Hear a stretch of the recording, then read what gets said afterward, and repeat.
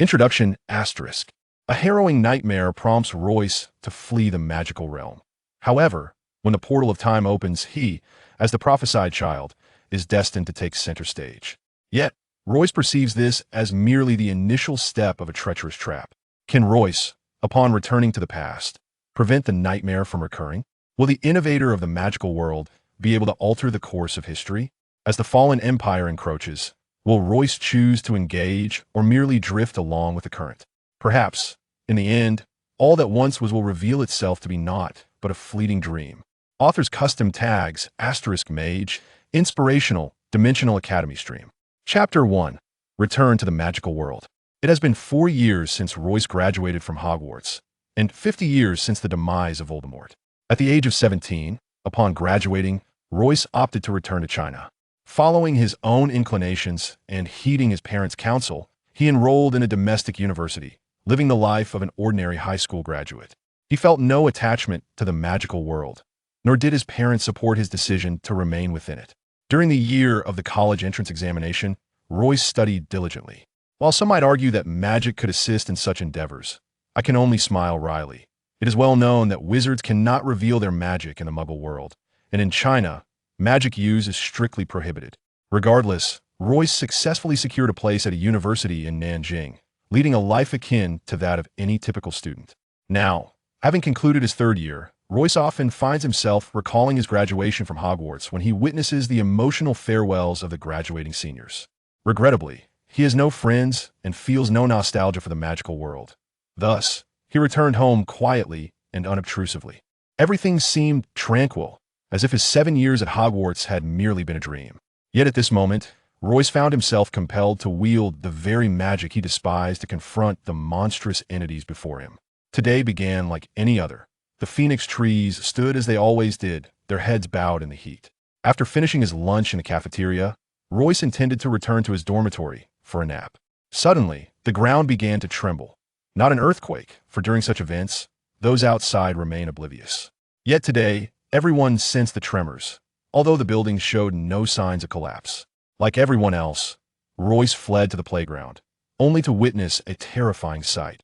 A blue, translucent membrane had materialized between the library and the academic building, a distance of at least 20 meters, and the panicking crowd could not breach this barrier. Chaos ensued, and as Royce beheld the blue membrane, clarity struck him. This is magic, a portal spell. The memories he had endeavored to forget flooded back like a torrential tide. He recalled the knowledge of portals imparted during his studies. The headmaster taught us that a blue portal is a summoning gate, the swiftest means to draw forth beings from other realms. As if to validate Royce's realization, a swarm of colossal insect-like creatures surged forth from the portal. Stay calm. The Far East Ministry of Magic will handle this. My role is merely to await their arrival, he reassured himself. However, the ministry's response time has always been painfully slow, and these monstrous insects had already begun to attack the first row of people. At their current pace, it seemed inevitable that the entire school would soon be devoured. This cannot continue. Everyone will perish. Royce clenched his jaw, his complexion paling. He had never been one to seek the limelight, but to remain idle when he could avert disaster was not in his nature. The urgency of the situation left no room for contemplation. Within moments, the monstrous insect had claimed over 10 victims. Witnessing this gruesome scene, Royce's initial reaction was one of fury rather than fear. His eyes transformed to a brilliant blue, a precursor to his magic. This was the reason he often found himself at a disadvantage during magical duels. Yet in this moment, no one was focused on his eyes. Remain composed. As always, Royce murmured, "Wand, come forth." The wand he had not used in 4 years felt familiar in his grasp. His mind barely processed the intricacies of magic. He acted purely on instinct, pointing the wand toward the insects and swiftly uttering, "Icebound for 1,000 miles." Instantly, the insects began to freeze from their legs upward. Evil dissipate into black smoke.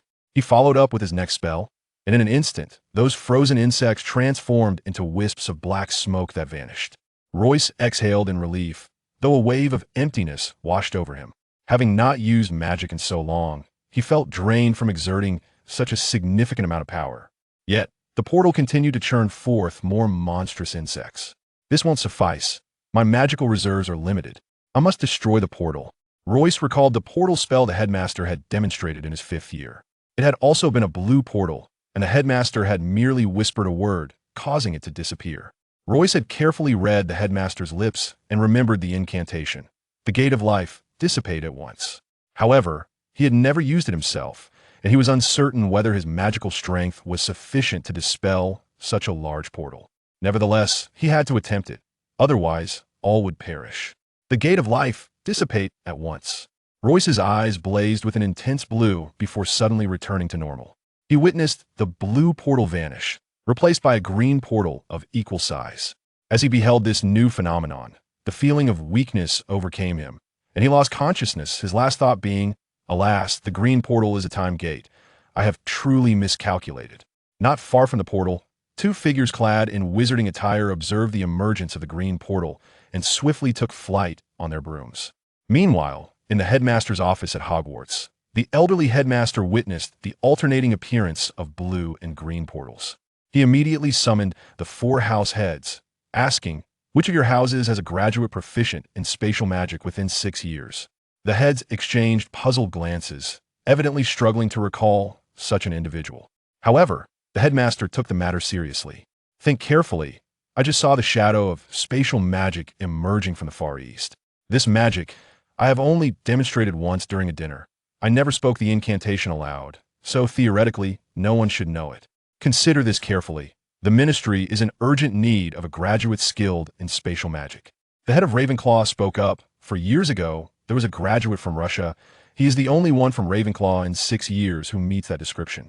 The head of Hufflepuff pondered for a moment and added, "There was a Chinese graduate from Hufflepuff 4 years ago, though his magical capacity was low, and he had never ventured into spatial magic."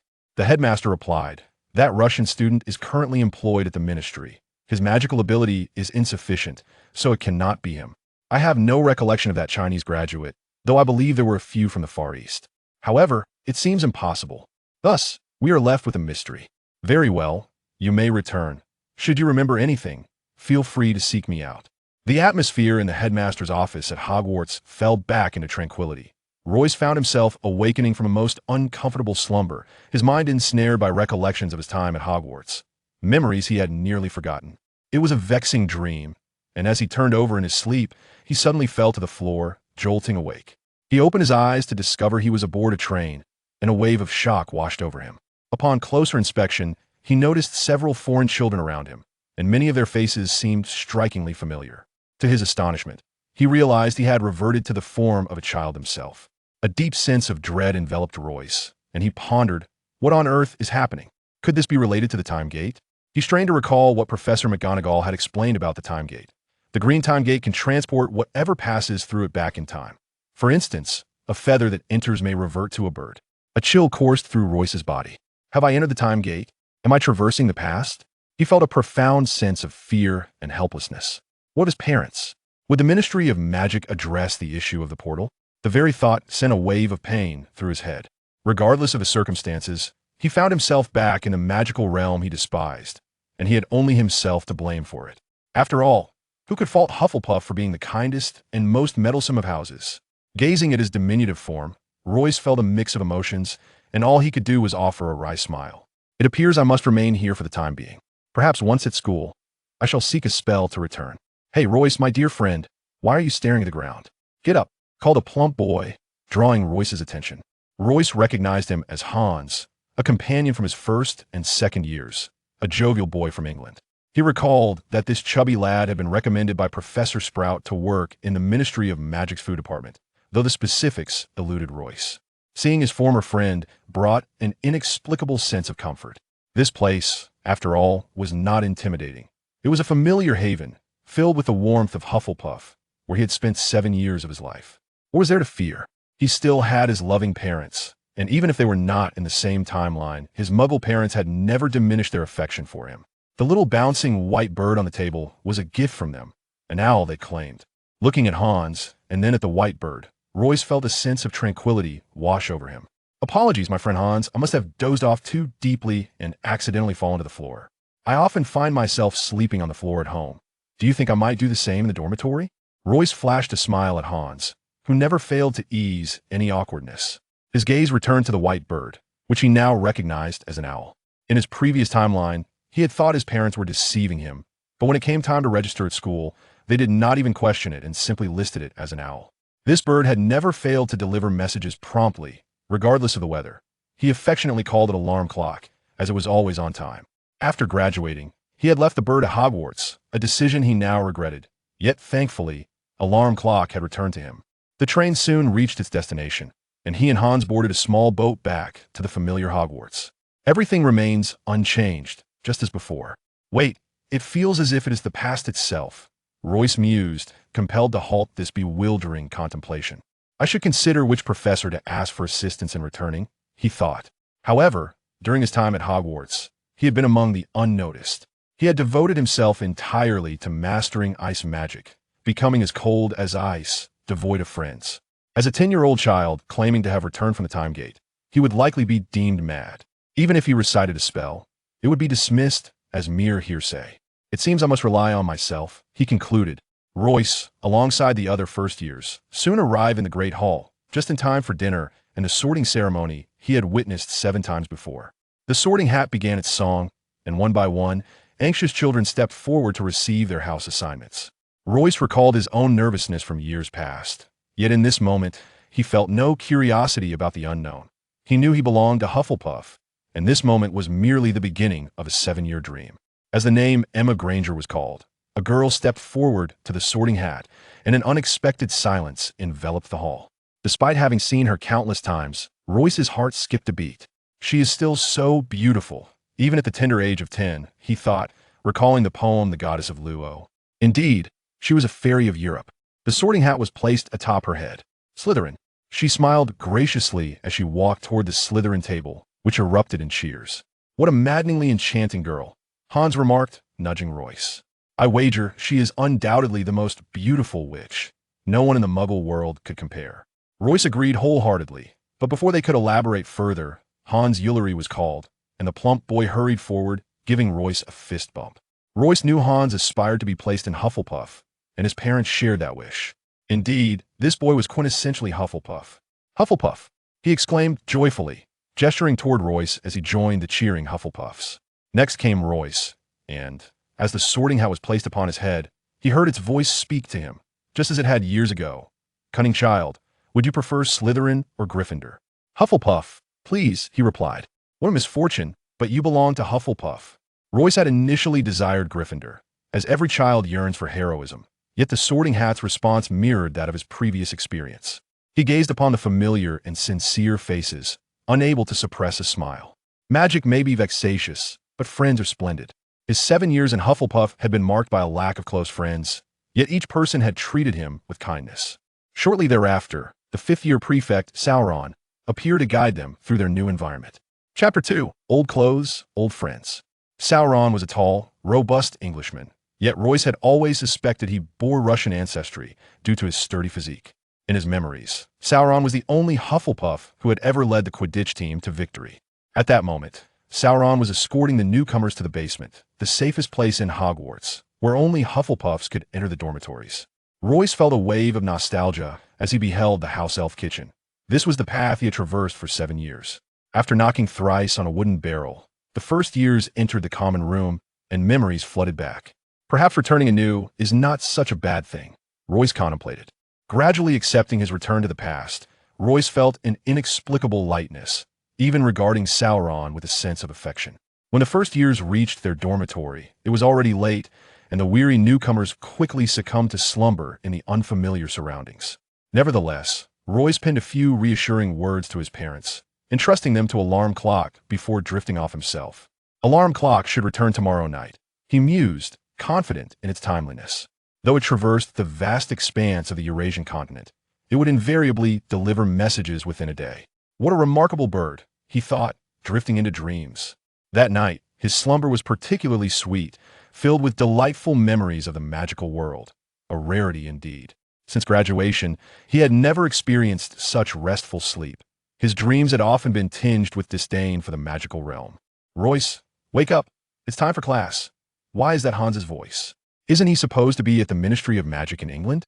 Royce rubbed his sleepy eyes, and upon closer inspection, found Hans's plump face right before him. What on earth is going on? Royce thought he might still be dreaming and rubbed his eyes again. Royce, today is the first class, and it's the headmaster's lesson. You need to get up right away.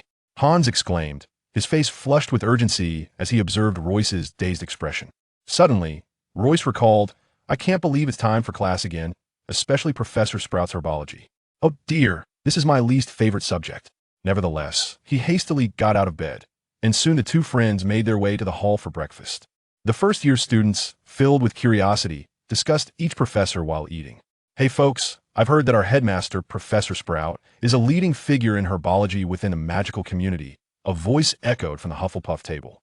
Just as the words left the speaker's lips, a young boy from Slytherin shouted, Oh, everyone, Professor Sprout is just a gourd that grows out of the earth. Laughter erupted from the Slytherin table. The Hufflepuff first years, feeling provoked, had a few young men rise, ready to confront the Slytherin. However, the prefect, Cerrone, signaled for everyone to sit down and approach the Slytherin side alone. Addressing the rude first year, Sir, I kindly ask you to apologize for your disrespectful comment. Big oaf, did I say something wrong? Why should I apologize? The young Slytherin, clearly emboldened by his companion's support, showed no fear of Cerrone.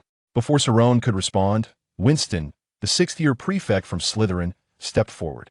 Mr. Yuri, the first year is simply unaware, so please do not take offense.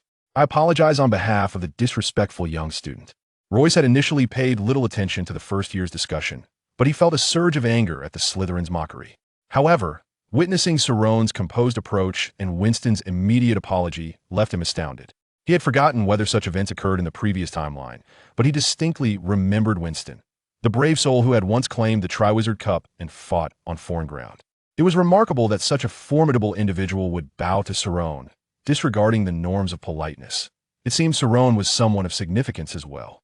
In the previous timeline, I always viewed him as a gentle older brother, but perhaps I was too naive. Wait, Winston just referred to him as Yuri. I recall Hans also has the surname Yuri. Goodness, how did I just notice that? Darn those four names. I had no idea what their surnames were. Royce pondered when he might inquire about this curious matter with Hans. Thus, a minor commotion ended without much fuss. Royce thought, thank goodness for Hufflepuff. In times of trouble, the upperclassmen will stand up for us. If it were another house, we would likely have to endure the bullying in silence. Hufflepuff shared herbology lessons with Ravenclaw, and Hufflepuff had always been overshadowed by Ravenclaw's intellect. During the last timeline, Royce had been thoroughly beaten down, causing him to dread the subject of herbology. This time, unsurprisingly, he found himself once again outmatched by Ravenclaw. Why is it that even in the first class, those Ravenclaws seem to know so much? Royce lamented, initially hoping to redeem himself through his seniority, but evidently, he had overestimated his prospects. Oh God, please let this torment end, Royce internally cried out in despair. Finally, the arduous herbology class came to an end, and it was time for lunch. The first-year Hufflepuffs, having been demoralized in their first lesson, resembled defeated roosters, and Royce was no exception. Ravenclaw seemed to have scored an additional 50 points. Goodness, I haven't even earned 50 points in my 7 years at Hogwarts. Royce slumped down beside Hans. Hans, who are you with for class this afternoon? Though Hans also felt the sting of disappointment, it did not affect his appetite. With a bagel stuffed in his mouth, he replied, Who cares? As long as it's not Ravenclaw. No sooner had he spoken than a lovely girl with blonde hair and big eyes approached and sat next to Hans. She said, Hans, we have flying class this afternoon. You must stay by my side and protect me. It's my first time on a broom. Royce, upon seeing the charming girl, instantly turned his head away in shyness. This Nordic girl was named Anna, capable of conjuring snowflakes in her palm. In the previous timeline, Royce had harbored deep feelings for Anna and had diligently studied ice and snow magic for her sake. However, he later learned that Anna's affections were directed toward Hans, which allowed Royce to distance himself from Hans. Now, though still awkward, Royce had moved past his feelings for the girl. This time, let me be a supporter, he thought, temporarily setting aside his embarrassment, smiling at Anna, and deciding to reintroduce himself, aspiring to become a good friend like Hans. However, it was clear that Anna's attention was solely on Hans. He responded, Sure, but my friend Royce is also flying for the first time, so I need to look after him as well. You'll have to put in some effort too. Hans finally swallowed the last bite of his bagel. Chapter 3. The Bird of Prey will soar Royce. Who is that? Could you introduce me? Anna inquired with interest, addressing Hans. Hans leaned back slightly to facilitate a view between Royce and Anna. Pointing towards Royce, he said, Anna, this is my friend Royce, hailing from China. He then turned to Royce, adding, Royce, this is Anna, from Northern Europe. Royce mused to himself that it was indeed reminiscent of his previous timeline, yet outwardly he remarked, Greetings, Miss Anna. Clearly, Anna had no intention of shaking hands. She politely replied, Hello, Mr. Royce. As Hans munched on his meal, he stated, For this afternoon's flying lesson, you both need to relax. I will ensure your safety. With the knowledge of their future as a couple, Royce, not wishing to be a third wheel or repeat past mistakes, declined Hans's offer, asserting, I am a courageous young man and can manage well. Just look after Miss Anna. Before Hans could respond, Anna interjected, Mr. Royce, please do not refuse the help of a good friend. Hans, chewing on a potato, nodded in agreement. Royce thought to himself, Goodness, they truly are in sync. I cannot believe I was once oblivious to their connection. Frustrated with his own past ignorance, he reluctantly acquiesced, resolving that once airborne, he would maintain his distance from the pair. Having made up his mind, Royce quickly finished his meal and returned to the common room, where the two were still engaged in lively conversation. I should take this opportunity to visit the library and search for spells that might allow me to return, he contemplated. This leisurely existence was indeed tempting, yet the sooner he returned, the better, to avoid any potential nightmares. Royce ascended to the 4th floor, where Irma, as always, cautioned him against snacking. Currently, Royce was limited to the ordinary section of the library. After a fruitless afternoon search, his frustration mounted, for he had yet to find a single book detailing the time portal. Surely, it must be in the restricted or forbidden sections, he pondered, troubled by the realization that access to these areas required a teacher's signature, which was not easily obtained. Well, one step at a time, he decided. Clearly savoring this comfortable life and showing no immediate intention of returning, though he set a deadline for himself before the nightmare could materialize. Soon, class time arrived, and this session was to be shared with Gryffindor. Thank heavens, at least it's not with that insufferable Ravenclaw bunch, Royce thought, as he made his way to the pitch with Hans, both clutching their brooms. Royce's broom, an ordinary model purchased by his parents, was neither exceptional nor subpar. In contrast, Hans possessed a much finer broom, a Nimbus series, albeit not the latest model. It was still quite costly. Royce, just hold on to your broom and don't be anxious, Hans advised, sharing his experience. Royce felt a surge of gratitude. This good-hearted lad was eternally kind. Although the advice seemed trivial to Royce, who had been riding brooms for 7 years, he nonetheless expressed his thanks to Hans. I am about to showcase my flying skills before the Gryffindors. Otherwise, they might doubt the prowess of their seemingly invincible Hans, he earnestly declared. Royce observed the earnest Hans, seemingly understanding why Anna was fond of him. A serious man is undeniably the most alluring. Furthermore, he recognized that Hans's flying abilities were truly exceptional. In a previous timeline, Hans had joined the Quidditch team in his first year, owing to his remarkable flying skills. Whenever he was on the pitch, the golden snitch was beyond anyone else's reach. Suddenly, the thought crossed Royce's mind that perhaps he could participate in Quidditch alongside Hans, and this notion took on a life of its own. Having known Hans as a friend across 2 lifetimes, he felt it was a rare opportunity to engage in more entertaining pursuits together. Since leaving the magical world, Royce had never felt such a sense of liberation. Moments later, he found himself uncontrollably laughing, leaving Hans bewildered. The two made their way to the lawn, discovering that many new students had already arrived, with Anna awaiting their presence. Anna waved to them, prompting the two to hasten towards her. Upon reaching Anna, Hans, in a deep voice, apologized. I'm terribly sorry, dear lady, for keeping you waiting. Anna was amused by Hans's demeanor and erupted into laughter, while Hans grinned sheepishly, leaving Royce awkwardly chuckling at the sight of the two. Ah, young romance. Young love. Never mind, I shall endure this moment of sweetness. However, before the trio could indulge in their playful banter for long, Madame Pomfrey arrived. All right, students, please line up according to your houses. Anna glanced at Hans, waved goodbye, and joined the Gryffindors. Hans reciprocated her gesture. Royce teased, the little lion has returned to her pride. Shall our Hans become a brave warrior venturing into the lion's den? He winked at Hans, who turned beet red but didn't he lose his temper. Royce, class is starting. Pay attention. He stifled a laugh. Madame Pomfrey's instructions on flying were rather mundane, and Royce hardly absorbed any of it, as he was eagerly awaiting his turn to soar. This time, only the Gryffindors would take to the skies first. Madame Pomfrey addressed the Gryffindor students, stating that she would blow the whistle, at which point they could commence their flight. Upon hearing this, Hans dashed to Madame Pomfrey, resembling a little ball of excitement. After adjusting his flying gear, he politely implored, Madame Pomfrey, might I fly alongside my fellow Gryffindors? I can hardly contain my eagerness to ascend into the skies. Madame Pomfrey, somewhat amused by the child imitating an adult, replied, My dear, your head of house, Professor Sauron, will come to oversee your inaugural flight shortly. Please wait for him. Madam, once he arrives, I shall demonstrate my flying for him. Please, allow me to fly with Gryffindor.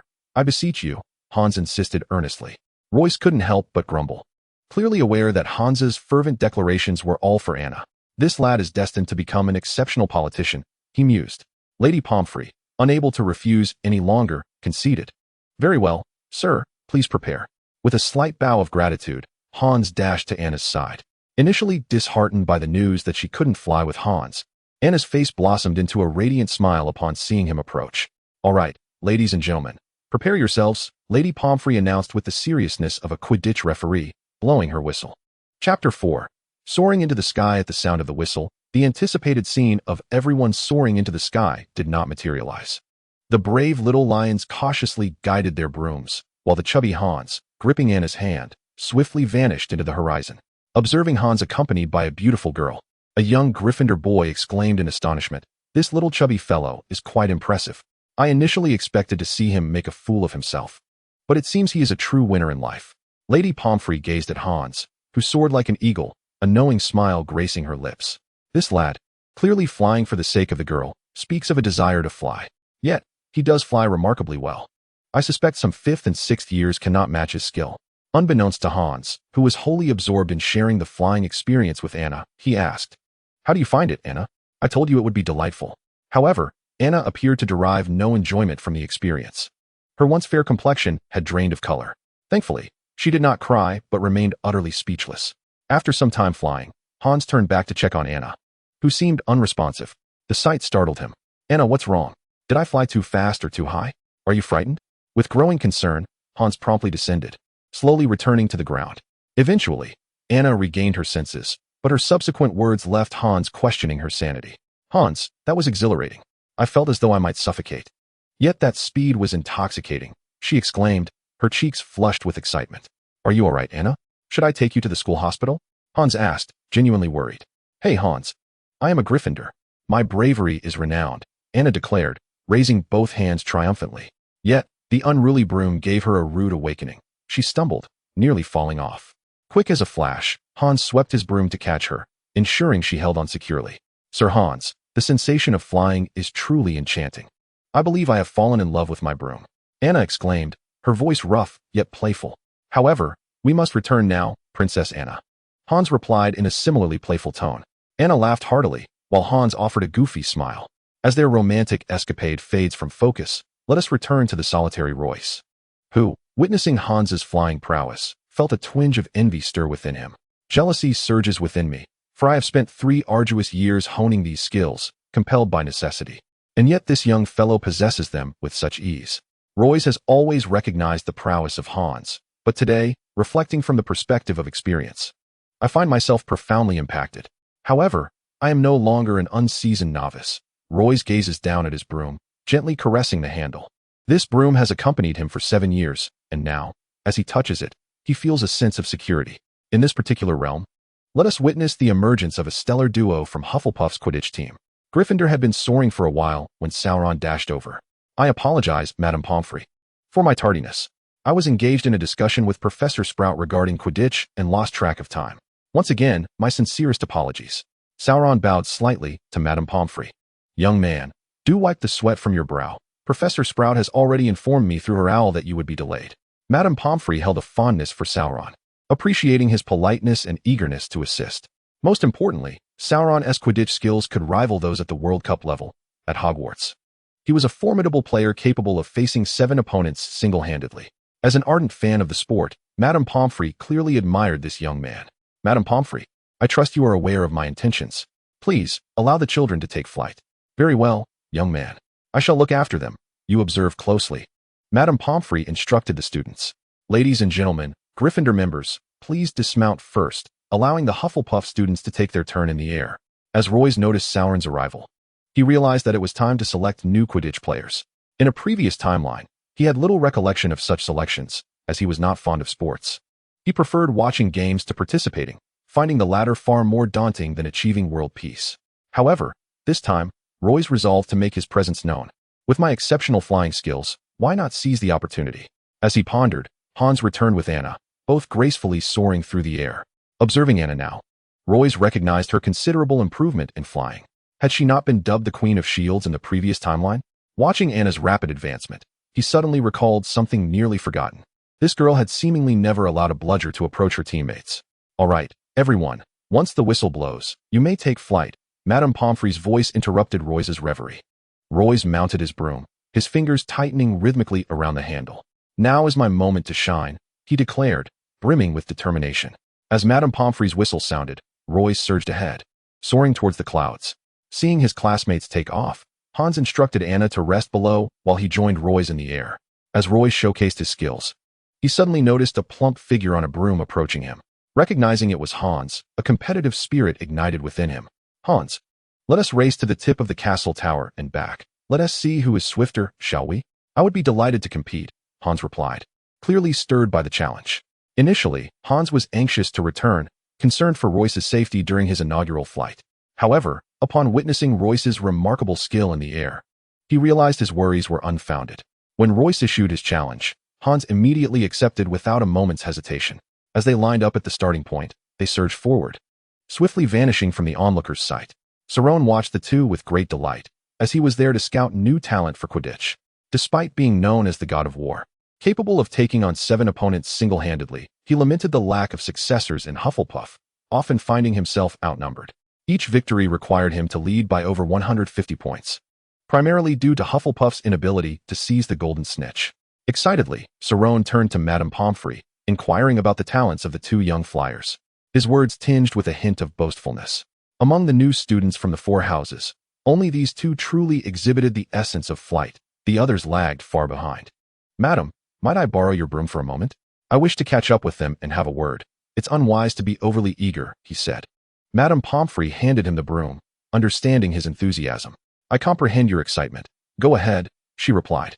Gratefully, Cerrone mounted the broom and set off in pursuit of Royce and Hans. Chapter 5. The flying competition. Royce and Hans soared toward the tower's pinnacle at breakneck speed when suddenly, they heard a voice from behind calling, Hey, kids. Stop for a moment. Royce thought he must have misheard, but Hans quickly halted, and Royce realized someone truly was beckoning them. Turning back, they spotted a small figure approaching them. Royce, how can he shout so loudly? Hans exclaimed, astonished. That's a sonorous charm. It amplifies one's voice, Royce explained. Oh, that must be Cerrone, Hans remarked, though it sounded more like a statement than a question. I'm not sure. Let's wait until he reaches us, Royce replied. Cerrone soon arrived before them, and upon seeing the two, his surprise was evident. What brings you two here? Royce found Cerrone's reaction puzzling, as it seemed he recognized both him and Hans, though Royce could not recall any prior interaction. His mind raced, and he instinctively glanced at Hans. Unless he knows Hans and cares for him, perhaps out of affection for his brother, he might have noticed me. It must be that. Royce suddenly felt like a detective unraveling a mystery, exhilarated by the revelation. However, Hans interrupted Royce's moment of self-admiration with a frown. Why can't it be that we're merely conversing? His tone was somewhat stiff, contrasting sharply with his usual demeanor. What are you two doing flying so far? Do you not realize how unsafe that is? Cerrone admonished them, his gaze fixed intently on Hans. Royce sensed that if he refrained from interjecting, the two might very well engage in a quarrel. Greetings, Commander Salong. Hans and I were competing to see who could fly faster, Royce stated with utmost respect. Salong turned his gaze towards Royce, and the furrows on his brow smoothed out, replaced by a smile, his tone shifting to one of politeness. Ah, I see. May I daringly inquire if I might join your contest? Of course, Royce replied. Hans had intended to say something, but a sharp glance from Salong silenced him, rendering Hans crimson-faced as he turned away. Salong then smiled at Royce and continued, My good sir, I have yet to learn your name. I must apologize for my lack of manners. I am Royce, and this is Hans, Royce introduced, feeling it unnecessary to present Hans, yet perceiving that Salong and Hans had no intention of revealing their relationship. Thus, he chose to play the fool. The manner in which Salong spoke struck Royce as oddly antiquated, reminiscent of an 18th-century gentleman, which made Royce feel rather out of place. Hans spoke in a similar fashion when we first met. Reflecting on it now sends shivers down my spine, he mused inwardly. The three lined up, ready to race towards the pinnacle of the tower before returning to the grounds. Whoever reached first would be the victor, Hans explained. A fair rule, however. As you are my seniors, I shall allow you to take the lead, Salong stated in a rather nonchalant tone. Royce, being a Libra, had a penchant for fairness, and he felt this arrangement was somewhat unjust. If he wishes to concede, let him do so, Hans declared as he surged forward, prompting Royce to follow suit. Royce considered calling out to Hans to slow down and not take too much advantage of Salong, yet Hans was evidently earnest, flying at breakneck speed, which compelled Royce to remain entirely focused on the flight, his mind undistracted. Behind them, Salong gauged their distance and suddenly launched forward, moving like a dark streak through the air. Royce was engrossed in chasing Hans, oblivious to Salong swiftly closing the gap from behind. The quality of the broom was indeed impressive, and Royce, fully alert, managed to catch up with Hans. How is Hans's broom so fast? Thankfully, my skills are more refined, Royce thought fleetingly, only to be startled as a shadow darted past him. To his astonishment, he discovered Salong, riding Madame Pomfrey's broom, had already overtaken him. Good heavens! These brooms are truly advantageous. No, I must surpass him. Fueled by competitiveness, Royce increased his speed, drawing closer to Salong while leaving Hans far behind. Royce felt his vision narrowing. All he could focus on was the black-robed figure of Salong ahead of him, his mind singularly fixated on surpassing him. The rush of wind filled his ears, compelling Royce to keep his mouth shut to prevent the wind from rushing in. However, the speed left him breathless and gasping for air. Soon, both Salong and Royce made their respective turns, and although Salong could not see Royce behind him, he sensed the boy was closely tailing him. Instinct. My instincts tell me that child is determined to overtake me. Cerrone became serious.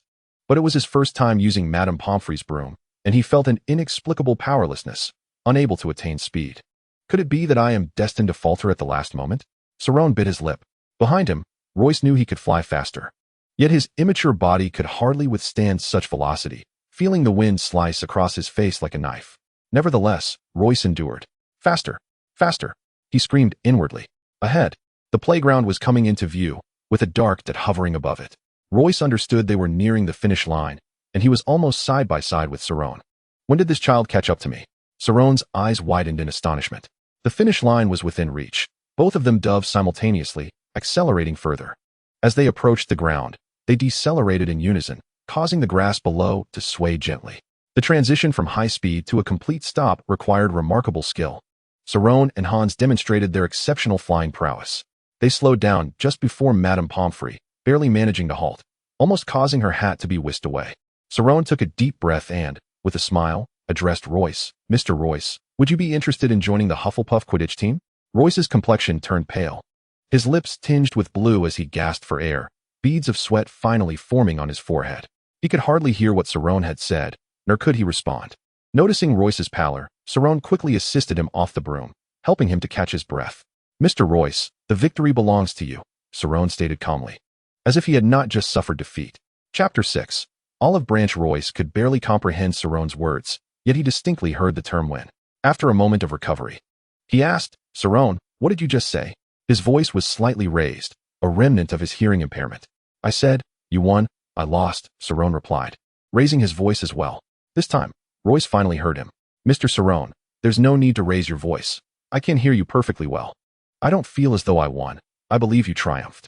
First, you let us take off before you. Royce glanced at the broom Cerrone held. Secondly, that broom is not one you typically use. My victory is unearned. At that moment, Hans returned, wearing a rather downcast expression as he was the last to arrive. Could you two not wait for me?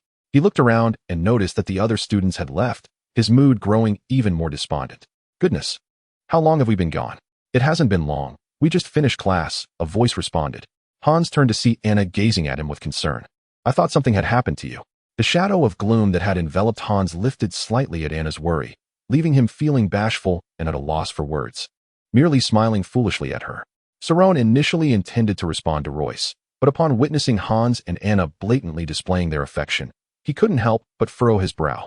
Hans, come here for a moment, he called. Hans, hearing Cerrone's summons, also frowned, their expressions strikingly similar. I'll go over first. Please wait a moment, Cerrone said, before making his way towards Royce after Hans and Anna concluded their conversation. Cerrone returned the broom to Madame Pomfrey, expressing his gratitude. Thank you ever so much, young man. No need for such formality. I am off to have tea with your headmaster. Feel free to carry on, Madame Pomfrey replied, accepting the broom with a smile and bidding farewell to the group. Cerrone offered a slight bow as he watched her depart, then turned to Royce and Hans, inquiring, "Gentlemen, would you be interested in joining the Quidditch team?" Hans, who had appeared rather indifferent, suddenly became animated at this suggestion. "You're not joking, are you? I would love to join." Cerrone observed Hans's enthusiasm with a subtle frown, though he chose not to voice his concerns.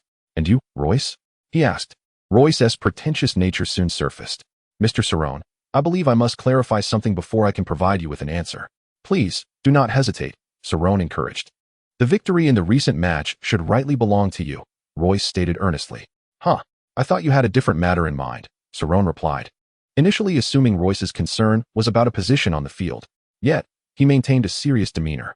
"Royce, you indeed reached the finish line first. And I was using a superior broom, which gave me an advantage. As a Hufflepuff, a loss is a loss. I have no need to be polite or deferential. Since you were so insistent, I shall be equally steadfast. Why not have a rematch another day, and let this one be disregarded?" Royce proposed, seeking a compromise. "Wait a moment, Royce.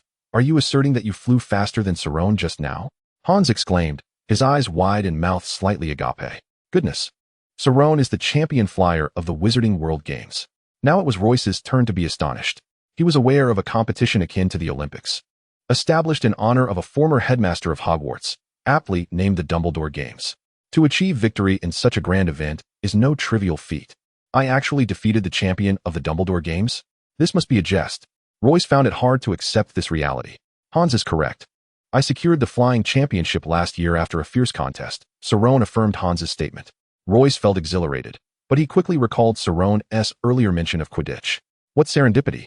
It appears I am being drawn into Quidditch. How splendid!" He mused inwardly, relishing his own brilliance, though he managed to conceal it from his expression. "Mr. Cerrone, I have given your proposition regarding joining the Quidditch team considerable thought, and I am indeed interested in becoming a member of the Hufflepuff Quidditch squad," Royce confirmed with enthusiasm. "And I too," chimed in Hans. "Cerrone, I too wish to contribute to Hufflepuff. Now that both of you have provided satisfactory responses, let us not delay further. We must confirm our positions on the field and proceed with the handover. By the way, you are familiar with the rules of Quidditch, are you not?" Cerrone's gaze shifted towards Royce. "Do I truly appear to be as ignorant as a naive little rabbit, simply because my parents are muggles?" Royce couldn't help but feel a sense of exasperation. "I am quite clear on the rules, Mr. Cerrone," he replied with a stoic expression. Cerrone's eyes darted between Royce and Hans several times. "Very well." Royce and Hans inexplicably grew tense. "Hans, I noticed your flying was quite agile, albeit not swift enough. You would make an excellent seeker. What are your thoughts?" For once, Hans refrained from displaying his displeasure towards Cerrone. "Compared to me, I am quite satisfied. You will soon discover that the golden snitch shall no longer be claimed by any other house." Cerrone glanced at Royce again. "Royce, we shall all be teammates henceforth. You may simply call me Cerrone. Your speed and acceleration capabilities are truly remarkable. Assigning you as a chaser would be somewhat of a waste. Why not consider taking on the role of beater? Our house is in need of a formidable beater. What do you say? Shouldn't a fast flyer be designated as a chaser?" Royce pondered, somewhat perplexed. "Wait a moment, Cerrone. With Royce flying at such speed, wouldn't it be a misallocation to have him as a beater?" Hans furrowed his brow, advocating for Royce. Cerrone looked at Royce and explained. "I understand that having Royce as a chaser would undeniably bolster Hufflepuff. However, currently, we lack a beater capable of standing on his own. If Royce does not shoulder this responsibility, can I truly rely on you, you sloth?" As Cerrone uttered the last line, he turned his head towards Hans. Hans's face flushed red, and he fell silent. Royce spoke up to alleviate Hans's predicament. "Since you put it that way, I shall gladly take on the role of beater. Rest assured, I will protect everyone." This time, Cerrone genuinely smiled. "In that case, we shall commence our first training session this weekend. I will handle the 2 individuals you are replacing, and I will also prepare the team uniforms for you. Simply arrive at the training ground promptly at 8 a.m. on Saturday." "Very well, no problem," Royce replied. "Let us conclude for today. You may return to rest. I shall visit Professor Sprout to inform her of this splendid news regarding the 2 exceptional talents I have discovered." Cerrone nodded slightly in farewell before striding away, clearly eager to share the good tidings. Once Cerrone had departed, Anna, who had been nearby, approached and walked up to Hans. "Hans, what did Cerrone just say to you?" After such a lengthy conversation, it must have been significant. "Oh, by the way, I have delightful news to share. Hans and I are about to become members of the Quidditch team." Hans feigned composure, but ultimately, joy illuminated his face. "Hans, I have long maintained that your entry into Quidditch is merely a matter of time. there is no need for concern. Royce, curious about Anna's performance, pondered why she, a Gryffindor, seemed so familiar with both Sauron and Hans. It appeared that Hans had previously expressed his apprehension regarding his desire to join Quidditch, leaving Royce to wonder when they had become acquainted and how well they truly knew each other. Royce's inner detective mode was activated. Chapter 7. Stirring the waters clearly. These individuals must possess some intriguing backgrounds. Otherwise, why would they be so familiar with one another? Royce decided to suspend his inquiries for the moment, resolving to question Hans at a later time. The trio strolled leisurely from the playground towards the Great Hall. Royce, who found walking intolerable and wished to avoid being a third wheel, yearned to make a swift exit. However, as he quickened his pace, Hans noticed and remarked, "My dear friend, let us amble along. We shall arrive just in time for dinner. Why rush back so early?" Anna chimed in, echoing Hans's sentiments. "Do you not perceive how exceptionally radiant I am?" Royce silently seethed within. He was compelled to walk a few steps further away, attempting to dim his own brilliance. Yet, the whims of fate often prove contrary. The perceptive Hans was unwilling to allow Royce to feel isolated. Thus, whenever Royce sidestepped, Hans mirrored his movement, and Anna followed suit, resulting in a rather comical scene. Heavens, how could Hans possess such remarkable charm, yet seem to lack emotional intelligence? Royce began to internally critique the absurdity of it all. "Fine, I surrender. I shall endure this awkwardness," he thought, reminding himself of their youth and the indifference of others. The three continued their leisurely stroll back to the Great Hall, where the air was thick with the unmistakable tension of Hans and Anna's flirtation. If one were to add 2 more words to describe the atmosphere, it would be couple's torment. Fortunately, upon entering the hall, dinner commenced, alleviating some of the awkwardness as Hans became preoccupied with his meal. However, this dinner was destined to be anything but tranquil. As Royce wrestled with a chicken leg, a voice from behind inquired, "Are you Royce?" Instinctively turning, the chicken leg still in hand, Royce beheld a tall, lanky boy with narrow eyes clad in Hufflepuff robes. Straining to recall if he recognized this individual, he quickly realized he did not. The slender boy, upon confirming Royce's identity, bluntly declared, "Sauron says you are to replace me as the new beater.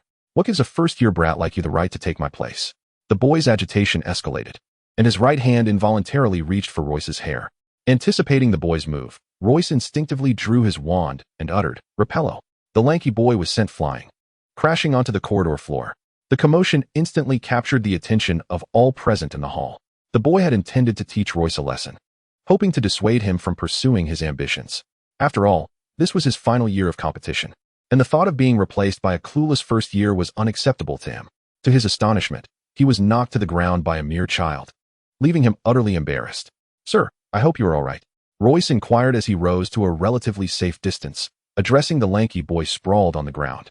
Hans, observing the unfriendly demeanor of the tall boy, quickly whispered to Anna, who nodded and sprinted away.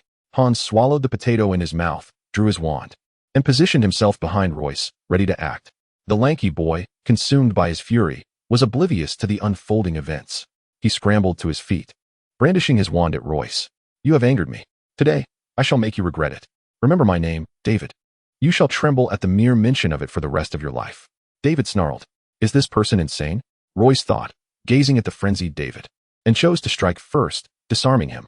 David's wand flew from his grasp, clearly catching him off guard. A few onlookers began to murmur, "Who is that kid? He seems quite formidable." "I don't know, but David is a Quidditch beater. Why are they even fighting?" Someone interjected. "I heard Royce is trying to replace David as the new beater," another replied in disbelief. "That child looks like he is only in his first year." The whispers among the crowd intensified, growing more fervent. Hearing the crowd's chatter, David's face flushed with embarrassment. "I merely intended to teach you a lesson. But it seems I must now duel you in the name of David." The crowd buzzed with excitement, as they relished the prospect of witnessing a magical duel. A rare spectacle indeed. "Mr. David, I believe we have a misunderstanding." Royce attempted to defuse the situation, hoping to quell the curiosity surrounding his magical prowess. "Perhaps we can discuss this?" he suggested, seeking to avoid the duel. "Damn it. I remember when students used to duel privately, teachers would arrive immediately. Where are the teachers today?" Royce thought, feeling utterly helpless. "What is there to discuss? If you're scared, just admit it." "Royce, the humiliation you have inflicted upon me today shall be repaid tenfold," David nearly shouted. "Royce, just stall for time and talk to him. Anna is already seeking a teacher," Hans whispered to Royce. Royce dared not turn back, but subtly nodded to indicate his understanding. "Mr. David, if that is the case, it seems the duel is unavoidable." Royce carefully chose his words to prevent David from acting impulsively in his rage. However, considering it is a school rivalry, you are significantly my senior, which is rather unfair. Haha, if you insist on fairness, I shall grant it to you, so you cannot accuse me of using my size to intimidate you. David retorted with a bitter laugh. I am in 6th grade, 5 years your senior, so you may cast 5 spells first. Were it not for Royce, David would never have dared to allow his opponent such an advantage, for a single spell could turn the tide. However, Royce was merely a newcomer at Hogwarts, having just learned a few spells, all of which lacked lethality. This was why David dared to utter such boastful words. Since the rules have been established, I invite you to initiate the duel. Royce coldly gazed at David. Hans was taken aback by Royce's sudden aggression, feeling an urge to alert someone. Yet, he found himself at a loss for words, helplessly witnessing the situation spiral out of control. I, David Daly, challenge you. David performed a wizard salute, and the onlookers grew increasingly excited at the spectacle. David seemed to be serious this time. It appeared that the first-year student was about to face a setback. The crowd began to murmur again. I wouldn't be so sure. Didn't David just suffer a mishap at the hands of this little fellow? Come. Let's place a wager on who will win. A voice emerged from the throng. I bet on David. I too bet on David. Thus, a small wager took shape amidst the crowd. The two combatants, however, remained oblivious to the betting frenzy surrounding them. Following David's challenge, Royce showed no courtesy. He attacked swiftly, catching David off guard once more, causing David's wand to fly from his grip. Royce did not rush to cast a second spell. He waited for David to retrieve his wand. What a lunatic. I shall see if he dares to pick it up, Royce thought. David's face flushed with anger. He wished to retrieve his wand, but felt too embarrassed to do so. However, his discomfort was short-lived, as a voice pierced through the crowd. What is going on? Stop. Chapter 8. Trapped in Thorns. Motionless yet pricked upon hearing the command to halt, Royce immediately intended to cast a transfiguration spell to make David don women's attire, thereby humiliating him and preventing future troubles. With his wand raised, Hans intervened with a warning, prompting Royce to cease his actions. That was the voice of the headmaster. Stop immediately. Fearing Royce's swift action, Hans hastily snatched the wand from behind him. Royce was startled by Hans's intervention and quickly grasped his intent. He then disheveled his clothing and hair, appearing as if he had just been in a brawl. Hans assisted in rumpling Royce's attire further. This lad has potential, cunningly wicked. Royce discreetly acknowledged Hans with a thumbs up. What is everyone doing here? Headmaster Ram Sultan parted the crowd and stepped into the arena, followed closely by Professor Sprout and the head of Slytherin, Io.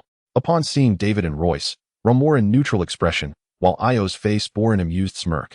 In contrast, Professor Sprout's face was unusually grim, for both students belonged to her house, and the disgrace was immense. Originally elated to hear from Salem about two prodigious players emerging from the first year, she was now dismayed by the turn of events. Professor Sprout, deal with your Hufflepuff students. Headmaster Rum addressed the disheveled Royce and the terrified David, a wry smile gracing his lips. All right, everyone disperse. Dinner time is about to conclude. With that, Ram and Io departed in the direction they had come from. Huja, they did not determine a victor. The gambling match concluded with each party reclaiming their respective funds. The crowd gradually dispersed, and the student who initiated the wager departed alongside several gamblers. You two follow me. Professor Sprout commanded Royce and David. The two, heads bowed, obediently trailed behind Sprout into his office, with Hans following closely behind. As they approached the office, Sprout barred Hans from entering. Hans made no protest, swiftly darting away instead. Seated at his desk, Sprout addressed the two. Now, explain why you engaged in a private duel. It is explicitly forbidden by the school. His tone was stern. Professor, I merely intended to teach this boy a lesson. There was no other intent, David replied, scarcely daring to lift his gaze. Absurd. This child is a freshman, David. You are on the verge of graduation. How can you stoop so low as to bully a younger student? Look at what you've done to him. Sprout's anger was palpable. However, when he turned his attention to Royce, his demeanor softened. He thought to himself, I don't even know this child's name, and on his first day, he has been subjected to such treatment. What a pitiable little fellow. Child, what is your name? Are you injured? He inquired gently. Injured? Hardly. It is I who has suffered the loss. David interjected, only to receive a scornful glare from Professor Sprout. Silence. You're bringing disgrace to Hufflepuff. Sprout had never been this furious. With his retirement approaching next year, he was dismayed to find himself embroiled in such a humiliating incident. Child, you may speak freely. Rest assured, I will handle this impartially, Sprout said to Royce, maintaining his amiable demeanor. Professor, it's nothing serious. David was merely playing around with me. Royce replied, hoping to quell the situation. Gaining notoriety at the onset of school was not ideal. Adhering to his principle of modesty, Royce prioritized discreetly locating the spell to return home. Upon hearing Royce's words, David perked up. See, Professor? Royce himself says we were merely fooling around. It was not a fight at all. Be quiet, Sprout retorted, casting an exasperated look at Royce. Child, I understand your concerns, but David has a history. He is a focal point of our care in the academy. Speak truthfully. He wouldn't dare to act against you. Sprout encouraged Royce with a nurturing tone. The headmaster remained steadfast in his fairness. And Royce had always harbored a favorable impression of Sprout, even though in the previous timeline, Sprout had only taught him until the second year. Headmaster, we truly were just playing.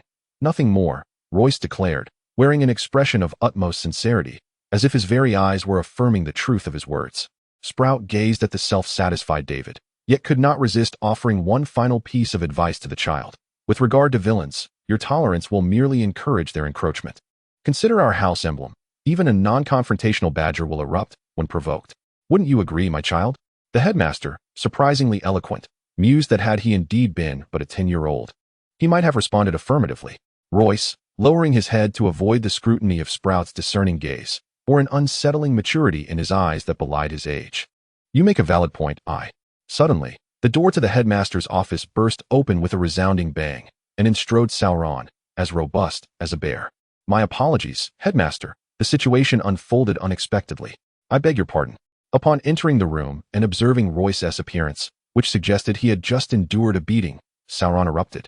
Regarding the matter of Royce and David, I believe we must expel David to set an example. After all, this is not the first such incident. Sauron maintained his courteous demeanor, though internally he was tumultuous.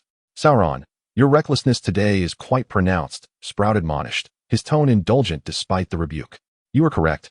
Yet David is not without merit. Sprout regarded Sauron with a complicated expression. Initially, David had presumed his fate was sealed with Sauron's entrance. But he was taken aback by Sprout's apparent inclination to spare him. This newfound sense of security restored his previously unassailable arrogance.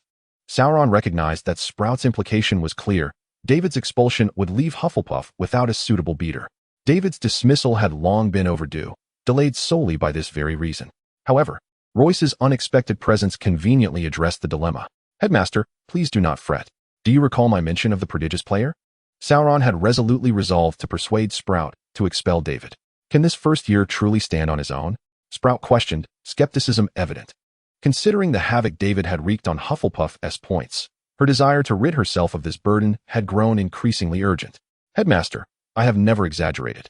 If you wish to ascertain whether that newcomer can hold his own, simply inquire of Royce. Sauron felt assured of his success, for Royce's capabilities were indisputable.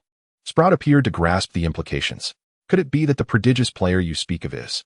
She cast a tentative glance at Royce, hesitating to continue. Indeed, Headmaster, it is Royce. He is undoubtedly far superior to David. The question of strength could not be assessed merely through words. Only through comparison could one truly discern. David's pride in his skills was rendered worthless by Sauron's dismissive remarks, and he could not help but retort with scorn. Chapter 9. Reluctant engagement. Sauron's lip curled slightly in amusement. Since you insist, David, why not have you both compete? David, predictably, took the bait. If we must compete, then let us do so, he declared with unabashed arrogance. But do not weep should you lose, he sneered at Royce, a mocking glint in his eye. Royce's mind was overwhelmed with a torrent of frustration. How could he be judged before even uttering a single word? He hastily turned to the director and said, regarding Salon's praise, I feel unworthy, and I have no interest in the match. Royce looked earnestly at Sprout. Before Sprout could respond, David interjected.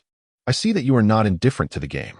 Rather, you simply do not regard me with any seriousness. Observing Royce's astonished expression, Salon felt a pang of remorse. He knew David all too well. With his arrogant demeanor, how could he allow anyone to evade responsibility? Salon thought to himself, I must apologize, my child. This is how you can solidify your position within the team. If Royce understood Salon's intentions, he would surely be overwhelmed with indignation. David, that was not my intention, merely. Royce began, but David cut him off. If that's the case, let us see who is truly capable. Are you afraid to the point of wetting your pants? David scoffed. Sprout observed the unfolding scene with a cool detachment. At her age, few things escaped her comprehension, yet she preferred to remain silent about the follies of youth. Salon interjected sternly, David, Mind your words. He then turned to Royce and urged, Royce, prove yourself. Demonstrate your prowess and validate my judgment. Salon's words were provocatively charged, compelling Royce to consider an immediate agreement. Fortunately, he had consumed enough rice over the years to avoid being easily ensnared. Salon, you exaggerate. I believe both your insight and my abilities are beyond question, but as for the match, I must respectfully decline, Royce stated firmly. Salon began to doubt whether his phrasing had been appropriate, pondering why Royce would refuse such an encouragement. David mockingly laughed. You just humiliated me. And now you say you won't compete? Very well, you can simply apologize to me in front of everyone, and then withdraw from school. Upon hearing David's words, Salon felt an overwhelming gratitude towards him. David truly was a good person, and anyone in his position would agree to the match. A slight smile crept onto Salon's lips, but this meant David would soon face expulsion. Inwardly, Salon mourned for him for a moment. Indeed, upon hearing David's taunt, Royce, without a moment's hesitation, agreed to the challenge. Since you are at my doorstep, how could I refuse? I might as well lose my humanity if I don't accept, Royce thought, then declared, since David insists. Let us compete. However, let me make it clear, the loser must accept the director's punishment. Royce kept a wary eye on Sprout, whose keen perception saw through Royce's subtle maneuvers.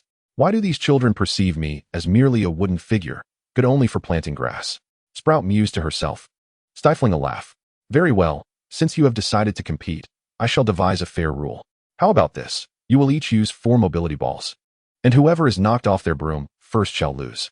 The loser will immediately withdraw from school. Sprout smiled as she spoke. Upon hearing the news, Royce was visibly taken aback. The headmaster had imposed such a formidable punishment this time, which seemed utterly unfathomable. Cerrone smiled, while David sneered coldly. Is there some hidden truth I am unaware of? A chill crept down Royce's spine. All right, gentlemen, let us make the most of our time. We shall proceed to the training ground, Sprout declared as he rose from his seat. The quartet made their way directly to the training field, during which not a single word was exchanged among them. David merely wore a mocking smile. Royce, consumed by his own thoughts, paid little heed to David's derision. Have I overlooked something? He pondered, struggling to recall why everything felt so dissimilar to the previous timeline. It was terrifying. After much contemplation, he finally recognized a grave issue. I had perceived the world through the eyes of a 10-year-old, and now, at 20, how could my perspective remain unchanged? As he mused, a sense of melancholy washed over him, leaving him perplexed as to why he felt such sorrow. By the time the 4 of them arrived at the training ground, night had fallen. David turned to Sprout and remarked, Headmaster, it's quite dark. I have no desire to bully the newcomers. Perhaps I should blindfold myself? He chuckled at his own suggestion. What a lunatic, Royce thought to himself, though he found himself engaging in a battle of wits with this eccentric character. Not blindfolding. I am accustomed to it. What shall I do? Royce retorted with a smirk. David's mocking grin faltered, his complexion shifting from pale to red, then to an ashen hue, a true kaleidoscope of emotions. Seeing the tumultuous expressions on David's face, Royce's initial irritation at being compelled to engage in combat began to dissipate. Infuriated yet sardonic, David snarled, Since you seek your own demise, do not blame me for taking advantage of the situation. Sprout, realizing it was too late to intervene, resorted to magic to procure 2 blindfolds. Cerrone, however, appeared unfazed by the unfolding events. It was peculiar. Although Cerrone had never witnessed Royce play Quidditch, he felt an inexplicable confidence in him, a sentiment he had never before experienced with someone he had just met. The 2 of them took their brooms and approached the center of the training ground, where Cerrone personally handed out the blindfolds. As he presented one to Royce, he whispered, Defeat him, and your teammates shall no longer speak ill of you. At that moment, Royce understood why Cerrone was so eager for the 2 to compete. He nodded solemnly. If you win, I shall treat you to the finest cuisine in Hogsmeade, Cerrone added, playfully shoving Sprout aside. Royce and David donned their blindfolds and mounted their brooms. Once Sprout confirmed their readiness, he announced, On the count of 3, I will release the bludgers. 1, 2, 3. Upon hearing the signal, Royce and David ascended into the air simultaneously. Royce's superior skills became evident as all 4 bludgers were released. Excellent. David is positioned to my right. Royce disowned solely by sound. This David is indeed arrogant, boasting without knowledge. Little does he know that I have been night blind for over 20 years. Whether I wear a blindfold at night makes no difference to me, as I cannot see regardless.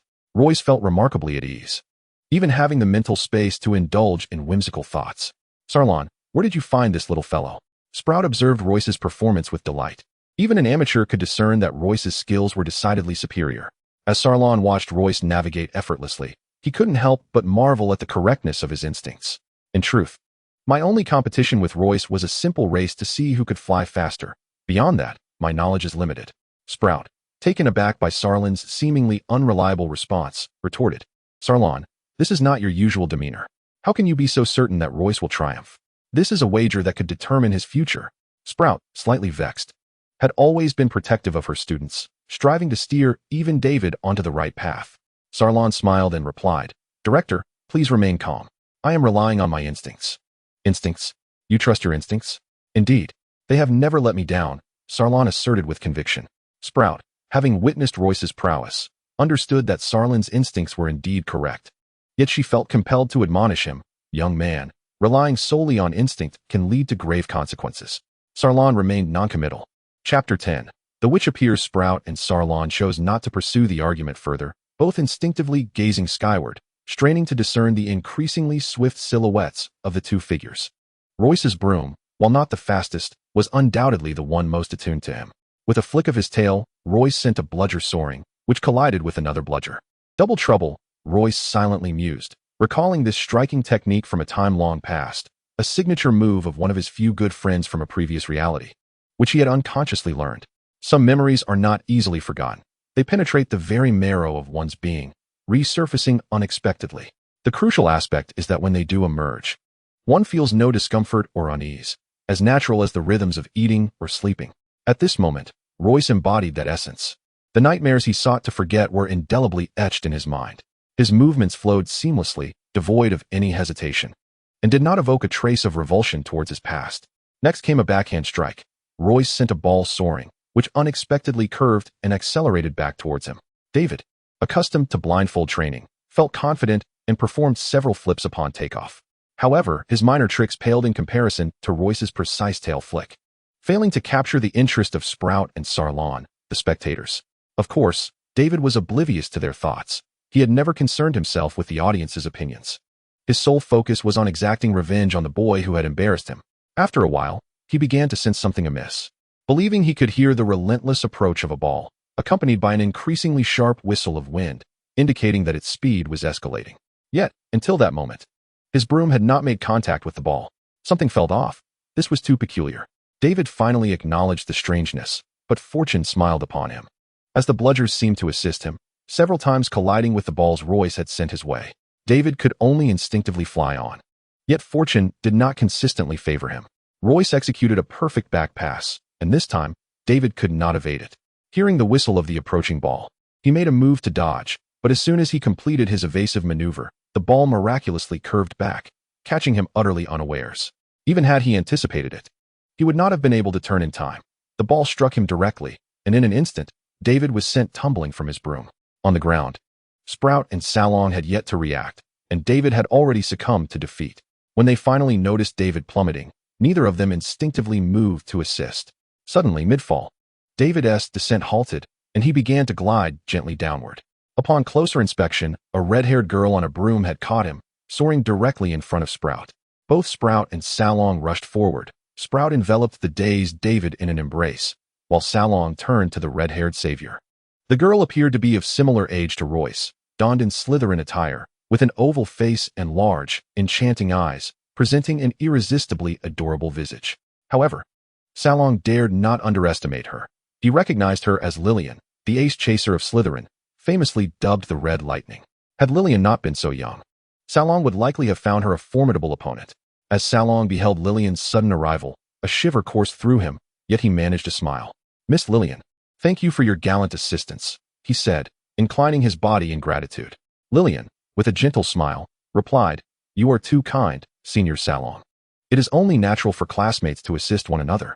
Dismounting from her broom, Lillian observed David, who seemed to be unconscious. Is there anything I can do to help? She asked, her face etched with concern.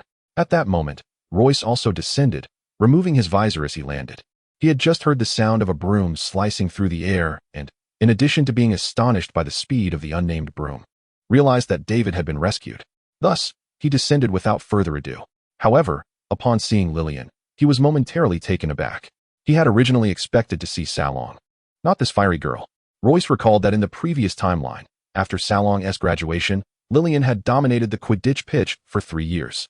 Yet, the present Royce did not know her. As Lillian instinctively glanced back at the sound of someone landing, she noticed a boy of her age, which struck her as peculiar. She recognized David and had anticipated that it would be Arceus, the other beater from Hufflepuff, who would have bested him, not this unfamiliar face. Who is this? I know everyone in my year at Hufflepuff, and he certainly does not appear to be in 3rd year or above. Could he be a freshman? Lillian pondered silently. Though her expression remained neutral, she then addressed Royce. Hello, my name is Lillian, extending her right hand with a smile. Having had no prior interaction with Lillian in the previous timeline, Royce instinctively shook her hand and replied, Hello, Miss Lillian. What brings you to the training grounds at such a late hour? Salon interjected with a smile, diverting Lillian's attention from Royce. Lillian withdrew her hand from Royce's grasp and replied to Salon, I came to practice. After all, you are an insurmountable mountain to me, Salon. Thank you for your kind words, Miss Lillian. If you have no further matters, we shall take our leave. Good night. Salon performed a gentleman's bow. Royce found it peculiar that Salon had a penchant for such formalities, yet he paid it no mind, recalling that when he first arrived in this world, he too had once saluted his teacher in a similar manner. Salon exchanged a knowing glance with Royce as he turned his back to Lillian, swiftly lifting David and their companions before hastily departing. You cannot hide it, Royce, Sprout remarked to Salon regarding your unusual behavior. Lillian will undoubtedly grow suspicious. Royce understood that Salon's interruption was meant to keep him concealed, though he did not believe Lillian would recognize him. At least not until the conclusion of the first Quidditch match. However, upon hearing Sprout's words, Salon's brow furrowed. You are right, Headmaster, for others. It may prove difficult to find Royce, but if it is Lillian, that could lead to complications. Royce's curiosity was piqued. Who was Lillian that both men bore such troubled expressions? Yet he refrained from voicing his questions. Royce, you should return to the dormitory. We can manage with David here. Salon instructed. Do not wander off, just head straight back. After saying this, Royce departed alone for the Hufflepuff common room. Chapter 11. The emergence of doubts. As Royce entered the common room, he noticed the plump Hans pacing anxiously at the entrance. Upon seeing Royce, Hans's face lit up with joy. Royce, how are you? I just want to find Salon for help. You're not hurt, are you? Hans grasped Royce's shoulders, inspecting him from head to toe. Thank God, you are safe. Hans exhaled in relief. Royce found himself both amused and touched by Hans's concern. What could possibly be wrong with me? The one in trouble is David. Hans's eyes widened in disbelief. What are you saying? David came to harm at your hands. Hans scrutinized Royce skeptically. Oh my God, David is notorious for being a bully. If he suffered a loss at your expense, he surely will not let it go lightly. You might find yourself needing my company even for midnight trips to the restroom, Hans fretted. I fear he may never have the chance to retaliate against me. Royce made a face at Hans. Hans remained unconvinced. I don't understand your meaning. He is on the verge of expulsion, Royce explained, smiling nonchalantly. Hans looked utterly astonished. My friend, do not jest with me. What is truly going on? The situation is quite simple. We had a match, and whoever lost would face expulsion. He lost. Royce's smile began to grow uncontrollable. This time, Hans had no choice but to believe him, his expression filled with surprise. You must tell me everything, Royce. Royce then recounted the events in detail to Hans. After listening, Hans furrowed his brow. Salon is terribly unreliable. He clearly does not understand your capabilities. How could he allow you to wager such a significant bet? Hans was evidently displeased with Salon's actions. Hans, don't say that. Look at me. I'm perfectly fine, Royce replied, sensing that this matter weighed heavily on Hans. Winning was all that mattered to Royce, yet he couldn't resist asking Hans, do you know anything about Lillian from Slytherin? Lillian Jedran. Hans glanced at Royce. I only know her name is Lillian. I am unaware of her surname. Royce added, but that girl has a head of red hair. Upon hearing the description of the red hair, Hans confirmed, that must be her. What do you want to ask her? However, he still refrained from directly addressing Roy's inquiry. Just a casual question. I noticed her red hair and thought she was quite beautiful. Royce refrained from mentioning that Lillian had saved David and that Sauron and Sprout were wary of her. Hans spoke gravely. Royce, you must not engage with that woman. I have few good friends, and I do not wish to lose you. Royce was about to make a jest at Hans' expense, but seeing the seriousness etched on Hans' face, he suppressed his humor. Why are you so apprehensive of her? Royce had rarely seen Hans so earnest. In their previous timeline, Hans only exhibited such seriousness on the field. Even when Royce had a conflict with David, Hans had not been this intense. The mere inquiry about Lillian had stirred a palpable tension. There was undoubtedly something amiss. I must channel my inner Sherlock Holmes, Royce mused. as he became increasingly curious, though he refrained from pressing Hans further. Instead, he remarked, "That girl is truly beautiful. I think I shall approach her tomorrow." Seeing Royce disregard his warning, Hans felt his face flush with urgency. "My friend, she is not someone we should engage with. Upon seeing her, we must turn away." "Why not?" "She is not a man-eating serpent," Royce continued to pry. "She is a serpent, a bona fide Slytherin. She is fraught with peril," Hans exclaimed, his voice rising in desperation. Royce had intended to continue his inquiries, but witnessing Hans' distress, he felt it would be unkind to persist. Thus he conceded, "All right, fine, I'll heed your advice." Royce, albeit reluctantly, thought to himself, "Now I am even more curious. I must find out, otherwise I won't sleep a wink." Observing Roy's frustrated expression, Hans mistakenly believed it was due to his unwillingness to divulge Lillian's background. He reassured him, "There are plenty of good girls out there. If not Lillian, there's always Vivian." Hans spoke with an air of wisdom, giving Royce a pat on the shoulder. "Hans, it's not like that," Royce struggled to articulate, feeling cornered. "Let's rest," he finally conceded, burdened by his own deception. Damn it, to think he misinterpreted things to this extent. "I'll have to approach it differently next time," Royce lamented internally. Seeing that Royce no longer probed about Lillian, Hans felt relieved and turned to walk back with him. Suddenly, as if recollecting something, he halted and said, "You head back first. I have some matters to attend to. I'll return shortly." Without waiting for Roy's response, he dashed away. That scoundrel. With matters of the heart, he neglects his friendships. He must be off to find Anna, Royce lamented inwardly, regretting his choice of companions. Today, Royce experienced 2 exhilarating flying competitions in a single day. While his spirit remained resilient, his frail 10-year-old body could scarcely endure such intense exertion. Exhausted, Royce stumbled toward his bed, nearly with closed eyes, and fell into a deep slumber the moment he lay down. That night, Royce's dreams were peculiar. He dreamt that wherever he ventured, Lillian followed, weeping as she walked. "Royce, wake up. Today is potions class. You will lose points for tardiness." In his dreams, Royce heard Hans's voice. "Why is this boy bothering me instead of working at the British Ministry of Magic?" With bleary eyes, Royce struggled to rise from his bed, realizing this was no dream. As Hans's face gradually came into focus, Royce shook his head and got up. "Royce, I assure you, today will be truly unforgettable," Hans proclaimed with an air of mystery. "Unforgettable?" Royce retorted, awaiting an explanation from Hans, who merely smiled and remained silent. Attending herbology class with Ravenclaw had already been memorable, but sharing potions class with Slytherin? Good heavens, that scoundrel Ao is undoubtedly going to heap points on his Slytherin again. I am in for another round of torment, Royce thought, unable to suppress a bitter smile. However, when Royce and Hans entered the common room, he was astonished to find it brimming with people, startling him. The crowd turned their eyes toward Royce and Hans as they emerged. Hans stepped ahead of Royce and announced loudly, "Ladies and gentlemen, let us welcome our hero, Royce." As Hans raised both hands, he ushered Royce to the forefront. What on earth is happening? Royce was utterly bewildered. "Hero! Hero!" The crowd began to chant. From within the throng emerged 2 burly boys, smiling and nodding at Royce, who instinctively nodded back. Suddenly, Royce felt himself lifted off the ground, soaring without a broomstick. As the crowd hoisted him into the air, "Royce! Hero!" one of the boys shouted, prompting cheers from those around. Royce, still dazed from sleep, felt even more disoriented. "Big guy, could you please let me down so I can talk?" he implored the boy on his right. "This is our ceremony to welcome the hero," the boy exclaimed, his face beaming with excitement. "But I am not a hero," Royce squirmed, attempting to extricate himself from their grasp. "You defeated David and even got him expelled.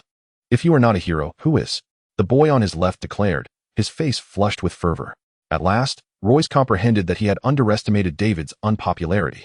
He had harbored concerns that after their confrontation, David's dubious acquaintances might seek retribution. However, he was pleasantly surprised by the collective indifference.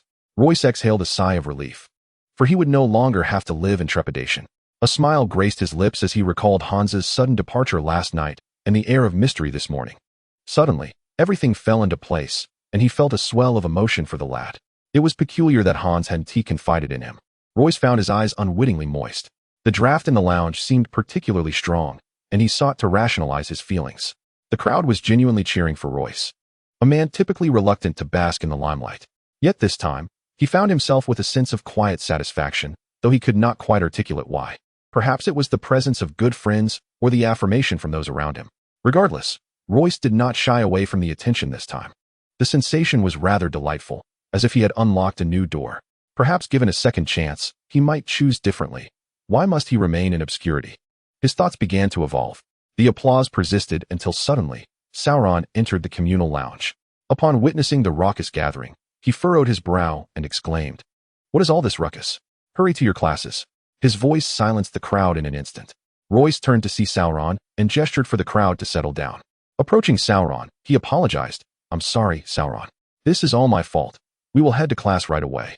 Sauron, noticing Royce's emergence, chose not to elaborate further but sternly reiterated, "Off to class. You'll lose points for tardiness." He then waved his hand to disperse the crowd, commanding them to disband. Sauron held a position of great esteem within Hufflepuff, and everyone was inclined to heed his words. As he instructed the crowd to disperse, no one protested. They promptly followed his directive. Royce felt a twinge of envy. This was the essence of prestige. He nodded in acknowledgement to Sauron before departing for class with Hans. Unbeknownst to Royce, Sauron subtly frowned at his retreating figure. As Royce and Hans made their way to class, they were greeted with nods of recognition from upperclassmen of Hufflepuff, which left Royce feeling rather out of sorts, though he remained composed. After all, at over 20 years of age, he was not one to be easily swayed by such trivialities. In contrast, Hans exhibited a youthful exuberance, striding confidently with his chest out, waving back at those who acknowledged them, leading others to mistakenly believe he was the one who had triumphed over David. Royce couldn't help but chuckle at Hans's antics.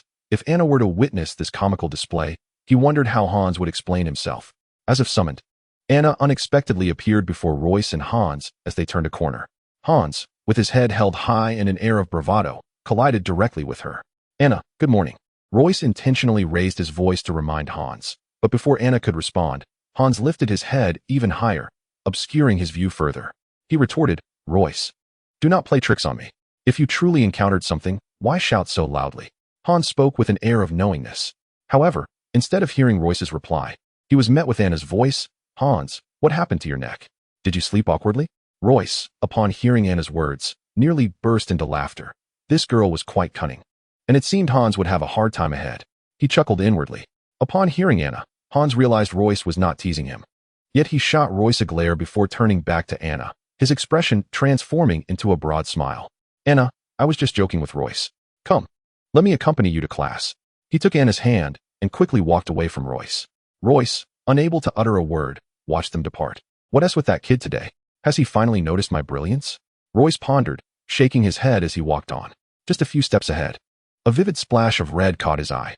Remembering Hans's warning, he contemplated turning back, but the vibrant hue drew closer. "Royce, why are you dawdling? You'll be late for class. Why are you going back?" Lillian, appearing before him, was in a slight hurry. "Good morning," Royce greeted, his initially reluctant demeanor brightening upon seeing her sparkling eyes, vanishing all traces of discontent. He instinctively moved closer to Lillian. "Why are you still so slow?" Lillian asked, a hint of urgency in her voice as she grabbed Royce's hand and began sprinting down the corridor. "The dean despises tardiness. You'll lose points if you arrive late." Royce remembered how that annoying AIO relished deducting points. "Wait, this doesn't make sense. Lillian is a grade above me. Why is she dragging me along? I'm not even in her class." Confusion washed over him, and he immediately thought to stop and clarify, but the vibrant red in front of him swayed rhythmically, rendering him speechless. "She's just a child.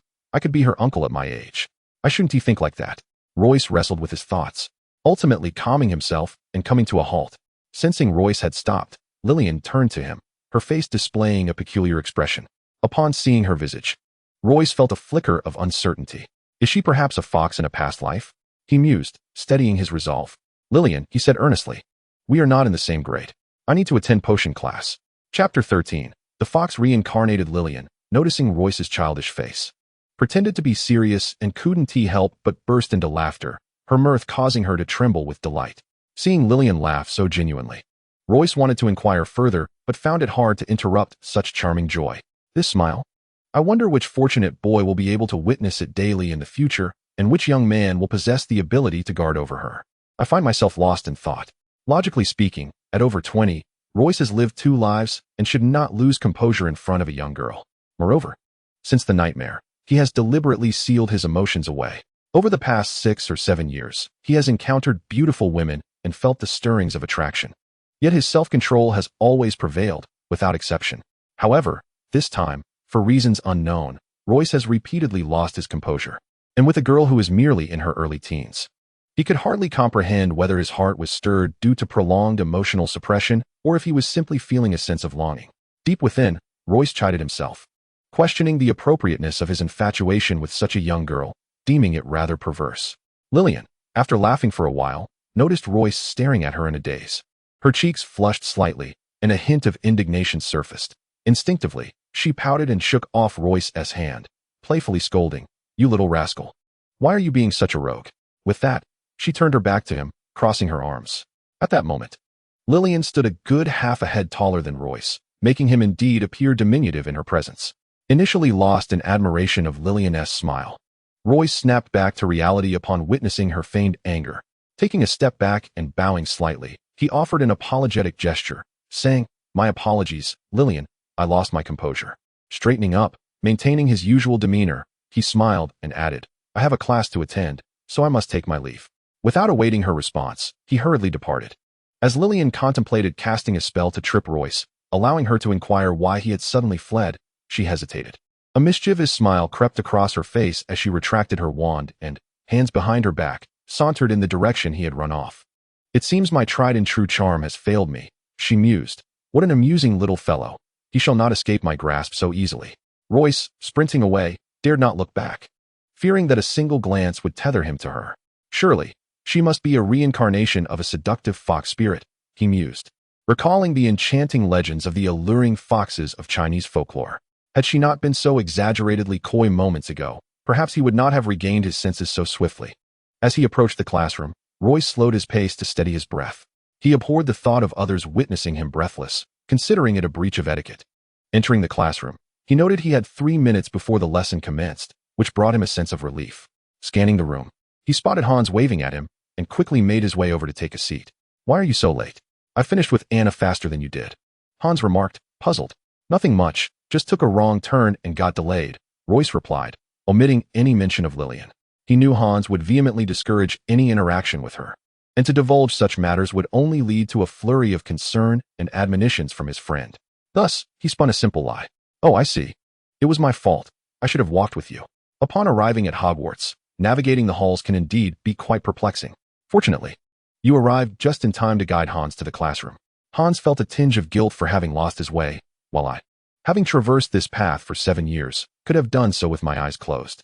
However, it was perhaps beneficial for Hans to believe my predicament. It spared him the worry of my interactions with Lillian leading to any misfortune. Hans, as anticipated, harbored no suspicions.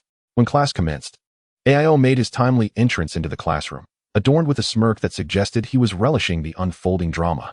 Why does Professor Ao always wear that mischievous expression? It is perplexing, for he is not unattractive, I mused internally. Upon seeing Ao walk in, Hans immediately straightened his posture, and I, noticing his sudden formality, followed suit.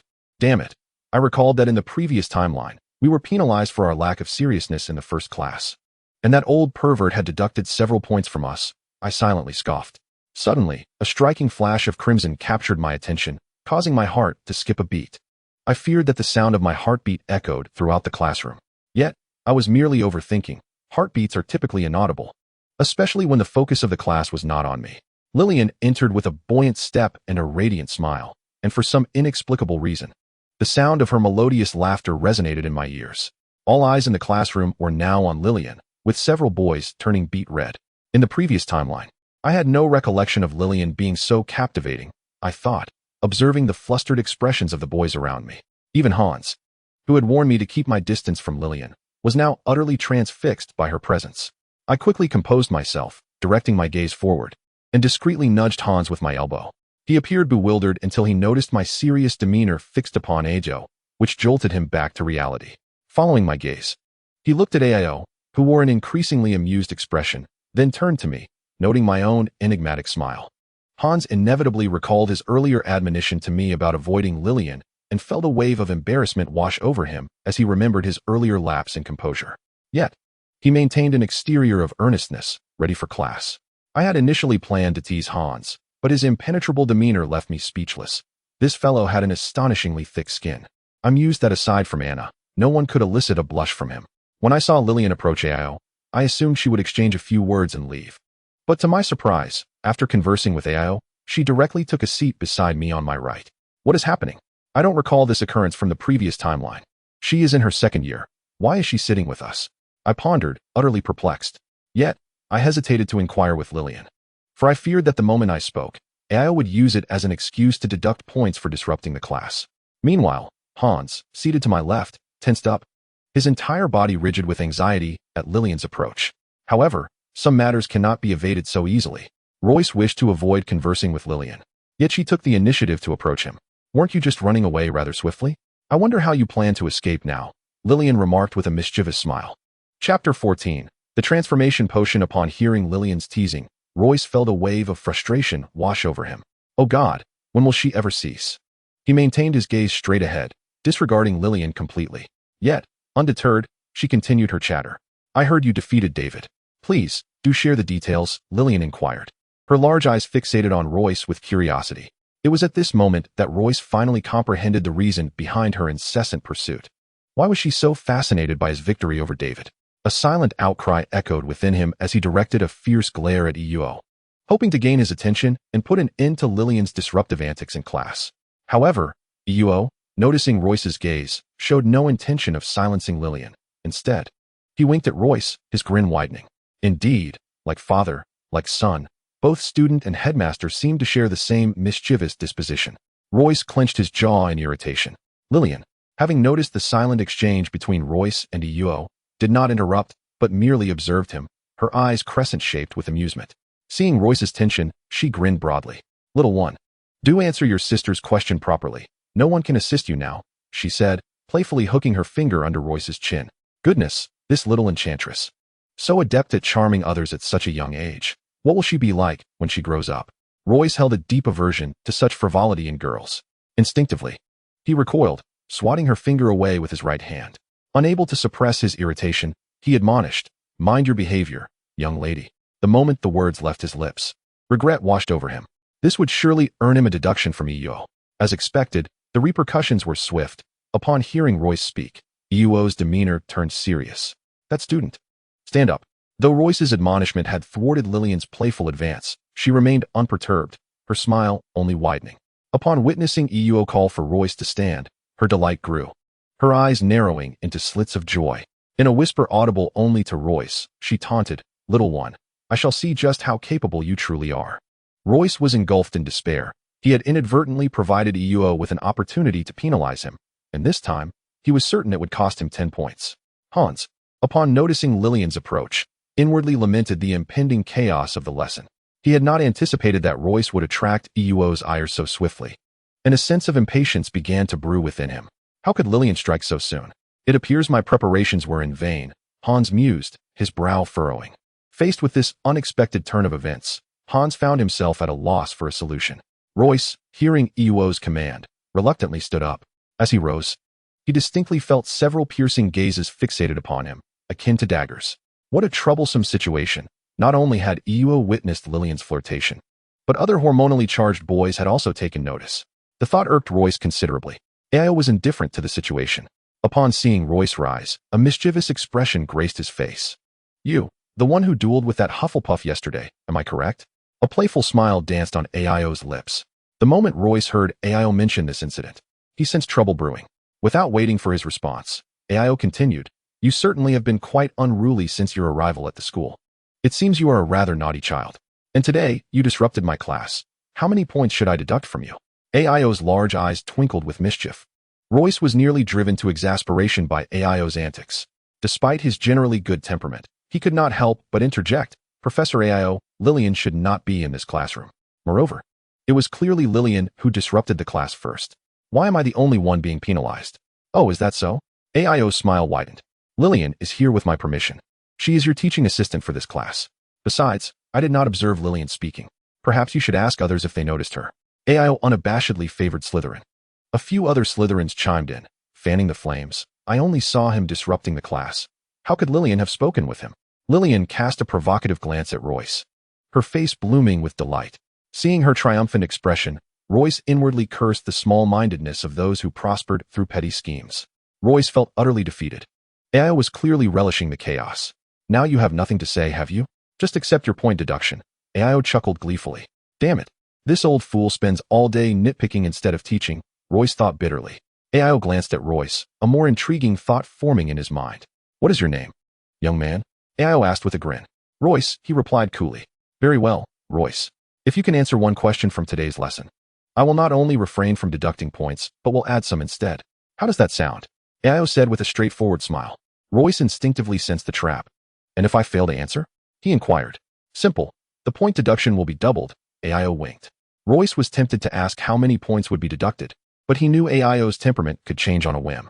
He realized that asking even one more question would likely result in immediate penalties. Damn it. This old fox is craftier than I thought, Royce cursed inwardly. Yet, he had no choice but to take the gamble for a chance at gaining points. He resolved to remain optimistic. In that case, please pose your question, Professor, Royce replied, maintaining an air of respect. Lillian had initially intended to tease Royce, but the unfolding events became increasingly entertaining. Her eyes sparkled with delight, as if stars were about to appear within them. Hans was engulfed in terror. Professor Aoyu had barely imparted any knowledge. A mere casual inquiry seemed beyond Royce's grasp. It was evident that points would undoubtedly be deducted this time. Observing Royce's eager compliance, Aoyu's interest was piqued. He was indeed a decisive young man. With that in mind, Aoyu proposed a simpler question. Tell me about the formula for the transfiguration potion. You need not specify the exact quantities, just list all the ingredients. Aoyu's tone suggested a certain generosity. Hans's heart sank. What on earth was Professor Aoyu referring to?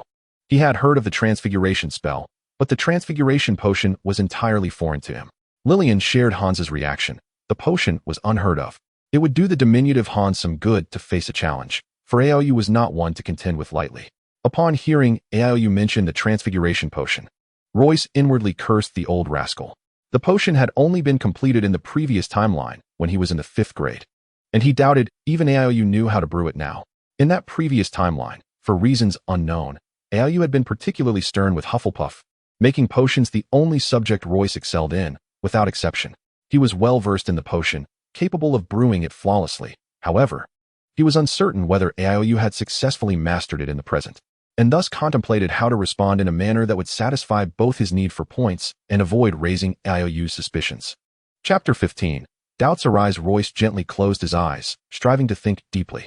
Noticing Royce's contemplative demeanor, Aoyu provocatively remarked, You have 10 seconds to consider. Hans, upon hearing this, silently counted down the seconds in his mind, beads of sweat forming on his forehead. Lillian, on the other hand, appeared entirely unperturbed, casually toying with her quill. Royce lowered his head, pondering thoroughly.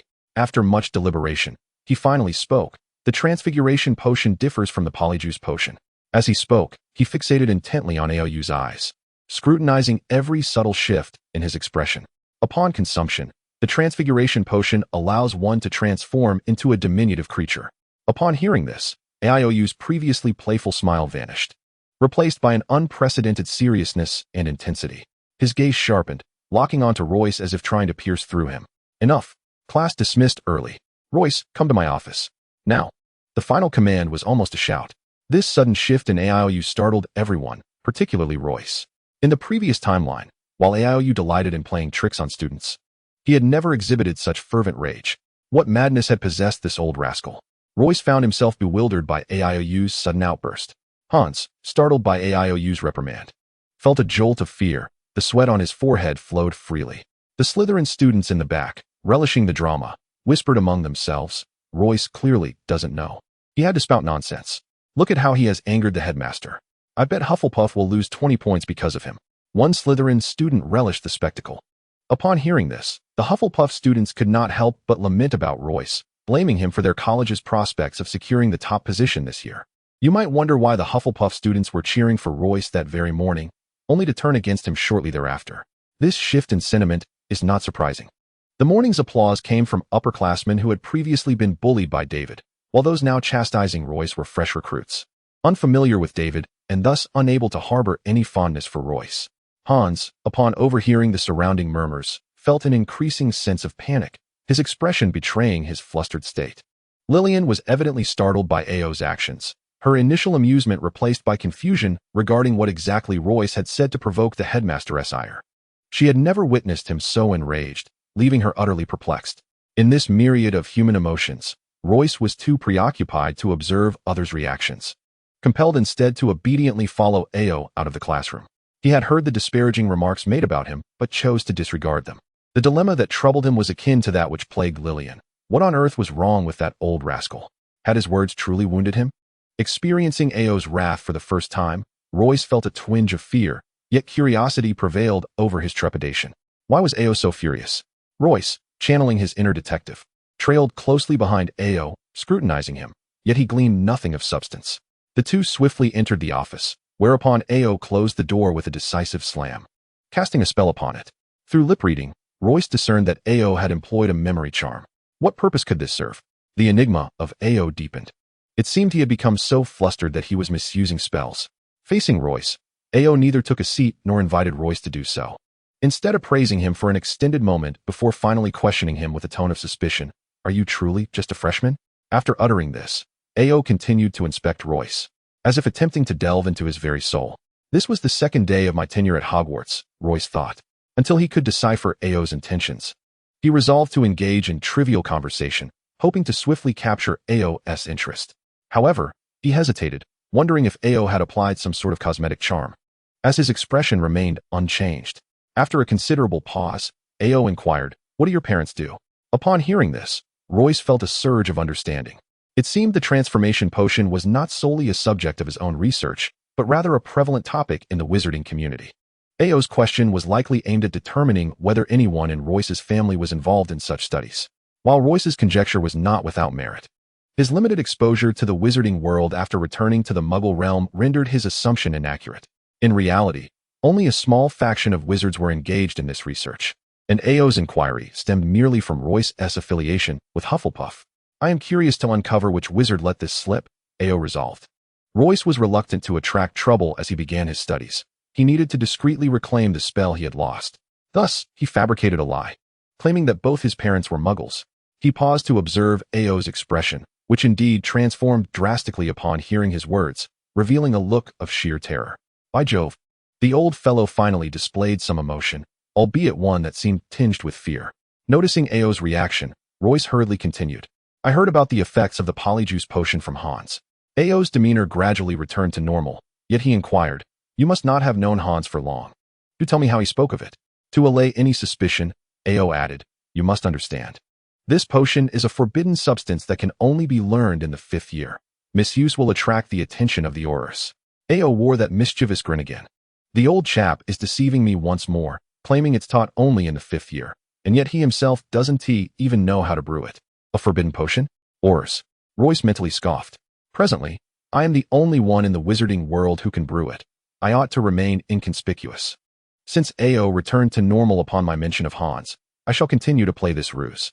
Royce deliberated, stating, "Last night, Hans was utterly famished and remarked that if only he had some polyjuice potion, he could transform into an ant and sneak into the kitchen for a bite."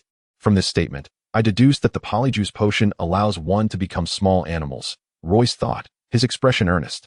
How am I lying without batting an eye? This is quite troubling. He chastised himself internally. As anticipated, Ao no longer harbored suspicions upon hearing this. That fellow Hans is quite hefty. He must have quite the appetite. I wager his Patronus is a horse, Ao quipped, a playful smile gracing his face before waving Royce off. "You may return now. Let us not speak of today's events any further." Royce felt as if he had been granted a reprieve and promptly turned to exit. Suddenly, he sensed a lightness enveloping him. It was not merely a figment of his imagination. His instincts had alerted him to danger moments ago, and now that the threat had dissipated, he felt an undeniable sense of relaxation. In Ao's office, the source of the menace was all too evident. What is the true nature of this polyjuice potion, and why did my instincts warn me of potential harm? I must not linger here. I shall avoid him in the future. Royce felt a cold sweat trickle down his back, prioritizing his safety above all else. He dared not engage Ao in further conversation, let alone inquire about any rewards. Royce, mindful not to appear suspicious, feigned calmness as he extended his hand toward the doorknob. Note, in British colloquialism, a person's corpulence may be likened to a horse, analogous to the Chinese comparison with a pig. Chapter 16, A Hint of Ambiguity Prologue. A lie is a dull knife, gradually severing secrets and forcefully burying them deep within one's soul. Text. Just as Royce reached for the doorknob, he sensed a surge of magical energy. He had been enchanted. "Didn't Ao tell me to leave?" Royce's heart raced. No, it was the memory charm he had cast upon the door. How could it affect me as well? Royce dared not linger any longer and swiftly opened the door to escape. Fortunately, having undergone prior training, one must perpetually maintain a state of mental fortitude. Otherwise, just moments ago, I might have fallen prey to that old scoundrel. A wave of relief washed over Royce, yet his curiosity deepened. Why was he so cautious? He had long sought to erase every trace of today from my memory. What was his true intention? As Royce ambled towards the Hufflepuff common room, he pondered these perplexities but ultimately decided to set them aside for the moment. While traversing the corridor and preparing to descend the stairs, a sudden flash of red sprang into view. Startled and already troubled, Royce's mood soured further upon encountering Lillian. He felt an urge to explode with frustration, yet he managed to retain his composure. After all, there was no reason for a grown man in his 20s to lose his temper at a young girl. However, when facing Lillian, the true instigator of his discontent, he could not muster a smile. "Miss, you are obstructing the way. Kindly step aside," he remarked.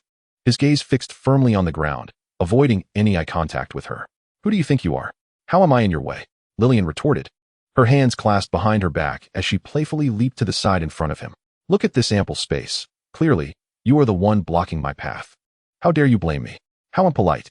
She rolled her eyes at Royce and turned her head away with a huff. Before Royce could mentally unleash a torrent of expletives, Lillian burst into laughter, glancing back at him. "So, how many points did the headmaster deduct from you? If it brings me joy, I won't hold it against you for blocking my way." She grinned, her teeth gleaming. This girl could not possibly be a reincarnated seductress. She was undoubtedly a modern-day sorceress. Lillian's relentless antics dissipated Royce's earlier discontent, as he found himself caught between laughter and exasperation. His attention shifted entirely to her, leaving no room to dwell on his earlier thoughts. After all, with such an adorable little girl before him, who would contemplate an old man with a perpetual smirk, Royce, mustering his spirits, decided to tease Lillian. "The headmaster not only didn't deduct any points, but he actually awarded me an additional 20, he claimed, hoping to amuse the mischievous little sorceress. Upon hearing this, Lillian immediately furrowed her brow, pouting her lips, but her eyes twinkled as she burst into laughter. "Oh, you little rascal, daring to deceive me. The headmaster would never grant you extra points." As she spoke, she leaned in closer, aligning her head with Royce's, her smile widening. Hey, don't come so close.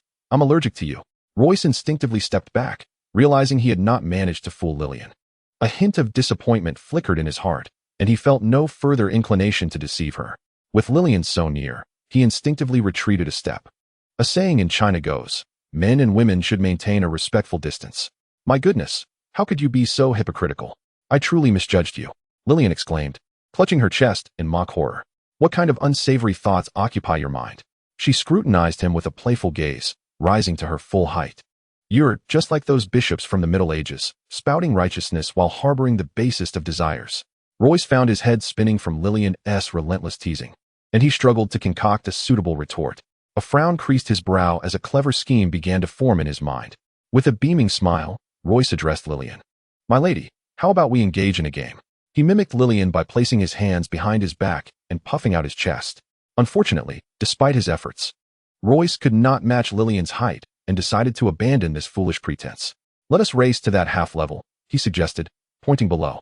Lillian, intrigued by the notion of a game, soon lost interest upon realizing its tedious nature. However, a clever idea struck her. "This is far too dull. Let us add a wager." Her eyes curved into crescent moons. "If you lose, you must grant me one wish." Royce, though not particularly fond of gambling, recognized that a bit of stakes would render the game more exciting. A mischievous thought crossed his mind. Why should she always tease him, leaving him at a disadvantage? He yearned for a taste of sweet revenge. "Your proposal sounds enticing. If you lose, you shall allow me a kiss," he declared, feigning a lewd expression, though it appeared anything but. Initially, Royce intended merely to jest, without any serious intent, yet he was astonished when Lillian readily accepted. "It is settled then," she replied with a sly smile. "Let the games begin." Without any warning, Lillian dashed forward, leaving Royce in a state of bewilderment. "Cheating? How can this be?" he thought, feeling utterly outsmarted. "Swift and agile," Royce silently chanted, recalling a speed spell he had stumbled upon in the library during his previous life, which he had never utilized until now. After casting the incantation, a veil of green light enveloped his eyes, unnoticed by anyone, including himself. Suddenly, a gust of wind swept around him, and before he could comprehend the sensation, he he found himself at the destination. Turning back, he saw Lillian still a few steps behind, her expression one of astonishment. Lillian had not realized when Royce had begun to run. She merely glanced down to discover him already below. Upon looking back and confirming his presence, she exclaimed, "You cheated. No magic allowed. We shall race again." "My lady, you did not stipulate such a rule," Royce retorted, finally gaining an upper hand in their playful banter, feeling quite pleased with himself. "Regardless, I have won. Come closer and let me claim my prize." He beckoned with a playful curl of his finger. Biting her lower lip, Lillian reluctantly approached Royce, presenting her profile to him. This little sorceress, despite her initial reluctance, seemed willing to accept her fate. Yet, Royce's conscience began to stir. "My lady, let us postpone this kiss for now. We shall revisit it at a later time." He turned to leave. Lillian intercepted him. "You little rascal. I had not anticipated you to be so clever." Her earlier disappointment dissipating as her eyes transformed into crescent moons once more. "However, I am concerned about my reputation, and now that you have said that—" "Well then, when you grow taller than I am, you may kiss me," Lillian said, deliberately standing on tiptoe to look down at Royce. "However, you must promise me one thing." "My lady, it seems that I am the victor here. You shouldn't be making demands," Royce thought to himself, realizing the precarious situation he was in. "Indeed," Lillian retorted, "I never said I lost, so you must comply." Alas, it was a clear case of intellectual superiority, and Royce lamented internally, wishing for a sudden surge of intelligence. Not wanting to continue their verbal sparring, which might lead to further disadvantage, he swiftly changed the subject. "By the way, what brings you here?" Lillian shot him a disapproving glance. "What do you think? I'm waiting for you. Stop evading the issue and help me. How can you demand assistance when I haven't even agreed to anything?" Royce thought in exasperation, though he dared not voice his thoughts, knowing Lillian would have a multitude of reasons ready to counter him. With no other option, he relented. "Very well. What do you need?" "Help me tidy up," Lillian said, moving closer to Royce, who instinctively leaned back slightly. "Who?" he inquired. "Dungar," she replied. Chapter 17, The Thief and the Witch Prologue. Lillian, reflecting at the age of 102, recalled, "At that time, were you not trying to woo me?" Royce, innocently enjoying his ice cream, protested, "No, it was you who made the first move." Main text, Dungar? Royce pondered, realizing he had no recollection of that name. "Who is that?" he asked Lillian. "A bothersome individual from Ravenclaw's second year," Lillian replied, her teeth clenched in irritation. Seeing her visibly perturbed by past encounters with Dungar, Royce couldn't help but chuckle. "Is there truly someone capable of riling you up so? I may need to learn a thing or two from him," he said, stifling his laughter. Upon hearing this, Lillian glared at Royce, threatening, "You dare? As long as it brings you displeasure, I fear nothing." Royce laughed heartily. Lillian, exasperated, pointed at him, stammering in frustration, You can't even articulate a coherent response. Who exactly was this Dungar to instigate such a reaction from the little sorceress? Royce found himself intrigued to meet this individual. Yet as he contemplated Dungar, Lillian suddenly burst into tears, exclaiming, "You heartless wretch. I even allowed you to kiss me, making you my husband.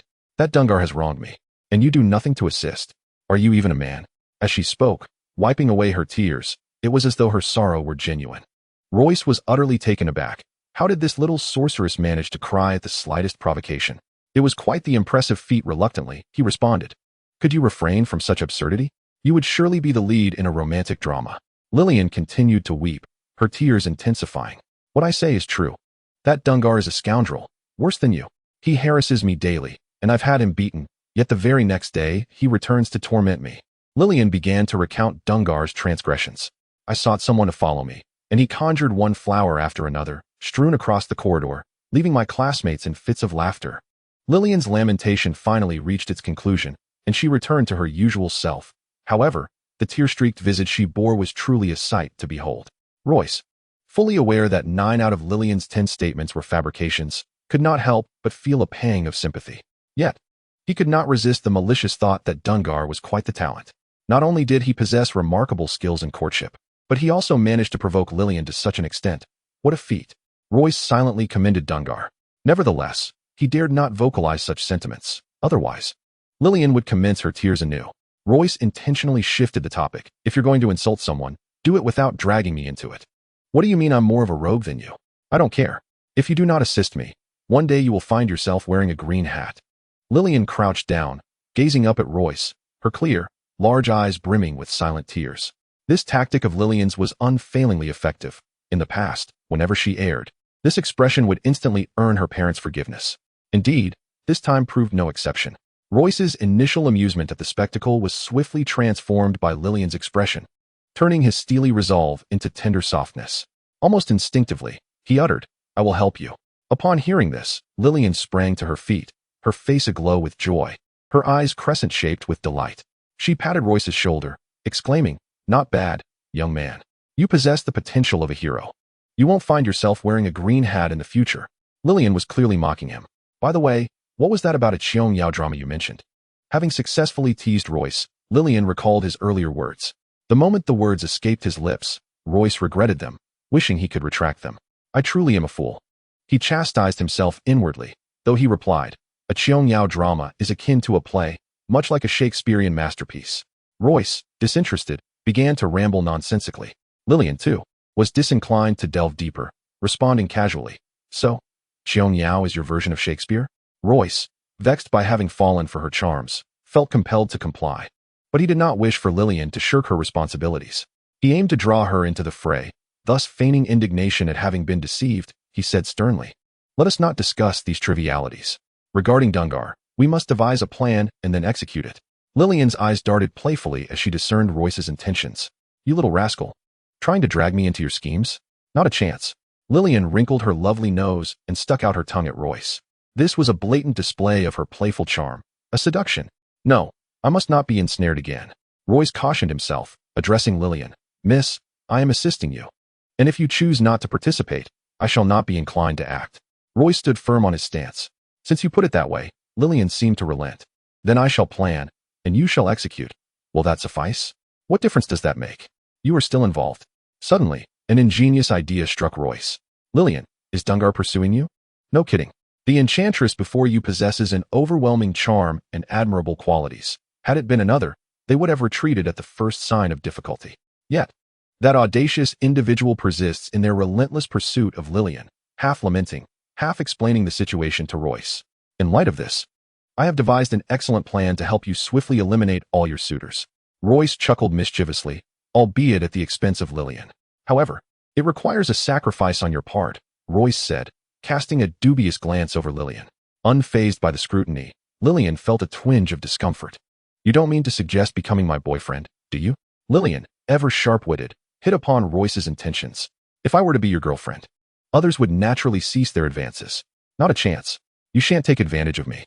Lillian arched an eyebrow defiantly. "Then I find myself at an impasse." Royce shrugged his shoulders nonchalantly. "Perhaps you could cast a spell to humiliate him?" Lillian pondered aloud. "Impossible. You're only a first year, and you lack any incantations," Royce retorted, only to have her immediately dismiss the notion. Beating him up won't help either, and it remains uncertain who would best whom. Lillian glanced at Royce's stature and relinquished the idea of a physical confrontation. Feeling belittled by Lillian's disregard, Royce found himself at a loss. Yet a wicked grin adorned his features. "Dear lady, this advantage is mine to claim," he teased, intending to provoke her. However, Lillian always managed to surprise him. Upon hearing his words, instead of being upset, Lillian burst into laughter. "Very well, little one, you may be my boyfriend." Her melodic laughter filled the air. Royce was taken aback by her reaction, sensing a hidden agenda. "This is undoubtedly a scheme," he thought, observing the beaming Lillian, unsure of how to proceed. Chapter 18. The Unknown Prologue. "All that I know is of no concern to me. All that I do not know is of my concern." The great prophet of the magical empire, Mingwen main text. Lillian, observing Royce's bewildered expression, could not resist playfully tugging at his chin. Royce attempted to retreat until his back met the wall, leaving him with no escape. With her left hand pressed against the wall, she finally grasped Royce's chin with her right, a triumphant smile spreading across her face. "Oh dear, little one, you possess the heart of a thief without the courage. I have consented to be your girlfriend, and yet you remain so timid." Royce found Lillian's brazen behavior utterly detestable, a torrent of expletives racing through his mind. "Damn it, I've been wallbanged," he thought, unwilling to be toyed with any longer. He pushed her hand away and looked directly into her eyes. "If anyone is to take advantage here, it should be me. How could I possibly refuse?" A smile crept upon his lips. "However, let us make this clear. Once we resolve the matter of Dungar, our agreement is automatically void. Should any new suitors arise, I shall not be responsible for aiding you." Lillian curled her lip in disdain. "I have countless admirers. It would be an honor for you to assist me, and yet you remain so picky? Leaning forward, her face nearly touching Royce's, she demanded, assist me in dispelling all my suitors. No negotiations. Without waiting for Royce's response, she turned and walked away. As Royce was about to call out to her, uttering words of refusal, Lillian turned back a step ahead of him, declaring, tomorrow, apart from class hours, I shall spend all my time with you. With a sweet smile, she added, do remember to take good care of me, and then she skipped away, humming a cheerful tune, leaving Royce utterly dumbfounded in place. While Royce and Lillian engaged in their clever banter on the staircase, Hans hurriedly approached the classroom where Sprout was teaching. Upon seeing Ao leave with an unfriendly expression, he rushed to find Sprout without a second thought. However, as he reached the entrance of the classroom, he hesitated, contemplating whether to enter. He had heard that the headmistress despised interruptions during her lessons, and with the class nearing its end, he thought it prudent to wait a moment. But then he frowned, realizing that every second Royce lingered was a moment of danger. Resolute, he decided that the class must be interrupted. Bursting into the classroom, Hans found Sprout in the midst of her lecture. He scarcely considered the decorum, rushing to her side and imploring, Headmistress, I beg you, save Royce. Upon seeing Sprout, a wave of relief washed over him, yet his body trembled uncontrollably, tears threatening to spill. Sprout, initially inclined to order Hans out immediately, was taken aback by his distress. What has happened to Royce? He has been taken by Professor Ao. She might kill him. Hans spoke, his voice thick with emotion. At this, Sprout's demeanor shifted to urgency. Where is Ao? They should be in her office. Hans replied hastily. With a quick declaration of an early dismissal, Sprout dashed out, with Hans trailing closely behind. Yet, at a corner, he lost sight of her. Fearing to venture alone to Ao's office, especially now that Sprout was assuredly on her way, he opted to return to the Hufflepuff common room to await further developments. Meanwhile, Lillian returned to the Slytherin common room, preparing to read for a while when Emma approached her. This Emma had appeared in the first chapter. Lillian had known Emma since childhood, thus they were not strangers. Emma directly stated her purpose, saying, Lillian, I must ask you not to associate with Royce anymore. Taken aback, Lillian had not anticipated Emma's visit was about Royce. Emma, we are friends. I should consider your words, but what exactly is Royce to you that prompted this intervention? She queried without directly answering. This morning, my housemate came to plead with me on your behalf, and as for Royce, I truly have no idea who he is, Emma replied candidly. Lillian pondered to herself. Royce certainly has an extensive network if even Emma feels compelled to speak on his behalf. Yet, she saw this as an opportunity to declare that Royce was indeed her boyfriend, a revelation that would naturally ripple through the school, avoiding any sense of abruptness. With a smile, Lillian addressed Emma. Emma, I am unaware of the reasons behind your housemate's request to prevent my association with Royce. However, I must clarify that he is my boyfriend, and no one shall come between us. Lillian spoke with unwavering conviction, leaving Emma momentarily stunned. It was already peculiar that her sister had sought her out this morning regarding an unrelated boy. Nevertheless, Emma refrained from probing further, as time was of the essence. Upon hearing Lillian's assertion, however, Emma's mind swiftly pieced together the situation. It transpired that her sister had taken a liking to Royce, and coincidentally, Lillian was with him. Emma surmised that her sister wished for her to sever their bond, thereby allowing her to pursue Royce herself. The thought of a melodramatic love triangle flashed through Emma's mind, and she felt relieved that the matter had been clarified, lest she be cast as the villain in this scenario. Emma, being straightforward with her friends, felt a pang of guilt towards Lillian and harbored some resentment towards her sister. If you like him, why not pursue him yourself? Why drag me into this? Emma resolved to have a serious talk with her sister the next time they met. For now, though, she had to consider how to apologize to Lillian. Lillian, I must admit my ignorance. I had no idea that Royce was your boyfriend. My actions were indeed quite disrespectful, and I sincerely hope you can forgive me, Emma said, slightly bowing as a gesture of apology. Lillian smiled. Oh, it's quite understandable, Emma. After all, you were unaware. Internally, Lillian found the situation amusing. Emma's innocence was endearing. How amusing that such a naive soul belongs to Slytherin, Lillian mused. Outwardly, she said, please convey to your sister my request for her blessings. Should she cause further trouble, I shall not hesitate to disregard our family's ties. Lillian spoke with a touch of playful severity. Rest assured, I will ensure my sister behaves. I shall visit to apologize in due course, Emma replied graciously. Your words seem rather severe, Emma. I will indeed accompany Royce on a visit soon. Lillian nodded slightly. After their conversation, they parted ways. Meanwhile, the anxious Sprout wasted no time in rushing to Io's office, bursting through the door without knocking. Io was taken aback upon seeing Sprout rush in. Professor Sprout, what brings you here in such haste? Io's already large eyes widened further in surprise. Upon entering, Sprout noticed Royce was not present, which heightened her anxiety, and she bypassed pleasantries. Where's Royce? Sprout scanned the room, looking for signs of him. Professor Sprout, you need not search further. Royce is not here, Io replied. Sprout fixed her gaze intensely on Io. I heard from Hans that he was with you. Is there any doubt about that? Her tone was assertive, and she added, Hans mentioned you intended to harm Royce. Io's playful demeanor vanished. Professor Sprout, one should not take a child's exaggerations at face value. I have watched Hans grow up. I know the kind of child he is better than his parents do. He would never joke about something so serious. Sprout stepped closer to Io, her hands pressing firmly against the desk. Let me make it clear, my students are like my children. If anything were to happen to Royce, I would hold you accountable. Io responded with gravity. I have stated that Royce is not here.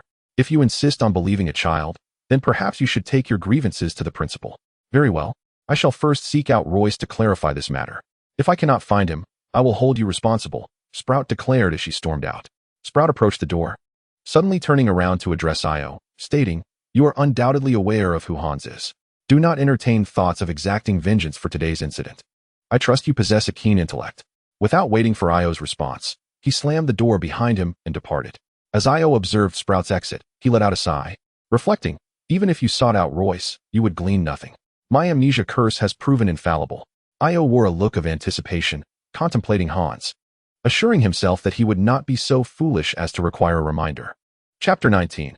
The Red Scarf Prologue. The things you see and do daily are of paramount importance to you.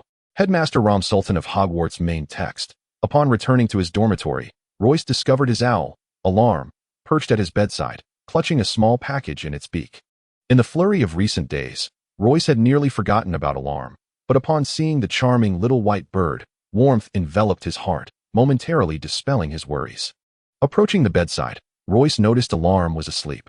Choosing not to disturb the creature, he gently retrieved the package from Alarm's beak. However, the moment Royce touched the package, Alarm awoke with a start, instantly alert. Once it recognized Royce, Alarm flapped its wings and settled happily on Royce's shoulder, chirping with delight. The bird's call was high-pitched, yet pleasing to the ear. Royce removed the package and affectionately patted Alarm's head, to which the owl responded by nuzzling and cooing softly. Unwrapping the package, Royce unveiled a neatly folded red scarf, and nestled within was a note. A smile crept across Royce's face as he read the note. In a previous timeline, no matter what he sent home, the reply was always a note, its message as terse as a telegram, unchanged. Eat well, do not worry. This note was no exception. However, Royce did not recall receiving a red scarf in the previous timeline. Perhaps he had simply overlooked it. The scarf was rather attractive, and as he caressed the fabric, he pondered its purpose. What could this possibly signify? I have no need for a red scarf. After much contemplation, he decided to tie it around his wrist, intending to inquire further in his next letter. Yet, recalling the brevity of his parents' replies made him abandon that thought. I'll discuss it with them upon returning home. Turning to Alarm, Royce inquired, Why did you return so late this time? After a moment of silence, Alarm remained unresponsive. Upon closer inspection, Royce realized Alarm had fallen asleep again. It seemed the journey had been arduous, leaving Alarm exhausted. Royce tiptoed to the common room, opting to read quietly so as not to disturb his slumbering companion. He had initially planned to visit the library in search of spells for returning home. But with Alarm still asleep, he refrained from making any sudden movements and settled for perusing a random book instead. In the common lounge, Royce stumbled upon a tome chronicling the ancient history of magic. As he casually flipped through its pages, he found it recounted the rise of a magical empire established by powerful wizards, followed by its decline and the subsequent revolution led by Muggles. Eventually, the remnants of the magical empire forged a non-aggression pact with the Muggles. This book was utterly nonsensical. He recalled that wands only emerged in the 4th century. How could there have been a magical empire? With a sigh, Royce closed the book and rested his eyes. While Royce was in repose, Hans returned to the Hufflepuff lounge. Upon spotting Royce, he rushed over, exclaiming, Royce, was it the headmaster who rescued you? Startled by Hans's voice, Royce instinctively opened his eyes, weariness etched across his face. Hans, what are you saying? What happened to the headmaster? Did you not see the headmaster? Hans took a seat opposite Royce, his brow furrowed in concern. No, Royce replied, genuinely perplexed by Hans's words. Then how did you manage to leave Io's office alive? Hans was taken aback. I thought Io looked as though he wanted to kill you. At last, Royce comprehended Hans's bewilderment. Yayo merely summoned me to clarify some details regarding the transformation potion. I told him I knew nothing, and then he permitted me to leave.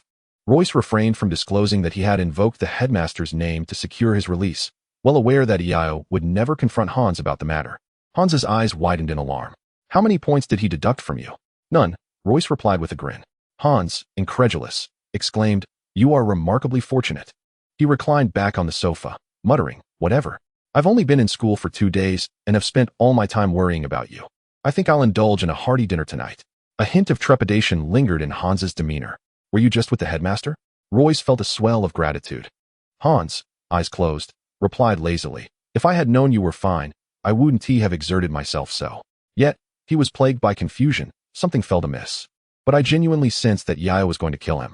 Could my intuition have been mistaken? Unaware of Hans's doubt, Royce solemnly expressed, Thank you, Hans. You are my eternal friend. After a brief silence, Hans remained unresponsive. Royce, hearing Hans's steady breathing, realized he had succumbed to slumber. Glancing at Hans, and then at the clock, Royce marveled at how one could so easily drift off to sleep over a minor disagreement. He fetched a blanket from his dormitory and draped it over Hans, settling down on the sofa to read quietly. Before long, it was time for lunch. And Hans had yet to awaken. It was finally Royce's turn to rouse him. As the two boys and a bird made their way to the dining hall, Hans continued to yawn, still oblivious to the world. Royce found the scene amusing. However, as he approached the Hufflepuff table, he noticed Lillian standing there. Royce's vision was less than perfect, slightly impaired by night blindness. Yet even from afar, he recognized Lillian. Perhaps it was her striking red hair that stood out so vividly, transforming the surrounding area into a monochrome backdrop, allowing Royce to identify her at a glance. She was over there, and Royce felt a premonition of impending misfortune.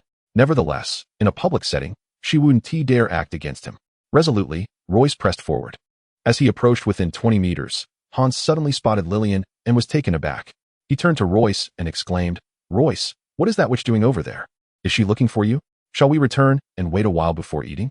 Royce did not respond to Hans, but instead retorted, How did you just notice her? I saw her from afar with that striking red hair. It's too late to turn back now. Hans, looking ahead, saw Lillian advancing towards them and muttered to himself, What a nightmare. He then addressed Royce, Brother, look, there are several redheads nearby. How was I to know it would be her? Hans attempted to pull Royce back. Are there really other redheads? I didn't see them, Royce thought to himself, pondering how all their red hues appeared identical, while Lillian's alone was distinctly different. However, he dared not voice his thoughts, knowing Hans would launch into a lengthy explanation about the various shades of red. Just as Hans was retreating, Lillian called out to them. Royce, come here. Chapter 20. The grand performance begins. Prologue. That year, I secretly pulled back the curtain, only to discover the playwright had yet to finalize the script, while the actors had already begun rehearsing their lines. The great prophet of the magical empire, Mingwen main text. Upon hearing Lillian call Royce's name, Hans instinctively pushed Royce forward, hiding behind him as if afraid to show his face. Royce, the little witch is calling for you. I have nothing to do with this. I'll take my leave, Hans said, displaying a lack of camaraderie as he prepared to flee. Royce could only smile in disbelief. Hans, you fear neither Ao nor David. Yet you're terrified of this little girl? Hans appeared flustered, evidently recalling some unpleasant incident. It's not the same. Ao and David only threaten my life. But this little witch could make me wish for my own demise. Peering through the gap in Royce's arm, Hans noticed Lillian was nearly upon them. Royce, no more questions. If you are truly my brother, don't press me further. I must go. Take care, he hurriedly uttered before dashing away, not daring to look back. What had Lillian done to Hans to instill such fear in him? Royce couldn't help but feel a twinge of curiosity. Just as his detective instincts were about to kick in, Lillian interrupted his thoughts. With a swift motion, Lillian drew her wand and cast a spell at Hans. Quick as lightning, Royce brandished his wand to deflect Lillian's magic.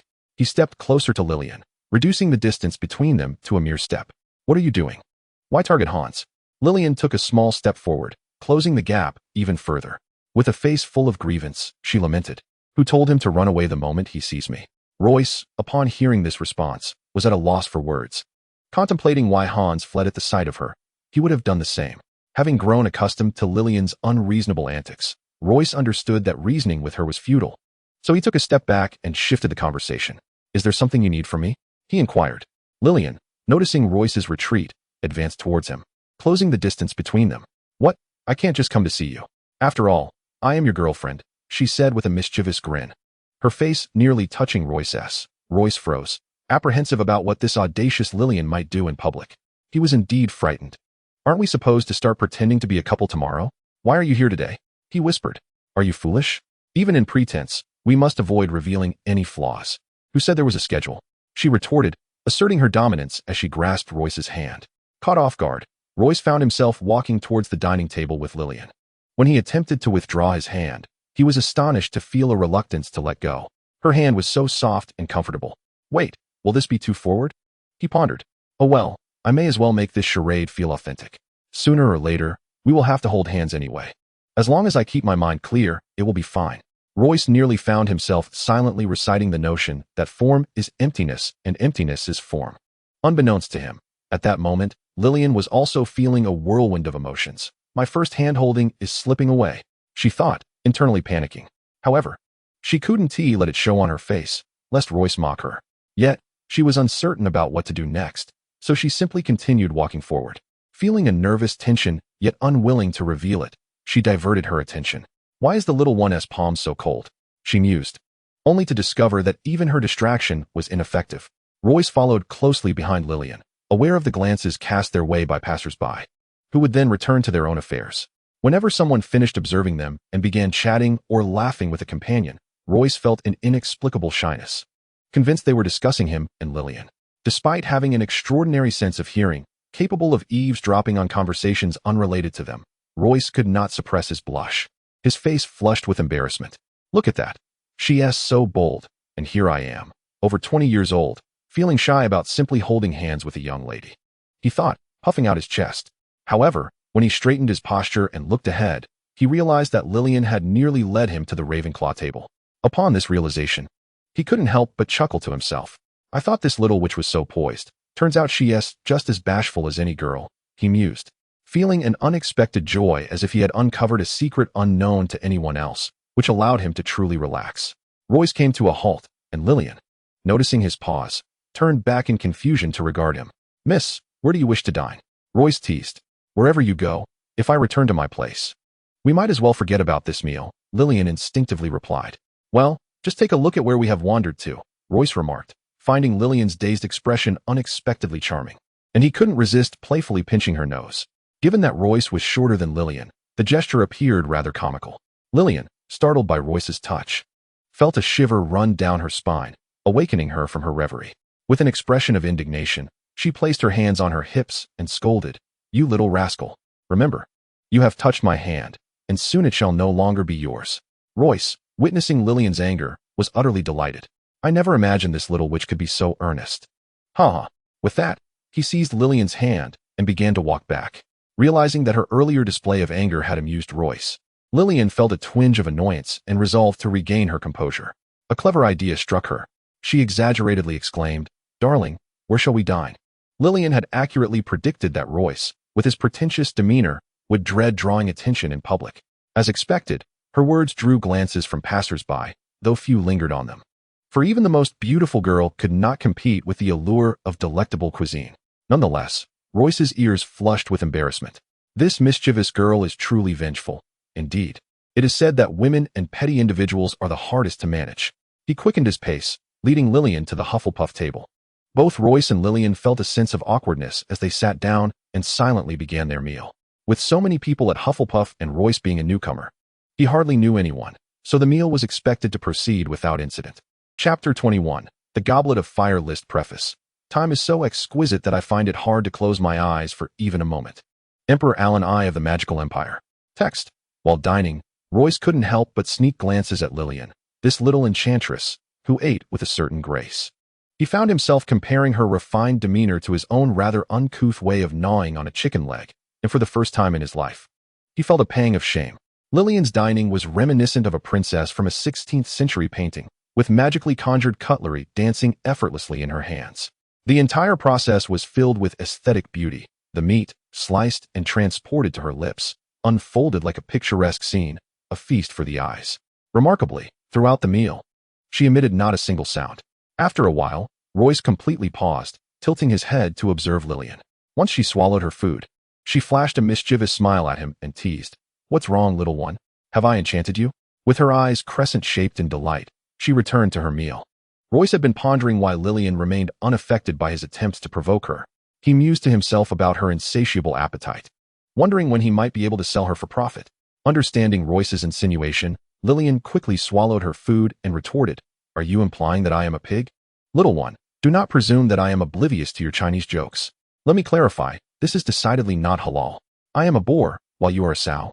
What a perfect match." Royce, almost unconsciously, blurted out this somewhat suggestive remark.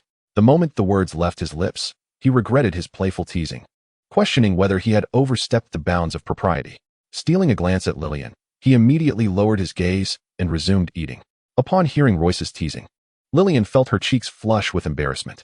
"Why is my face so hot? This is not in accordance with the basic laws of nature. How could I feel shy from being teased? It must be an illusion." Yes, merely an illusion. With determination, she resolved to retaliate against Royce. After swallowing her food, she smiled sweetly yet mockingly at Royce, saying, "Since you have admitted to being a pig, why not eat up? I am still waiting to sell you." With that, Lillian bit down hard on her food in a fit of pique, deliberately ignoring Royce thereafter. Aware of his own fault, Royce chose to remain silent, and at last, a tranquil silence enveloped them.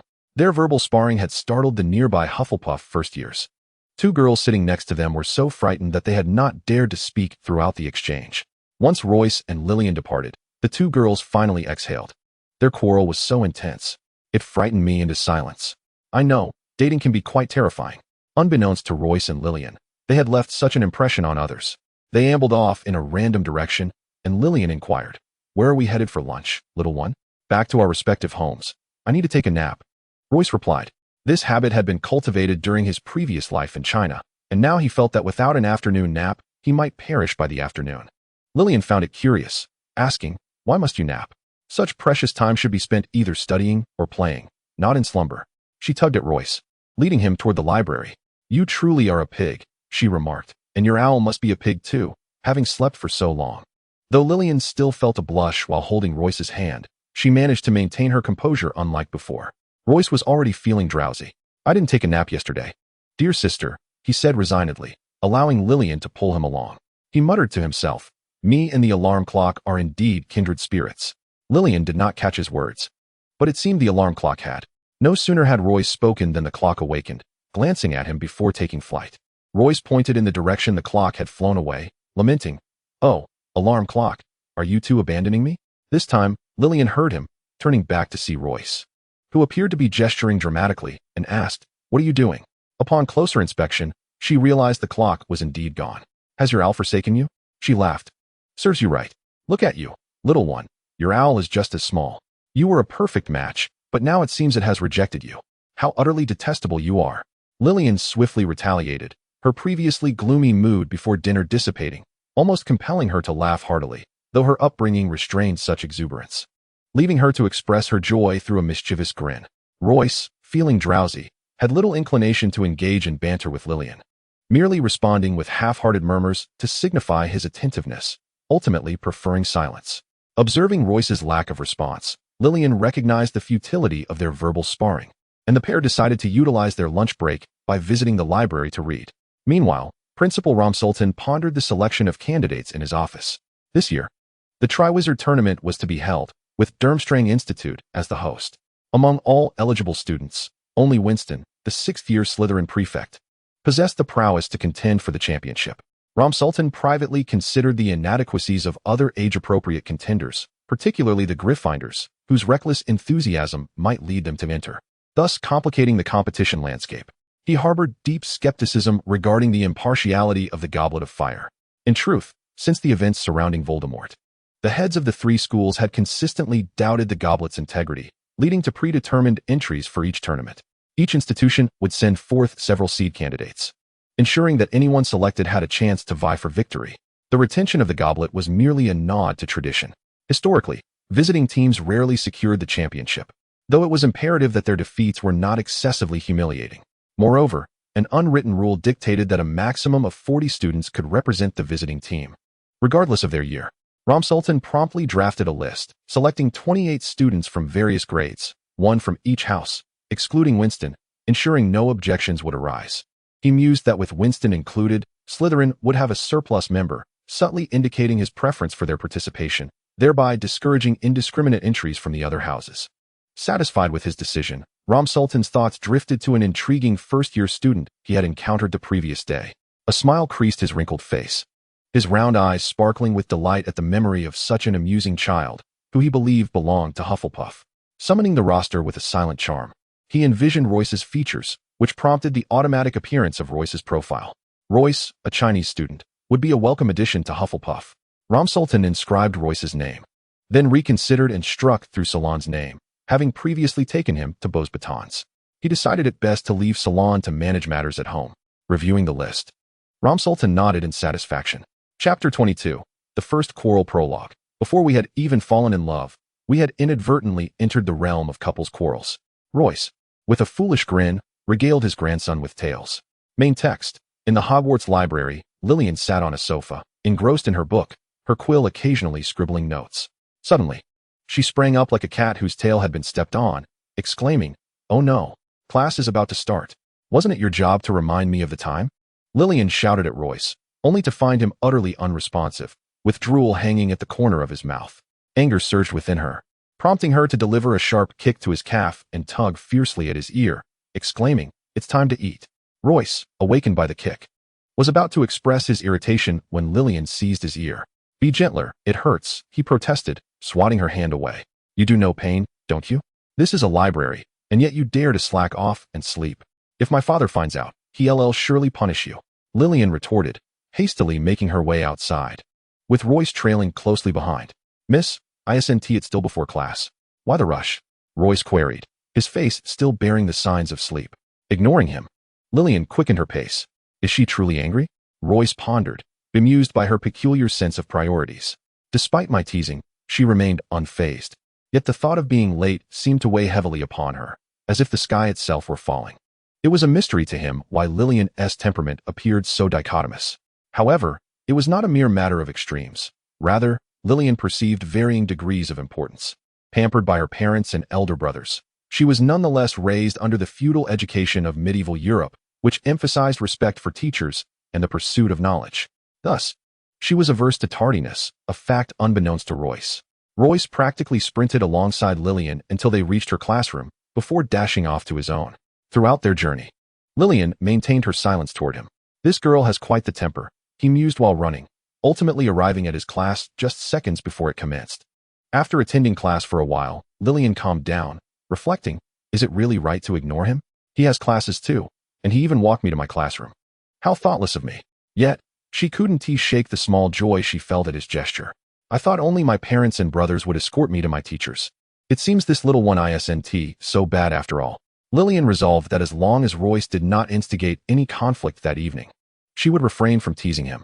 Suddenly, Royce sneezed several times, prompting Hans, seated beside him, to inquire, "Are you all right?" "I'm fine. Just a bit of itching in my nose," Royce explained. "Someone must be talking about me. Perhaps my mother is missing me." He had no thought of Lillian in that moment. When dinner time arrived, Royce, who had reached the hall first, did not join Hans immediately for a meal. Instead, he opted to wait by the roadside. Assuming Lillian would join him for dinner, he allowed Hans to proceed alone. Hans departed with an expression that suggested he had more to say, seemingly wanting to caution Royce against getting too close to Lillian. Noticing Hans's demeanor, Royce understood what was on his mind. "Hans, please stop advising me. I am already with Lillian," he replied with a resigned expression, before glancing around in search of her. Hans wore an expression of disappointment, as if to say, "Haven tea, I already warned you." Suddenly, it felt as if his throat had closed, rendering him unable to voice the remainder of his thoughts. Hans desperately clutched his throat, struggling to cough, but unable to do so. Royce found it peculiar that Hans had suddenly fallen silent. Turning around, he was alarmed to see Hans in a state that suggested he was on the verge of taking his own life. In a panic, Royce hurriedly pried Hans's hands away. "What's wrong, Hans? Are you unwell?" Royce did not immediately consider the possibility of magic. Just then, he heard Lillian's voice whispering in his ear, "Yes, fine. I merely used a spell to constrict his throat." Royce, lacking the time to inquire why Lillian had done such a thing, swiftly drew his wand and uttered, "Return to normal." Hans coughed loudly, expelling saliva in the process. Unable to contain his ire, Royce glared at Lillian. "Do you even realize what you've done?" As he gently patted Hans's back, Lillian fired back, "If you shout at me again, I'll make sure he can't speak at all tonight." Lillian turned her head away defiantly.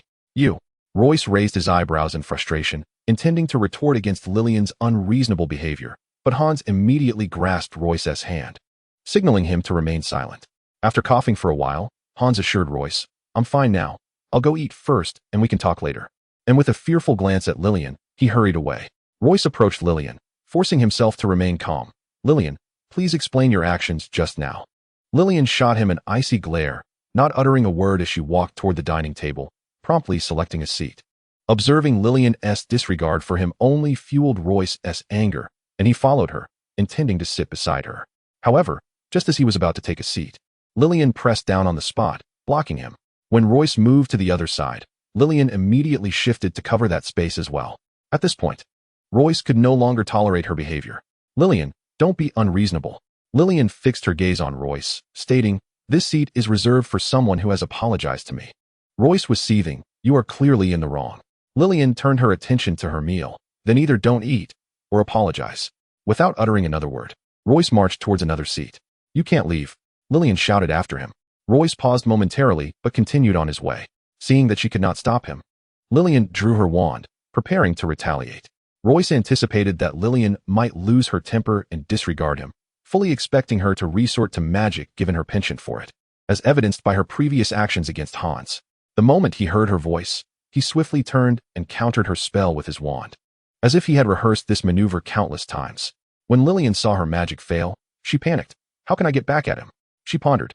But in her moment of distress, she became increasingly aggrieved, her eyes welling with tears as she fled. "What is wrong with me today? Why am I so weak? Allowing him to bully me to the point of tears?" she mused while wiping her eyes. Upon witnessing Lillian's departure, Royce felt a pang of worry. This girl was not one to cry over a slight, and today was decidedly out of character for her. Nevertheless, he dismissed these thoughts and returned to Lillian's vacant seat to commence his meal. "Classmate, perhaps you should go check on your girlfriend. She seems to be in tears," remarked a kind-hearted Hufflepuff girl, noticing Royce, who had barely touched his meal.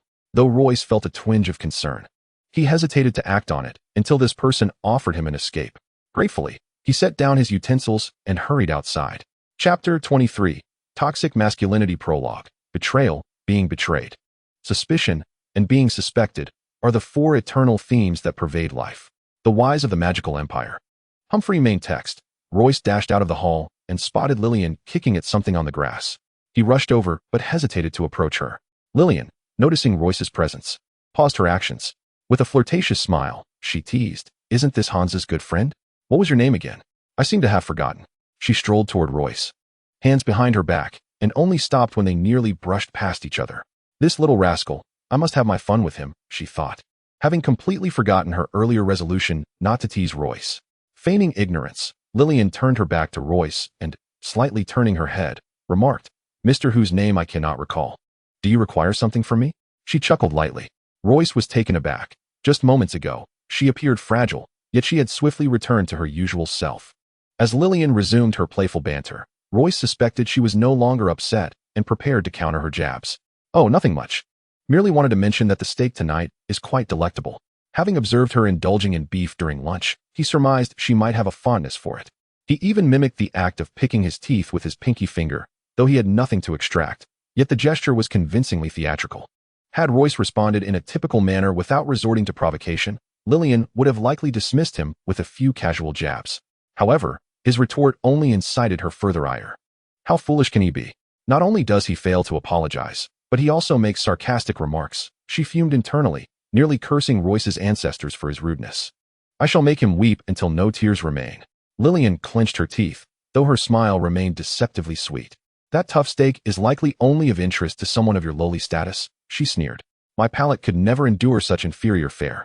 No sooner had she spoken than her stomach audibly protested, causing her smile to freeze in place. Royce, who had been ready to counterattack, lost his composure at the sound of her stomach grumbling, erupting into laughter. Realizing it was inappropriate, he quickly covered his mouth, his face flushing crimson. Fortunately, darkness had fallen.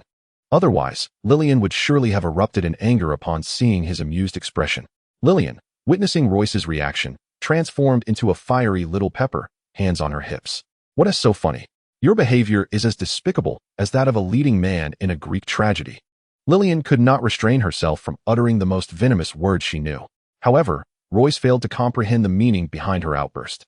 Observing Lillian's emotional turmoil, Royce could no longer contain himself, bursting into hearty laughter. Initially, Lillian's face was a mask of fury, but after watching Royce's jovial demeanor for a moment, she too succumbed to laughter, doubling over in delight. Finding Lillian's mirth endearing, Royce quipped, "My laughter is so loud it echoes in my belly." "What are you laughing about?" "For no particular reason. I simply feel like laughing," was Lillian's rather unreasonable retort.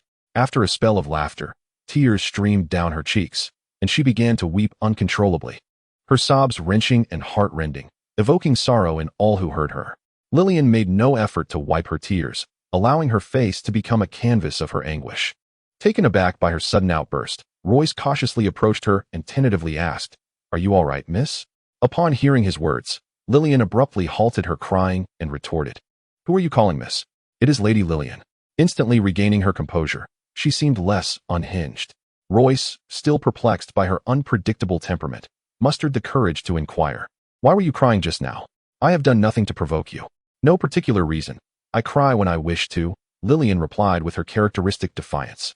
Yet, deep inside, she had unearthed the root of her tears, though she merely teased Royce. "Would you like to know?" Royce shook his head vigorously, exclaiming, "I have no desire to know. I am not interested," while waving his hands dismissively. Lillian had initially intended to say, "If you beg me, I shall tell you." But Royce's unexpected response left her exasperated. This little fellow never played by the rules. How infuriating! Lillian screamed internally, yet on the surface, she maintained her composure to avoid becoming the subject of Royce's ridicule. "You do not wish to know? Then I shall tell you anyway," she said with a mischievous smile. "I cried because your magic did not work on me," Lillian declared, raising her chin defiantly. "Had you used your magic on me, I would have been the one in tears." Royce, feeling a headache from Lillian's unreasonable nature, instinctively voiced his thoughts, his expression a mix of frustration and amusement. Upon hearing Royce's candid admission, Lillian lowered her head, chuckling. "Little one, is this the only truthful statement you have ever uttered to me?" She leaned closer, her face nearly touching Royce's. Royce, too lazy to evade her, countered, "And when have you ever spoken a word of truth to me?" A playful smile danced upon his lips. With a wicked grin, Lillian replied, "Once you discover why I cried today, I shall reveal the truth to you." Deep down, Lillian understood that her tears stemmed not solely from the failure of her magic, but primarily from the fact that Royce had not sided with her. It was Hans who spoke ill of her behind her back. She could predict his words and merely wished to punish him with her magic. Why was it that he received assistance while she did not? Lillian raged internally, feeling aggrieved for the first time in her life. Her resentment toward Royce simmering just beneath the surface, yet she maintained her smile outwardly. Royce, with a face full of helplessness, smiled wryly at Lillian and lamented, "It seems I shall never hear your true words in this lifetime." In his heart, he pondered the enigmatic nature of a woman's heart. As elusive as a needle in the ocean, if he could decipher it, he might as well be damned. Certainly, even Sherlock Holmes would be baffled. Turning back, Royce grasped Lillian's hand and said, "Come on, dear girl, let us return for dinner." Lillian, feeling a wave of grievance, found that upon hearing these words, her troubles seemed to dissipate like mist. A smile unconsciously appeared on her face as she followed Royce back to the hall. Just as they settled down, Rom made his entrance, calling out, "Children, the Triwizard Tournament is about to be held at Durmstrang in 5 years, and I shall lead the Hogwarts student representatives into battle." As soon as Rom's words fell, cheers erupted from the crowd, accompanied by hushed whispers. "Children, quiet down. I am now announcing the list of student representatives. We will depart in late October, so you all have nearly 2 months to prepare. Please be mindful of your safety during this time, and do not jeopardize your participation." Rom continued to drone on, and some students grew weary of his lengthy discourse, yet he maintained a serious expression. "Now, allow me to read the list." With a wave of his wand, the names appeared in his hand. Chapter 24, Training Cut Short Epigraph. "I have never known the future, but I firmly believe I will change the world." Emperor Alan I of the Magical Empire text, Slytherin, Winston. Rom's first name was Winston, and after calling it, he glanced at him. Upon hearing his name, Winston looked up at Rom and nodded, smiling in acknowledgement. Subsequently, Rom began to read the names of other Slytherin candidates. Royce watched Winston with a pang of envy. The headmaster had called his name first, indicating he was the top seed. In a previous timeline, Royce only grasped the intricacies of Rom's selection process in his 6th year. Rom consistently announced the seed candidates first, and intriguingly, he did not follow the order of the houses initially. After announcing the seeds, He would then proceed to read the names by house. However, by the 6th year, Royce had already experienced the Triwizard Tournament for the second time during his schooling. This time, after Rom finished with Winston, he continued with Slytherin. Seemingly indicating there were no other promising candidates, Royce thought to himself. Sitting beside him, Lillian appeared somewhat distracted and asked Royce, "Will you be going to Durmstrang?" To which Royce replied, "If the headmaster does not take me, I have no choice." He knew he had never been a student representative, hence his almost certain answer. Lillian surprisingly showed no astonishment at Royce's response and smiled brightly at him, saying, "It seems I shall be wearing a green hat for half a year starting in November." Royce, puzzled, responded, "I do not understand your meaning." This time, Lillian did not keep him in suspense. The headmaster is a graduate of Slytherin and is quite adept at political maneuvering. He typically chooses individuals who are of pure-blood aristocracy. Do you believe you fit into that category? Lillian smiled at Royce like a cunning fox, her eyes and mouth curving into crescent shapes. Royce suddenly experienced a surge of intelligence and feigned a moment of enlightenment, exclaiming, "So, you are a pure-blood aristocrat, aren't you? That Dungar is as well, I presume. You have certainly displayed some cleverness." Lillian nodded in affirmation. Royce was utterly speechless. Just then, Rom read aloud from the list, "Slytherin, Lillian Jade Lawn." Royce was left even more speechless, glancing at Lillian, who gave him a knowing look. As expected, after a while, Rom announced, "Ravenclaw, Dungar, and Cayley's," which further bewildered Royce. However, before Lillian could bask in her pride for too long, Rom mentioned, "Hufflepuff, Royce." Lillian was visibly taken aback, and Royce found it perplexing. How could this contradict his memories? A wave of panic washed over him. Could there truly be a butterfly effect at play? Lillian, with a face full of disappointment, said to Royce, "Alas, I had hoped to let you experience the thrill of wearing a green hat, but it seems that opportunity has vanished." Nonetheless, she breathed a sigh of relief, thinking that she wouldn't have to endure Dungar's harassment for half a year. Yet, Lillian remained puzzled. She recognized nearly everyone on that list, all of whom were, without exception, of noble lineage, except for Royce, the child of humble origins. How had he been selected? She tucked her questions away in her heart. By the way, Hans, Anna, and Emma had all made the cut. The story takes unexpected turns. In the days following the announcement of the list, tranquility reigned. Saturday marked the first Quidditch practice for Royce and Hans, who arrived early at the training ground. Upon their arrival, they discovered that Cerrone was already waiting for them. The two donned the uniforms that Cerrone had brought, and soon, the remaining 4 teammates arrived as well. "Now that everyone is here, let me introduce you," Cerrone said, his face beaming with a smile as he opened his arms and embraced both Royce and Hans. "This is Royce, our beater," he said, patting Royce on the shoulder before turning to Hans, "and this is Hans, our seeker." Cerrone then faced the other 4 players. "You 4, please introduce yourselves."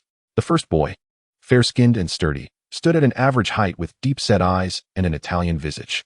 "I am Siffrin, a 4th-year chaser," he declared, his face radiating enthusiasm as he grinned, as if the Mediterranean breeze were brushing against him. The second boy was a head taller than Siffrin, with long, flowing wavy hair. He seemed lost in his own world, indifferent to his surroundings, casually stating, "Summer, 5th-year chaser," before returning to fiddling with his hair. Cerrone explained to Royce, "Summer is like that with everyone. You needn't take it to heart." The third was a petite girl with delicate features, an East Asian countenance. Though her skin was a bit dark, she appeared shy, casting her gaze downward, her cheeks slightly flushed. "I am Milan, a 3rd-year keeper," she mumbled, then lowered her eyes to her toes. The fourth was a fair-skinned boy with a commanding presence, his eyes seemingly aglow. "Alzius, 3rd-year beater," he announced. All right, now that we are acquainted, let us all give our best in the arena and continue our quest for victory." Cerrone called out, "Let the training commence." A group of 7 individuals approached the training ground in profound silence. However, Royce sensed a peculiar awareness emanating from Arceus, his fellow batsman, who appeared to be observing him intently. Am I perhaps becoming paranoid? The initial training session was far from exceptional. The unfamiliarity among team members contributed to the awkwardness, compounded by Lillian's unexpected arrival. What began as a seamless training for the 7 was abruptly disrupted when Sauron gestured for everyone to look downwards. Lillian's striking red hair was too conspicuous, and instantly, all eyes were drawn to her seated in the stands. The veteran players, now conscious of her presence, began to hold back in their training. For Royce and Hans, newcomers to this practice, the sudden shift in atmosphere was puzzling. As Sauron passed by, he warned them to remain unfazed, as someone was watching. The two obediently refrained from earnest training. Royce understood the rationale behind it. yet found the exercise a tedious waste of time. Hans, however, could not fathom why they should be concerned about her gaze, thinking, let her watch. We shall train as we please, but he still heeded Sauron's advice. Lillian, having heard Royce mention that Hufflepuff was training today, arrived early, only to find that they had already commenced.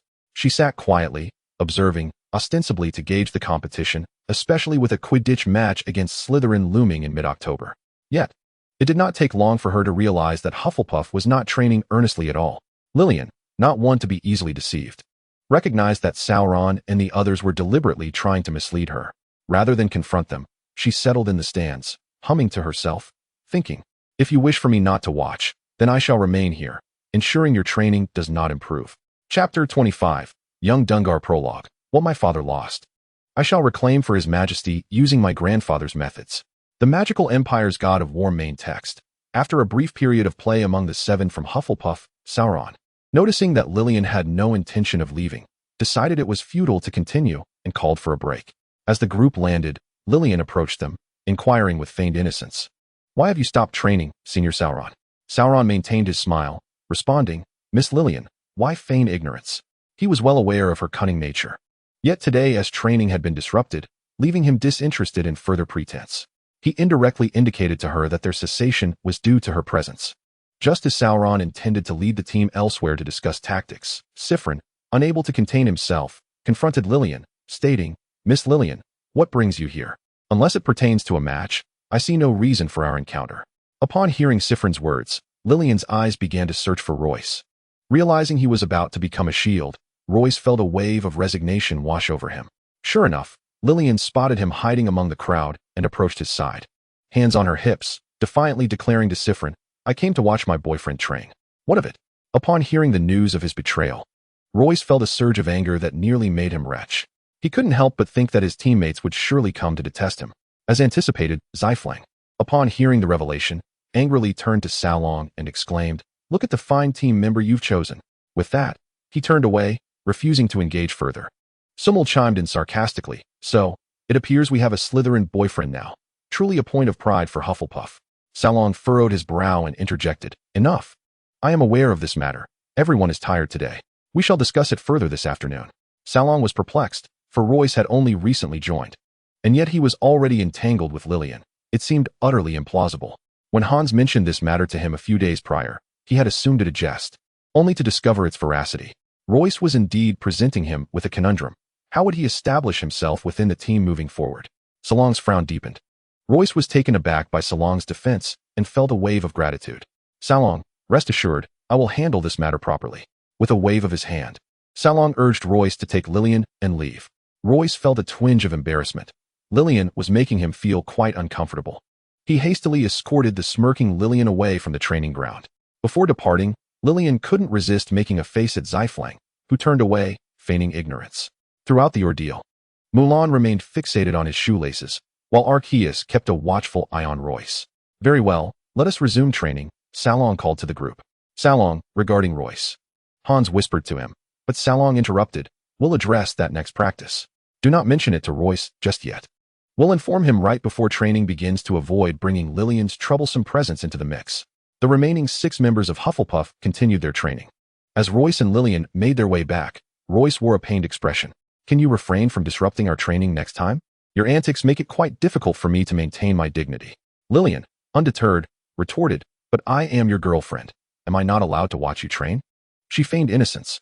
Royce, realizing Lillian was being obstinate, decided to disengage from the pointless banter. The two walked in silence. However, as fate would have it, Dungar, previously mentioned, was stalking Lillian. Every weekend, he would find various excuses to follow her, and this weekend was no exception. But upon witnessing Royce and Lillian hand in hand leaving the training ground, he was incensed. Emerging from the shadows, he intended to confront Lillian. Royce and Lillian were momentarily taken aback by the sudden appearance of an individual ahead of them. Who is that? Royce inquired softly. Lillian recognized him instantly. It was Dungar. And an uneasy sensation washed over her.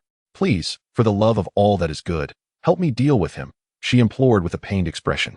Royce recalled that this was the expression Lillian wore only when discussing the Ravenclaw boy who had been pestering her. Suddenly, it dawned on him. This must be Dungar. And he couldn't help but tease Lillian. What a handsome fellow he is. However, Royce was not entirely mistaken. Dungle's appearance was indeed quite appealing. His face was slightly plump, with a prominent nose and handsome features, suggesting that with a few more years, he would undoubtedly become a charming young man. Upon hearing Royce's teasing, Lillian gritted her teeth, reminding him not to forget his promise and to avoid any blunders. Noticing her reaction, Royce realized he had struck a nerve. What matter could it be? He pretended not to remember. Lillian was aware that Royce was deliberately raising the stakes, easily guessing he was trying to compel her into an agreement. As Dungle approached, she boldly demanded that he state what he wanted her to agree to without delay. Royce relished conversing with someone as astute as Lillian. He asserted that she must not come over again during his training, leaving no room for further discussion. Upon hearing this, Lillian immediately turned to Royce, glaring at him. Yet when she saw his beaming smile, she composed herself and, after a moment's contemplation, agreed to his terms. Without further ado, they completed their clandestine transaction, and Royce took hold of Lillian's hand. As Dungle drew near and witnessed the intimate exchange between Royce and Lillian, he could only perceive their jovial interaction, which left him on the verge of tears. When he saw them holding hands, tears welled up in his eyes, and he rushed before them, addressing Lillian with a sense of betrayal. "Lillian, despite my sincere feelings, you have chosen to betray me," Dungle lamented, his voice heavy with grievance as tears streamed uncontrollably down his face. "I never imagined you to be so heartless," he added, crouching down and burying his head in his arms, sobbing uncontrollably. "I must be strong. I cannot allow myself to cry aloud," he reminded himself. Yet he could not suppress his whimpers. Royce initially thought Dungle was approaching to confront him, gripping his wand discreetly. However, Dungle began to express nonsensical grievances before succumbing to tears, leaving Royce utterly bewildered. Was this fellow losing his mind? Royce glanced at Lillian, seeking a solution. Yet, Lillian's cheeks flushed with anger. Had Royce not been holding her hand, she would have likely struck Dungle. Royce gently squeezed Lillian's hand, prompting her to look at him. He winked, silently inquiring what they should do. In a fit of defiance, Lillian turned away, signaling her indifference. This left Royce utterly perplexed. Strangely, their recent exchange of glances had been remarkably harmonious, despite neither of them recognizing their profound connection, which felt almost instinctual. How peculiar. Chapter 26, Effeminacy Prologue. I have often wished I were not effeminate, for the princess disapproved. Yet now, I find myself nostalgically yearning for those effeminate days. The war god of the magical empire, Royce, contemplated how to converse with Dungle when Lillian could no longer restrain herself. She kicked Dungle to the ground, exclaiming, "What are you crying for? No more tears." Dungle sat on the ground, gazing up at Lillian. Indeed, he ceased his weeping, though traces of tears still lingered on his cheeks. Royce, witnessing Dungle's childlike demeanor, felt an overwhelming urge to turn and flee. Royce harbored a profound disdain for effeminacy, and Dungar's antics had reached an unprecedented level of repugnance as Royce cast a scornful glance at him. Observing Dungar's reaction, Lillian immediately turned to Royce, signaling him frantically with her eyes. Reluctantly, Royce steeled himself to confront the insufferable Dungar. He resolved to address the situation with decisive clarity, asserting from his elevated stance, "Regarding your effeminacy, I am now Lillian's boyfriend. Should you persist in your entanglements, I shall confront you each time we meet." Dungar, however, exhibited no discernible reaction to Royce's declaration. He disregarded him entirely, fixating instead on Lillian with a heart-wrenching lament. "Lillian, you are well aware of my affections. Why have you chosen to betray me and consort with this pretty boy?" A sinister expression marred Dungar's countenance. Lillian's customary cheerful demeanor was swiftly supplanted by unbridled fury the moment she laid eyes on Dungar. After hearing his absurd justifications, she felt that even a mere glance at him might provoke her fury to the point of illness, prompting her to turn away in disgust. Noticing the unfolding scene, Royce surmised that if he did not intervene, Lillian's ire might soon be directed at him as well. Yet, he found himself at a loss on how to handle Dungar. Instinctively, he stepped forward to shield Lillian, but given that he was slightly shorter than her head awkwardly peeked over his shoulder. With a stern expression, Royce dismissed Dungar's words as if they were but the wind. "Leave at once and cease your harassment." Upon hearing this, Lillian thought to herself how ineffective such tepid utterances were, and indeed, Dungar remained unperturbed by Royce's command. Royce, bewildered and uncertain about how to proceed, lacked experience in dealing with such individuals. In desperation, he grasped Lillian's hand, intending to depart. However, Dungar, seeing them attempt to leave, immediately lunged forward and clutched Lillian's thigh. This infuriated Lillian completely, leading her to kick at Dungar vehemently, yet he refused to release his grip. Royce, in a state of panic, instinctively resorted to magic to resolve the predicament. Drawing his wand, he cast a silent spell at Dungar, who suddenly loosened his hold, levitating into the air. At this moment, Dungar looked at Royce in bewilderment, exclaiming, "What are you doing? Put me down." Tears began to flow anew from Dungar as he commenced to cry. Lillian, upon hearing his voice tinged with sobs, turned back out of curiosity, and upon seeing Dungar suspended a meter above the ground, was taken aback. Her spirits lifted. A smile graced her features as she cupped her mouth and leaned in to whisper to Royce, "How did you do that? Teach me." Royce, although he heard her inquiry, remained focused intently on his spellcasting, his gaze unwaveringly fixed on Dungar. Without turning, he addressed Lillian, "How would you like to deal with this effeminate fool?" In truth, given Royce's nature, he would typically avoid confrontation with a child altogether, preferring to simply walk away. The last time he treated David that way was merely because David had provoked him. Otherwise, he wouldn't have bothered with David at all. However, this Dungar was both cowardly and shameless, and upon seeing Royce, he felt an uncontrollable urge to strike him. Yet, he restrained himself, intending to seek Lillian's opinion before making a decision. Lillian, observing the flustered Dungar, smiled, her eyes crescent-shaped with delight. Upon hearing Royce's words, her eyes sparkled with joy as she exclaimed, "Strip him of his clothes and showcase him in the hall." Lillian clapped her hands in exhilaration. Royce, still fixated on Dungar, cautioned, "This isn't appropriate. We Chinese believe in leaving a thread of mercy. This is too cruel." He disagreed with Lillian's approach. Although Lillian had a penchant for playing pranks, she genuinely had no interest in Dungar and simply tossed the dilemma back to Royce, waving her hand dismissively. "I won't intervene. It's up to you to handle him. But make sure he never bothers me again." With that, she turned away, smiling as she observed the panicked Dungar. Their conversation was not conducted in hushed tones, so Dungar heard everything quite clearly. When he caught wind of Lillian's intention to strip him, he was nearly in tears. Fortunately, Royce later refused Lillian's suggestion, or else Dungar might have considered taking drastic measures. Dungar thought that if he remained silent, who knew what might happen next, so he hurriedly addressed Royce, "Sir." Dungar, visibly terrified and overly polite, stated, "As a noble of the magical realm, we ought to resolve this with more dignified methods." Lillian found Dungar's words amusing. "You scoundrel. You know the meaning of nobility?" This was the first time she had seen Dungar so mindful of his words. The last time he had been beaten, he merely begged for mercy. It was quite satisfying, yet this time it was far more entertaining.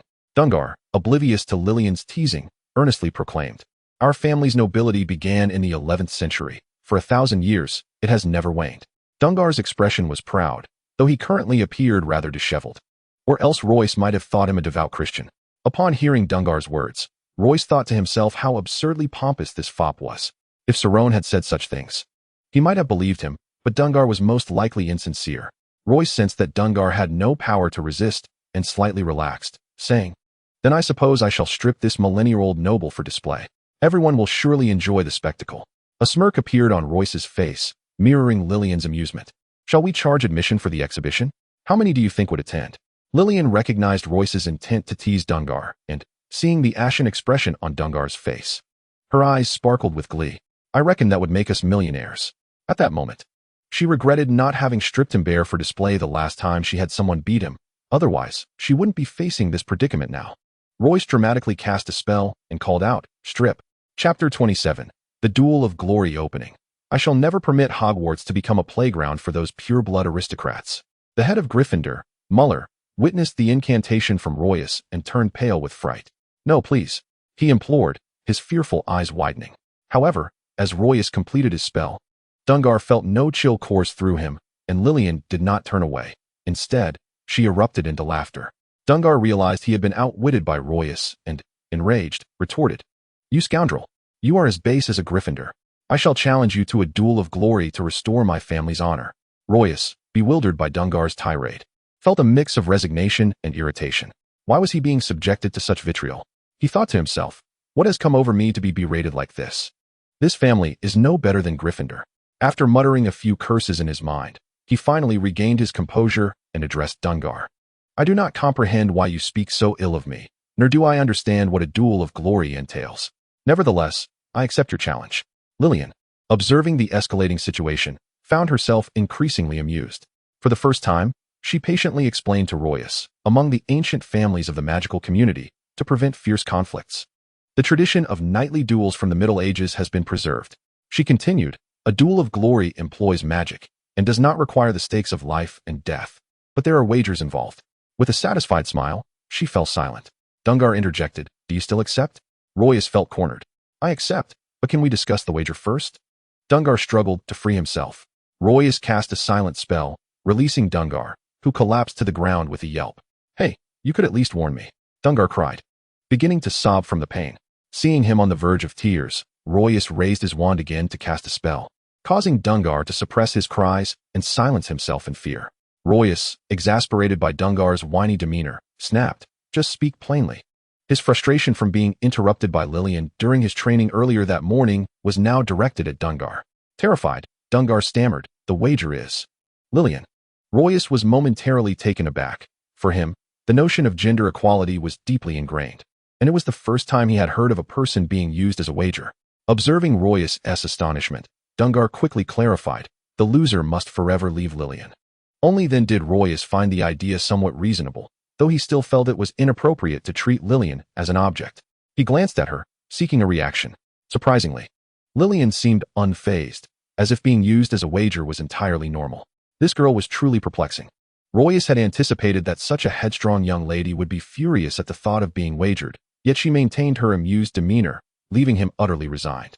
"Since the wager is established, let us commence the duel," Royce declared, pointing his wand forward, as though the next moment would unleash a spell. Royce's sudden action startled Dungar, and Lillian was equally taken aback. Both of them nearly simultaneously voiced their objections. "No, no, no," Dungar exclaimed, retreating with his backside. Lillian stepped forward to intercept Royce, urging him to halt. "What's the matter?" Royce inquired, perplexed by her insistence. "Honor duels are strictly forbidden at Hogwarts," Lillian explained, gripping Royce's wand. "Moreover, an honor duel requires a referee. The two of you cannot engage in such a contest." Dungar nodded vigorously in agreement as Lillian spoke. Royce had anticipated a swift resolution, yet upon hearing Lillian's words, he felt as if he had damp hands coated in flour. Coupled with the earlier interruption of his training by Lillian and the presence of the effeminate Dungar, his frustration was mounting to a boiling point. An impatient expression emerged on his face as his tone grew increasingly irritable. Addressing Lillian curtly, he declared, "It's your affair, you decide. I shall not concern myself with it." With that, he sheathed his wand and strode away, indifferent to Lillian and Dungar. "What's the matter with you?" Lillian, raised with the conviction that honor duels were sacred, found Royce's nonchalance incomprehensible and unsatisfactory. As she observed him preparing to leave, she instinctively reached out to grab him. Royce, keen to avoid further entanglement, was already exasperated by the two of them. Noticing Lillian's movement, he quickly cast a silent spell, Ghostly Walk. Suddenly, he vanished without a trace. Lillian grasped at thin air, realizing that Royce had indeed employed magic. Dungar's reaction, however, was rather amusing. Upon witnessing Royce's disappearance, he was overtaken by fear, wailing, "A ghost! A ghost! Lillian! There's a ghost!" This left Lillian shaking her head in exasperation, muttering, "You fool, that's magic." Taking advantage of the time afforded by his ghostly walk, Royce hurried back to the training grounds, leaving the matter between the two of them to resolve on their own. He had no desire to continue engaging in frivolous discourse. Upon his return, the keen-eyed Hans spotted him. "Sauron, Royce is back." Sauron looked down to see Royce soaring toward him on his broomstick. Royce quickly alighted beside Sauron, who scrutinized him closely. "Has the situation with Lillian been resolved?" Royce nodded helplessly in response. "Next time we train, I will have Hans inform you," Sauron remarked, casting a deep gaze at Royce. A chill ran through Royce as he acknowledged this, feeling an unshakable apprehension regarding Sauron's depth of character. Royce rejoined the team, seeking to integrate himself once more. Siffrin, still brooding over the interruption caused by Lillian, displayed a sour demeanor towards Royce, yet he did not slacken in training. Nevertheless, the initial session concluded, neither particularly good nor bad. Royce recognized that neither Sauron nor Hans had taken the training seriously. He surmised that they remained preoccupied with the notion of Lillian spying on them. Time in training seemed to pass more swiftly than in class, and the day soon drew to a close without further appearances from Lillian, though Sauron and Hans continued to lack earnestness in their practice. Royce found it incomprehensible how these two individuals thought, yet he too had not trained them properly, leading him to question the purpose of his own diligent efforts. Consequently, Royce chose to go with the flow. At the conclusion of the training session, Sauron addressed the group, announcing that he would treat everyone to drinks in Hogsmeade the following day, as a welcoming gesture for the new team members. Xieflang candidly stated that Hans was welcome. But Royce was not, asserting that the welcome was his prerogative, not anyone else's, prompting a flurry of unnecessary chatter. Salong reprimanded Xieflang, who shot Royce a glare and huffed, choosing not to elaborate further. However, Mulan timidly interjected that neither Royce nor Hans could attend. Chapter 28. The Welcoming Ceremony Prologue. Everything is but a dream, and yet, nothing is a dream. The Grand Prophet of the Magical Empire, Mingyue, inquired, Mulan, what troubles you? Salong responded to Mulan's doubt with a gentler tone, surprised that she had voiced her concerns so boldly. Upon hearing Salong address her, Mulan lowered her head even further, her voice barely above a whisper yet resolute as she stated that they had not yet reached their 3rd year, and thus could not go to Hogsmeade. After glancing at Salong, who smiled at her, Mulan's gaze faltered, and she quickly averted her eyes once again. Thanks to Mulan's reminder, I had nearly forgotten. Salong chuckled lightly. But I believe I have a solution. He turned to Royce and Hans with a mysterious smile.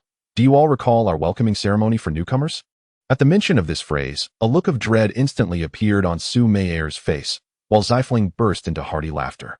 Even the shy Mulan and the stoic Arceus managed faint smiles. Royce, observing the group's reactions, was utterly bewildered. Hans, with blunt curiosity, inquired about the nature of the ceremony.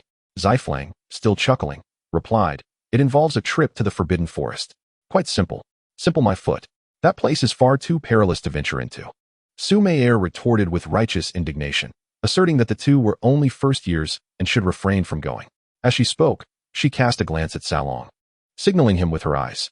Salong, rarely displaying amusement, remarked, this is our tradition, Su Meier. You need not worry about them. He then turned to Royce and Hans. Since you cannot openly attend Hogsmeade, there is no need to drink tomorrow. Instead, I shall take you tonight. However, Salong's tone shifted.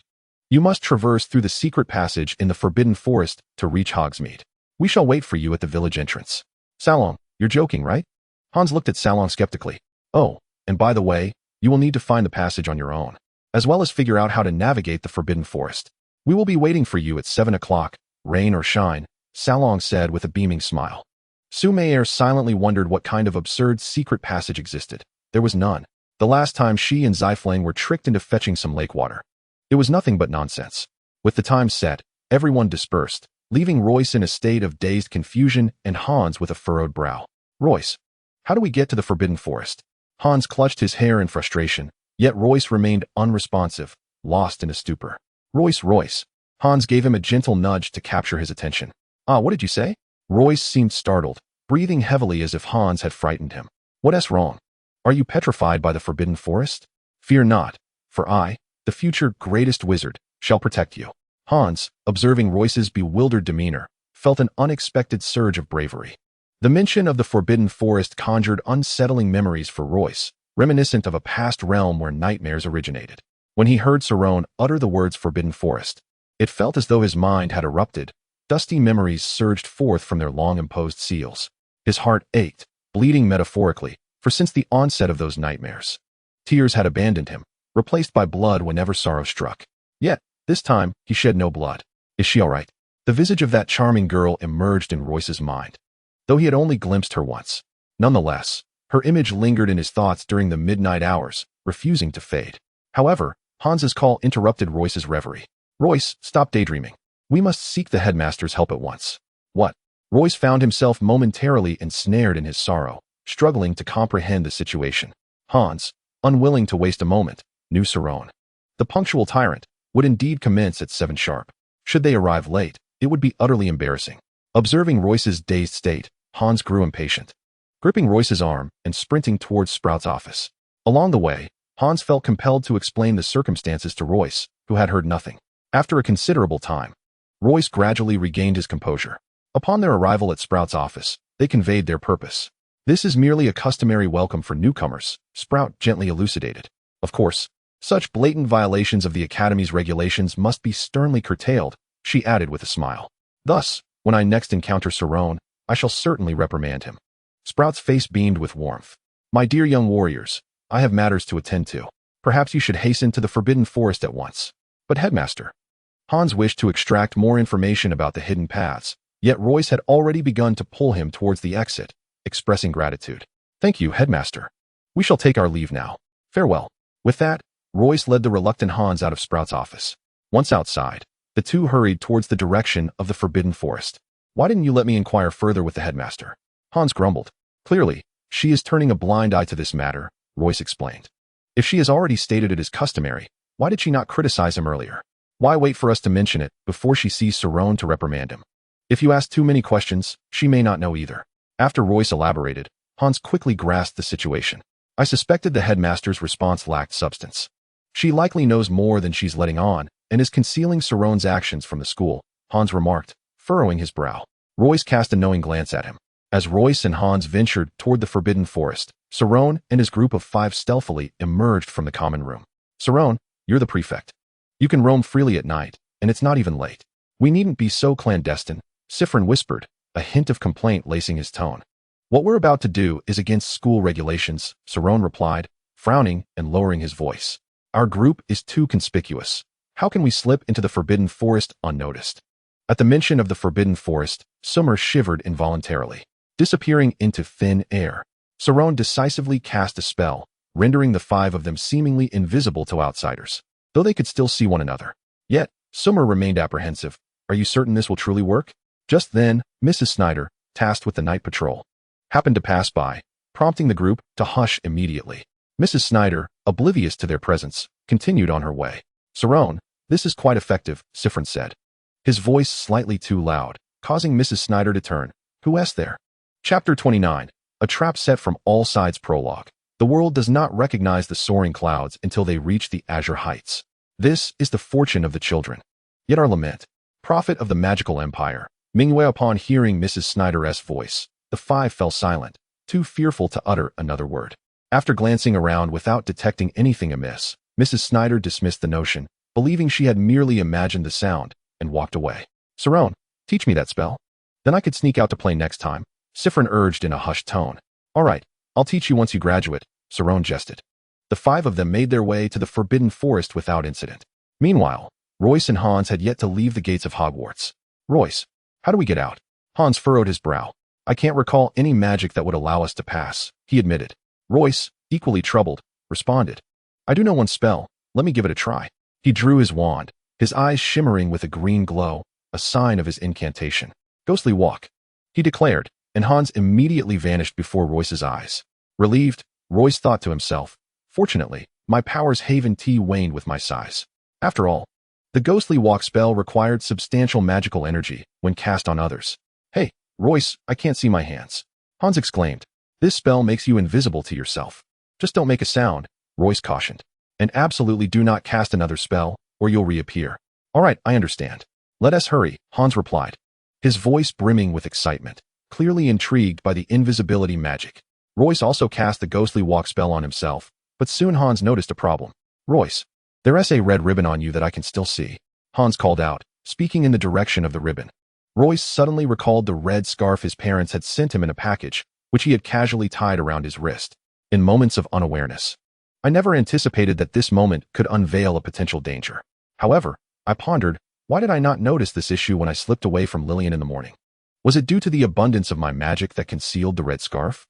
Or was it because I turned my back to them, allowing them to remain oblivious? Unable to recall, I chose to suppress my curiosity for the time being. Gazing at the red scarf adorning my wrist, a wave of headache washed over me. Once the arrow is shot, it cannot be retrieved, I remarked to Hans. This red scarf will serve as a marker of my whereabouts, ensuring we do not lose sight of each other and stray apart. Indeed, let us hasten, Hans agreed, and together we hurried toward the forbidden forest. Meanwhile, a group of 5, led by Salong, awaited our arrival at the edge of the forbidden forest. Salong, how long can your magic endure? Sumer inquired anxiously. We should return swiftly. This is perilous. It seems our dear Miss Sumer is once again frightened to the point of losing composure, Siffrin quipped, entering into a mode of mockery. You, Sumer retorted, her voice trembling. Be silent. Ha ha ha. Miss Sumer is quite irate, Siffrin teased further. Do you all recall the last time Miss Sumer was startled by an owl and fell into the lake? Had it not been for Salong watching from the shadows, our dear Miss Sumer might have transformed into a mermaid, he laughed heartily. Enough, enough. Cease your bickering, Salong interjected, pointing towards the front as he noticed figures approaching. It should be them. Keep your eyes peeled. Remember, we are here to ensure their safety and must not allow them to encounter danger. Upon hearing this, Siffrin swiftly concealed himself behind a tree. Come back. There's no need to hide. They cannot see us, Salon called out, signaling for silence. As Royce and Hans emerged from Hogwarts, they became visible, fortunate that no one had noticed their presence along the way. Royce, why does your magic have such a short duration? Hans complained. If we enter the Forbidden Forest and encounter danger, we won't have enough time to escape. My brother, I've only just begun my studies. My magical reserves are insufficient. Let us make do. Royce shifted the topic. By the way, Hans, are you familiar with the honor duel? As they conversed and unwittingly ventured into the Forbidden Forest, Hans inquired, Honor duel? You know of it? You must be pure blood. The honor duel has been passed down since the Middle Ages, with the Roman Catholic Church ensuring its fairness. Wait, does the church still exist? Royce recalled vaguely that the church had long since diminished in power. Nevertheless, Hans confirmed, the church still exists, albeit in a waning state. Now primarily serving as the arbiters of honor duels, subsisting on this role. Isn't that rather troublesome? Royce continued to question. Not particularly, if luck is not on your side. You may have to wait a long time for an arbiter, and a fee is required, Hans replied, answering every inquiry. And how much might that be? Royce, the impoverished one, posed the question that concerned him most. Hans looked at him quizzically. Are you planning to challenge someone to an honor duel? No. I was just asking casually, Royce said. Typically, it is the challenger who covers the referee's fee, and this sum is no trifling matter. Hans added. It is truly ironic that such a sacred affair is entangled with monetary concerns. Roy responded nonchalantly, yet his mind wandered back to the events of the morning. Had he known that a glorious duel would consume so much time, he would have hesitated before agreeing. A twinge of regret washed over him. Well, let us take it one step at a time, he thought. This Lillian is quite a nuisance, and that Dungar is an insufferable bore. I truly seem to have drawn the short straw. While Roy and Hans conversed, they were oblivious to the direction they had taken. Where are we? They both inquired in unison. I don't know, they replied in harmony once more. What should we do? They echoed again, their voices entwined. This rhythmic exchange prompted Roy to chuckle, while Hans furrowed his brow, uncertain of how to proceed. Do not fret, if we follow one path. We shall surely reach the end, Hans reassured Roy, who seemed unconcerned, despite Hans's internal turmoil. After walking a short distance, Roy suddenly halted. What is it? Hans asked, his voice tinged with caution. It seems something is consuming flesh, Roy's keen hearing detected. Quick, we must retreat. Several predators are approaching us. We need to move. However, before they could turn, hissing sounds encircled them. It's over, Hans. It appears we cannot escape. Roy felt a tightness in his stomach, a precursor to nausea, a sign of his anxiety. Roy, do not be afraid. I will signal with a flare. Sarone will come to our rescue soon. Hans's voice trembled, his legs quaking. Gritting his teeth, he reached for his wand, but, for reasons unknown, a sudden pain shot through his wrist, causing the wand to tumble to the ground. Chapter 30. A critical moment preface. The worlds of wizards and muggles are devoid of distinction, both rife with struggles for power. The only difference lies in the weapons they wield. Muggles use guns, while wizards employ wands. Luoyisi, chair of the 9-person review committee. Hans' wand clattered to the ground. The darkness of the night rendered it nearly impossible to locate. Just as he bent to retrieve it, Roy quickly halted him.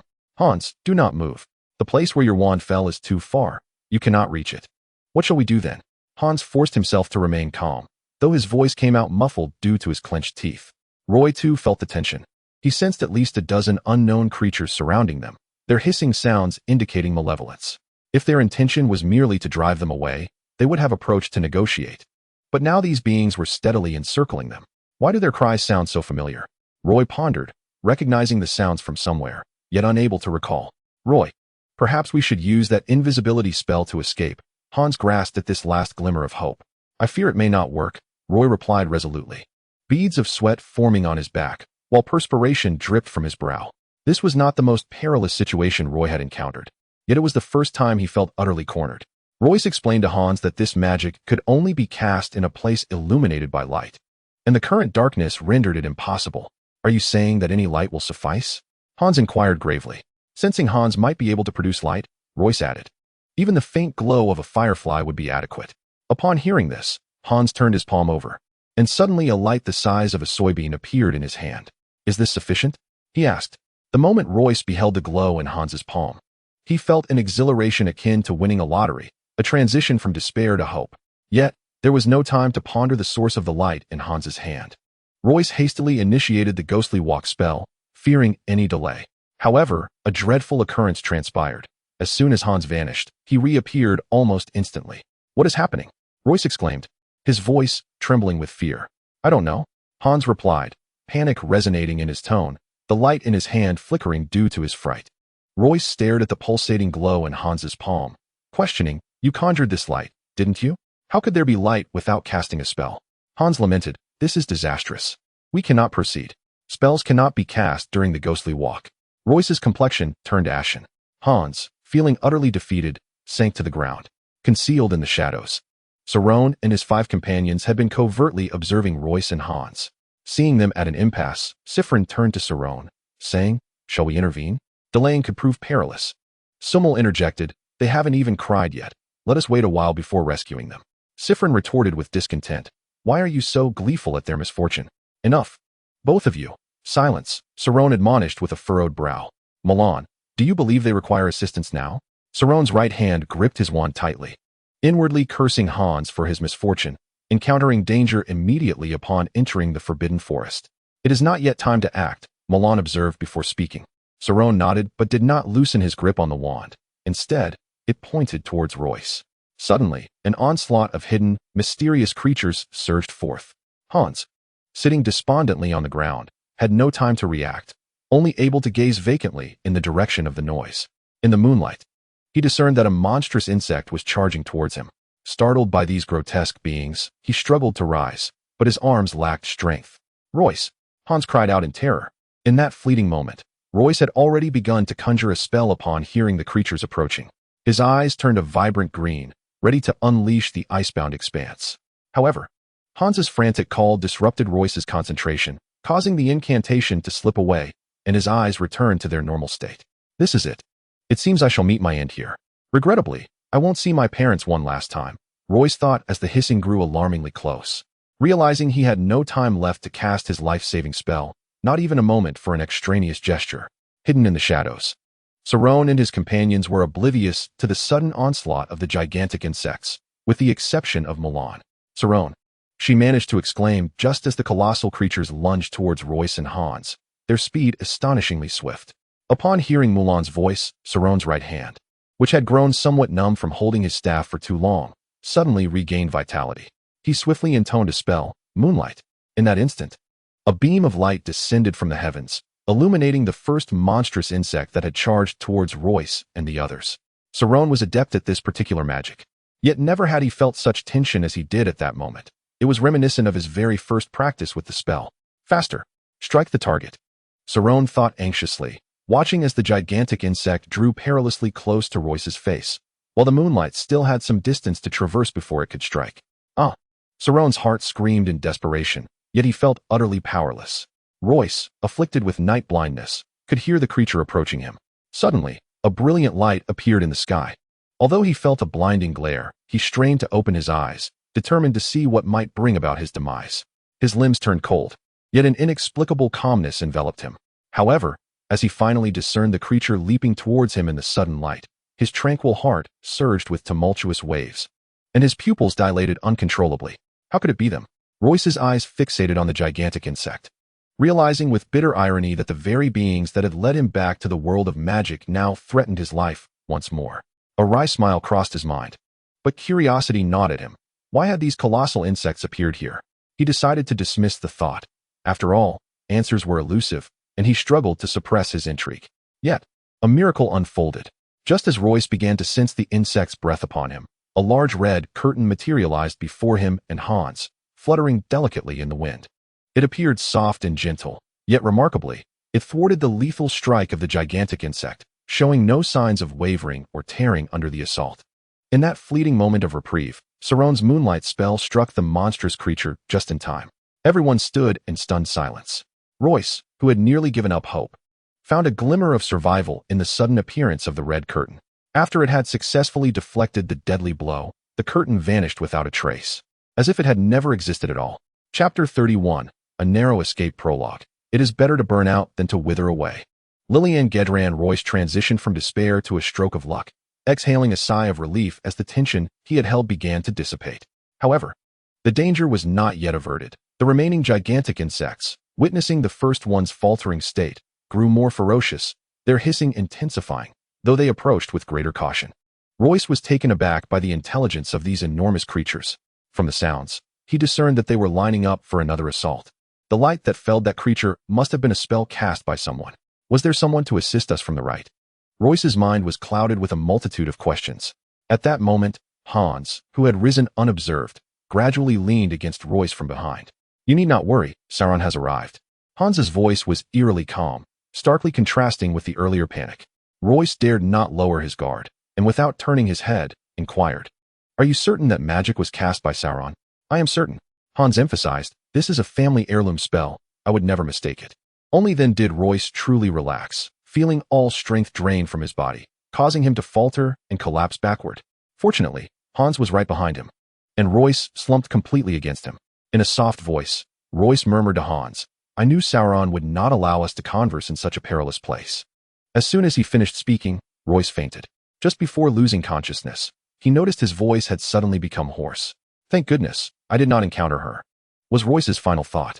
Seeing Royce's eyes close after speaking, Hans called out a couple of times without receiving a response, realizing that Royce had fainted from exhaustion. He quickly shouted, Sauron, why aren't you coming out? What are you doing? After casting his spell, Sauron's mind was blank. The moment the moonlight was unleashed, he recognized that the spell's speed could not match that of the giant insects rushing forward. He gazed at the unfolding situation in despair, guilt and regret surging within him. Meanwhile, Siffrin and Summel were already paralyzed with fear, while Mulan fixed her gaze intently on Royce's direction, and Arceus maintained an indifferent demeanor.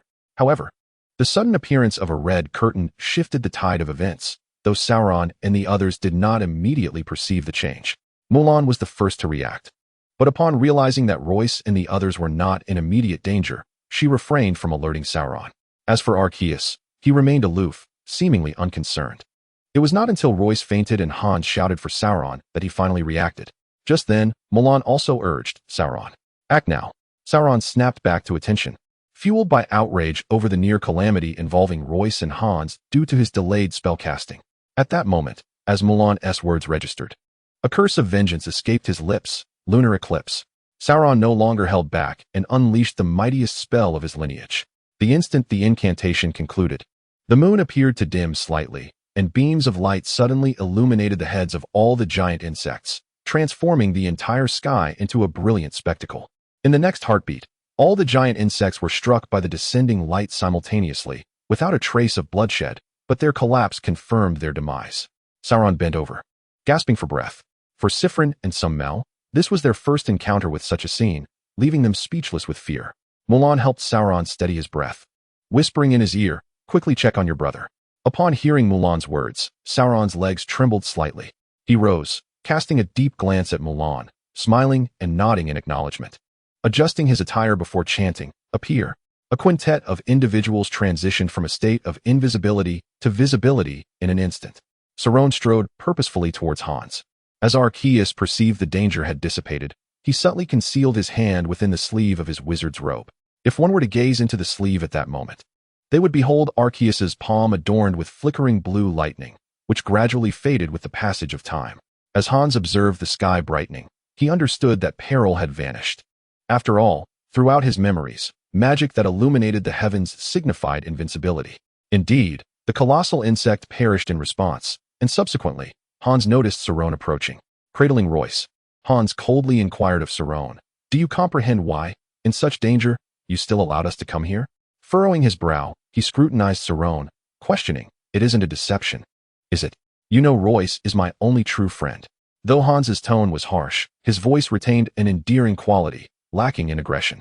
Sauron, listening to Hans, also furrowed his brow but refrained from engaging further with Hans's remarks. Instead, he turned his attention to Royce, asking, how is Royce?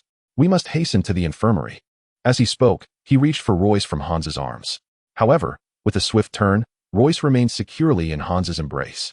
At that moment, Mulan approached, examining Royce closely before stating, Royce is unscathed. It appears he simply fainted from an emotional whirlwind. A bit of rest will suffice. Hans continued to gaze at Royce in silence. Sauron then asked Mulan, are you certain he doesn't need to go to the infirmary? Mulan replied, indeed. And how would you explain taking him there? It would only complicate matters. Upon hearing this, Sauron addressed Hans. Did you catch Mulan's words? Let us return swiftly. Sauron's mood was dismal, The near loss of Royce weighed heavily on him, compounded by the potential rift this incident might create between Royce and Hans.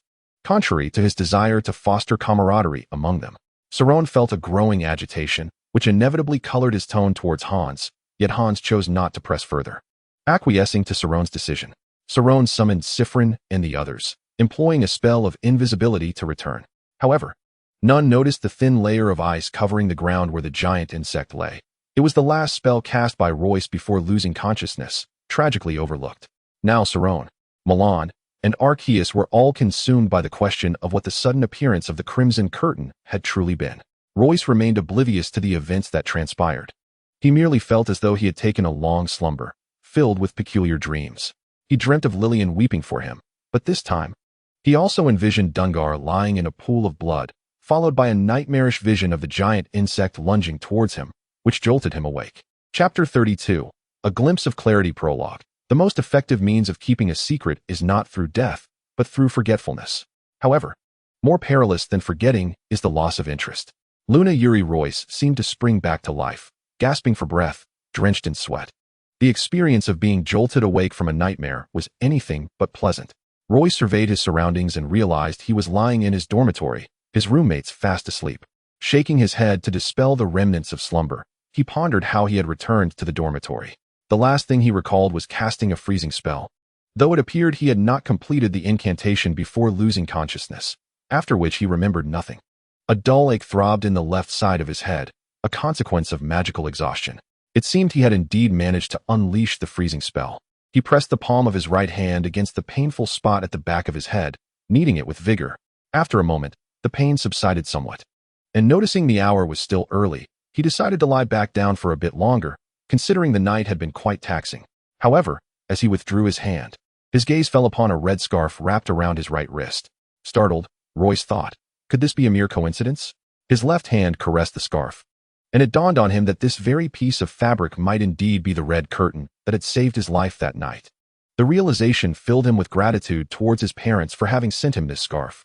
He resolved to pen a letter to them the following day, inquiring about its usage. Lying in bed, the brush with death prompted a sigh of relief. It appeared that Hans had carried him back after his fainting spell, suggesting that Sauron had cleaned up the aftermath for them.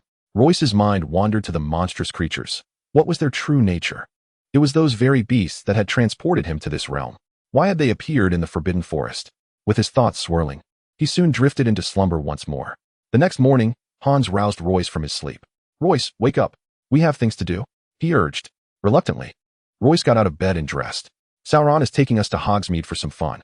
Let us go," Hans whispered, glancing at their still sleeping roommates.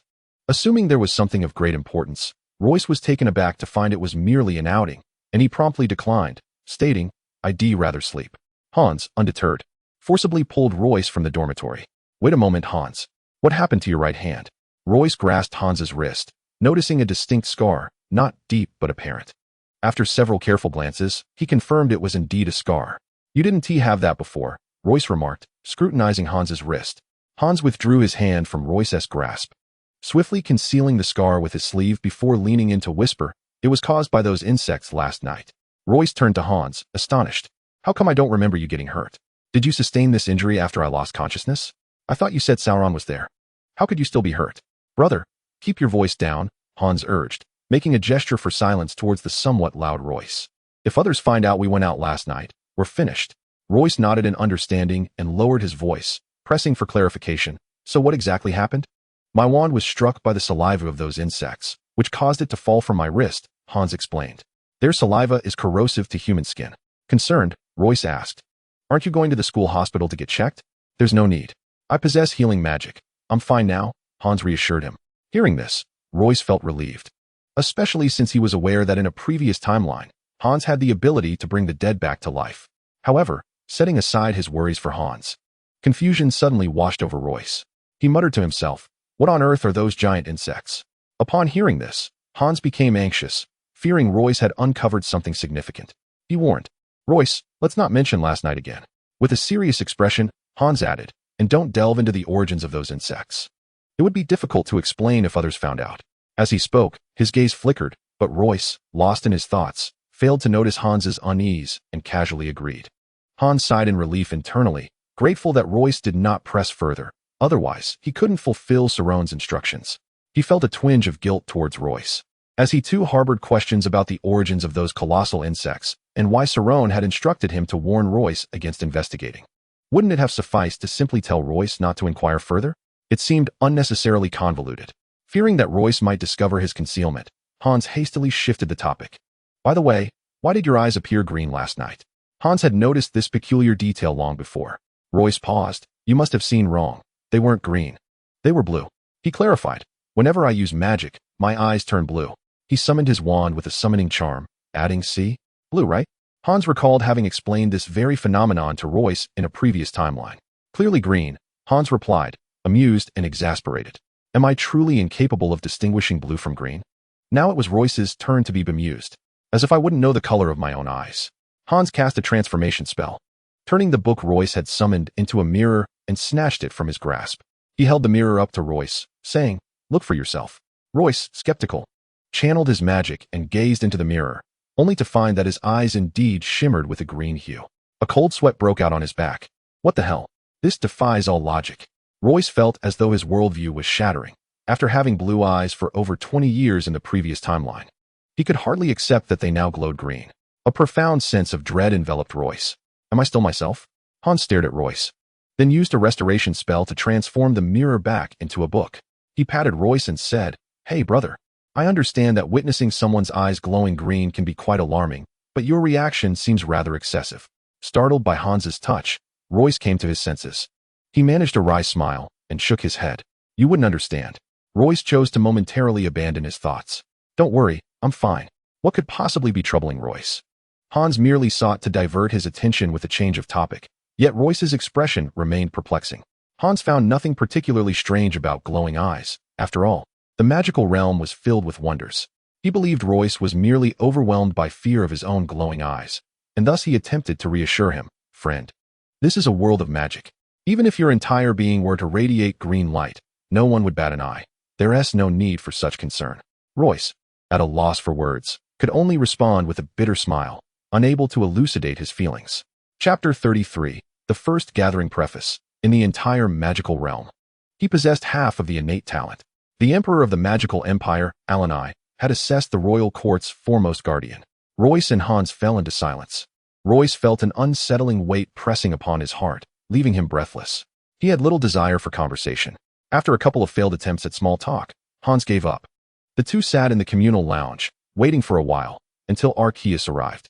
The three exchanged nods, a silent greeting. However, it was evident that Arceus regarded Hans with disdain, although neither Royce nor Hans noticed. Soon after, Mulan and Sal arrived in the lounge. Sal approached Royce. Concern etched on his face. Royce, are you feeling all right? Awakened from his reverie by Sal's inquiry, Royce looked up and instinctively replied, oh, I'm fine. Sal smiled. That's good to hear. I was worried we might need to postpone our gathering. After scrutinizing Royce for a moment, he added, you don't seem quite yourself. Are you really okay? Royce forced a smile. I woke up too early today. I'm just a bit tired. If I looked energetic, that would be strange. If you're truly unwell, we can reschedule the gathering. There's no need to dampen our spirits, Sal reassured him. I'm really fine, Royce replied, a pained smile on his face. I'm just exhausted. Good, that's the best news, Sal said, casting a deep glance at Royce before looking at Hans. He casually remarked, where are those two? They should have arrived by now. Coincidentally, at that moment, Sifrin and Summel also made their entrance, their presence announced before they even arrived. They're here. They're here, Sifrin exclaimed, pulling Summel along. Sal frowned. Why are you two so late? This happens every time. It's all Sifrin's fault, Summel complained. He told me last night to wake him up this morning, and he just wouldn't get up. Well, now that everyone is here, let's get going, Sal insisted. To escort Royce and Hans outside, he needed to use magic, gathering everyone together to vanish into thin air. Instantly, the group of 7 became invisible. Royce discovered that he could still see others, and he quietly remarked to Hans that this magic was more impressive than the ghostly walk. Look, we can see each other. Yet others cannot see us. Hans smiled proudly, recalling how last night, Saron and the others had employed this very magic to conceal themselves beside us in silence. Saron reprimanded Hans softly, who furrowed his brow but chose not to respond. The 7 of them arrived smoothly at Hogsmeade, albeit a bit too early, as many shops had just begun to open. Royce was not particularly fond of visiting Hogsmeade. He preferred to stay in the dormitory. However, during his previous timeline, he had frequented Hogsmeade enough times that it no longer held any novelty. After the group indulged in a variety of drinks at the pub, each with a distinct flavor, they began to engage in lighthearted banter. Arceus appeared somewhat distracted, contributing little to the conversation. After listening for a while, he excused himself, claiming he had matters to attend to at school. Royce lingered with the others for a while, feeling considerably more at ease. He found Arceus's departure curious, and Hans seemed equally puzzled. Cerrone noticed their expressions and seized the opportunity to explain that Arceus had such a disposition, they need not take it personally, as he did not bear any ill will toward them. As Cerrone spoke, he clinked glasses with Royce, noting that Arceus was a solitary soul, yet paradoxically could not bear to be completely alone. Royce nodded in understanding, reflecting on how Arceus remained silent during their gatherings, yet never strayed from the group. Indeed, he was an intriguing individual. However, Royce noticed Cerrone glance in the direction Arceus had departed, though he chose not to dwell on it. During their conversation, Royce learned that Mulan was of Mongolian descent and that her owl was a majestic sea eagle. Siffrin was Italian, while Sumail hailed from France. Yet for Royce, who was geographically challenged, these places were merely names. What fascinated him was that Mulan, having grown up on horseback, was so easily shy. It was rather amusing. Even more amusing was how Mulan promptly deduced Royce's Chinese heritage, attributing it to his accent-free English. In truth, Royce's English was not particularly proficient at first. However, his most formative years of learning had been spent at Hogwarts, where he found English far more pleasing than Chinese. It was rather ironic, he mused, that he was identified as Chinese due to his accent. The group exchanged casual remarks, and the gathering drew to a close. Cerrone declared, "Everyone, let us conclude our gathering for today. The time is drawing near. We can reconvene when our schedules permit. If you must leave, feel free to do so. I intend to linger here a while longer." Siffrin drained his drink and said, "Then I shall stay a while as well." Sumail chimed in agreement. "Mulan, what about you?" Cerrone turned to her with a smile. "I will return to school shortly. Do not concern yourselves with me," Mulan replied gently. "What about the two of you?" Cerrone then looked toward Royce and Hans. Hans wore an expression of lingering curiosity. "I have never been here before. I wish to explore further." He nodded at Sauron, and then gestured towards Royce in inquiry. "I will head back. I need to catch up on sleep." Royce had already begun to stifle yawns, but was contemplating a further investigation into the Forbidden Forest regarding those colossal insects. Sauron pondered for a moment before addressing Royce and Hans. "You two are not yet in your third year. It would be quite inconvenient for you to venture out." Sauron furrowed his brow. "Royce can use the invisibility spell, so his comings and goings are inconsequential. But Hans, what will you do? You cannot simply vanish into thin air." "Do not worry, Sauron. Little Hans is in good hands with Sumail and me. We shall ensure he returns safely," Westfriend stated confidently. Sauron burst into laughter. "If you two are taking responsibility, then I shall leave it be. Let us proceed at our own pace. However, Sauron, I wish." Hans frowned as he tried to voice his thoughts, but Sauron interrupted. "What are you pondering? If you could come and go as freely as Royce, I would not concern myself with you. If you wish to play today, you must stick closely with Westfriend and Sumail."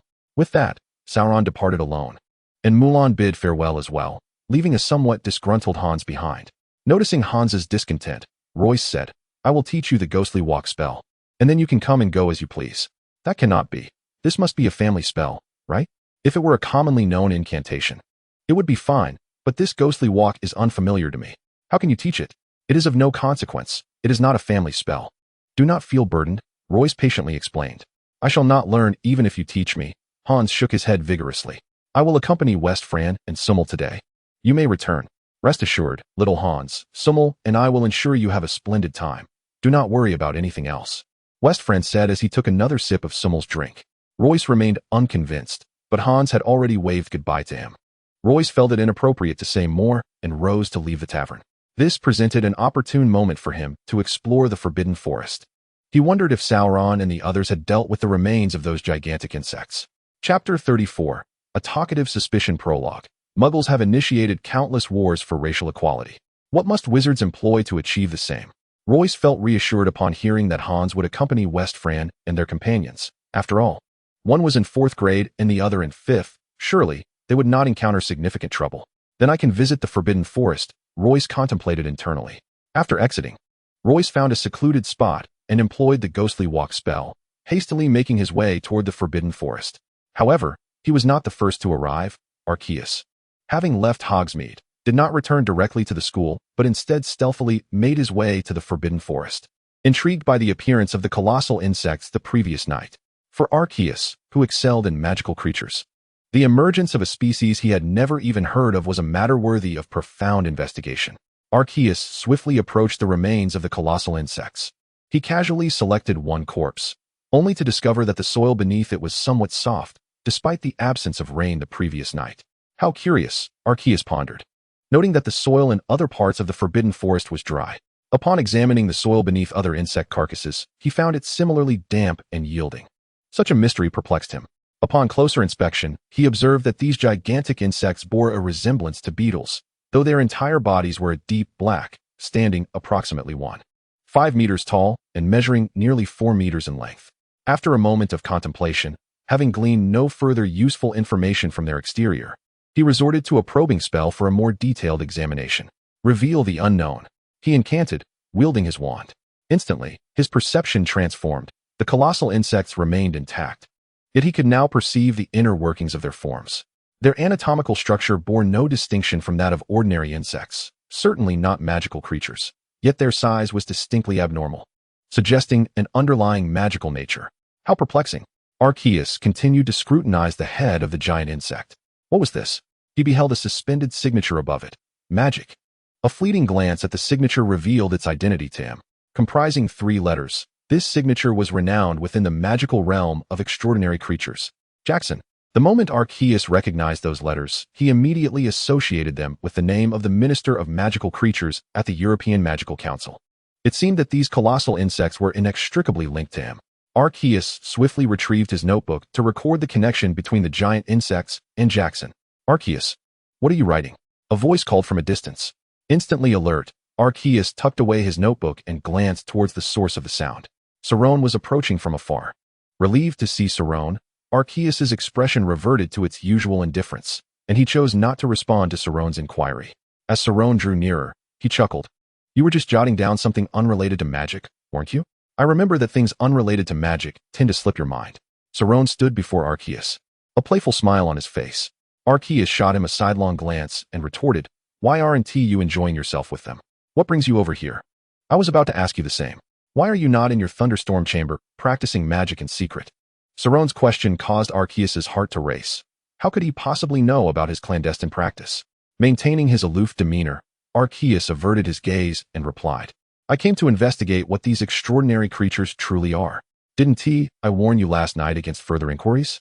If others discover that we have violated school regulations, we will surely face expulsion. Cerrone's tone turned grave.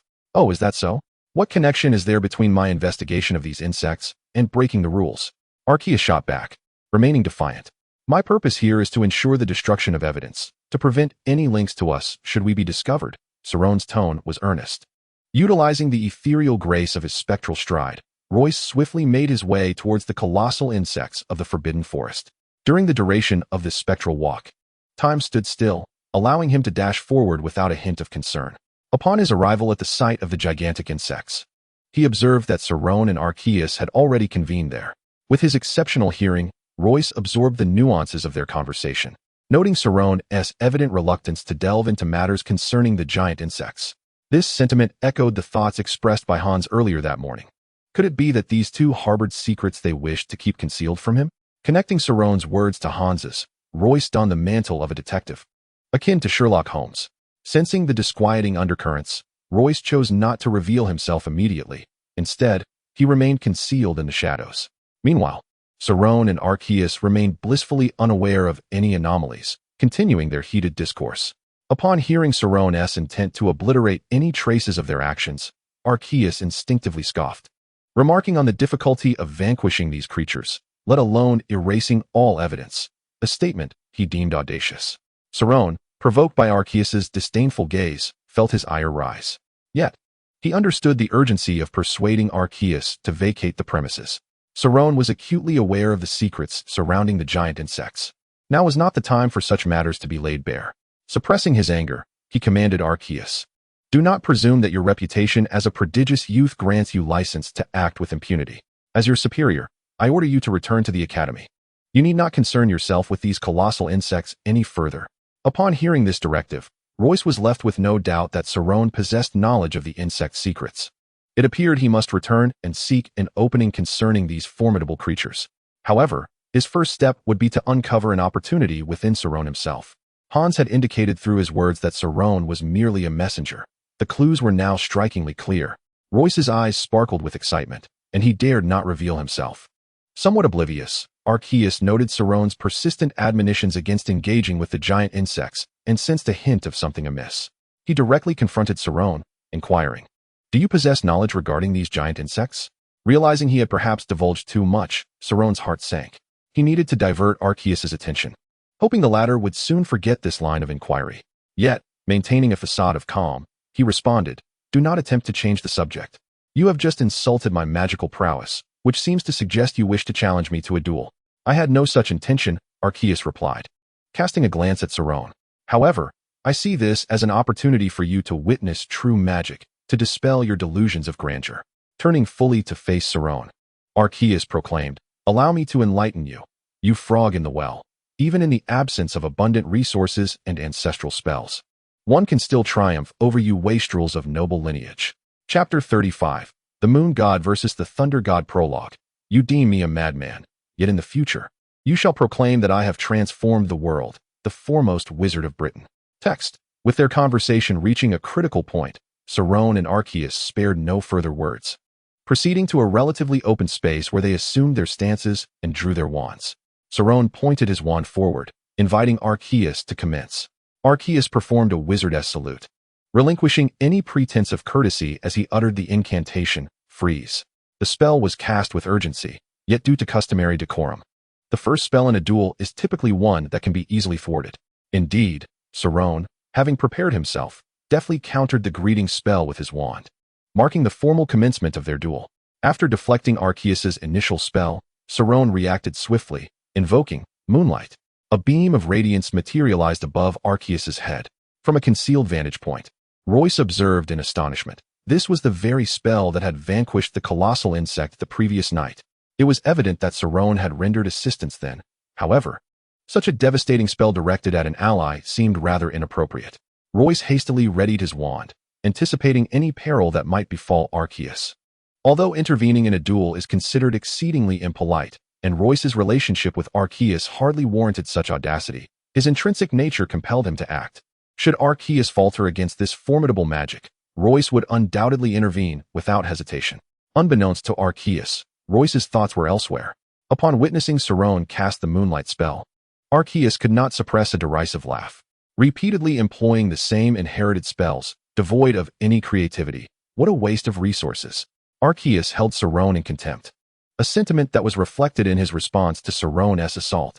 He brandished his wand and intoned transposition. In an instant, their positions were exchanged. Thus, the Moonlight spell now bore down upon Cerrone himself. Arceus executed this maneuver with impeccable timing. As Cerrone was abruptly switched, the moonlit magic loomed perilously close, barely a meter above his head. All of this transpired in an electrifying flash. Meanwhile, Royce had been preparing a spell to aid Arceus.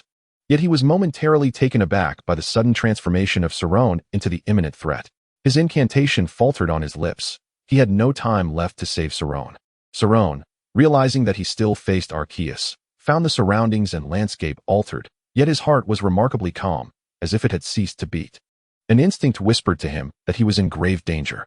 He raised his wand towards the heavens, compelled by an innate intuition. Upon lifting his wand, he tilted his head back, only to behold the Moonlight spell barreling towards him.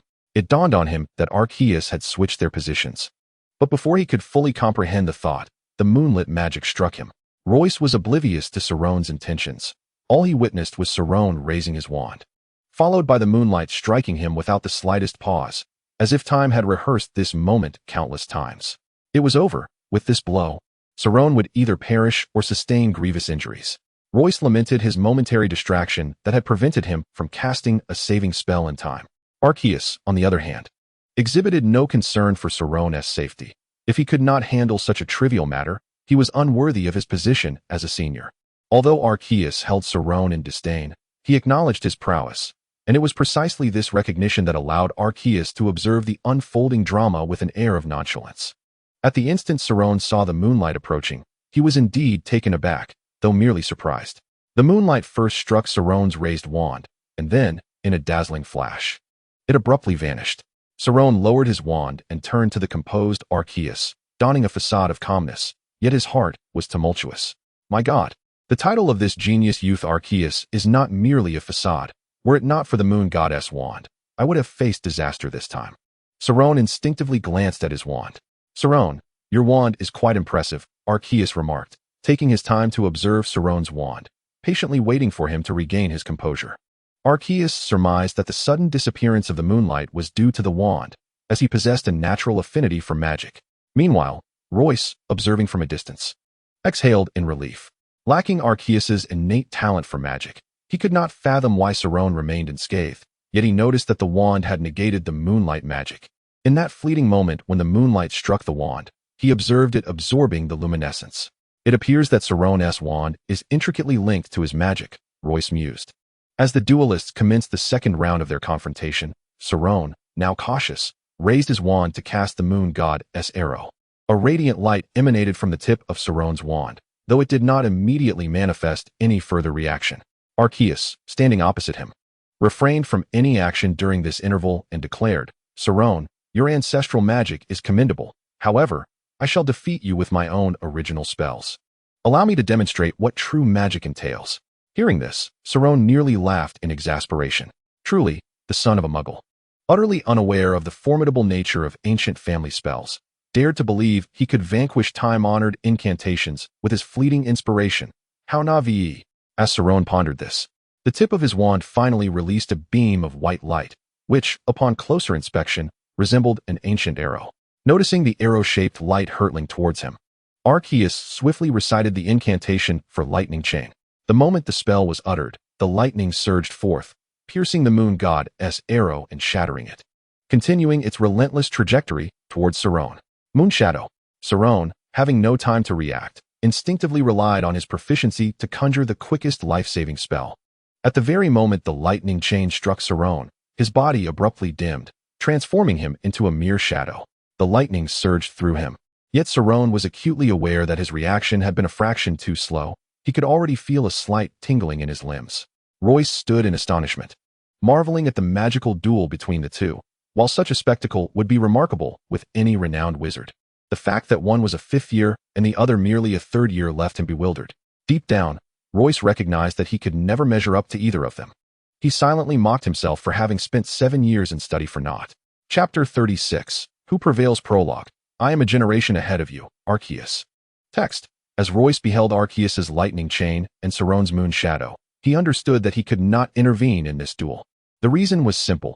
The disparity in their magical prowess was too vast.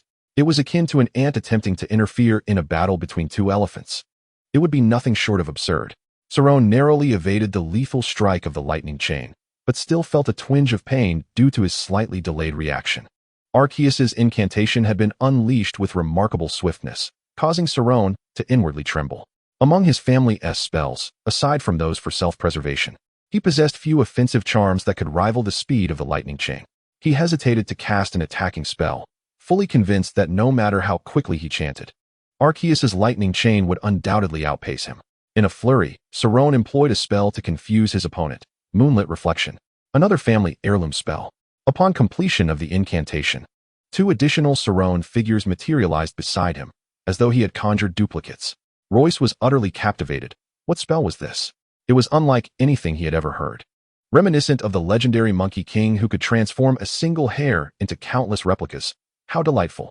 Having spent his educational years in England, Royce could only draw comparisons to the Chinese myth of Journey to the West.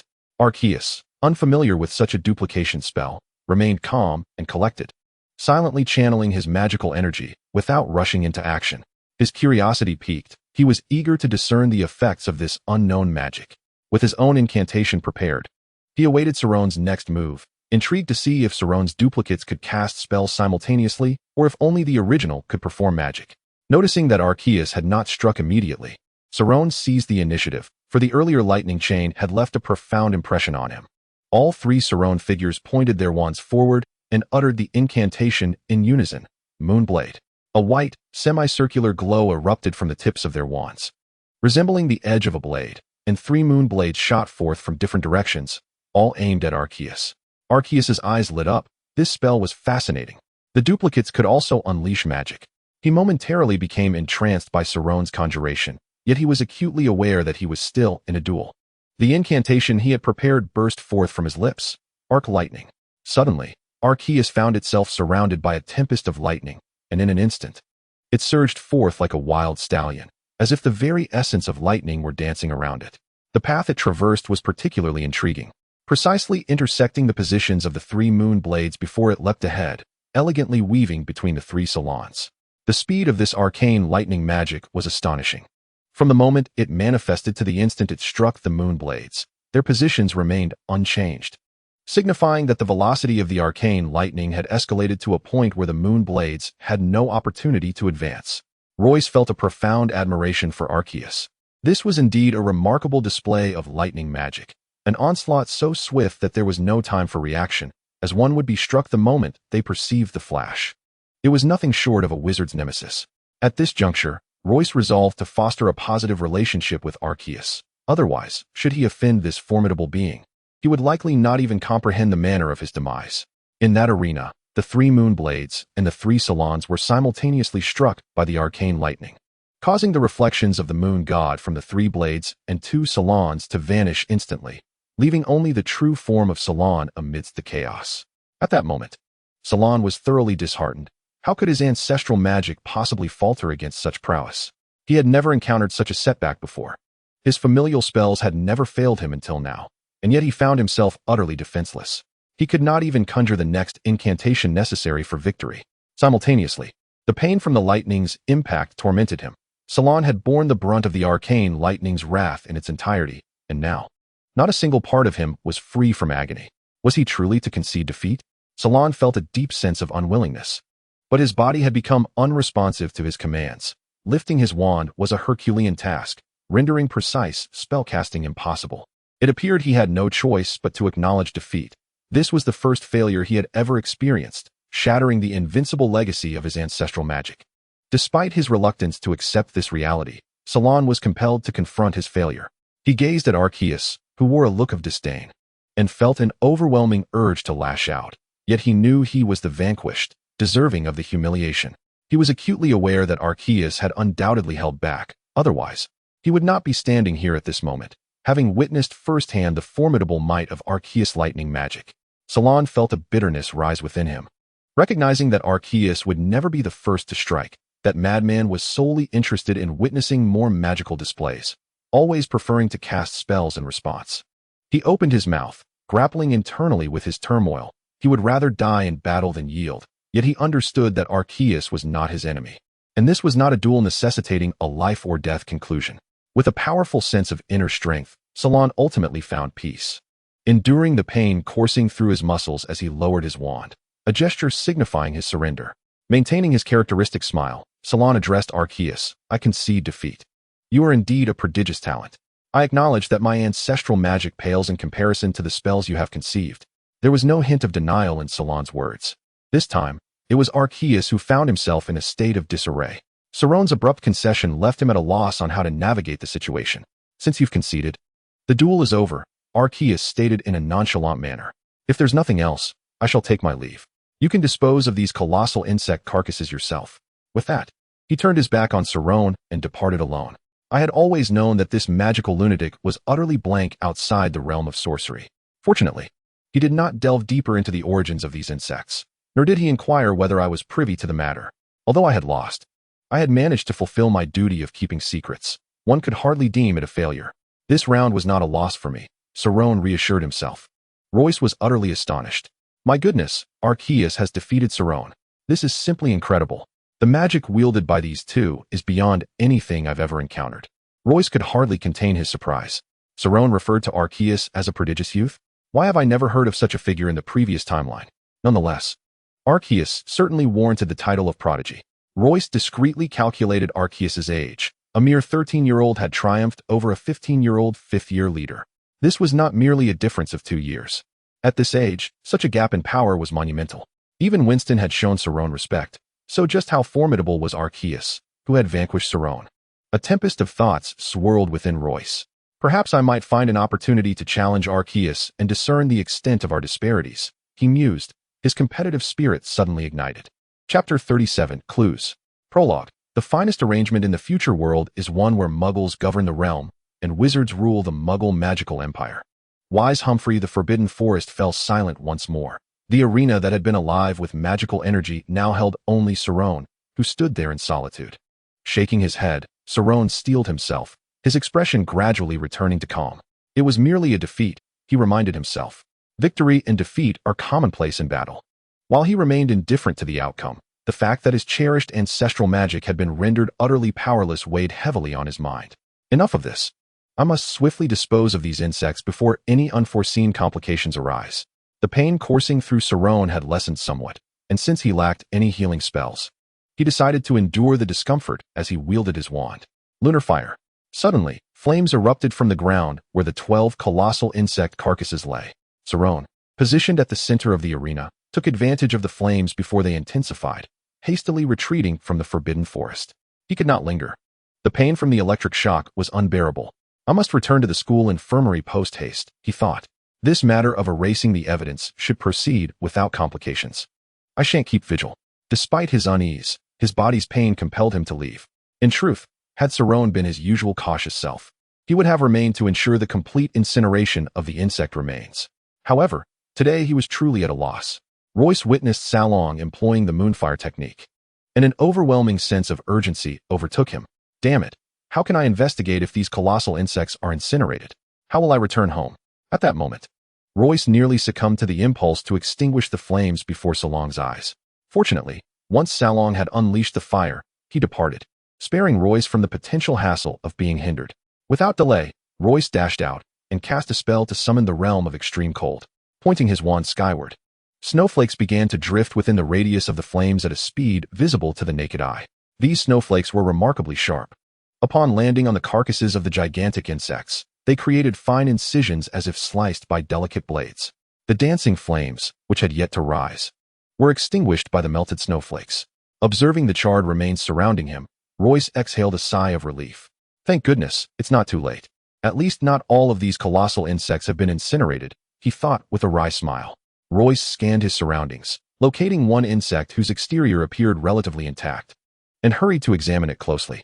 In a previous timeline, Royce had excelled in magical biology, but after so many years, his encounters with such extraordinary creatures had been infrequent, and much of his knowledge had faded.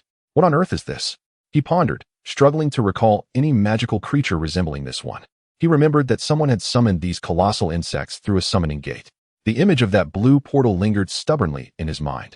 If they were summoned through a spatial gateway, theoretically, they should not be beings native to this realm. As Royce pondered the appearance of these enormous insects in the Forbidden Forest, he questioned their considerable numbers. Could it be that such creatures inherently exist in this world? This is utterly unscientific. Royce felt his worldview being challenged. After all, spatial gates were almost incapable of summoning beings from this world, a point his professor had emphasized repeatedly in class. Suddenly, he noticed a pattern emerging on the charred abdomen of the gigantic insect, formed by several scorched black spots. This pattern seemed eerily familiar, and Royce's heart raced as he sensed he was on the verge of uncovering the truth. This pattern resembles the emblem of Durmstrang, he recalled, having seen it during his 6th year in the previous timeline when Hogwarts hosted the Triwizard Tournament. Although the black spots were not distinctly clear, the resemblance grew stronger the longer he gazed. Could this be mere coincidence? The closer Royce drew to the truth, the more apprehensive he became about being mistaken. To confirm that this pattern was not a fluke, he examined the abdomens of the other 11 colossal insects, discovering that each bore the same design. Excitement surged through him, and beads of sweat formed on his brow as his eyes gleamed with exhilaration. It seems fortune is not against me. If I go to Durmstrang, I shall undoubtedly find the answers I seek. Royce felt an overwhelming desire to laugh joyously at the heavens. By the end of October, I shall arrive at Durmstrang without any special arrangements. For now, I shall relish this leisurely time. Royce was utterly elated. Thank you for saving me. A voice, sudden and out of place, pierced through the air and reached Royce's ears. His elation was abruptly doused, akin to being splashed with a bucket of cold water, leaving him momentarily astonished. This voice, he would never forget until his dying breath. Even disregarding his exceptional hearing, the familiarity of this voice was unmistakable. Was the nightmare truly unavoidable? The once exuberant Royce now felt a dryness in his throat. He was not thirsty, yet found himself instinctively licking his lips. He stood frozen, his mind momentarily paralyzed, as if his very soul had departed. "Do not be afraid. I am merely invisible. I am right before you." The melodious voice echoed once more in Royce's ears. With a wry smile, he replied, "I know you are invisible. I am not afraid." However, Royce found himself trapped in a predicament, wishing to flee and pretend as if nothing had transpired. Yet, for reasons unknown, his body felt as though it had been petrified, rendering him motionless. He instinctively responded, "I am sorry I cannot manifest to thank you, but my sincerity is profound. Call me Aurelia. What is your name?" The moment Royce heard these words, a wave of emotion surged within him. "Of course, I know you are Aurelia. I never imagined we would truly begin anew with a simple exchange of names." He thought to himself, while maintaining a controlled demeanor. He said, "Hello, I am Royce." Royce endeavored to suppress the tumultuous emotions within, stifling the impulse to reveal his identity to Aurelia. At that moment, he longed to explain everything to her, how they had met, how they became friends, and how he had betrayed her. Yet, he hesitated, paralyzed by the weight of guilt he felt towards Aurelia, which forbade him from engaging too intimately. He desperately wished to warn her to leave this place and never return. But how could she possibly believe such a warning? It would not save her. She would still face peril. "Let us reintroduce ourselves. This time, I shall not betray my heart, even if it costs me my life. I will protect you," Royce silently vowed. "Why did you say I saved you?" Royce, unable to contain himself, posed the question that weighed heavily on his mind. From the very beginning of their previous timeline, he had never understood the concept of concealment. He had always been forthright. Chapter 38. The times have changed. Prologue. For the benefit of the nation, life and death are but trifles. How could one avoid or seek out fortune? This phrase serves as a reminder to us all. The Oracle of the Magical Empire, Minuet text. Aurelia, upon hearing Royce's inquiry, responded, "I noticed some corpses of the Night Watcher insects over here, so I came to investigate, only to be struck by the magic of those two individuals. It hurt so much that I could not move, not even to call for help." Her tone conveyed a lingering sense of dread. "Then that person set a fire. Fortunately, you were timely in extinguishing it, but I still feel a bit cold." As soon as Aurelia finished speaking, Royce, filled with concern, asked, "Does it still hurt? Were you burned? The magic I used can be harmful. Did it injure you?" Royce was thrown into disarray by concern. Initially, he was quite intrigued by the term Nightcrawler, which Aurelia had mentioned. However, upon hearing her say it was cold, he promptly forgot all about the Nightcrawler and rambling on instead. Aurelia was taken aback by Royce's enthusiasm, but he was oblivious to her expression. Were all wizards so fervent? Aurelia's wariness heightened. After all, adults often spoke ill of wizards. "If it weren't for him saving my life, I wouldn't have bothered with him. Why does he behave so familiarly?" Aurelia's first impression of Royce was far from favorable. "Haha, I'm fine, so I'll take my leave now. Thank you once again for your assistance," Aurelia said before hastily departing. Royce, unaware that Aurelia had already left, continued to speak gently, saying, "No need to thank me. I'm just glad you're all right. What was that Nightcrawler about?"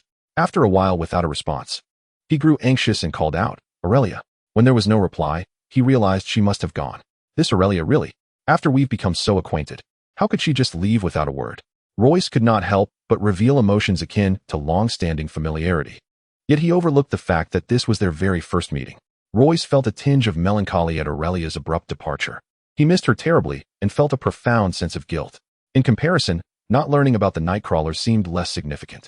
In a previous timeline, he had also met Aurelia by chance in the Forbidden Forest. At that time, his English was not as proficient, and he longed for home, with no one to confide in about his loneliness.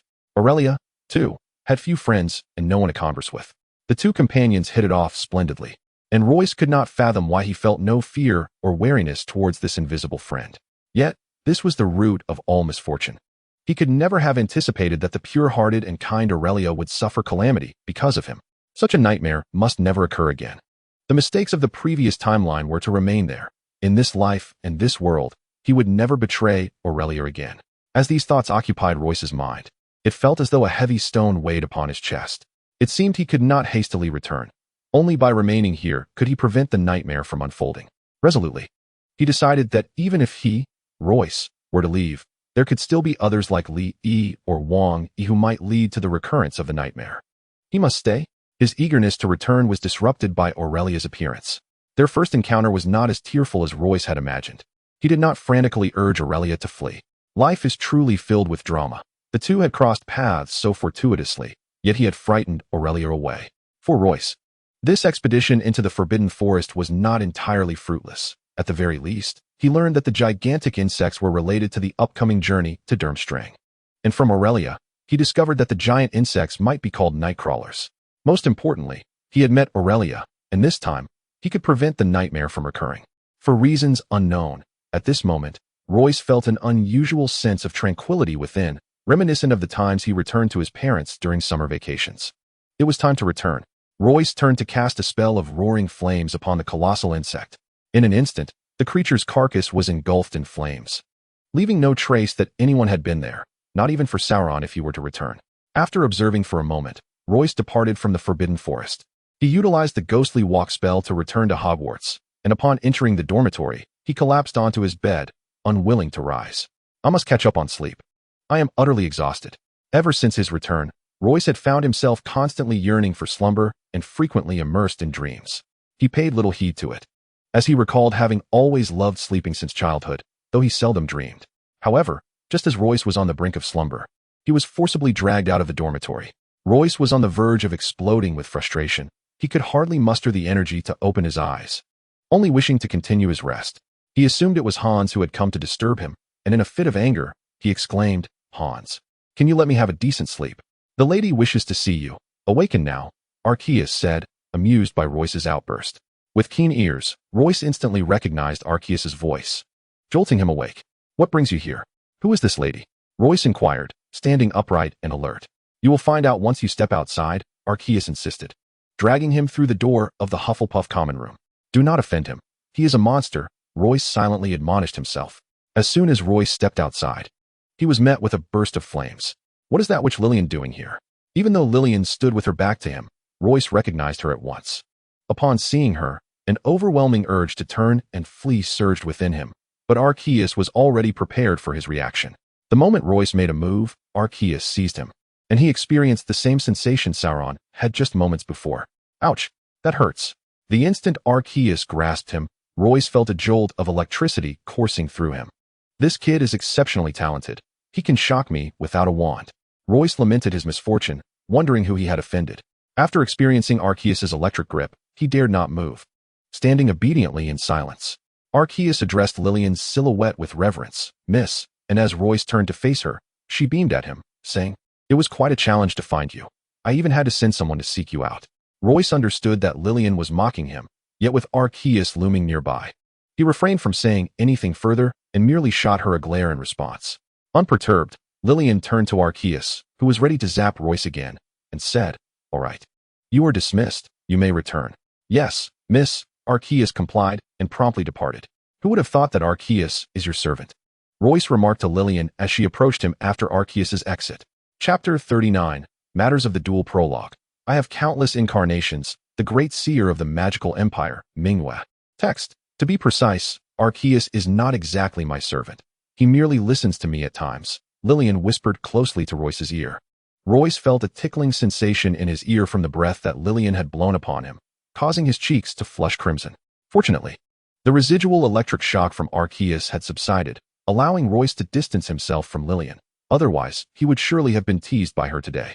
He quickly turned aside, maintaining a respectful distance from her. "By your reasoning, Arceus remains your servant," Royce pondered, unable to decipher Lillian's intentions, and thus resorted to circling the conversation with her. "I can't seem to make myself clear," she replied. "I'm here for one thing alone. I've arranged the specifics of your glorious duel with Dungar. So all you need to do is defeat him." Lillian winked at Royce. "Look how considerate I am. It's your responsibility. Yet I've taken it upon myself to handle it. You ought to express your gratitude." Pouting, she poked Royce's shoulder playfully. "You impudent girl. It is your matter, and I have gallantly intervened to resolve it. When did it become necessary for me to thank you?" Royce retorted. "I don't care. You must thank me, or I shall weep," Lillian insisted, her obstinacy evident. Royce, weary of her antics, declared, "If you have no other business, I shall take my leave." With that, he turned to walk away. "Hey, how can you be so heartless?" Lillian exclaimed, intercepting him. "You still don't know the details of the glorious duel? Why the haste to depart?" A mischievous smile graced her face. "If you beg me, I might just reveal how I arranged the duel with Dungar. Doesn't that seem fair?" Royce glanced at her incredulously. choosing silence as he prepared to leave once more. This time, Lillian grew anxious. Hey, little one. How can you be so ungrateful? Someone like you, ignorant of the glorious duel, could easily fall victim to the rules. Royce remained silent, merely standing opposite her, awaiting her next words. Lillian, irritated by his indifference, declared, I truly wish I didn't have to look at you any longer. That is precisely what I was about to say, Royce interjected quickly. Lillian's hair bristled with indignation upon hearing this. Had she been another girl, she might have stormed off in anger. Instead, she leaned closer to Royce, her face adorned with a charming smile. Very well, I shall take my leave. You shall not know about the glorious duel, and come the appointed time, you will be completely unaware and automatically declared Dungar the victor. With that, she turned to leave. Royce was left bewildered. Why was she so easily dismissed today? Yet, before he could ponder further, Lillian halted her steps and, without looking back, remarked, Oh, by the way, I forgot to mention, Dungar is renowned as a second-year Muggle wizard. He doesn't even know the transformation spell.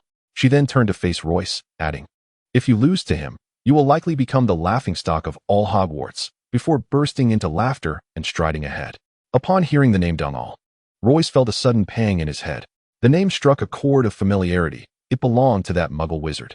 Royce recalled that in a previous timeline, he had heard someone mention that a Ravenclaw student had achieved full marks in the history of magic, yet struggled with the levitation charm. His classmates dubbed him the Muggle Wizard, implying that he was a wizard devoid of magical prowess. It was a disgrace to the name Dungal. Royce remembered another wizard named Dungal in the magical realm, a legendary figure, unlike this one who was a mere caricature. Royce was not afraid of defeat in a duel, but losing to a Muggle wizard would indeed be a tremendous jest. He hurried over to catch up with Lillian, saying, I was merely jesting. Please do not take it to heart. His expression turned serious. Now let us discuss the matter at hand. What arrangements have you made for the glorious duel? Oh, now you are earnest? Lillian teased, sensing she had caught Royce off guard. Her eyes sparkled with mischief as a knowing smile graced her face. Very well. I shall overlook your earlier antics. However, if you wish to know the specifics, you'll need to plead with me. With a playful wink, she dismissed the matter entirely. Royce was taken aback by her flirtation. That wink rendered him utterly disarmed. Nevertheless, he reminded himself to adhere to his principle of not engaging with younger girls who had not blossomed into their full beauty. Yet, despite his thoughts, he found himself saying, My dear, you are so lovely. Let us not dwell on trivial matters. Simply inform me of the duel's timing. Seeing his discomfort, she remarked, It seems as though I am the one coercing you. Indeed, you are correct, Royce conceded, feeling rather cowardly. Lillian, evidently tired of teasing him, relented. All right, given your obedient demeanor, I shall share this with you. The time for the glorious duel is yet to be determined. However, the referee has already been secured. Wait. Are you jesting with me? If the time is not set, what can you possibly tell me? Royce exclaimed, feeling a mix of exasperation and curiosity. He found it puzzling that Hans had just mentioned how difficult it was to find a referee, yet they had swiftly arranged one for the upcoming duel. However, this question remained unvoiced. The referee is from Durmstrang, so the timing will be after we arrive there, likely no earlier than November, Lillian noted, playfully tapping Royce's forehead. You really are quite dim. You did not specify where the referee was from. How was I to know? Relieved, Royce replied. Do remember to notify me ahead of time when the duel commences, preferably 2 days in advance. Why should I? You are the one participating in the glorious duel. Must you act as though you are the master here? Lillian teased, reaching to pinch Royce's arm. Seeing her gesture, Royce stepped back hastily, protesting. I am merely assisting you with this matter. You cannot treat me as though it is of no consequence. He was eager to shift the conversation and playfully tease Lillian in retaliation for her earlier jests. For reasons unknown, Royce has always harbored a sense of resentment towards Lillian, despite the fact that he is not typically a vengeful person. Chapter 40, Triangle Prologue. Muggles assert that magic does not exist, deeming it mere science. Wizards, on the other hand, claim that science is but a form of magic. To me, however, they are one and the same. Text, girl, come tell me what your ideal boy looks like, and I shall strive to become that, Royce declared, intent on teasing Lillian, even going so far as to accelerate recklessly. Upon hearing this, Lillian pondered for a moment before responding. Oh, a little fellow who has captivated me. The boy I adore is simply the way I like him. And besides, he is worlds apart from you. Lillian continued, If you wish to know, you must earnestly plead with me, and in my joy, I shall divulge it. Royce inwardly sighed at the return to this topic of begging. He decided against further teasing, recognizing that she was in high spirits today, and he found himself at a disadvantage in their banter. Realizing his attempt to tease had failed, Royce relented and said to Lillian, "All right, I shall cease this trivial chatter. I am off to sleep." With that, he dashed back to his dormitory, collapsing onto his bed and promptly drifting into a deep slumber. Lillian, too, did not linger in her conversation with Royce and headed directly to the library, though her mind was preoccupied with a particular figure. The thought of this person caused her face to flush crimson. When Royce had inquired about her ideal partner, a tall figure immediately materialized in her mind. "That is the one I adore." Lillian smiled softly, her steps seemingly lighter. "As for that little fellow, may he remain single for a lifetime," she thought mischievously. Meanwhile, after their verbal sparring, Salong stealthily sought out Mulan. Following their duel, he had endured the pain to reach the school infirmary, where he quickly regained his health. With no apparent issues, Salong intended to inquire about the events of the previous night with Mulan. Although he had been somewhat dazed, one remark she made lingered in his memory. After dispatching all the night worms, Mulan had urged him to check on his brother. "I have never revealed that Hans is my brother to anyone, not even Royce knows, let alone Mulan," Salong reflected. He was aware of Mulan's keen perceptiveness, yet he could hardly fathom the extent of her insight. Surely, anyone aware of my brotherhood with Hans would have informed Mulan. What on earth could have led her to such a conclusion, and with such certainty?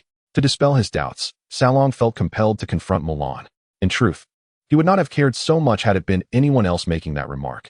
However, since it was Mulan who spoke those words, he seized the opportunity to engage her in conversation. Despite his outwardly mature demeanor, he remained a novice when it came to interactions with girls. At this time, Mulan was undoubtedly with her eagle. Salong had conducted a discreet investigation into Mulan, not that it was particularly secret, as she seemed aware of his inquiries but chose not to expose him. With a clear objective in mind, Salong made his way toward Mulan. In a serendipitous turn of events, Arceus, after introducing Royce to Lillian, suddenly lost the desire to practice magic in the thunderous chamber. Instead, he yearned for a day's respite to converse with Mulan. After all, as a recluse, Mulan was the only person he felt comfortable speaking with. Siffrin and Sumail were utterly incompatible, and engaging with Salong, a pure blood, was impossible for someone like him, born to Muggle parents. Moreover, Arceus held the belief that most wizards remained entrenched in a primitive state, still relying on owls for communication while Muggles had embraced smartphones and the internet. The mere thought of this made him scoff, and only Mulan could comprehend this disdain, as her parents were also Muggles. Mulan was the sole individual from the civilized world within the team, and each time Arceus sought her company, he would furnish himself with such justifications. Arceus made his way from the dormitory directly to the lawn, knowing well Mulan's favored spot. She cherished her sea eagle, a gift from her father during her childhood, which she had nurtured to maturity. Every weekend, Mulan would watch her sea eagle soar through the sky from the lawn. For reasons unknown, this girl, raised amidst concrete and steel, had a profound affection for the grass. She understood it stemmed from her Mongolian heritage, despite never having seen the steppe. She had dreamt countless times of flying above the grasslands, much like her sea eagle, though only in her dreams. As Mulan gazed at her sea eagle gliding for a while, it eventually vanished from sight. "That rascal is playing hide and seek with me," she mused, her laughter echoing childlike innocence. After a moment, she noticed Salong approaching from a distance. Seeing Mulan on the lawn filled Salong with uncontainable joy, prompting him to run towards her with a hint of abandon. Upon noticing Salong's arrival, Mulan's previous exuberance was swiftly replaced by shyness, causing her to lower her gaze gently. Salong broke the silence first. "Mulan, I see you've brought your owl here." "It's not an owl, it's a sea eagle," Mulan emphasized, a rare moment of assertiveness.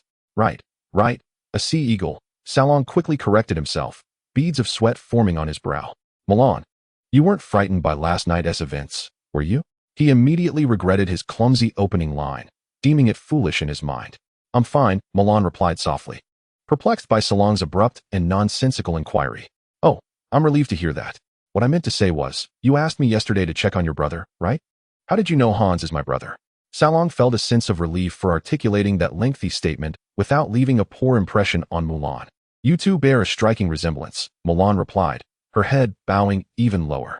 "And you've never been so anxious when casting spells. A simple charm like that wouldn't have made you so flustered unless it concerned someone you truly cared about." In truth, Mulan felt as nervous as Salong, for after speaking, her face flushed from her neck to her ears. This girl, calm and fierce on the field, often appeared shy in everyday situations, a puzzlement that had troubled Salong for years. Yet, Others might wonder why the typically composed and mature Saolong became so flustered in Mulan's presence. But such musings were tangential to the moment. Upon hearing Mulan's explanation, Sauron chose not to dwell further on the topic, for his primary intention was merely to engage in conversation with her. He endeavored to restore his usual demeanor, hoping to share an amusing anecdote from a recent banquet to alleviate the awkward atmosphere. However, before he could carefully select his words, Arceus approached. "Sauron, what are you doing here?" Arceus inquired, his expression one of incredulity. "Have the effects of the electric shock finally worn off?" He added with a hint of mockery. Chapter 41, A Clash of Wits Prologue. Why does the name and likeness of the person in this book resemble that of the librarian so closely? Mused a student from Busbarton. Even Sauron, with his open-minded nature, felt discomfort at Arceus's taunt about his electrifying experience, especially in Mulan's presence. "Arceus, why are you bringing this up here?" Sauron's expression darkened. "What brings you here? Return to your thunderous chamber."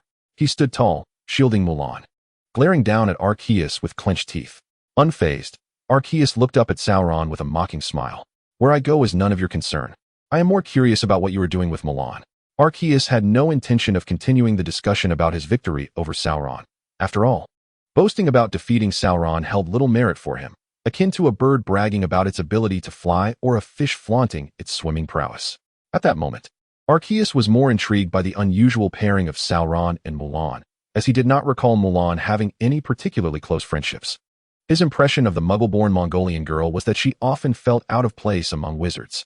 Upon hearing Arceus's hostile inquiry, Sauron quickly steadied himself in front of Mulan, determined not to be outmatched in bravado by this emotionally oblivious madman. Concealing his inner turmoil, he adopted a calm and carefree smile, akin to his usual self, and addressed Arceus. "I am here to discuss the upcoming Quidditch match against Slytherin with Mulan." He spoke in an official tone. "Such matters are decided by you. Why discuss them with Mulan?" Arceus unrelentingly exposed Sauron's excuse. "If you were going to deceive me, at least choose a more convincing reason. You have always made the decisions regarding the match. When did you ever need to consult anyone else?" Arceus was well aware of Sauron's habits. However, Sauron's excuse was indeed plausible this time. Since he had recruited Mulan onto the team, he had discovered her remarkable observational skills. Consequently, before each match, he would discreetly seek her counsel, not out of fear that others might discover the plans were not solely his own, which would undermine his authority, but rather because it was Mulan who had requested such private discussions, the reasons for which only she understood. Just as Sauron had exchanged a few words with Mulan, Arceus had arrived, leaving Mulan perplexed about Sauron's intentions. After Arceus's arrival, the two men resumed their conversation, leaving Mulan in a state of confusion. Sauron explained that they were discussing the match, and Mulan felt a wave of relief wash over her. She had anticipated that Sauron would wait a while before inquiring, but to her surprise, he arrived so soon. It seemed that the relationship between Lillian and Royce had left Sauron feeling somewhat at a loss. Mulan recalled that during training yesterday, Lillian had mentioned Royce as her boyfriend. With this thought in mind, Mulan cast a sidelong glance at Arceus, her striking brows instinctively arching. However, this was not the time for tactical discussions. Mulan sensed a palpable tension between Sauron and Arceus and quickly interjected, "Please don't misunderstand. I was merely discussing Quidditch matters with Sauron." Mulan nudged Sauron from behind, prompting him to step aside, thus forming a circle with the three of them as if they were engaged in conversation. Both Sauron and Arceus were taken aback by Mulan's words. Sauron was surprised because he had just been sharing meaningful insights, yet Mulan claimed they were discussing serious matters. It seemed that Mulan held a slight preference for him, which lifted his spirits, and a genuine smile graced his face. Arceus, on the other hand, was astonished because he had never imagined that Mulan would be involved in the match planning. In his mind, every Quidditch match was orchestrated by Sauron, whose strategies were meticulously detailed down to the actions of each player. Despite his disdain for Sauron's magic, Arceus respected his tactical prowess and adhered to his plans during matches. Thus, it appeared that Mulan was an inseparable part of their victories. However, Arceus found Sauron's desire for recognition rather distasteful, as he seemed to overshadow Mulan's contributions. Nevertheless, Arceus felt a flicker of joy at Mulan's timely clarification, realizing that she cared about his feelings and was eager to prevent any misunderstandings regarding her conversation with Sauron. If only Sauron and Arceus were aware of each other's thoughts, it would be quite amusing. Conversely, had Mulan known their sentiments, she would likely have unleashed her hawk to deal with them. Upon hearing Mulan's explanation, Arceus remarked, "Since you are discussing serious matters, I shall excuse myself." He turned to Mulan, saying, "I will return to find you shortly." Mulan nodded in acknowledgement. In truth, Saron had little of substance to discuss with Mulan regarding the match. Fearing that a lack of meaningful conversation might arouse her suspicion, he quickly turned to Arceus. "Since you're here, I have a matter to discuss with you." Saron draped his arm around Arceus's shoulder, prompting Arceus to shrug it off, but Saron feigned ignorance and called out to Mulan, "Mulan, let us discuss the match next week." "All right, take care of yourself. We'll be on our way now." Mulan smiled softly, bidding them farewell, and then returned her focus to her hawk. Arceus was well aware that Saron was up to no good. However, in Mulan's presence, he refrained from voicing his thoughts. Once they had distanced themselves, Arceus quickly brushed Saron's hand from his shoulder, casting a sidelong glance at him. "Speak plainly. Rest assured, I will not allow your personal issues to affect the match." Arceus firmly closed off Saron's line of discourse. "What I wish to convey is not merely a smile on Salon's face, but rather the inquiry of whether you hold affection for Mulan." Upon uttering this phrase, Salon halted, narrowing his eyes as he gazed intently into Arceus's eyes. Arceus too paused, lifting his head defiantly to stare back at Salon. "Do you not harbor feelings for her as well?" He retorted. "I appreciate normalcy, especially as I am now in the 5th grade and on the cusp of adulthood. I comprehend the essence of emotions, yet what could you, a mere child, possibly understand?" Salon scoffed, asserting that despite being a prodigious youth, emotions do not equate to magic. "I do not impose my will upon others. But you lack the qualifications to profess your affection for Mulan." The smile that once adorned Salon's face vanished, replaced by a grave demeanor, a rare occurrence for him. Without awaiting Arceus's reaction, he strode purposefully toward the library. Arceus felt a flush of indignation wash over him, a tumult of emotions igniting within as he contemplated a retort. Yet Salon had already whisked away. He seethed, unable to contain the sparks of electricity crackling around him. "As if you possess any profound understanding of emotions. You are merely a dandy, 2 years my senior, pretending to be an adult." Arceus fumed, his pent-up objections threatening to drive him to madness. Resolutely, he made his way toward the thunderstorm chamber, intending to unleash his frustrations through magic. Chapter 42, The Prophetic Child Prologue. When the tempest descends, who can evade its grasp? Sultan, headmaster of Hogwarts unbeknownst to Royce, who lay soundly asleep in the dormitory. The world outside was tumultuous. He slumbered deeply until Monday morning, waking at the unprecedented hour of 5. This night had brought him comfort, filled with delightful dreams, where he encountered his parents, who smiled at him from afar. Upon awakening, a smile lingered on his lips. "Why am I up so early today?" Royce mused as he sat up, his eyes still heavy with sleep. At last, it was his turn to rouse Hans, and the thought filled him with excitement, eager to retaliate against Hans' habitual punctuality in waking him each morning. Having risen so early, Royce decided to revisit the tome of History of Magic, finding it perplexing that such fanciful tales could captivate him so. After a short while, he heard Hans's voice exclaim, "Royce, why are you awake so early?" His tone was filled with astonishment. "This is the first time you've risen without me calling you." How did Hans awaken? Royce thought to himself, dismayed that he missed the chance to drag him from his bed. Thus, a new day began. In the hours that followed, Royce engaged in his usual classes, exchanged banter with Lillian, observed Hans and Anna in their affectionate displays, and spent weekends training for Quidditch with his teammates. Life was both fulfilling and leisurely, a sentiment Royce found himself echoing on multiple occasions. Since encountering Aurelia, his urgency to return to the future had waned, for he was determined to thwart the recurrence of nightmares right here. Meanwhile, not far from England in a remote castle in Ireland, the mundane conversation of 2 middle-aged men heralded the dawn of a transformation within the magical realm. No, it should not be referred to as a magical world, but rather as a realm that encompasses the Muggle world, which is on the brink of a revolution. Castles are rare in Ireland, and this particular castle lacks any remarkable features.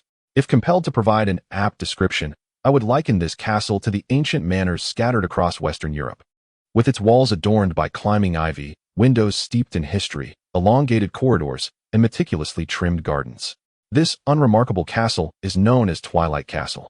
Within the confines of Twilight Castle, many distinguished wizards have emerged, and presently, numerous talented sorcerers reside here, with the promise of future great wizards poised to alter the course of the world. However, at this moment, one cannot witness dazzling magic or formidable wizards. It is dinner time, and the dining hall is occupied by merely 2 middle-aged gentlemen. The architectural style of the dining hall bears resemblance to that of the Muggle Renaissance, with wall reliefs distinctly Italian in design. Seated at the eastern side of the table is a man possessing large, beautiful blue eyes, embodying the quintessential English visage, though seemingly influenced by Irish culture, as evidenced by the bushy beard that nearly obscures his mouth.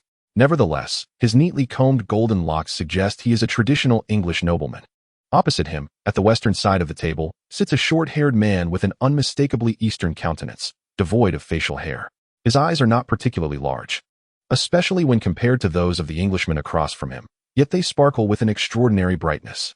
Strangely, this man's gaze appears to drift toward some distant, unknown horizon rather than the immediate surroundings. His eyebrows, strikingly handsome, lend a unique charm to his otherwise modest eyes. Yet, he seems to be somewhat dazed. The two men engage in conversation while partaking of the sumptuous feast before them. Suddenly, the short-haired Eastern gentleman points to a dish before him and, astonished, inquires of the man opposite him, "Alan, what is this dish?" Alan looks up at the dish, explaining, "Didn't you mention wanting to eat sauerkraut a few days ago?" I pondered for quite some time and realized that only Vienna has sauerkraut, so I sought out an Austrian chef to prepare a sauerkraut salad for you. As Alan slices his steak, he continues, "What is the matter, Mingwe? Is it not to your taste? I can arrange for a different chef to prepare something else for you tomorrow." Never mind, Mingwe replies with an air of resignation. "What I wanted was Chinese sauerkraut, not a Viennese sauerkraut salad." He takes a bite of the chicken leg on his plate and adds, "Next time, I'll have someone bring some sauerkraut from China for you to try. It resembles this, but the flavor is vastly different.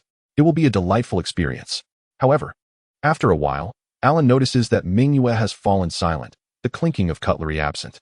Instinctively, Alan looks up to find Mingwe staring in his direction, yet seemingly not at him, as if frozen in place by an unseen spell. Mingwe, what is the matter with you?" Alan noticed Mingwe's unusual behavior and immediately set aside his cutlery to approach him. Throughout this period, Mingwe remained unresponsive. Alan gazed at Mingwe, who was within arm's reach, yet hesitated to disturb him, for this was not the first time he had witnessed such a state. In his youth, Mingwe would occasionally fall into this trance, and Alan understood the importance of not interrupting him during these moments. However, each time Mingwe emerged from this condition, it was as if he had suffered a grave illness, often falling into a deep slumber for several days. Disrupting Mingwe would result in a backlash, leaving him bedridden for months, a lesson Alan learned the hard way after having interrupted Mingwe once before. Alan was indifferent to the specifics of Mingwe's magic. His sole concern was for the safety of his dear friend. After standing anxiously by Mingwe's side for a while, Mingwe finally awoke from his stupor. This time, he surprisingly did not awaken in a sweat, but instead muttered to himself, "Is there truly a child of prophecy? What are you talking about?" Alan exclaimed upon seeing Mingwe regain consciousness, hastily producing a towel he had prepared to wipe Mingwe's face. "How can you suddenly lose your soul in the middle of a meal?" Alan asked, still shaken, as he made his way back to his seat. "I have told you countless times that is called prophecy, not losing one's soul," Mingwe retorted, casually adding, "We may have to change the world. Don't jest. We are no longer 20-year-olds. What talk of changing the world is this?" Alan dismissed. "I am not deceiving you. From the very first moment I laid eyes on you, I foresaw that you would change the world," Mingwe said, his expression solemn. "Now I see the child of prophecy. He has arrived, and you shall change the world." Alan, intrigued yet skeptical, inquired, "How do we change the world?" "I do not know, but you do," Mingwe replied, his demeanor growing more serious. Chapter 43, The Dining Table Conference Prologue. In solitude, I shall create my own world. Arceus text. We have known each other for 40 years. You need not deceive me. Mingwe looked at Alan. Do you not even believe me? A helpless smile spread across Mingwe's face. Alan remained silent, allowing Mingwe to speak uninterrupted, observing him intently until he finished. Suddenly, he burst into laughter, his beard shaking with mirth. "I have managed to conceal this from my wife and children. Yet I cannot hide it from you," he said, continuing to laugh heartily. As Mingwe sliced the chicken leg on his plate, he remarked, "We have known each other since we were 10. We have spent more time together in these 30 years than you have with your family. We are, in essence, family." Mingwe added, "Brother, what you say is making me blush," Alan replied with a mischievous grin. "Could you refrain from such overt declarations?" "Enough of idle chatter," Mingwe said, placing his cutlery down and crossing his hands on the table. "Now, tell me your specific plans." "Brother, we ought to align our goals." Alan toyed with the knife in his hand, his gaze following its shimmering edge as he slightly lowered his head. "I wish to recreate the glory of the age of magic," Alan declared with resolute conviction, leaving no room for doubt. He then lifted his gaze to meet Mingwe's. ceasing his manipulation of the knife. The bright moon gazed at Alan, observing that his expression remained unchanged, still adorned with that mischievous grin. Yet, through Alan's eyes, the moon discerned a tranquility akin to the vast ocean, as if the recent utterance was merely a trivial matter, akin to a daughter breaking a teacup. However, when the moon peered deeper into Alan's eyes, a flicker of flame was unmistakably burning fiercely, seemingly poised to consume one's very soul. Yet upon closer inspection, all that remained was the oceanic calm within Alan's gaze. I have always known of your ambitious aspirations, yet I never anticipated that your dream would be to revive the splendor of the Empire. The moon intertwined her fingers, twirling her thumbs in a rhythmic dance, exclaiming, "I'm in this with you." This revelation left Alan astonished. "Brother, it seems you are well versed in the matters of the magical empire," he remarked, setting aside his knife. "If I were to mention the magical empire to others, they would surely dismiss it as mere fantasy, yet you appear unfazed by the term." "I have perused the history of magic and encountered the chapter on the magical empire," the moon responded, seizing another chicken leg to gnaw upon. "Subsequently, I ventured a prediction and discovered that the magical empire indeed existed, and its magical civilization surpassed ours in ways unimaginable. Indeed, reading brings its rewards," Alan mused, swirling his goblet. "Let us return to the matter at hand. My strategy is quite feasible. First, I shall ascend to the position of chairman of the 9-person council, and then gradually unveil the existence of wizards to the muggles, subsequently utilizing their so-called science to elevate our magic to new heights." Upon hearing Alan's words, the moon looked down at her fingers, instinctively rubbing them together. "Alan, you must understand, you are my only friend." The moon gazed intently at Alan. "I have long been aware of your thoughts. I had intended to keep silent for a lifetime because I foresaw your success. However," she hesitated, carefully choosing her words, "I recently predicted the sudden arrival of the child of prophecy, and I can no longer see your future clearly." As she spoke, her voice grew somber, her eyes seeming to glisten with unshed tears. "In other words, you may fail, or even perish. I cannot bear the thought of losing you as a friend, which is why I must speak out today." The moon's voice rose in fervor. "What you just said may deceive others, but why deceive me? You are contemplating sacrificing countless lives. Do you truly believe that, based on our friendship, I would not support you?" Alan, upon hearing the moon's assertion of his potential failure, found it utterly implausible. Indeed, he had not been entirely truthful with her, but the fewer who knew of such monumental matters, the better, ideally. He wished to be the sole keeper of this secret. Yet, when he heard her claim regarding the sacrifice of others' lives, he was profoundly shaken, and in that moment, he resolved to trust her words. After all, knowledge that even his wife and children were unaware of, whether divined through magical prophecy or mere intuition, commanded his admiration and unyielding belief in her. Strangely, Alan felt no surprise at the moon's awareness of his secret. Rather, her revelation brought him a sense of relief. Alan gazed at the visibly agitated Mingyue and, unable to contain his laughter, swiftly approached him with a wine glass in hand, unceremoniously taking a seat on the table. "Brother, I merely wish to spare you from sharing the blame with me. You must understand, my plan entails the demise of many." Alan lowered his gaze to Mingyue and continued, "You can't even bring yourself to kill an ant. How can I confide in you?" Upon hearing Alan's words, Mingyue's emotions steadied somewhat, though he still wore an expression of resignation. "By the way, Mingyue, you mentioned the child of prophecy? What connection does he have to my plan?" Alan refrained from explicitly revealing the details of his scheme, for he was confident that Mingyue was already aware of it, thus choosing to withhold further elaboration.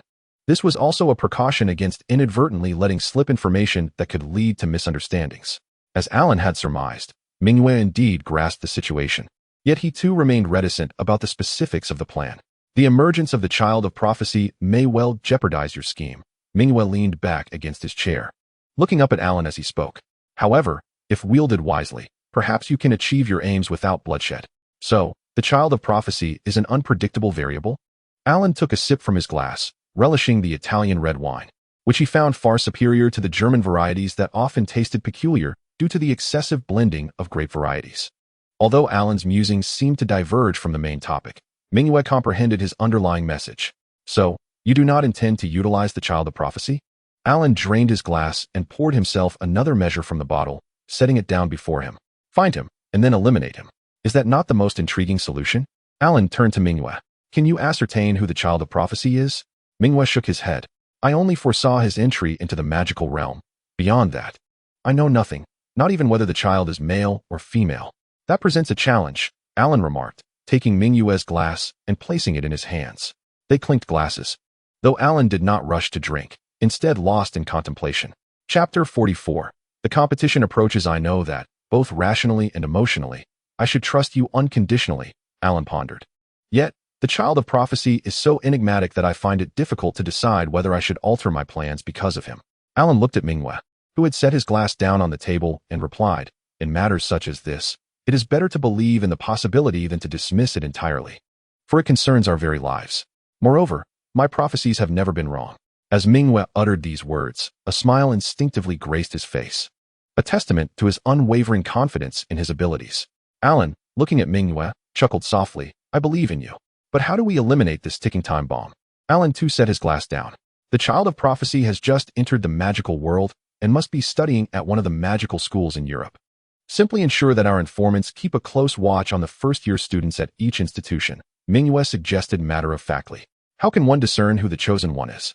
Alan continued to inquire. I'm not entirely certain, but children who exhibit exceptional talents in certain areas should be observed. Mingyue, tapping her left index finger on the table, added, even if these outstanding children do not turn out to be the chosen one, they could serve as a reserve force for your future plans, thus yielding dual benefits. This is not an infallible strategy, Alan remarked with a mischievous grin, his eyes narrowing. However, we must proceed in this manner for now. The next time you predict any characteristic of the chosen one, we should adhere to the principle of better to mistakenly eliminate than to let slip away. Alan raised his goblet, proposing a toast as they prepared to strive together once more. Mingyue lifted her goblet in response, and the two clinked their glasses before drinking heartily. Time passed swiftly, and before long, England had entered early winter. During this period at Hogwarts, Gryffindor and Ravenclaw had concluded their Quidditch match, an event that took place in mid-October. The weather that day was rather dreary. Royce, Hans, and Lillian made their way to the Quidditch pitch together. After a month of acclimatization, Royce and Lillian had grown accustomed to dining together daily, although their relationship remained a playful rivalry. Hans continued to flee at the sight of Lillian, but after a private conversation with her, he ceased his retreat. However, Royce couldn't shake the feeling that Hans's face bore a semblance of ingratiation whenever he encountered Lillian. Fortunately, Anna accompanied Hans, so whenever Royce and Hans strolled together, the presence of two girls ensured that no one felt like a third wheel. Strangely, Royce sensed a familiarity between Lillian and Anna, as Lillian greeted Anna with warmth, while Anna appeared somewhat aloof in response. Royce reasoned that perhaps there exists a certain jealousy among beauties. On the day of the Gryffindor versus Ravenclaw match, Hans woke up early and roused Royce. The two prepared to seek out Lillian and Anna. Upon reaching the common room, they found Lillian already waiting for them. You're quite early today, Royce remarked, stifling a yawn. I want to observe the opposing team for the next Quidditch match, Lillian replied, standing tall beside Royce, compelling him to look up at her. However, having grown a bit taller recently, he found it unnecessary to strain his neck. The Hufflepuff versus Slytherin match is in 3 days. You walk about as if you are already victorious. It seems you hold our team in little regard, Royce retorted, rubbing his eyes at Lillian's deliberate provocation. The Quidditch rules had undergone revisions. If one team led by 300 points, the match would conclude automatically, eliminating the need to chase the golden snitch. The reasoning behind the 300-point threshold remained elusive. Nevertheless, matches rarely ended prematurely, as most concluded with the capture of the snitch. However, this rule has significantly accelerated the pace of the match. Once Hans noticed that everyone had gathered, he urged them to hurry to the arena. Aren't you going to look for Anna? Royce reminded Hans. What, you don't know? Hans exclaimed in astonishment, gazing at Royce. Royce, bewildered, looked from Hans to Lillian. Anna is a Quidditch player. Her match is today, Lillian remarked, amusement dancing in her eyes at Hans's ignorance. How could you not know that? You should really pay more attention. Lillian's usual penchant for sowing discord resurfaced. No wonder you woke up so early. Royce dismissed Lillian's comment, turning to Hans. Let's get going. Otherwise, we'll lose our good seats. Royce showed no sign of embarrassment about his lack of awareness. You genuinely didn't know? Hans wore a comically distressed expression. You are such a fair-weather friend. His round face contorted with exaggerated sorrow, creating a rather ludicrous sight. Oh dear light. Enough with the theatrics, Lillian admonished. And Hans promptly returned to his usual self. It was a mystery why Lillian and Royce always found pleasure in teasing him, yet they spoke to Hans with such firmness, and he always complied without protest. Over time, Royce had grown accustomed to their particular dynamic. The trio made their way to the arena, with Royce and Lillian engaging in their usual playful banter, while Hans remained silent. Upon their arrival, they discovered that even the referee had yet to arrive. Are we too early? Royce asked, bewildered. For once, Lillian did not counter him. Instead, she agreed. We really are too early, her expression mirroring his confusion. Both turned to Hans in unison. Why did you make us come so early? Feeling a pang of guilt, Hans stammered. The weather is splendid today. Let us find our seats. With that, he dashed off. Royce sighed in resignation, while Lillian brandished her wand, aimed at Hans, ready to cast a spell. Royce, swift and reflex, intercepted her. Forget it, let us not waste our energy. We might as well find our seats and catch a nap, he suggested, gently guiding Lillian, wand still in hand, towards Hans. Upon reaching their seats, it was indeed true that Royce and Lillian soon succumbed to slumber, while Hans eagerly awaited the commencement of the match. Chapter 45, Gryffindor Triumphs. Prologue, the light shall guide our path. When Hans, Yuri, Royce, and Lillian finally awakened, the match was on the verge of beginning. It was remarkable how they managed to sleep through the arrival of so many others, remaining undisturbed until the competition was about to start. Royce stretched lazily, yawning as he asked, has the match started? Hans snapped back, it's about to. Royce rubbed his eyes and nudged the still, slumbering Lillian. The match is over, wake up. Upon being roused by Royce, Lillian stretched and replied, I don't believe you. The match must have just begun. Royce felt a wave of helplessness. Having played this trick too often, he realized it was becoming increasingly difficult to deceive her. All right, you two, pay attention to the match. Hans, unusually, addressed Royce and Lillian. Upon hearing Hans's words, Royce began to obediently focus on the match. Yet Lillian was not so easily pacified. At the sound of Hans's reprimand, she immediately erupted in protest. However, Royce, who understood her well, effortlessly managed to redirect her attention. Pay close attention to your next opponent, lest you find yourself in tears after a defeat, he remarked nonchalantly. True to his prediction, Lillian quieted down and resumed watching the game. The match itself was exceedingly dull, succinctly described as a complete rout. Ravenclaw exhibited no fighting spirit. Their Quidditch skills were not even in the same league as Gryffindor's. From the outset, the 7 players from Ravenclaw adopted a defensive posture, while Gryffindor's captain, Muller, showed no mercy, launching an aggressive offense. The pace of the game was exhilaratingly rapid. Anna, making her debut as a Gryffindor chaser, performed admirably. Although her skills were not yet polished and her flying techniques did not compare to those of Royce and Hans, she managed to hold her own commendably. Under Gryffindor's overwhelming offensive momentum, Anna's morale soared, as she repeatedly struck Ravenclaw players with the bludgers, and notably, not a single member of Gryffindor was hit throughout the entire match. This success was, of course, also due to the efforts of Gryffindor's other bludger. Nevertheless, glimpses of Anna's future prowess as the reigning queen of Quidditch shielding were beginning to emerge. The match lasted just under 3 hours, interrupted only by a Ravenclaw player's injury that caused a temporary halt. Ultimately, the score stood at 150-10 when Gryffindor's Seeker successfully caught the Golden Snitch, concluding the game with a resounding victory over Ravenclaw.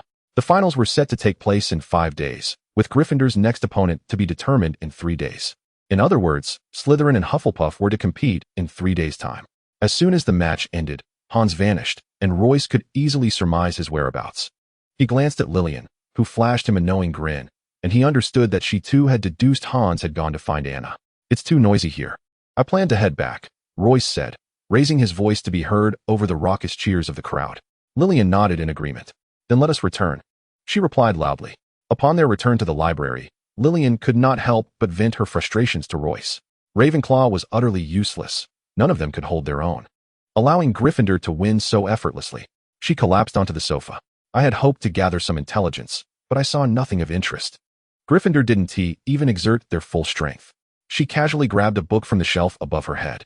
Dear girl, you should be more concerned about our match in 3 days, Royce remarked, settling onto the sofa opposite her, also reclining comfortably. That said, Anna's performance was indeed commendable. When Royce and Lillian first arrived at the library, they maintained an air of decorum. However, at some point, they began to adopt a more relaxed demeanor, reclining as soon as they entered. In Lillian's words, their familiarity allowed them to shed the burdens of formal sitting. She often lounged on her sofa at home. Soon, their presence in the library resembled that of 2 puddles of laziness, embodying a profound lethargy. Lillian scoffed at Royce's earlier comments, suggesting that his belief in Anna's prowess stemmed from his own inadequacy. She shifted her gaze from her book to Royce, asserting that his skills were inferior even to those of their former Hufflepuff beater, David, and certainly not comparable to Arceus. Lillian mocked Royce, stating that she had heard he only became the new beater after defeating David. Upon hearing Royce's earlier words, she concluded that rumors, indeed, were merely rumors. With that, she disregarded Royce and returned to her reading. Under normal circumstances, Royce would have retaliated, as he had grown accustomed to their verbal sparring.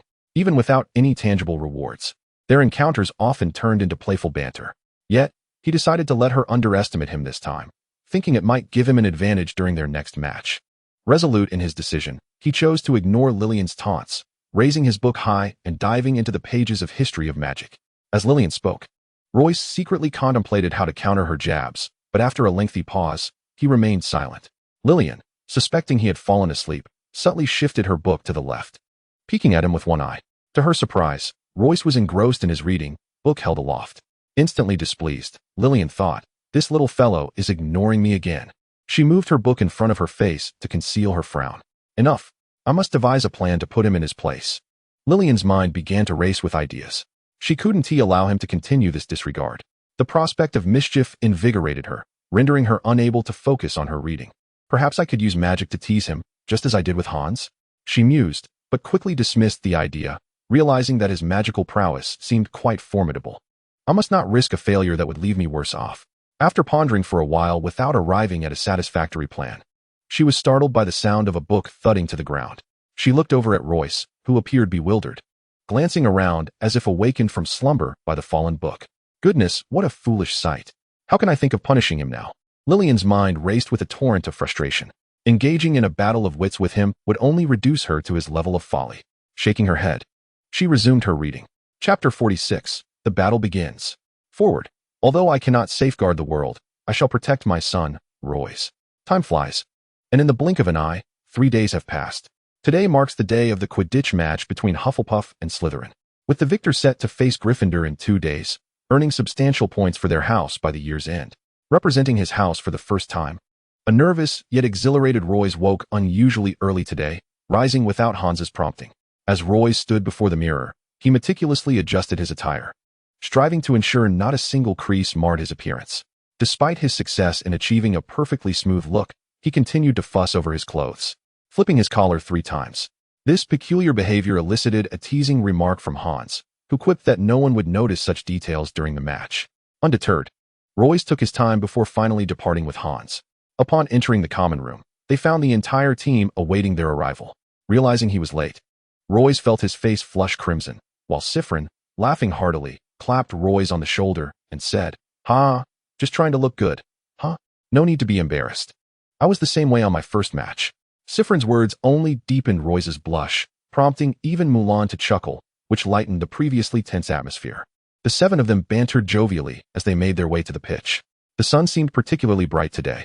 Upon arriving at the field, Slytherin shielded his eyes with his hand and looked up, remarking, "It appears today will be a tough battle." Cerrone gathered everyone together, forming a circle to commence the pre-match rally. According to the original plan, Cerrone scanned the group, finally fixing his gaze on Royce and Hans. "You two needn't be anxious. Just treat it like our usual training, with only a few more bored spectators in the stands," Cerrone said with a relaxed smile. Alzius and the others chuckled, though Royce remained solemn. With new members joining, the emphasis is on cohesion. Cerrone's demeanor shifted as he became serious. "I've heard that Slytherin has no new recruits this time. All 7 of them have faced us before." After glancing at Royce, it was clear he was recalling Royce's connection with Lillian. "If anything arises on the field, look to me for guidance," Cerrone instructed, placing his hand in the center of their circle. The others followed suit, placing their hands atop Cerrone's. "Slytherin, victory is ours," Cerrone declared, and everyone echoed his sentiment before withdrawing their hands and following him slowly to the pitch. This was not Royce's first encounter with Quidditch. In a previous timeline, during a nightmarish phase, he had a close friend who excelled at the sport, and they often played together. However, this was Royce's first experience in front of such a large audience. Despite being in his 20s, the overwhelming roar of the crowd tightened his stomach, and his palms began to sweat uncontrollably. Feeling a wave of nausea, Royce focused intently on the Slytherin players across the field, striving to relax his body and block out the distractions of the onlookers. Upon catching sight of the familiar figure of Lillian, Royce felt an immediate sense of relief wash over him. Perhaps it was the presence of someone he recognized that eased his tension. He even managed a slight smile and a nod in her direction. Over time, the Hufflepuff players had come to understand that Royce was a loyal friend, one who would never betray them for the sake of a girlfriend. Consequently, they did not take offense at his deliberate gestures of camaraderie. Rather, they found them quite natural. Madame Pomfrey, broom in hand, called for all team members to prepare at the center of the field, with all 14 players mounted on their brooms. The match commenced with a sharp whistle, and the players soared into the sky. To everyone's astonishment, it was not Sauron, nor the Slytherin Captain Constantine, who reached the air first, but rather Royce, the newcomer from Hufflepuff. Soon, both teams formed their aerial formations, and Madame Pomfrey released all the bludgers, seekers, and the golden snitch that signaled the end of the match. Sauron surged ahead, flanked by Siffrin and Summel, while Arceus darted to the opposite side, vanishing from sight. Hans pursued the golden snitch alone, while the goalkeeper, Milan, positioned herself slightly forward. Once airborne, Royce lost sight of everyone around him. His focus narrowed solely on the opponents and the bludgers. In this moment, he felt an unparalleled calmness, even more so than during regular training. His mind was tranquil, much like the serene waters of a still lake, and suddenly, all else faded away. Spectators, teammates, and adversaries alike seemed to vanish, and the cacophony of cheers and noise fell silent. Royce perceived the sky's light shining brighter than usual. Suddenly, Arceus zipped past him, followed by two bludgers that flew erratically towards the opposing side. In an instant, Royce regained his focus, snapping back to the present. His vision cleared, and the sounds of the world returned to his ears. It was time for him to shine. With his fingers gripping the broom in a steady rhythm, he surged forward. During the match, Arceus safeguarded their rear, while Royce leveraged his speed to disrupt the opponents at the forefront. He recalled Sauron's tactical arrangements from their last training session. Slytherin's strength lay in their disciplined formations, unwavering in battle, yet this was also their Achilles heel. 5 days prior, Sauron had outlined their match strategy at the War Council, stating, "Royce, the outcome depends on you." "Me?" he had questioned. "Indeed. You must disrupt their formation in the front lines, continually using the bludgers to dismantle their organization," Sauron had instructed, his demeanor serious. "You will face not just the 2 batters, but also 3 chasers. The pressure will be immense." The solemn atmosphere of that meeting lingered in Royce's mind, as the weight of his debut rested heavily on his shoulders. Even Sauron, known for his audacity, had felt a twinge of apprehension, let alone the other teammates. Yet, Sauron had assured him, "With your skills, as long as you don't hold back for your girlfriend, victory will surely be within your grasp." Sauron had a knack for lightening the mood. Royce began to implement Salon's tactics, swiftly darting into the formation of Slytherin. However, the Slytherin beaters seemed to have sensed his intentions, approaching from either side in an attempt to corner him. The imposing figures of the 2 boys appeared to envelop Royce's line of sight, causing him to feel a sudden constriction in his breath. Chapter 47, 2 Battlefields Prologue. Can I be the rightful master of Twilight Castle? Wind god Owen Jedran. Despite the surprise, Royce remained composed. His ears attuned to the sound of Arceus quietly sending a bludger in his direction, cleverly using Royce's own body to obscure the opponent's view. Royce silently calculated that the moment was now. With his extraordinary speed, just as the bludger was about to strike his back and the 2 Slytherin beaters were on the verge of colliding with him, Royce suddenly vanished. As if he were a specter, the 2 Slytherin beaters watched in astonishment as the approaching bludger occupied the space where Royce had just been, and almost simultaneously, they executed evasive maneuvers, weaving around the incoming projectile. Royce's initial collaboration with Arceus did not achieve its intended effect. As he sped to the right, he realized this maneuver would not trouble Slytherin significantly. After all, this offensive was merely a means to grant Royce an opportunity to penetrate Slytherin's formation. At this moment, he seized the rare chance, finding himself confronted by 3 Slytherin chasers while the 2 towering beaters had been lured behind him.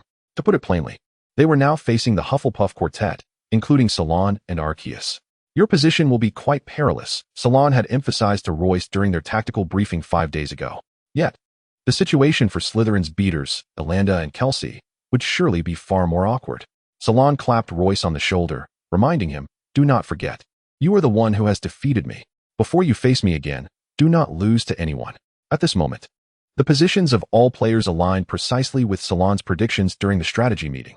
Royce now found himself in the precarious position Salon had described 5 days ago.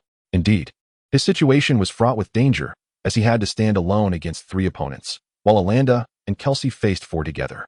No matter how one looked at it, Royce appeared to be at a disadvantage. However, he felt no trepidation about his predicament. Instead, he found himself worrying for Elanda and Kelsey. Those 2 clumsy giants were likely to have nightmares tonight, Royce thought mischievously, recalling how Lillian had mocked him a few days prior. Now, it was his turn to astonish everyone. Royce's spirits soared, barely containable, yet for some reason, his body remained remarkably calm. Royce charged straight into the triangular formation formed by Constantine and the two chasers without glancing back. At that moment, the elusive Quaffle, having just evaded Iranda and Kelsey, suddenly appeared beside him. It was as if this entire sequence had been rehearsed countless times, with Royce now taking center stage. He aimed at Constantine, executing a clean tail flick that sent the Quaffle soaring directly toward him. The astounding computational prowess of Cerrone and the practical skills of Arceus were truly formidable. Royce reflected on his recent actions, each one aligning perfectly with Cerrone's pre-match calculations. Remarkably, Arceus had deftly controlled the force of the initial strike on the Quaffle, ensuring it retained sufficient momentum to reach Royce's position after traveling such a distance. Previously, Royce had believed that Hufflepuff's dominance in Quidditch was solely due to Cerrone's efforts. But having experienced it firsthand, he realized that none of them were to be underestimated. He held deep respect for Arceus's masterful strike, with Cerrone and Arceus on his side. He felt invincible. Without pausing, Royce struck the Quaffle and continued his flight toward Lillian, aiming to obstruct her line of sight. Lillian was the most crucial component of Slytherin's Chaser trio. She was their eyes. Royce recalled Cerrone's words, "Don't feel sorry for your lady, Romeo." Cerrone had spoken with a teasing tone, but Royce understood the wisdom in his advice. At that moment, he successfully blocked Lillian, hindering her movement. "Little one, do you really think you can stop me?" Lillian taunted, exuding confidence. "Give it a try," Royce retorted, his competitive spirit ignited in their verbal sparring, even amidst the match. Lillian remembered Royce's recent disparaging remarks about Anna, and a smirk of disdain crept onto her lips. "Today, you shall witness the true art of Quidditch." Suddenly, Lillian surged upward to her left, executing a flawless stop without hesitation. She thought of Royce and shook her head, dismissing him as an amateur, her lips curling into a smile. However, before her grin could widen, she felt an unexpected shadow loom over her, only to discover that Royce had inexplicably positioned himself directly in front of her. "How is this possible?" Lillian gasped, her eyes widening in disbelief. "His speed surpasses mine." Yet he grew up in a Muggle family. Despite her incredulity, Royce remained oblivious to her thoughts. His objective extended beyond merely obstructing Lillian's view. He also aimed to distract Constantine, preventing Slytherin from mounting an effective offense. Sensing the approaching second Quaffle from Arceus through the wind, Royce calculated his angle, ensuring that Lillian's line of sight was solely occupied by him. After feigning a move, he surged to the right of Lillian. Due to Royce's extraordinary speed, Lillian could only instinctively block his advance. However, this was merely a ruse. Taking advantage of Lillian's momentary lapse, Royce swiftly darted to the left, just as the bludger from Arceus arrived at the perfect moment. Back cut, Royce silently chanted the maneuver in his mind, a tactic he had previously employed to outsmart David. Now aimed at Constantine. With a graceful flick of his tail, the bludger sped towards Constantine's back. "Watch out." A warning from an unknown source prompted Constantine to swiftly shift to the left in an attempt to evade the oncoming threat. Yet, an unexpected turn of events occurred. The bludger he had just let pass suddenly reversed course and struck at him again. True to his Slytherin captaincy, Constantine maintained his composure, executing an evasive maneuver by ascending higher, despite the unforeseen circumstances. However, this attack still bore no fruit. Gotcha, Royce thought to himself. He understood that Slytherin's formation remained intact, yet these seemingly fruitless assaults were merely the prelude to a powerful culmination. Chapter 48, The Fastest Match Prologue. Some individuals will assist you in actions that bear no detriment to yourself, while others will refrain from engaging in anything that does not serve their own interests. The bludger that Constantine had just evaded suddenly altered its trajectory, hurtling back towards Lillian with increased velocity. Still reeling from Royce's feint, Lillian found herself immobilized, while Elon and Kelsey, the two beaters, were ensnared by Arceus and unable to extricate themselves. Lillian watched in horror as the bludger loomed larger before her, yet her body felt paralyzed, and she sensed that no matter what she did, she could not escape this seemingly inevitable strike. Royce maneuvered past Lillian, heading straight for Slytherin's goalkeeper, Irida. This slender Slytherin boy, upon witnessing Lillian's impending peril, recklessly charged towards her, intending to collide with her in a bid to divert the bludger's path. However, at that moment, Royce stood before him like an unyielding fortress. No matter what Irida attempted, Royce was able to position himself to block any attempt at aiding Lillian. Irida was known for his unconventional approach, rarely remaining stationary at the goal, Rather, he perpetually sought opportunities to advance. Royce recalled Sauron's words. He could not be considered merely a goalkeeper, but rather a free agent. Once you penetrate the backline, you must remain wary of Irida. He is the variable. Indeed, he proved to be a variable. Observing Irida's charge towards Lillian, Royce quickly discerned his intention to sacrifice himself for her safety. Utilizing his superior speed, Royce intercepted Irida, obstructing his path. Irida could only watch helplessly as the bludger drew nearer to Lillian, shouting at Royce to move aside. Yet, Royce remained unfazed. Lillian summoned her strength, striving to alter her stance, but it was too late. This ball was destined to score. Royce was not a heartless individual. After spending considerable time with Lillian, he couldn't bear the thought of her being harmed. However, his faith in Sauron was unwavering.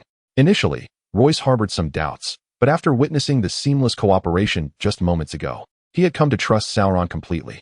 Lillian was the eye of the team, a fact well understood by Slytherin. Attacking her would yield little success. Yet she could serve as an excellent decoy, as Sauron had suggested to Royce. What if the bludger struck Lillian? Royce was torn, his mind battling between concern and resolve. He had already resolved that if an unfortunate event occurred, he would spare no effort to rescue Lillian, for he was confident in his own speed. At that moment, Constantine suddenly veered towards Lillian, colliding with her. The two were sent careening in opposite directions, the entire maneuver executed with remarkable precision. As Constantine soared back towards the field, Royce felt a wave of relief wash over him. Just then, the bludger, which had been on course to hit Lillian, was now careening towards Royce. Its trajectory aligned perfectly with where he stood, a fact he had anticipated. An image of a former friend, approached with less than honorable intentions, flashed in Royce's mind.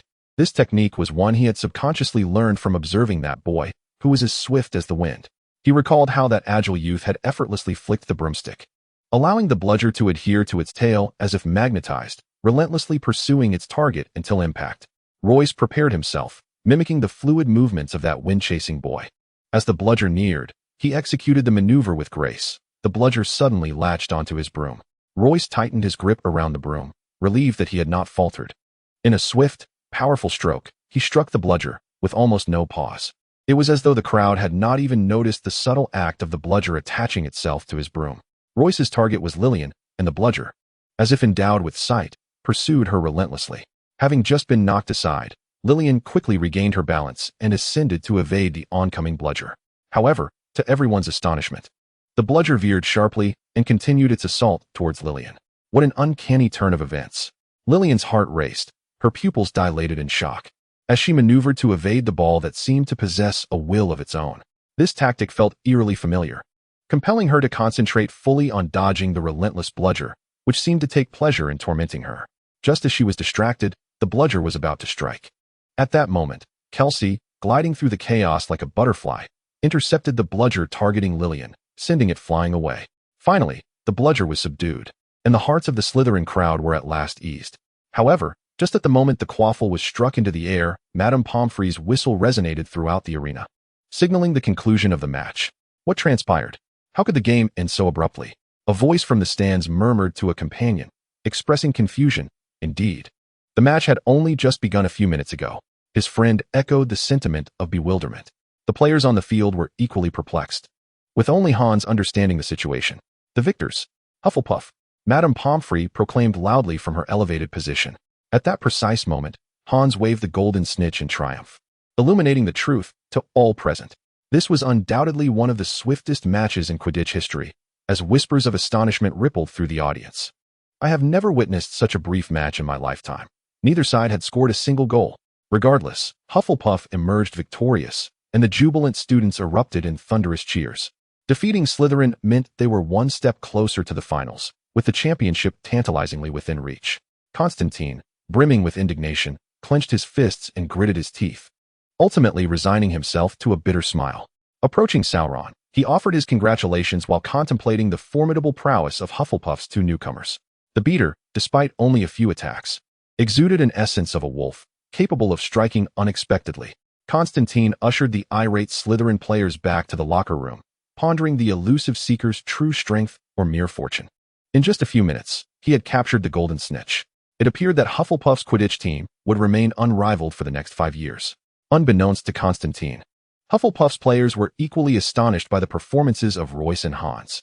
Chapter 49. A powerful team prologue. We are born of sin. Following the conclusion of the match, Sauron promptly convened a meeting in the locker room. With the match freshly concluded, the efficiency of the meeting soared. Sauron addressed the exhilarated six who were eager to head to the pub, saying, "You must temper your desire for relaxation. After all, we have another match in 2 days." Nevertheless, the atmosphere of this tactical meeting was considerably more relaxed than the previous one, given their recent triumph achieved with minimal effort. Even Sauron, after devising strategies against Gryffindor, began to commend the two novices, Royce and Hans. "I believe that by tomorrow, no, this afternoon, the fastest match in history will echo throughout Hogwarts." Sybil displayed a proud countenance. "I foresee it spreading across all of Europe." Sauron jested, a rare display of humor.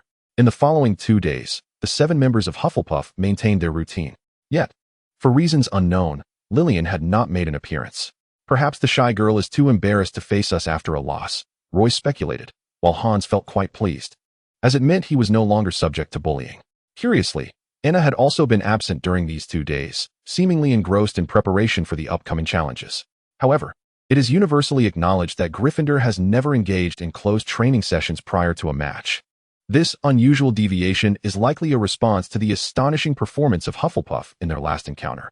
Initially, everyone presumed that Royce and Hans would become liabilities for Hufflepuff, and even if they performed adequately, it would merely mirror Anna's debut, which was rather conventional. Yet, during the recent clash between Hufflepuff and Slytherin, it became evident to discerning observers that it was the stellar duo of Royce and Hans who led Hufflepuff to victory. As first-year students, their inaugural performance was remarkably impressive. Perhaps, as Constantine suggested, the future of Quidditch may indeed be dominated by Hufflepuff. Time flew by, and soon the day of the finals arrived. Salorn led the Hufflepuff contingent towards the arena, and as they stepped out of the Hufflepuff dormitory, Royce spotted Lillian waiting at the entrance. Lillian smiled at Royce, playfully gesturing towards him. Severand was the first to react, bursting into laughter as he nudged Royce towards Lillian, exclaiming, "Romeo, your Juliet has come to find you. Hurry up and go, or you'll miss the match." Royce, feeling a mix of exasperation and relief at seeing Lillian after her absence in recent days, was momentarily at a loss for words. "Just exchange a few words," Salorn interjected, alleviating Royce's concerns. The others, understanding the cue, quickly departed, though Severand glanced back with a grin, only to be chastised by Salorn for his mischief. When Royce and Lillian found themselves alone, he was at a loss for conversation until Lillian broke the silence, inquiring about Severand and Summel. They seemed to be nothing but comedic relief. Why haven't they been kicked off the team? Royce was taken aback by her question, as he had once posed a similar inquiry to Salorn after their second training session, though the details escaped him. He remembered feeling exasperated with Severand during practice, complaining to Salorn about his incompetence in executing their plans. Salorn had then patted his shoulder, smiling as he asked, "What do you think of our team's atmosphere?" Royce, unsure of why Salorn had shifted the topic, responded, "The atmosphere is quite pleasant. Everyone is friendly, and it feels joyful." Salorn had replied, "In our team, I am accustomed to not indulging in frivolity." Lillian, evidently unimpressed by Royce's feeble excuse, shifted the focus back to the match, declaring, "We must play well and win the championship. My man must be first." Royce, though internally resigned by their fade of a relationship, replied, "I will do my best. Thank you, and good luck. Now, you should go." After their brief exchange, they parted ways. As Royce made his way to the arena, he pondered Lillian's earlier question regarding Severand and Summel, a question he had previously asked Salorn. The memory of that inquiry lingered in his mind, a reminder of the complexities within their team dynamics. Arceus, the taciturn enigma, is disinterested in discussing anything beyond magic. Milan, being overly shy, finds little common ground with our group of boys. At this point, Salon paused, while Sifrin's vivacity and Summel's emotional expressiveness make them rare gems within our team. Were it not for their presence, the Hufflepuff Quidditch team would likely have disbanded long ago. Salon cast a glance at Royce and remarked, "You may be young, but I trust you understand. You've likely noticed the tension between Arceus and me, yet our ability to collaborate so sincerely is a testament to Sifrin and Summel. If I were to liken Arceus and myself to 2 branches, Sifrin and the others would be the rope binding us together." Royce immediately grasped why he felt a sense of belonging to the team, a sentiment difficult to articulate. Although he spent 3 years studying in China, it paled in comparison to the profound connection he felt with Hogwarts. Regardless, the presence of Sifrin and Summel distinguishes Hufflepuff from the other 3 houses, a key reason for Hufflepuff's strength. As Royce approached the pitch, Salong shot a fierce glare at Hans before admonishing him. Keep your eyes on the golden snitch. Not on Anna. Siffrin burst into laughter, the tension of the finals dissipating somewhat. As the match commenced, everything unfolded as usual. Madame Pomfrey's whistle signaled the official start of the game. This time, Royce and Arceus surged forward simultaneously, heading towards the Gryffindor team. Gryffindor's vulnerability lay in their goalkeeper, giving us a numerical advantage of 7-6. In the pre-match strategy meeting, Salong analyzed Gryffindor. Following the previous match, they would undoubtedly be wary of Royce. Let us capitalize on this. Salong directed Royce to distract Gryffindor's players, thus creating space for us, while Arceus would provide support, prioritizing Royce's protection. Salong lightly tapped the table, declaring, our trio of chasers must shine this time. Siffrin chimed in, indeed. We can't let the newcomers steal the spotlight. Chapter 50. Unstoppable Prologue. I still harbor feelings for you, even as tears well in my eyes, yet I speak of the winds rising. Arceus text. Royce dashed forward, only to be immediately confronted by 3 Gryffindors. Anna, Captain Muller, and another beater, Abaddon, formed a triangular barrier to obstruct Royce's path. 3 of you think you can stop me? Since his last victory, Royce's confidence had soared, and he regarded the trio with disdain. Instead of evading, he accelerated, charging ahead. Seeing this, Muller positioned himself at the forefront. As Royce neared a collision with Muller, Anna, positioned behind him, felt an overwhelming surge of anxiety. Why does this match feel so different from when we faced Ravenclaw? Anxiety gnawed at Anna. In the 2 days leading up to the match, they had undergone intensive training. At that time, Anna had been nonchalant, for their victory over Ravenclaw had come far too easily. At that moment, Emler uttered a single phrase to her. Hufflepuff is different. It was only later that Anna understood that the closed training sessions prior to facing Hufflepuff were customary. At this instant, Anna felt her heart leap into her throat. I see Royce almost every day. He perpetually wears a lethargic expression as if he has just awakened. Anna glanced into Royce's eyes and was suddenly startled. How could he possess such energy on the field? She compelled her body to remain still, yet her hands trembled uncontrollably. Could she possibly thwart Royce? Anna harbored no confidence, and Emler felt similarly, convinced that they could not stop this madman. Gritting his teeth, Emler resolved to position himself at the forefront. Royce was drawing ever closer, and Emler could even discern a few strands of hair on Royce's forehead. He stepped forward, adopting a mindset akin to success or perish. However, the moment Royce reached him, Emler noticed the corners of Royce's mouth curling into a mischievous grin, a grin that, upon closer inspection, bore an uncanny resemblance to Lillian's. Emler was momentarily taken aback, only to realize that Royce had suddenly vanished. The anticipated scene of being knocked aside by Royce did not materialize. Where did he go? The trio of Emler simultaneously pondered this question, yet Royce's movements were astonishingly swift. Even with their unwavering focus upon him, their eyes could not consistently track his figure. Just as Royce seemed poised to collide with Emler, he leaped, soaring above Emler's head. The sheer speed of Royce's flight created an illusion of instantaneous disappearance. As Royce ascended above Emler, the wandering ball sent by Arceus arrived precisely on cue. Royce's gaze turned toward Arceus, who had just transmitted a second wandering ball to him. He gauged the positions of the other 2 seekers from Gryffindor, Galen and Clinks, by ear. In a breathtaking maneuver, Royce struck the wandering ball just passed by Arceus, perfectly colliding with the second wandering ball. Upon impact, the 2 balls veered towards Galen and Clinks. The pair, previously engaged in thwarting Sauron's attack, were compelled to evade the incoming balls, providing Sauron with a fleeting opportunity to break through and successfully score the goal. Hufflepuff, 10 points. Madame Pomfrey's voice resonated at the perfect moment. Abaddon turned in astonishment toward the goal, bewildered by the sudden turn of events. How did Sauron score? Meanwhile, Anna felt a wave of despondency wash over her. Damn it, my performance was abysmal. Otherwise, they wouldn't have scored. Emler was equally frustrated, realizing that he had diverted too much attention to Royce, inadvertently allowing Sauron to exploit the gap. Recognizing the cause of their oversight, Emler swiftly adjusted their strategy. Abaddon, Anna, keep a close watch on Sauron, he instructed in a hushed tone. What about Royce? Anna asked, still shaken by Royce's recent attack, her wide eyes betraying her concern. The thought of that madman, Royce, ignited Emler's ire as he recalled Royce's taunting expression. I will confront him alone, Emler declared through gritted teeth. Abaddon gazed at the sullen-faced Muller, wishing to counsel him to calm down, yet ultimately found himself unable to articulate those words. How could such a proud individual endure the mockery of Royce? Anna, meanwhile, was filled with concern. questioning whether Muller could manage on his own after the recent severe blow to his confidence.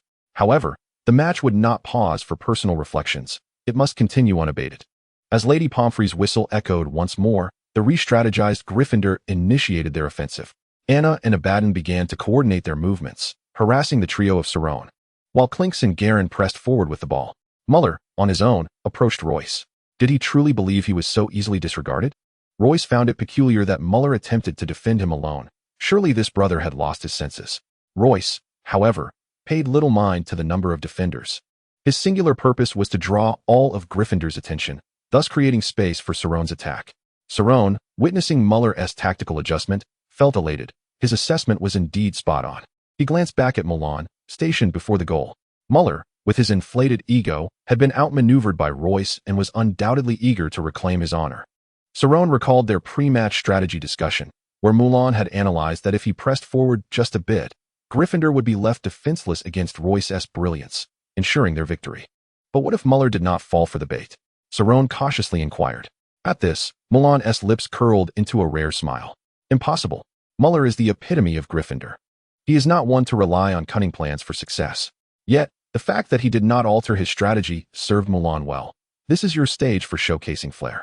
Cerrone, hearing Mulan's praise, felt a rare flush of embarrassment. Cerrone's focus returned to the match, realizing that one Muller was hardly enough to withstand Royce. The remaining players were equally insufficient to pose a challenge. Cerrone deftly maneuvered past his opponents. Anna and her companions were no match for his prowess. Royce, darting about, expertly positioned himself to disrupt Gryffindor's formations. Muller watched in exasperation, unable to keep pace with Royce's agility, his frustration mounting. Royce weaved through the field, collaborating with the roaming ball sent by Arceus, leaving Gryffindor utterly defenseless. In a mere moment, Cerrone had netted 8 goals. Chapter 51, The Shadow Wing Preface. Hell on Earth text. How infuriating. Muller glared fiercely at Royce, yet could find no chink in his armor. No matter what. Could they not halt Hufflepuff? Muller refused to concede defeat, even though he knew that continuing down this path would surely lead to loss. Yet, he would prefer a slow demise to uttering the words of surrender. When he caught sight of Anna's terrified expression, his rage surged, and he snapped at her. Why the long face? We have not lost yet. I. Anna struggled to find her voice, unable to admit their impending defeat. She silently returned to her position. Everyone, lift your spirits. We have not lost yet. Muller shouted with fervor. It seemed that Arceus had not been sufficiently fierce. Upon hearing Muller's words, he couldn't help but think so. He called out to Royce, clapping his hands 3 times in his direction. Royce, upon noticing, nodded with a peculiar expression, pondering whether it was necessary to take such care against the rather inept Gryffindor. Clearly, the message conveyed by Arceus's applause did not resonate with Royce. Nevertheless, he would comply with Arceus's intentions. Madame Pomfrey's whistle pierced the air once more, and Cerrone, without casting a glance, surged forward. However, no one observed that Royce and Arceus were advancing in a curious formation. If one were to view the scene from Gryffindor's perspective, they would be astonished to find Royce completely obscured, only able to see Arceus, with Royce hidden behind him. This tactic had been a product of boredom, rehearsed by Arceus and Royce. Initially, Royce had intended to play a prank by hiding behind Arceus, but they soon realized that such a sudden appearance of an individual could greatly aid tactical advancement. After a few practice attempts, which yielded moderate success, Royce dubbed this strategy the Shadow Wing, and this was its inaugural trial on the field. Thankfully, Cerrone was unaware that they were employing this tactic for the first time. Otherwise, his cautious nature would have surely led him to disapprove. Muller searched the field for Royce in vain, clenching his teeth in frustration. Grasping his broom, he soared towards Cerrone's direction. Hidden behind Arceus, Royce observed Muller's movement and called out to Arceus. Instantly, Arceus understood Royce's intent and swiftly angled downwards towards Muller. As they employed the Shadow Wing tactic against an opponent for the first time, Arceus pondered whether he should moderate his speed. Stealing a glance back, he noted Royce following him with a relaxed demeanor. Having observed Royce in the previous match, Arceus felt that he had not exerted himself fully during training. Thus, he accelerated slightly, aware that maintaining their formation placed considerable pressure on their teammate behind them. During practice, he had been the one in the back. But Royce's smaller stature and Arceus's sometimes inconsistent speed and technique led them to switch positions, allowing Royce to conceal himself behind. This first-year lad truly was impressive, Arceus thought, as he watched Royce maneuver effortlessly through the air. With newfound confidence, Arceus let loose. He understood that Imler was the soul of Gryffindor. If he could restrain him, the rest of Gryffindor would struggle to make an impact. He subtly flicked the tail of his broom, signaling Royce to prepare for the attack. Then, with a swift pivot, he darted towards Imler, while Royce seized the opportunity to snag a stray ball with the tail of his broom. Imler, who had been soaring towards Saron, suddenly noticed Arceus charging towards him from above. If Imler were in a calm state, he would undoubtedly have easily deduced that Arceus's recent offensive bore the unmistakable imprint of Royce. Otherwise, where could Royce, who had been so elusive throughout the match, possibly be? However, at this moment, Imler was consumed by anger and urgency, his actions driven solely by instinct, devoid of rational thought. This very mindset led Gryffindor swiftly toward defeat. How infuriating! How could Arceus have so effortlessly approached my side? Glancing to the right, Imler spotted Anna and Abaddon still harassing Siffrin and Summel, his frustration boiling over, akin to a volcano ready to erupt. What were these two thinking? Even now, they continued to loaf around, with Arceus drawing ever closer. Imler had no time for idle thoughts. He steeled himself and charged directly at Saron with unwavering determination, intending to leverage his speed to evade Arceus's assault while seizing the ball from Saron. Although Imler's plan was simple, it was, to be candid, remarkably effective. Unfortunately, he was not only contending with Saron and Arceus, but also with Royce, who was lurking behind Arceus, waiting to reveal himself. What had initially seemed a sound strategy now appeared utterly foolish, a fact of which Imler remained blissfully unaware. In stark contrast, Anna and Abaddon, who were distracting the duo of Siffrin, felt a sense of camaraderie and confidence.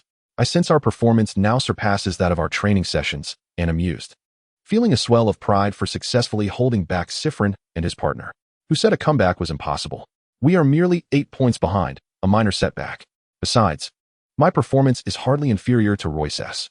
If Imler were privy to Anna's thoughts at this moment, he would likely choke on his own frustration. Meanwhile, hidden behind Arceus, Royce was suddenly struck by an uncontrollable urge to sneeze. He stifled the sensation, cognizant that this endeavor with Arceus must not fail. He had been relying on his exceptional hearing to gauge the perfect moment for their strike. Now was the time. Hearing Imler's swift approach, he instantly discerned his intentions, showcasing speed before me. Is this fellow out of his mind? This thought inflated Royce's confidence. Yet, his movements were executed with remarkable swiftness, almost imperceptibly, as he circled around to position himself in front of Arceus. This sudden maneuver startled Imler and caught Saron off guard.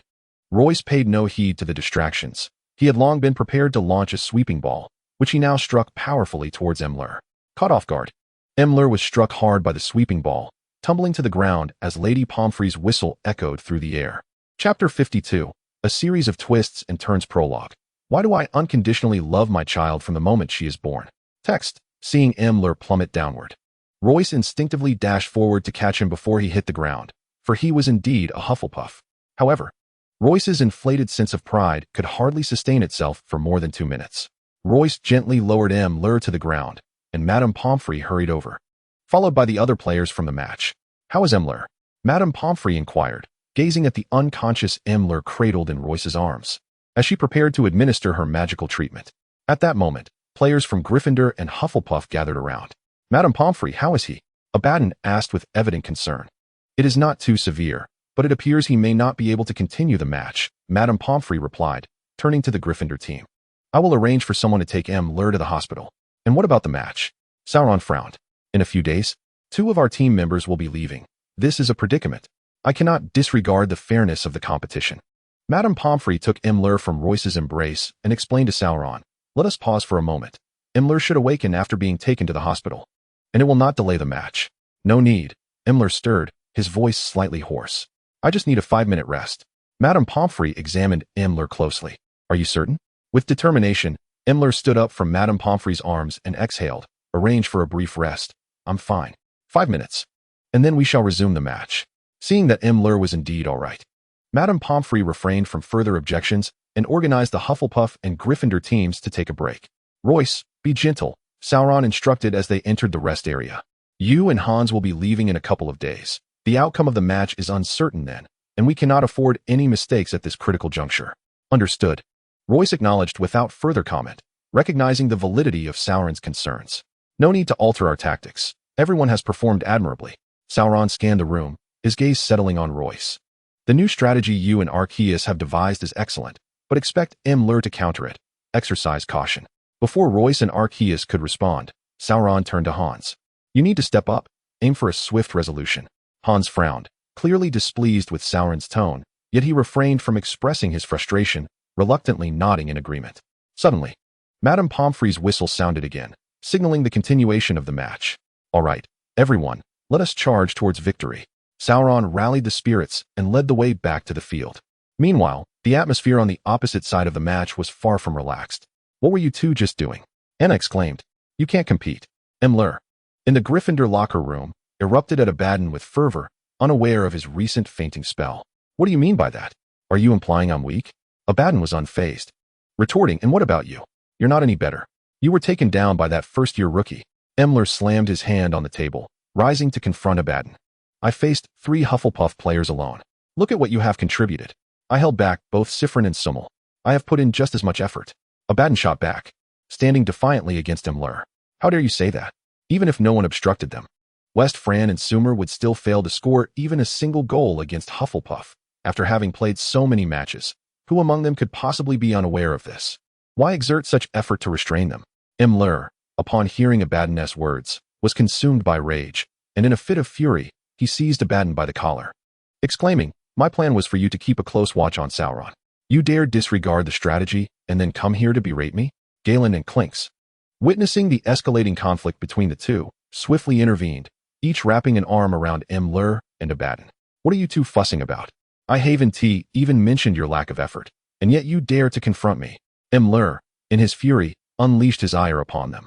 Clinks appeared exasperated, while Galen could hardly contain himself. Just as a grand brawl seemed imminent, Mrs. Pomfrey's whistle pierced the tension. Clinks exhaled in relief, for a physical altercation seemed imminent. The members of Gryffindor awkwardly made their way to the field. During the quarrel between Imler and the others, Anna remained a silent observer, refraining from interjecting. She understood that her input would be futile, and having never encountered such a spectacle, she felt a twinge of fear that stifled her voice. It seems I must exert even more effort in this match, Anna encouraged herself, determined to rise above the challenges. As Hufflepuff and Gryffindor prepared for the match, Mrs. Pomfrey's whistle sounded once more. With fierce determination, Imler fixated on Royce, disregarding any thoughts of victory, charging directly towards him. Royce, noticing Imler's bloodshot eyes, resembled a frenzied bull as he charged forth. A slight smile graced his lips as he deftly sidestepped and concealed himself behind Arceus, mirroring Arceus's movements while inquiring, Arceus, have you noticed that both the captain and the head of Gryffindor are named Imler? Upon hearing Royce's words, Arceus recognized his lack of regard for the opponent. After all, during training, Royce was typically far more serious and never distracted by idle chatter. Arceus held Gryffindor in low esteem, believing that competing against them was merely a waste of time. Beyond the realm of magic, his motivation for engaging in any activity stemmed solely from the pursuit of amusement. Initially, Royce approached tasks with utmost seriousness. His greatest pleasures were indulging in leisurely slumbers and meddling in affairs not his own. However, after spending time with Arceus, he too had developed a penchant for playful antics. They often found themselves collaborating on amusing endeavors during training breaks, giving rise to the shadow wing tactic. Arceus, without turning his head, retorted to Royce, It's because they are father and son, hence the same name. To his astonishment, Royce realized the depth of their connection. This was a detail he had never noticed in his previous timeline. Although surprised, Royce's movements remained swift. With a flick of his broomstick, he deftly struck the nearby wandering ball, sending it soaring towards Galen. Chapter 53, The Dust Settles Prologue. With a heart full of resolve, the moment of danger arises. Text. The sudden emergence of the elusive ball took Garen, Clinks, and Abaddon by surprise. The trio swiftly adjusted their positions to evade its trajectory, while Abaddon advanced to intercept the shot that resembled a cold arrow. At that moment, Sauron once again broke through with the ball. Hufflepuff, 10 points. Madame Pomfrey's whistle resonated throughout the arena once more. Simultaneously, Hans, brimming with excitement, raised the golden snitch high above his head, oblivious to the sweat threatening to drip into his eyes. The match concluded. Hufflepuff emerged victorious. Upon witnessing Hans elevate the golden snitch, Madame Pomfrey immediately blew her whistle again. The crowd was a tapestry of varied emotions, with the jubilant Hufflepuffs and the begrudging Gryffindors both descending to the ground. Only Hans swiftly flew to Anna's side, offering her comfort. Initially despondent, Anna's spirits were lifted thanks to Hans, and by the time they reached the ground, her mood had returned to normal. The teams gathered, standing face to face. What an exhilarating match, Cerrone said with a smile, extending his right hand. However, Mueller dismissed him entirely, seething with the disgrace of a scoreless game. I will surely redeem myself, he declared, fixating his glare on Cerrone, ignoring the offer of a handshake. Unperturbed, Cerrone smiled faintly, retracting his hand. Until next match, he said, departing with the jubilant Hufflepuff players. As he left, Cerrone called out to Hans, aren't you going to stay here with Anna? You know Mueller, that uncouth fellow, will curse the world upon losing. At this, Cerrone couldn't help but chuckle, and one could only imagine the delight of someone like Siffrin, who thrived on the chaos. Hans, the moment of gallantry has arrived. Your future happiness hinges upon today's performance.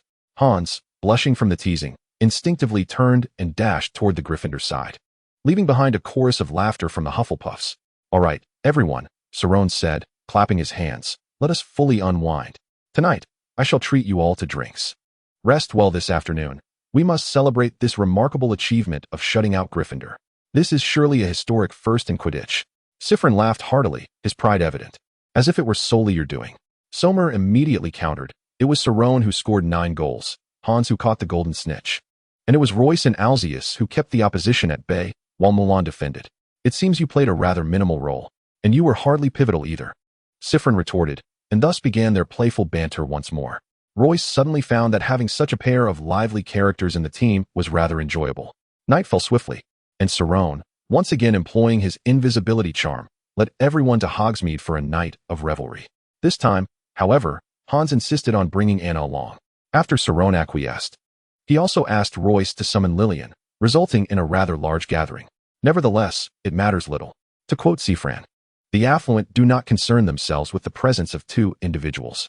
This gathering was quite relaxed, primarily due to the victory in the competition, the familiarity that had developed among them, and, of course, for the sake of Royce's and the others, as they would soon be departing for Durmstrang. Cerrone, I have heard that Durmstrang is rife with dark wizards, and they are all men, Sumail inquired, seizing the moment amidst the lively revelry, voicing her concerns about the safety of the many delicate young ladies attending. Upon hearing this, Lillian erupted in laughter, while Royce's cast a glance her way, thinking to himself that at least she posed no threat to others. Anna, too, was caught up in Lillian's infectious laughter. Cerrone, noticing Sumail's bewilderment, elucidated that Durmstrang was a coeducational institution, much like Hogwarts. As for dark magic, who among them could not conjure a few spells? Over the years, however, dark magic had long since been cast aside by the tides of time, rendering the issue of dark wizards virtually non-existent. Cerrone took a sip of his drink and continued. There is a student from Ravenclaw whose father teaches at Durmstrang. At this juncture, Cerrone glanced at Lillian and chose not to elaborate further, instead lifting his glass for another sip. Lillian, catching Cerrone's gaze, smiled graciously and said, you need not be coy, Cerrone. Turning to the group, she added, that Ravenclaw student is none other than the persistent Dungar, whose father, Humphrey, teaches potions and the history of magic at Durmstrang. With that revelation, the conversation shifted away from the topic, mindful of Royce's presence. Royce shot a look at Lillian, pondering the surprising fact that the effeminate Dungar's father was indeed a professor, a notion he found hard to fathom. Lillian, noticing Royce's gaze, seemed to grasp his thoughts and playfully made a face at him, as if to say, isn't that just the case? Royce shook his head, dismissing the notion that Lillian could read his mind. As the time to part ways drew near, Cerrone took Royce aside to the restroom, draping an arm around his shoulder and speaking in a hushed tone. There is a formidable individual at Durmstrang named Owen. You must be wary of him. Royce, perplexed, responded, but I am not participating in the Triwizard Tournament. There is no need for me to be on guard against him. You ought to be warning Winston instead. Quite perceptive of you to realize that this time, it is Winston representing Hogwarts, Cerrone exclaimed, his intoxicated demeanor rendering his expression exaggerated as his eyes widened. Never mind the details. I assure you, I mean you no harm. Remember the name, Windchild Owen. And be cautious. Royce thought Cerrone must be quite inebriated. His last name is Owen? No, he is named Owen, his surname. Cerrone hesitated momentarily. You will learn his surname in due course. Just ensure your safety. Do not fall prey to any unexpected pitfalls. Royce, still in a state of confusion, nodded in agreement. And upon finishing his warning, Cerrone leaned against Royce's shoulder, drifting into a daze. Royce exerted considerable effort to drag Salon back to the table. only to discover that everyone else was surprisingly sober, with Salon being the sole inebriated one. It seemed Salon was quite exhilarated, Royce mused. And he noted that Arceus appeared to have consumed little alcohol, likely to remain lucid for his impending magical practice. Unfortunately, Royce's assumptions were entirely misplaced. How could he, an innocent in matters of the heart, comprehend the intricate relationship between Salon and Arceus? Chapter 54. The Final Gathering Prologue. Magic is only intriguing before one becomes a wizard. Text. Is Salon asleep? Lillian inquired as she assisted Royce in settling Salon down. It appears he has overindulged, Royce replied with a rueful smile. Wait, if Salon is asleep, who will take us back? The usually reticent Mulan posed this critical question. Do not worry. Last time, Siffrin and I managed to bring Hans back. And we can do so again, Siffrin declared, albeit somewhat incoherently. Last time was a weekend when we upperclassmen had free reign, but today we are sneaking out. How can we return openly? Concern shadowed Mulan's face, and the collective inebriation of the group began to dissipate. Arceus, do you have any means of getting us back? Lillian turned her gaze towards Arceus. I'm afraid I cannot assist, Arceus replied. He never addressed Lillian as Miss in public, a detail Royce had long noted but chose not to mention. Royce also possessed the invisibility spell. We should be fine getting back, Hans assured them, alleviating their worries. For Royce and Hans, the renowned twin stars of the arena, were known for their reliability. I have limited magical energy, so we may need to return in batches. Royce confirmed Hans's statement, bringing complete relief to everyone. Then let us make haste, Royce urged, as my magical energy takes time to replenish. The group rose, with Siffrin and Summel taking it upon themselves to carry Salon, becoming the first to depart. Once in a secluded corner, Royce cautioned, after I cast the spell, you will be unable to see one another, nor even yourselves. He emphasized the distinction between this and Salon's vanishing spell, reiterating, remember, do not cast any spells. If you do, the enchantment will fail. I understand, Siffrin replied, somewhat slurred. Royce reiterated his warnings, still feeling uneasy. I will accompany them back. How many can you return at once? Mulan, perceiving Royce's apprehension, kindly inquired. For individuals should be manageable, Royce responded, reassured by Mulan's words. Then I shall go with them. Arceus immediately chimed in. It will be safer with me present. Royce found Arceus's behavior somewhat peculiar, but there was nothing amiss in his words. With a glance at Arceus, Royce concluded that 5 individuals should also be feasible. Ghostly steps. Utilizing the dim light, Royce cast the spell for the first group of 5. Truly remarkable. This must be one of Royce's most prized skills, Lillian thought as she stole a glance at him. All right, everyone, let's move quickly. The invisibility spell lasts only 15 minutes. And remember not to cast any spells. Royce bid farewell to the first group of 5. Turning to Hans, who was discreetly displaying affection with Anna, he remarked, I still have enough magic left. You and Anna can return as well. Hans scrutinized Royce and Lillian, suppressing laughter. You needn't overexert yourself. I can take Anna for a stroll while you rest. Upon hearing this, Royce realized Hans had misinterpreted the situation, but he found himself at a loss for words. How could he possibly explain that he and Lillian were merely pretending to be a couple? No one would believe that, would they? With an exasperated expression, Royce decided to skip the pleasantries and cast the spell directly at Hans and Anna. You two should leave now. I need to rest. All right, understood. Hans's voice began to crack with laughter, and Anna joined in with her own giggles. Hans, if you don't hurry, I might just ensure that you can never leave again. Lillian playfully threatened, her smile ever present. At her words, Hans fell silent, as if his throat had been constricted. Moments later, he realized Anna's laughter was fading into the distance. Royce, knowing Hans had fled, gently rubbed his forehead and said to Lillian, You certainly have quite the power. A single remark was enough to send him away. Well, you can't underestimate my abilities. Who would have thought this little muggle-born could wield so much magic? Lillian replied, her tone serious for once. Yet, Royce couldn't shake the feeling that her words were laced with mischief. You spend so much time napping in the library. When did you learn all this? I think I should go back and study as well, he teased. Lillian leaned closer, whispering as she exhaled softly, causing Royce's face and heart to flutter with warmth. The alcohol had already left him flushed, and now he felt even hotter, tempted to shed his jacket to cool down. Taking a step back, Royce placed his hands on Lillian's shoulders to prevent her from encroaching further.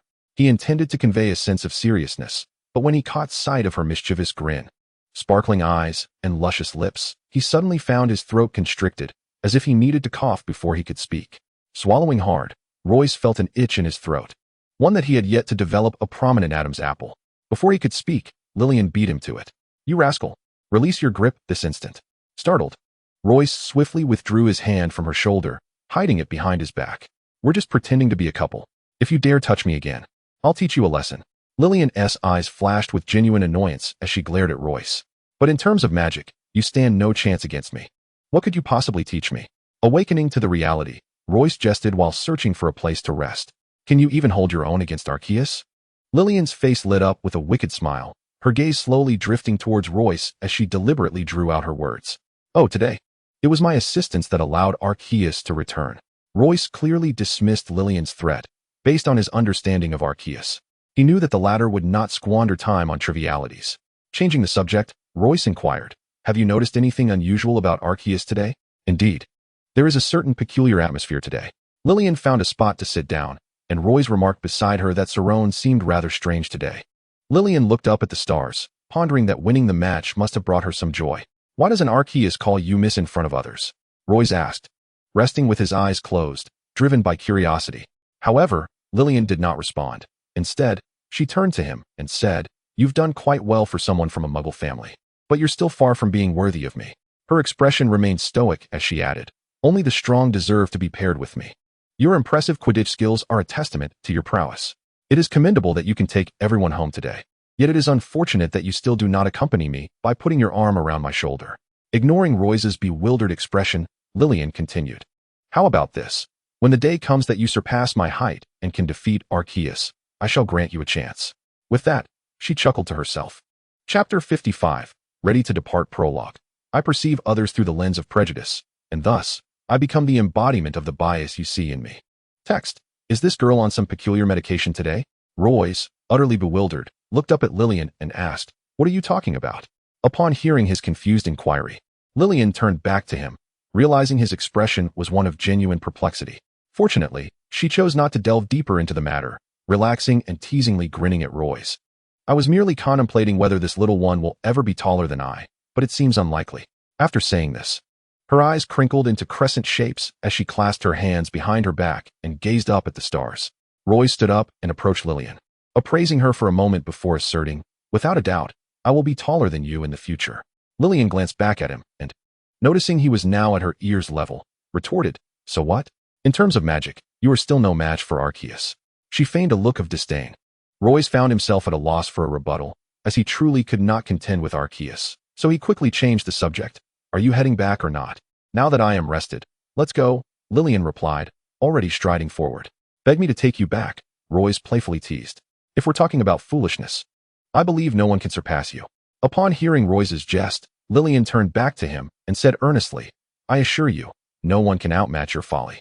Royce suddenly found himself unsure of how to respond. Perhaps Lillian had indulged too much today, her mind clearly clouded. He comforted himself inwardly. Deciding not to engage with her inane banter, Royce followed Lillian, ghostly stroll. Before long, they entered a state of invisibility. Though you protest, your body is quite honest, Lillian remarked in Royce's direction. Although he could not see her face, her mischievous smile vividly filled his mind. With a sense of resignation, Royce chose to remain silent as they made their way back. When they finally became visible again, they had returned to Hogwarts. As they prepared to part ways, Lillian ominously threatened Royce, when we reach Durmstrang, you shall face my wrath. With that, she dashed away, a playful grin adorning her face. Did she just mention that Dungar's father teaches at Durmstrang? How could I not be tormented by that? Wait a moment. If they suddenly declare a glorious duel over there, wouldn't I just collapse like Royce, a mere gust of wind triggering a sudden surge of intellect? And could that Owen, whom Cerrone spoke of, also be acquainted with Lillian?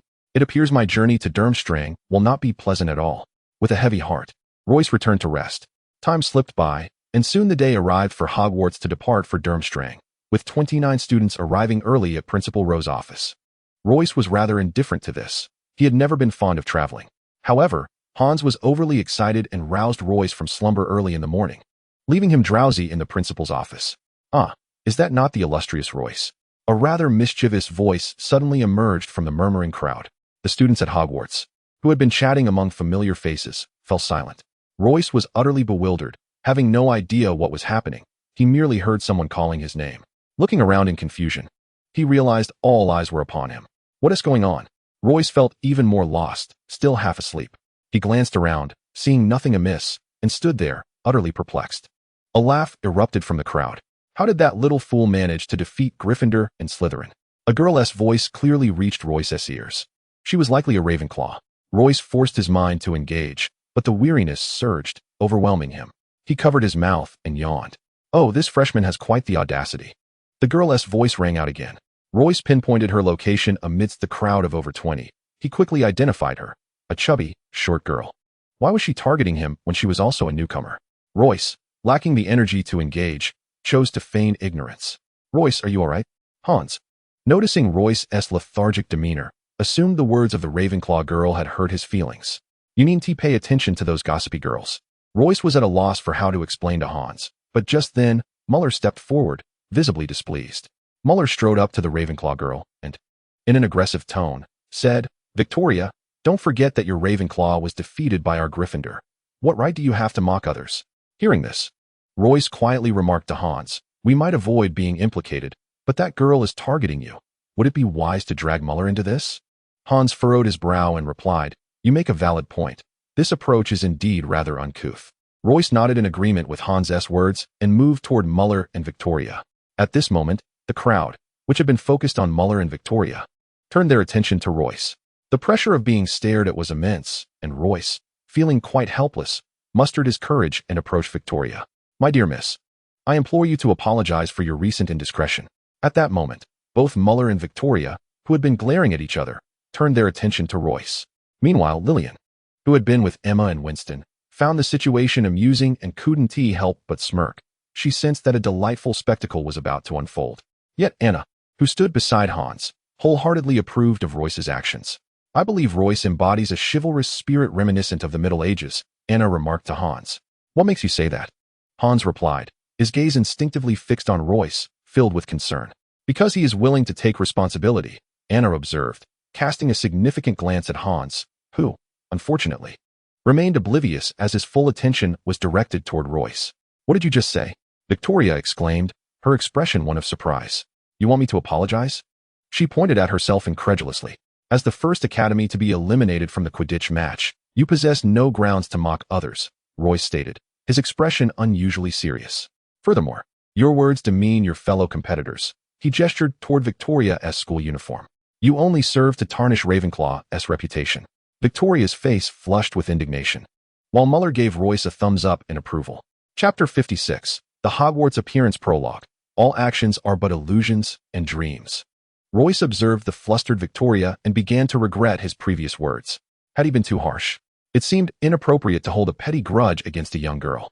Being over 20 himself, Royce felt a twinge of shame and considered providing the young lady with an avenue for retreat. Just as he was about to speak, Headmaster Ram Sultan materialized out of thin air, drawing everyone's attention to him. Ram Sultan, a master of spatial magic and the vice president of the European Magic Council, made Royce forget all about Victoria the moment he appeared. In his mind, the thought of Ram brought forth a glimmer of hope for his return. However, not at this moment. Royce recalled Aurelia and suppressed his urgency to return. Ladies and gentlemen, today we embark for Durmstrang. Ram announced loudly to the crowd. Headmaster, how shall we travel? Will it be a grand entrance? Came an eager voice from the crowd. Not at all, Ram chuckled, shaking his head, which elicited uncontrollable laughter from everyone present. Royce was astonished to witness the previously tense atmosphere of the Hogwarts delegation transform into one of camaraderie. The headmaster truly possessed remarkable skills, and Royce joined in the laughter with the crowd. No matter how awkward the situation, a single remark could effortlessly alleviate the tension. Such was not merely the work of magic, Royce mused to himself. Ram Sultan turned around, waving his wand, and proclaimed, Gateway of Space. Come forth to my side. Ram extended his arms, and a cascade of blue light flickered before him like electric sparks. The Hogwarts delegation, previously engaged in laughter, was now captivated by this dazzling spectacle, their eyes fixated on the pulsating azure glow. Interestingly, at that moment, both Royce and Lillian simultaneously thought, thank goodness Arceus did not come, otherwise, he would have been unable to move, insisting on deciphering this magical phenomenon. It would indeed be astonishing if others knew that both had such a thought in unison. The blue light gradually coalesced into the shape of a grand archway, stabilizing as the surrounding light occasionally emitted small, playful sparks. This enchantment far surpassed the art of apparition. Royce had been intrigued by Ram's spatial magic since the previous timeline. Otherwise, he would not have secretly learned the incantations through lip reading, which had inevitably led to this extraordinary event of returning to the past. He had clearly heard the recent incantation, but mastering the spell required further clandestine practice, which Royce resolved to undertake. "Ladies and gentlemen," Rum announced, "I hear that the girls from Beaux Batons have already arrived. It is unchivalrous to keep the ladies waiting. Let us depart forthwith." He gestured for everyone to step forward. "Winston, come to my side." Before Winston could fully comprehend, he found himself beside Rum. "Follow me," Rum urged, grasping Winston's hand, then turning to the Hogwarts delegation. "Children, come along." With that, he stepped forward, crossing into the blue spatial doorway. As Royce moved with the crowd, he was marveling at Rom's magical prowess. It seemed the headmaster had just employed magic on Winston. Thus, could it be that "come to my side" was also an incantation? Did the headmaster conjure the spatial door using 2 spells? Such profundity piqued Royce's curiosity once more, yet he would have to wait to unravel the mysteries later. Amidst the throng, Royce spotted Hans and Anna and made his way toward them. Hans waved, and the 3 of them stepped into the spatial door together. Initially expecting a disheartening experience akin to the Flu Network, Royce braced himself to cling tightly to Hans. However, as Royce crossed the threshold, he found himself at the entrance of the Durmstrang Hall. "Goodness, this is remarkable," he exclaimed, taking in the snow-covered campus around him. A brisk wind swept through, bringing him back to reality. "Am I not dreaming?" Royce rubbed his face, chilled by the breeze. "Very well, lads, let us proceed. We are the last to arrive for the Triwizard Tournament," Rum said, observing the astonished faces of the Hogwarts delegation and urging them onward. Royce lingered at the back of the group, quietly inquiring of Hans, "Where in Europe is Durmstrang located?" "It's on the Scandinavian peninsula. Anna's home is over here," Hans replied, holding Anna's hand. A Royce, who was not well versed in geography, could not even name the northeastern provinces bordering China, let alone European locations. "So, is it far from England?" he continued to ask. "This is northern Europe. It's quite distant from England," Hans replied, regarding Royce with a peculiar expression, akin to that of one observing a simpleton. Royce ceased to speak, lowering his head and following the others into the warm hall. The distance felt daunting. Each step weighed heavily upon him, and an uncontrollable desire to understand spatial magic blossomed within his mind. Upon entering the hall, a gust of warmth enveloped him. As the Hogwarts delegation marched in orderly fashion behind Rom, with Winston being pulled along at the forefront, surrounding students gazed curiously at the Hogwarts representatives.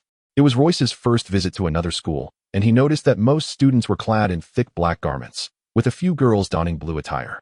It appeared that the black coats were the uniforms of Durmstrang, which he found rather unappealing, whereas the girls from Beaux Batons were decidedly more charming. He mused quietly to himself as he continued to walk with his head down. At that moment, 2 individuals approached, a man and a woman, both appearing to be of middle age. The man possessed a hooked nose, a round face, and a balding head, his cheeks flushed from the biting cold, and his smile exuded a hint of danger that made Royce instinctively shudder upon meeting his gaze. The woman, rather average in appearance, had long black hair and wore a large wizard hat that obscured half her face, leaving little impression on Royce. "Principal Rom, you have arrived. Julie and I have been waiting for ages," the middle-aged man exclaimed, extending his arms to embrace Rom Sultan, vigorously patting his back. "It has been far too long. Principal Rom, I trust you will grant us your indulgence this year," Julie interjected, rescuing a visibly pained Rom from the man's grasp and shaking his hand before turning to the man. "And you too, Principal Peter, must be equally accommodating." Chapter 57. The most incomprehensible male heart opening lines. "I have an affinity for pigs. Dogs idolize humans, cats disdain them, yet only pigs regard humanity with impartiality." Main text. Royce deduced that the man was indeed the principal of Durmstrang, while the woman must certainly be the principal of Beaux Batons. After Rom seated the Hogwarts delegation, Principal Peter announced, "To our esteemed guests who have traveled from afar, tonight we shall revel until intoxication." The students of Durmstrang erupted into cheers at this proclamation. Royce had little interest in such welcoming addresses and discreetly began a conversation with Hans. "Hans, I just noticed that Beaux Batons seems to have quite a number of beautiful female students," Royce remarked. "That is one of Europe's most renowned wizarding schools. It is bound to attract many lovely witches," Hans replied with a knowing smile. However, Royce was not inclined to pursue the topic of girls further and shifted the conversation. "Why doesn't Anna study here, given that her home is nearby?" he inquired. "I am not certain. All I know is that Anna's family also attended Hogwarts," Hans replied, shaking his head. "During the Christmas holidays, we could visit Anna's home together. Perhaps we might even encounter the most beautiful witch of Slytherin, he added, his eyes gleaming with longing. Royce, however, was unaware of the identity of the witch Hans referenced. Who is this most beautiful witch you speak of? He asked. You shall find out in due time, Hans said, his expression shrouded in mystery. To welcome our friends, we shall host a grand ball on Halloween. And everyone must bring their own dance partner. The students of Durmstrang erupted in cheers and applause. Let us not forget the Triwizard Tournament. The Goblet of Fire is ready for registrations. Principal Peter gestured behind him, and suddenly a magnificent goblet of fire appeared, ablaze with flames. Brave warriors, you are well aware of the rules of the goblet. Those who achieve victory will be bestowed with unparalleled glory. Principal Peter's impassioned words stirred the students' spirits. Aspiring champions are to inscribe their personal details on parchment and submit them into the goblet before dinner tomorrow. The goblet will select the champions to represent their respective schools. Peter chuckled, reminding everyone that those under 17 may not enter. Now, enjoy your dinner, and do not forget the Halloween ball. With that, Peter returned to his seat to converse with Rom and Julie. The Halloween ball? I truly wish tomorrow were Halloween. Hans remarked to Roy after gazing at Anna for a while. Have you prepared your costume? Roy, observing Hans's excitement, felt compelled to temper his enthusiasm. You make a valid point. By the way, do you have a costume? Hans had never seen Roy's wardrobe to know if it contained one. I shall write a letter to inquire with my mother, Roy decided, as he had also planned to send a note to reassure his parents. Hans nodded in silence. That evening, Roy penned a lengthy letter, also inquiring about the red scarf that had once saved his life. Upon finishing, he entrusted it to the clock. He wondered how long it would take to fly from this peninsula to China, hoping the clock would not face any mishaps along the way. Lost in thought, Roy drifted into slumber. In his dreams that night, Roy experienced an extraordinary sense of reality. A full moon hung high in the sky, yet thunder roared and fire blazed. After a while, he saw his parents. Thus, in a state of confusion, Roy spent his first night at Durmstrang. Indeed, in unfamiliar surroundings, sleep was elusive. Upon waking, Roy could not recall the dream from the night before, only feeling rather unwell. He shook his head vigorously to dispel the fatigue. Young man, lingering in bed is not a good habit, Hans said while gazing into the mirror. Hurry up, this is not your own school. Being late here will earn you ill repute at Hogwarts. Why did you come out if you still have to attend class? Roy lamented as he dressed. Then why did you come out to eat? Hans strode toward the door. Hurry up, I will call Anna. See you in the dining hall. Without looking back, Hans exited, closing the door behind him. What has gotten into him today? Roy pondered while fastening his buttons, surprised to find the conditions here quite agreeable. The two had their own private bathroom, and the decor of Durmstrang was remarkably modern, almost devoid of any wizardless style. Royce, having tidied himself up, suddenly recalled that he had forgotten to inquire about Lillian's residence yesterday. If he did not seek out this little enchantress today, he felt an unsettling premonition that his name might end up in the Goblet of Fire. A sudden tension gripped him, and he hurriedly dashed through the corridor in search of Lillian, oblivious to the intricacies of the magic involved in locating someone. Remarkably, this frantic endeavor led him to find her. He ascended the stairs in a frenzy and, to his astonishment, spotted the neatly dressed Lillian standing before her door. If his intuition served him correctly, she had just finished preparing herself as well. However, Royce refrained from approaching her immediately, for he noticed a golden-haired youth engaged in conversation with her. Regardless of the nature of their relationship, Royce deemed it inappropriate to intervene at that moment, opting instead to conceal himself in the shadows and observe them discreetly. The young man stood with his back to Royce, obscuring his visage. Yet, with a height exceeding 1.7 meters, it was evident that he was an upperclassman. His black wizarding robe indicated his affiliation with Durmstrang, and the immaculate condition of the garment suggested he was a person of meticulous habits. Although Royce could not discern the young man's expression, he noticed that Lillian was laughing joyfully, a sight he had never witnessed before, revealing their familiarity. A wave of irritation surged within Royce, causing his brow to furrow deeply. Upon seeing Lillian's radiant demeanor, he found himself unable to continue observing them stealthily and hastily descended the stairs to have breakfast. His footsteps echoed on the stairs, drawing the attention of both Lillian and the golden-haired youth, who glanced in his direction, yet saw no one. I wager the one descending the stairs must have been spurned by their romantic interest. Otherwise, they wouldn't appear so vexed, the golden-haired youth remarked to Lillian. Unbeknownst to them, a considerable part of Royce's discontent stemmed from his own feelings of rejection. However, he remained oblivious to this realization. Or perhaps he acknowledged it, but was reluctant to admit it. These stairs are indeed bothersome, he thought, feeling irritable. Annoyed with the staircase, he resolved to find Hans. prioritizing breakfast above all else. Royce's brow remained tightly knitted, directing his frustration once again towards the stairs. Chapter 58, Contestants Prologue. My lack of fame is not due to a deficiency in ability, but rather the timing has yet to be right. Main text, Royce, in a huff, strode into the dining hall and sat down beside Hans and Anna, beginning his breakfast in silence.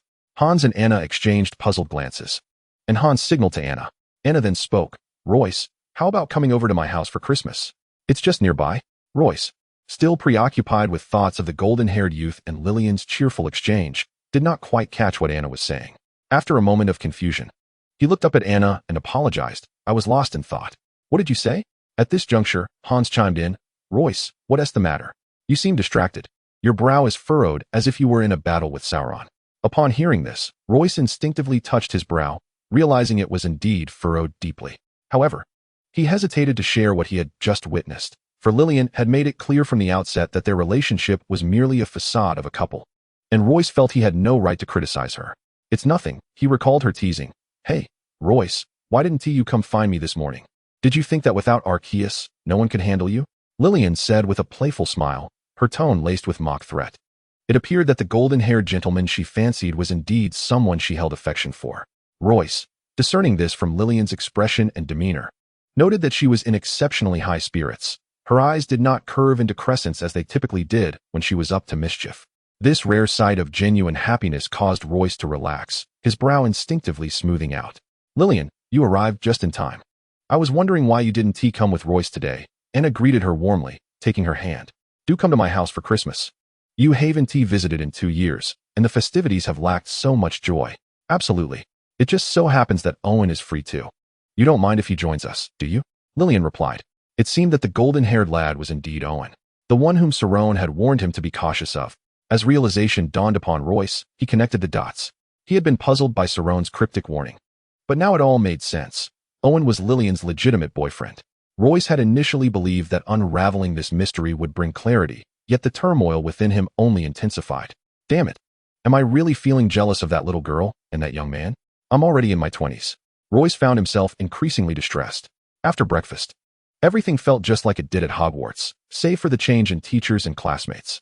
Royce had thought he would forget easily, yet by dinner, images of Lillian laughing with Owen danced incessantly in his mind. Royce, who do you think will represent Hogwarts in the tournament? Hans asked, his expression betraying a hint of anxiety. Royce looked up at the 3 headmasters gathered solemnly around the goblet of fire and inexplicably felt a twinge of nervousness himself. Having already known the outcome, Royce had not anticipated much from this competition. He merely intended to enjoy the spectacle. However, he suddenly realized that he was part of this event, and it was unlike the previous timeline. Even if I'm here, I play no role in this Triwizard tournament. Royce reassured himself. Since I once affected, the outcome cannot change. With a gentle exhale, he felt his tension ease and turned to Hans, who still appeared anxious, and decided to lighten the mood. Hans, have you signed up yet? Royce asked, his voice dripping with intrigue. How could I? I'm not yet 17, Hans replied matter-of-factly.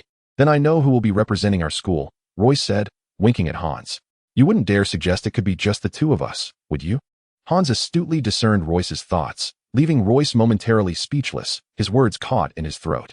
You seem to know me all too well, Royce remarked, gazing at Hans with a sense of resignation. Yet, he was indeed aware of the identity in question, poised to utter Winston's name. Upon hearing Royce's words, Hans inclined his body slightly towards Royce. However, just as Royce began to enunciate the syllable 1, the voice of Principal Peter resonated through the hall, calling out, Hogwarts. Winston. The moment Hans heard Winston's name, his expression transformed into one of unrestrained joy, and Royce felt a wave of relief wash over him. Fortunately, it was indeed Winston representing Hogwarts, a sure sign of stability in their endeavor. Royce remarked to Hans, I was just about to mention Winston. Hans nodded in agreement, acknowledging that among those present, Winston was undoubtedly Hogwarts' most formidable contender. It was hard to imagine anyone else in such a role. The crowd from Hogwarts turned their attention to Winston, with several boys embracing him in congratulation, and Winston could hardly conceal his delight. At that moment, Principal Peter's voice rang out once more, Beaux Batons. Shansha. A young lady rose from the Beaux Batons contingent, slightly lifting her skirt in a graceful curtsy. Perhaps due to her more reserved demeanor, the reaction from Beaux Batons was markedly quieter compared to the exuberance of Hogwarts. Royce, this girl seems to be of Eastern descent, Hans observed, noting Shancha's dark hair and eyes. Royce concurred with Hans's assessment, deducing from her name that she might indeed be Chinese. You hail from the same region. You should become friends. Hans encouraged Royce to approach Shansha. Come now. I'm merely 11, and she's 17. She might not even glance my way, Royce interjected, halting Hans's suggestion due to his social anxiety. Durmstrang. Matthew. Principal Peter announced the name of the host's contender, prompting an uproarious cheer from the audience. A young man stood out prominently, hoisted high by several classmates. Who is this? With such long hair, one might easily mistake him for a girl. Royce commented lightly about Matthew. I have no idea. For matters concerning the North, you'd have to consult Anna, Hans replied, falling silent thereafter. Anna, seated at a distance, was unable to engage in conversation, leaving Royce to suppress his curiosity for the moment. He couldn't recall the competitors from the previous timeline, and if Winston didn't emerge as the champion this time, it would spell considerable trouble. Royce had to remain cautious about the differences that lay ahead. Chapter 59. The Difficulty of Reunion Prologue. The faces vanished to who knows where, yet the peach blossoms still smile in the spring breeze. Main text. With the 3 contestants confirmed, the atmosphere shifted into a tense preparation phase, though this did not concern Royce, who was relishing his Nordic adventure. Nevertheless, the gravity of the situation could not be overlooked. During dinner, Anna naturally sat alongside Hans, while Lillian, usually in their company, was conspicuously absent. Royce understood all too well that Lillian had likely sought out Owen, and thus he felt no surprise. To Roy's astonishment, both Hans and Anna displayed no signs of curiosity, a fact that he found somewhat unacceptable. From the conversation in the morning to their current demeanor, he was certain that Hans and Anna were aware of the relationship between Owen and Lillian. This realization dampened Roy's spirits. Why did you not share this with me? He thought, harboring a hint of resentment towards Hans and Anna for leaving him in the dark, while he foolishly believed he was doing well as Lillian's boyfriend. In his mind, Roy fervently criticized Hans and Anna for their lack of camaraderie, thinking that had they informed him sooner, he could have avoided these troubling thoughts. After a moment of internal reflection, he felt slightly better and harbored no grievances against Hans and Anna. This was Roy's way. Whenever something troubled him, he would vent his frustrations internally, and naturally, he would feel better. His close relationship with Hans prevented him from genuinely blaming Hans for the situation, and he trusted that Hans would eventually clarify that Owen was indeed Lillian's legitimate boyfriend. Upon returning to the past, viewing the world through the lens of his 20s, Roy perceived Hans's treatment of him as exceptionally sincere. Unbeknownst to Hans and Anna, Roy's thoughts were elsewhere. Hans inquired of Anna, "Do you know who that Matthew is?" Hearing their discussion about Matthew, Roy turned his gaze toward Anna. Matthew? The one representing Durmstrang? Anna, noticing the nods of affirmation from both Roy and Hans, continued. His surname is Cavendish, a Swede. His father is a viscount. Anna unconsciously revealed a hint of aristocratic superiority, though neither Roy nor Hans paid it any mind. Then he should be considered one of your own, Hans mused, pausing before he chose not to elaborate further.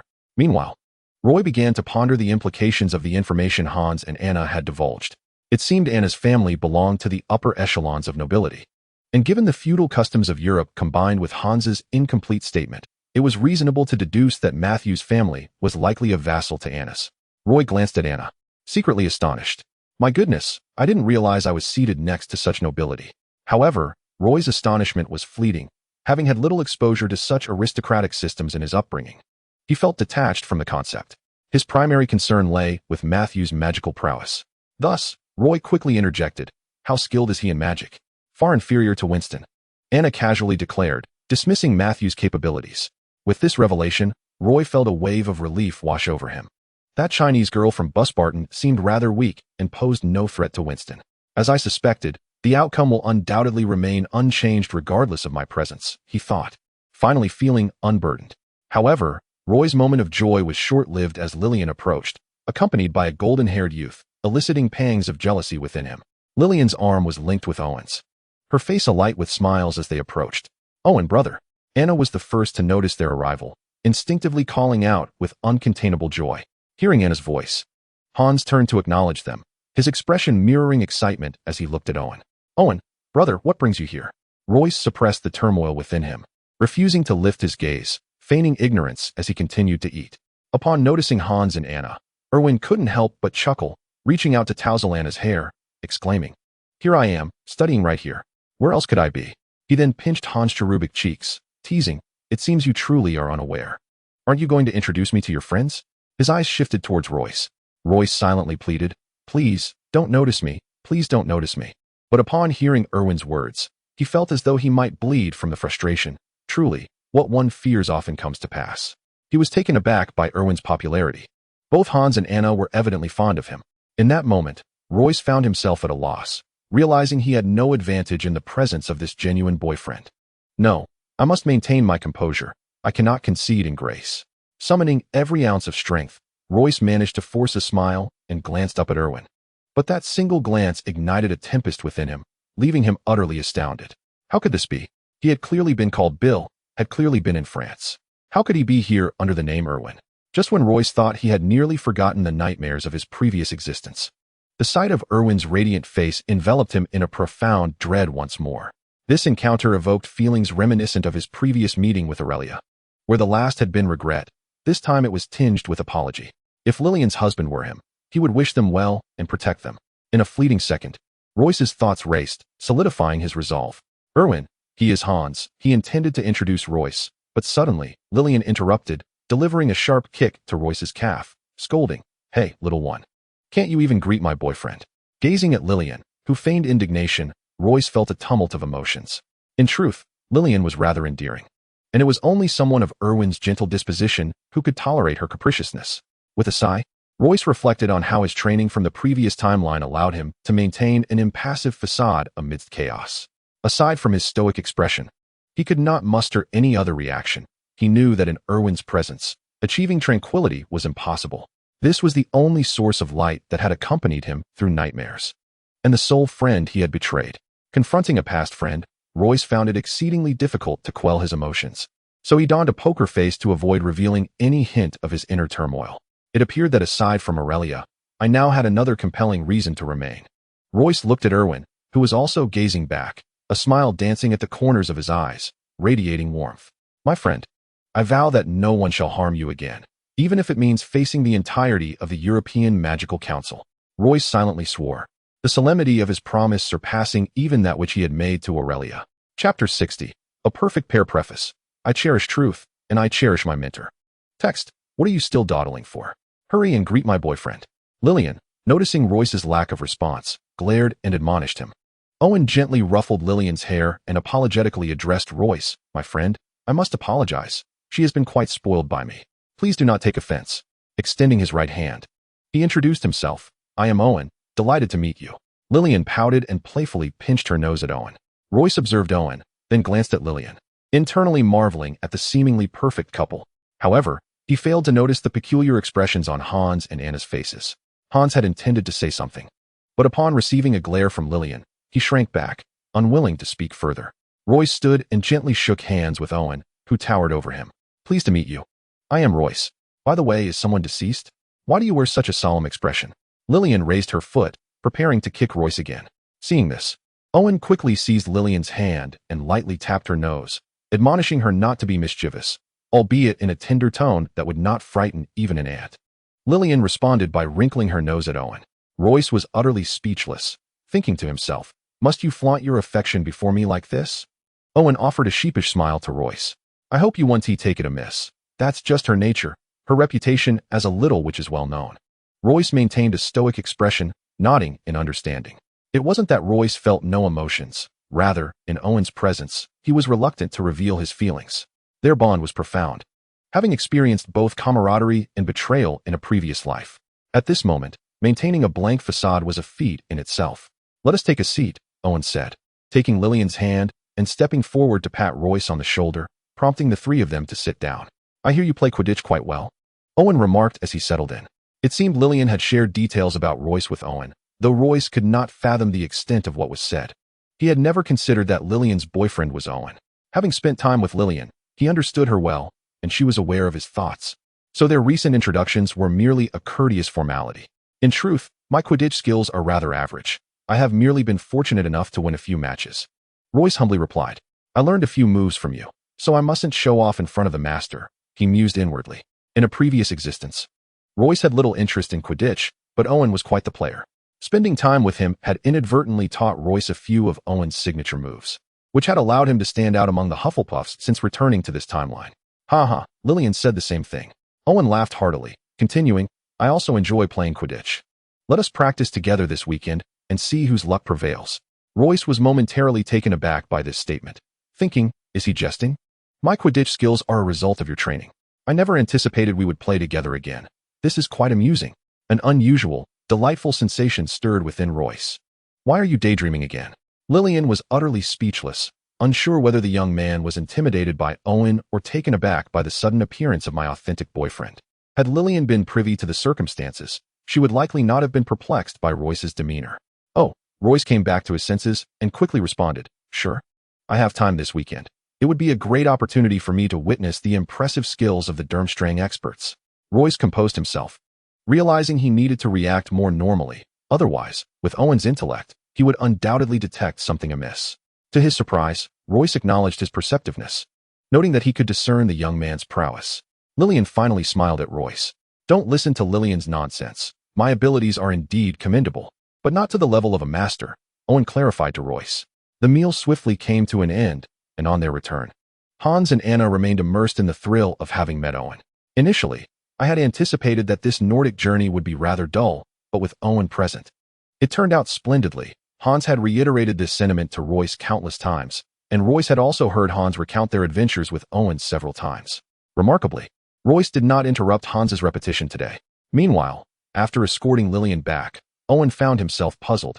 He felt an inexplicable familiarity with Royce, and the conversation at the dinner table had sparked numerous questions in his mind. Why did it seem like Royce knew him so well? Owen could not fathom it, so he set it aside for the time being.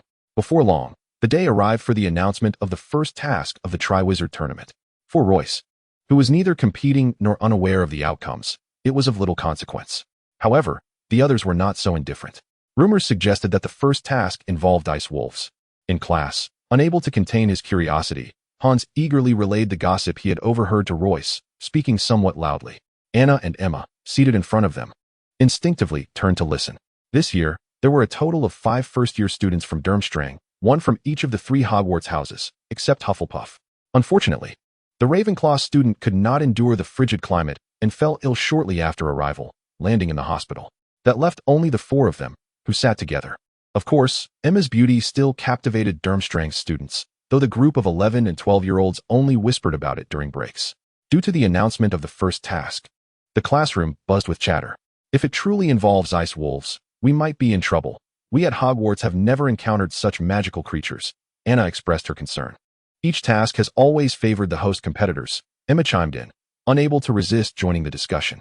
Although Matthew was not particularly renowned, the home advantage rendered the outcome uncertain. Interestingly, Hogwarts students had never regarded Bosebate and Chantal as a threat. I recalled that last time. Senior Matthew had brought back the corpse of a young ice wolf leader for the professors to examine. The students from Durmstrang nearby clearly overheard the rumors about the upcoming challenge. The first event surely wouldn't involve slaying magical creatures, would it?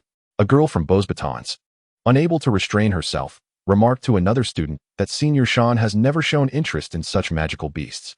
Chapter 61, The Icebound Wolf Prologue. Royce is truly the nemesis of wizards. Main text. What is the matter with you today? Why are you so distracted? The Transfiguration Professor, finally exasperated by the buzzing noise below, admonished the students to pay attention. Although Transfiguration is quite challenging for first years, mastering it will facilitate your adaptation to wizarding studies. The professor, a charming little old man with 2 wispy mustaches, was evidently oblivious to the cause of the students' chatter. However, he displayed a look of profound disappointment at their lack of attentiveness. I apologize, Professor Tsuechi, but today marks the announcement of the first event. A boy in the front row raised his hand and stated, the first event of the Triwizard Tournament? Professor Tsuechi stroked his bald head. Do you know what it entails? His curiosity was piqued, and it was apparent that he was also in the dark regarding this matter. I heard it involves the icebound wolves, another boy responded. Icebound wolves? Professor Tsuchi pinched his little mustache and then cast a spell on a small mouse on the desk, exclaiming, transform. Suddenly, the mouse morphed into a miniature wolf, prancing about with its claws and fangs bared. The students seated in the front gasped in astonishment, leaning forward, while those behind them stood up to catch a glimpse. The volume of surprised exclamations progressively escalating. Professor Tsuechi, satisfied with the students' reactions, pinched his mustache and chuckled with pride. Children, this is what an icebound wolf looks like. Those in the back may rise to take a closer look. Clearly, This was not the professor's first time inviting students to leave their seats, and the Durmstrang students readily approached the front. Taking advantage of the moment, Professor Tsuchi resumed his lecture. This is transfiguration. We adhere to principles that allow us to alter the intrinsic nature of objects. In other words, what you perceive may not necessarily reflect its true form. What you assume to be its essence could very well be a transformed shape. The students nodded, beginning to engage with the lesson. Hey, you students who have traveled from afar, come up and take a look. Don't be shy. Professor Tsuchi beckoned to Royce and the others who remained seated. Royce chuckled inwardly, amused by how adeptly the professor captured the students' attention. They moved forward to observe the little icebound wolf. Icebound wolf. I don't recall studying that in magical creatures. Royce thought, scratching his head in confusion. Just then, Professor Tsuchi's voice rang out again. You may not have encountered this magical creature before, he said, looking at Royce and his companions. This is a unique species found only in the icebound forest adjacent to Durmstrang. It is not found elsewhere. Doesn't that mean the host has a significant advantage? Royce pondered silently, lowering his gaze to scrutinize the small icebound wolf, which had raised its head to gaze back at him. To his surprise, the sight startled Royce. The mysterious aura surrounding Durmstrang is truly perplexing. It is one thing to encounter Owen, but this icefang wolf is an entirely different matter. A profound sense of calmness enveloped Royce. After all, is this not my guardian beast? It had been quite some time since Royce last invoked the Patronus charm. Yet he distinctly remembered that his guardian was a wolf, a creature he had never encountered in the Muggle world or among magical beings. He recalled that his guardian wolf bore some resemblance to ordinary wolves, albeit on an immense scale, adorned with a mane that cascaded from its forehead to its tail, and possessing notably elongated claws and protruding fangs. During his previous existence, when Royce first summoned his Patronus, he was taken aback by the formidable creature, which seemed to have emerged from a primordial era. He had believed that such a dark manifestation was a reflection of his own troubled soul, even possessing a spell that conjured an image akin to his guardian. At that moment, he was convinced that his inner darkness was the cause of this manifestation. However, today, encountering the physical embodiment of his guardian filled Royce with joy. A question that had plagued him for years was finally resolved. It seemed that his connection with the icefang wolf was merely a matter of fate, not an indication of a shadowed heart. In high spirits, Royce found himself smiling at everything around him, causing Hans to worry that something had unsettled him. Yet, as is often the case when ebullience runs high, misfortune soon followed. The afternoon potions class left Royce despondent. As an adept in potion making, his excitement led him to neglect the lesson, instead engaging in conversation with Hans, the potions professor. Unable to tolerate such behavior any longer, sought to teach the inattentive student a lesson. All right, everyone, let us begin brewing, announced the somewhat disheveled professor, yet Royce remained idle. The young male instructor, clearly displeased, remarked, You neither pay attention nor brew. What, pray tell, are you doing in my class? Royce's face flushed with embarrassment upon hearing the professor's words. I apologize, Professor, I was distracted. I see no distraction. You simply do not wish to listen. The professor's irritation was palpable. It seemed that the Hogwarts student was in for a rough time, as Professor Uli was notorious for his strict discipline, and any student caught in his ire faced severe repercussions. At that moment, a Durmstrang student whispered to a nearby classmate, This Hogwarts kid is in for it. Although others were oblivious, Royce's keen hearing picked up the remark, prompting an internal lamentation. Summoning his courage, Royce glanced at Professor Uli, which only served to exacerbate the latter's fury. Having originally taught advanced potions, Professor Uli had been reassigned to first-year classes due to his youthful appearance, which made it difficult for him to command authority over older students. Consequently, he placed great emphasis on classroom discipline and the respect of his position. Typically, students who disrupted the class faced a week of cleaning the laboratory. However, given that this particular troublemaker was from Hogwarts, Professor Uli chose to exercise some discretion. Considering your unfamiliarity with my classroom regulations, I shall grant you a single opportunity. If you can successfully brew the enhancer I just demonstrated, we shall consider this incident forgotten. Otherwise, you will be responsible for cleaning the laboratory for a week. The professor's expression was far from amiable. Hans gazed at Royce with a furrowed brow, his concern evident. As he stepped forward to intercede on Royce's behalf, he was abruptly pulled back by Royce's firm grip. Turning to see Royce's relaxed demeanor, Hans frowned even more tightly. Royce smiled reassuringly and shook his head, prompting Hans to reluctantly return to his seat. Professor Yuri, with a hint of malice, remarked to another student from Durmstrang, This fellow clearly hasn't attended class. He won't be able to do it. Punishing him later will be a mere formality. Upon hearing this, Royce found it amusing. After all, it was merely an enhancement potion. Even with my eyes shut, I wooed the air. I wonder what expression the professor will wear once I successfully concoct it. Chapter 62, Master of Potions Prologue. The adept warrior leaves no grand legacy. The skilled healer garners no resplendent fame. Main text, what are you staring at? If you don't focus on your potion making, I will penalize you as well. Yuri admonished the onlookers, casting a glare at Royce. Royce bowed slightly and turned to commence his potion making. Hans intended to remind Royce, yet observing his unwavering concentration, he felt inexplicably assured that Royce could manage the enhancement potion independently, relinquishing the thought of intervention. Time elapsed, and Professor Yuri paced around the room, as the number of failing students steadily increased. Indeed, the enhancement potion posed a considerable challenge for the first-year novices. Yuri sighed inwardly, surveying the few remaining students still engaged in potion-making. Among them, he mused, perhaps one might succeed, though it would be remarkable if even one emerged victorious. With a soft sound, Hans too faltered, lamenting, it seems one must truly pay attention. He glanced at Royce, who remained methodically immersed in his task, then shifted his gaze to Anna and Emma, from whom beads of sweat indicated that Anna was close to failure, while Emma had already surrendered. Hans couldn't help but feel a pang of worry for Royce. Cleaning the laboratory was inconsequential. At worst, he could accompany him. In his heart, Hans had begun to doubt Royce's success. Gradually, the remaining Durmstrang students ceased their endeavors. Clearly none had triumphed. Among the 4 girls from Beauxbatons, only one persisted. Yuri surveyed the classroom and noted that only Royce and the Beauxbatons girl were still concocting potions. Given Royce's lack of attendance, Yuri deemed his efforts a desperate struggle. Without a second glance, he strode towards the Beauxbatons girl, observing her in silence. Her technique was delicate, yet her somewhat clumsy movements suggested it was her first attempt at this recipe. Yuri scrutinized the potion's color. It was clear and transparent, with all 3 herbs incorporated. Provided she managed the heat correctly, the potion would surely succeed. A flicker of satisfaction washed over him, as it was heartening to witness at least one student achieving success. Though a tinge of bitterness soon followed. It was disheartening that the only successful concoction came from a Beauxbatons student. Yuri's gaze remained fixed on the girl's potion, and suddenly he barked, "Stop the fire." The girl, startled, quickly extinguished the flame. "It's done." Yuri examined the potion meticulously, his excitement palpable as he turned to the young girl, beaming with joy. "Child, the enhancement potion you have concocted in the 1st grade is undeniably a testament to your talent. Your hands may tremble, but perhaps in the future, you shall become a remarkable potion master, one of the greatest in history." The little girl appeared startled by Yuri's exuberance, rendered speechless and lost in confusion. "Child, what is your name?" Yuri inquired gently. "Mary," the girl replied, a hint of trepidation in her voice. "Mary. This name shall forever be etched in the annals of potion history." Yuri's gaze drifted to the idle Royce in the distance. His spirits lifted. He nearly forgot about Royce's predicament. "That lad," Yuri called out to Royce, who looked up at him. "I know you cannot brew the enhancement potion. Consider this a reprieve. But do not let it happen again."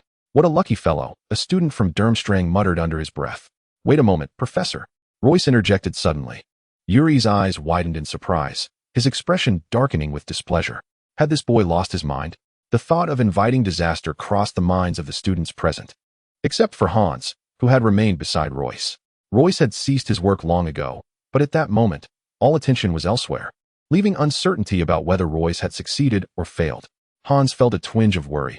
Although Royce's words suggested success, what if the professor did not acknowledge it? He dared not dwell on the thought. Yuri, seething with indignation at Royce's lack of awareness, approached him, suppressing his anger. "Boy, I hope you have a valid reason for detaining me, for otherwise, the consequences shall be dire." Royce was not one to seek the limelight, and the scrutiny of his peers made him blush. Yet, the potion he had created was akin to a cherished child, and he could not bear the thought of not showcasing his hard-earned achievement. Turning, Royce grasped his flask, the amber liquid within still steaming. "Do not touch it. Be careful. It's hot," Yuri warned, attempting to halt Royce's actions. However, Royce, undeterred, passed the flask to Yuri, speaking in a calm tone. "The enhancement potion, take a look." Yuri hastily accepted the flask, only to discover it was not hot to the touch. A surge of astonishment coursed through him. It seemed the potion had been ready for some time. As Yuri scrutinized Royce's enhancement potion, his surprise deepened, and he could not help but blink several times. How is this possible? The quality and purity of this potion surpass my own capabilities. In disbelief, He dipped a finger into the potion and cautiously tasted it. This cannot be.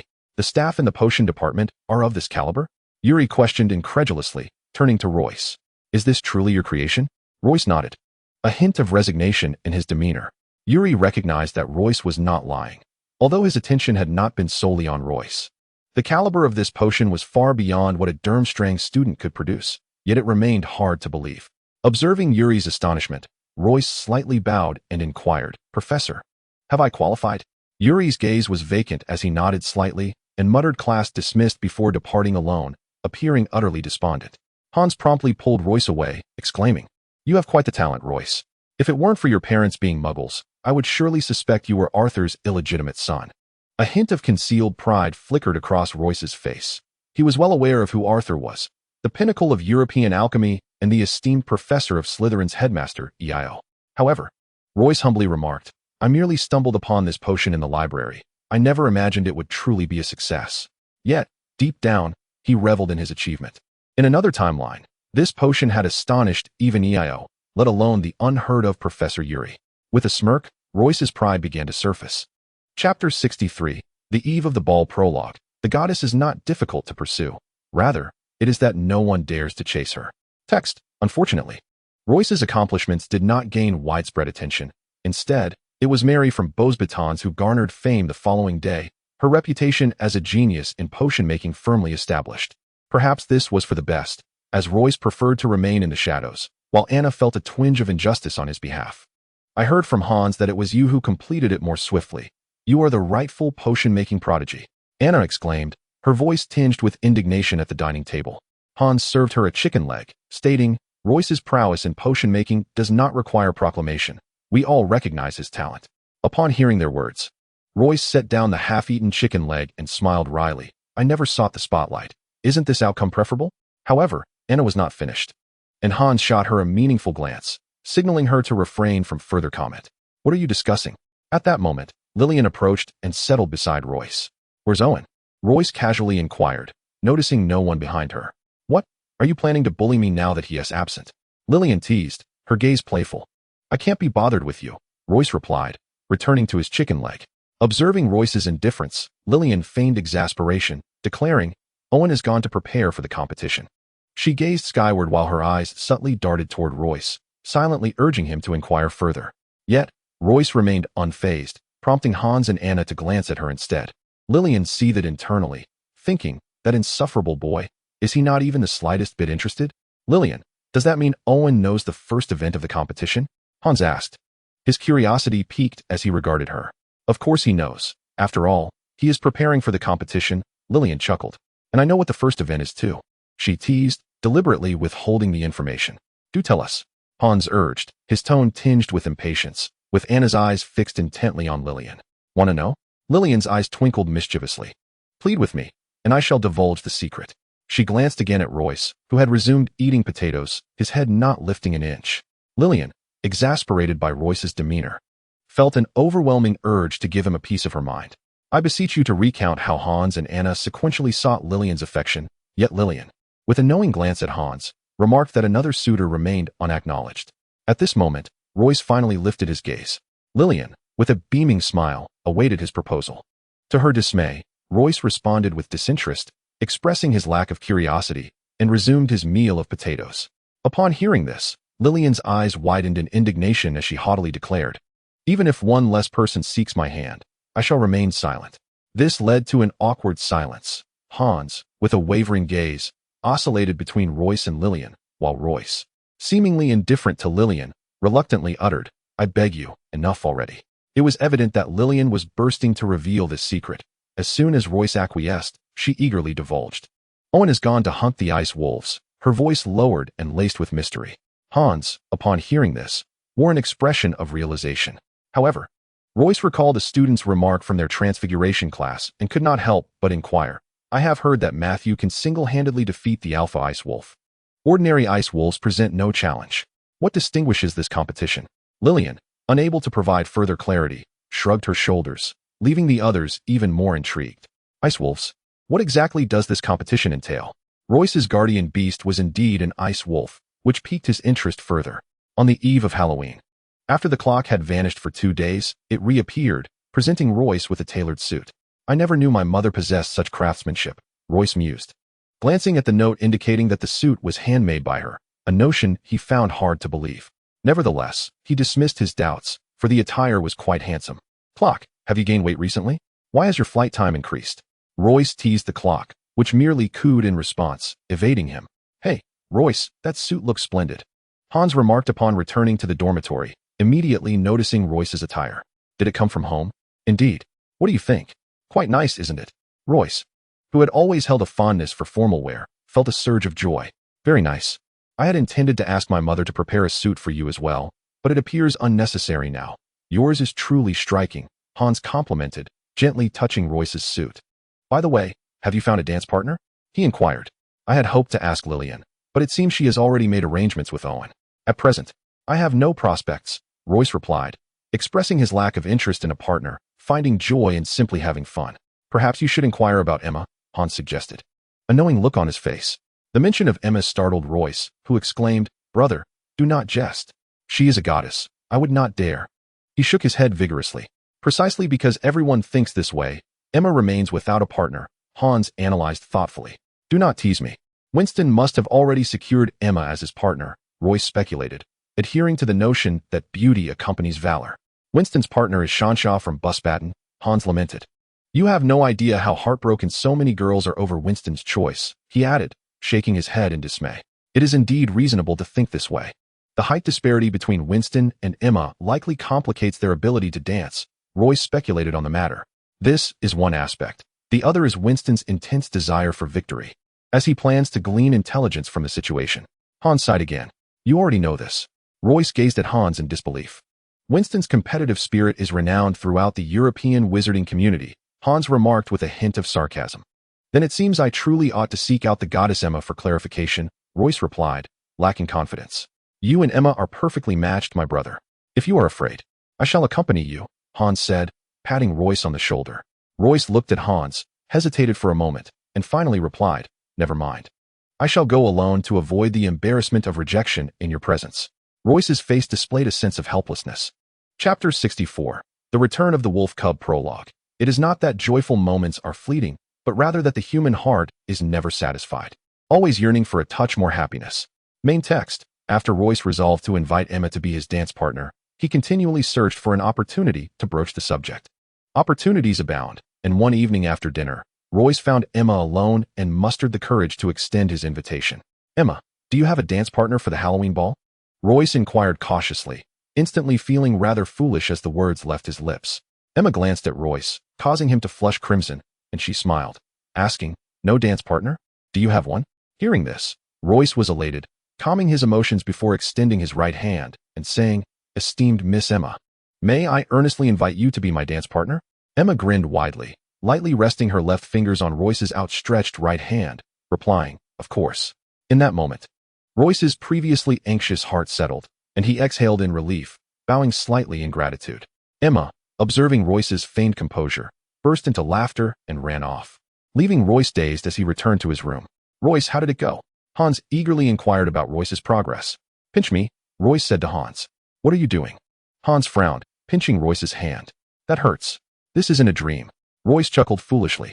Upon hearing this, Hans realized that Royce had successfully invited Emma.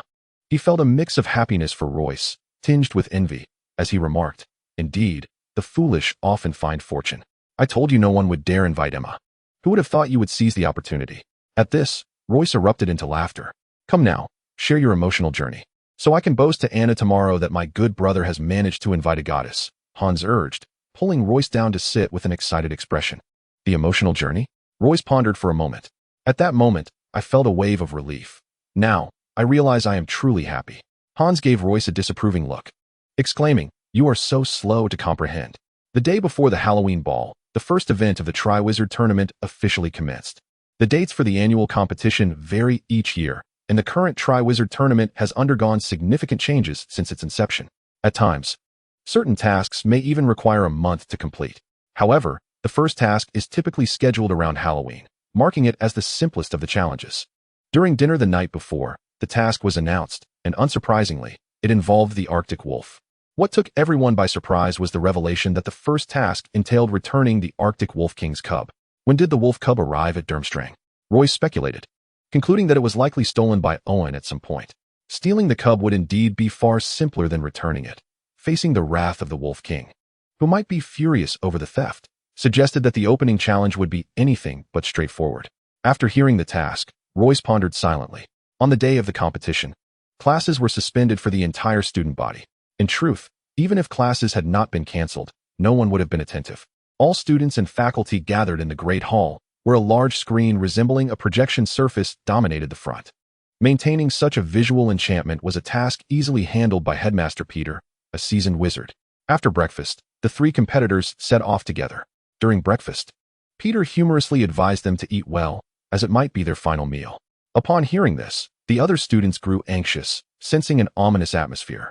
Royce, however, dismissed Peter's words, noting that scheduling the competition the day before the ball essentially indicated there was little cause for alarm. He saw through Peter's intentions but chose to remain silent, recognizing that voicing his thoughts would not alter the outcome of the competition and might even enhance the amusement of the event. Headmaster Peter publicly handed 3 small cages to Winston, instructing the trio to return before dinner that evening.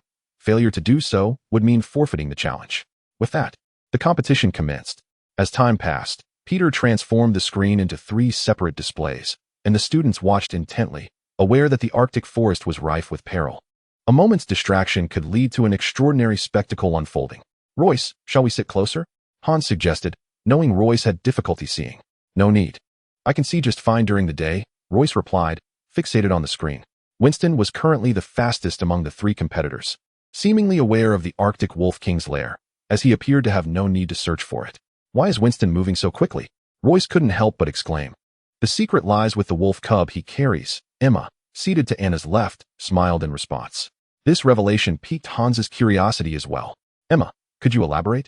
Royce and Anna turned to her, eager for her insights. The wolf cub is aware of the Icefield Wolf King's lair. It merely needs to follow the memories of the wolf cub. Emma added that this was also a stroke of good fortune for him, indicating that the one he possessed was quite familiar with the Icefield forest. Had it only been knowledgeable about the vicinity of the lair, he would not have navigated the situation with such ease from the outset. Emma, observing the comprehension on Royce's and the others' faces, emphasized that this magic was a hereditary spell, one not taught at Hogwarts. Royce nodded in understanding, continuing to gaze at Winston on the large screen, yet pondering how Emma could be so well acquainted with Winston's circumstances. In that moment of distraction, Winston suddenly halted, and Shania approached the spot where Winston stood, while the host competitor, Matthew, lagged behind. What happened to Senior Matthew? Why is he at the back? A Durmstrang student inquired of a companion nearby. It seemed that the headmaster, in the interest of fairness, had instructed Senior Matthew to wait a bit longer at the entrance of the Icefield forest. It was still uncertain who would emerge victorious. Royce, having overheard their conversation, contemplated the significance of this being a points competition, where the first to return would earn 5 points, the second 4, and the third 3. The first round was unlikely to yield a significant point differential. Royce was unclear about the scoring specifics for the remaining 2 rounds. Yet the first round's point system suggested a certain decorum, implying that even the third place would not be far behind. It seemed feasible to surpass the competition easily. The subsequent rounds would likely feature point differences exceeding 10. Otherwise, a maximum score of 5 would not be established for this round. Royce speculated that the third place in this initial contest might indeed be a host competitor, which, regardless of the outcome, would not affect the overall results and would preserve their dignity. Truly, a dual victory. Royce's conjecture was remarkably precise, mirroring Peter's own intentions. Chapter 65. The first round concludes prologue. If you dare to confront difficulties, you will discover they are utterly insubstantial. Main text. As Royce pondered, Winston on the luminous screen had transformed into a streak of light, darting into the Icefield Wolf King's lair. In the blink of an eye, Winston escaped the confines of the lair with even greater speed than before. Upon closer inspection, one would notice that the cage in Winston's possession had vanished.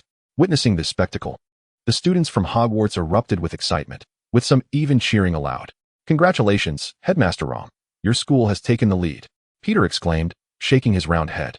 Rom smiled in gratitude, remarking that the first to return had indeed gained an advantage. Winston was merely momentarily ahead. However, he felt a twinge of dissatisfaction, reflecting that had it been Saron, he would have graciously returned the wolf cub and exited with the cage in a composed manner. Winston, in contrast, appeared somewhat flustered, which Rom found somewhat exasperating. Just as Winston transformed into a streak of light, darting in and immediately returning, Emma suddenly exclaimed, "Light spell." Just as Royce and the others contemplated further inquiries, the imagery on the screen shifted once more. Following Winston's departure, an enormous Icefield wolf swiftly pursued him, undoubtedly. This was the Icefield Wolf King. All present could distinctly observe the Arctic wolf's nose twitching vigorously several times before it sprinted towards the direction in which Winston had departed, its speed rivaling that of a cheetah. At that moment, Royce swiftly inquired of Emma about the flowing light spell she had just mentioned. Emma, her gaze fixed intently on the screen displaying Winston and the Arctic Wolf King, responded without shifting her attention. "It is the famed incantation of the Dukas family. Transform into flowing light, omnipresent and unbounded. Then it seems Winston's return is assured," Royce mused.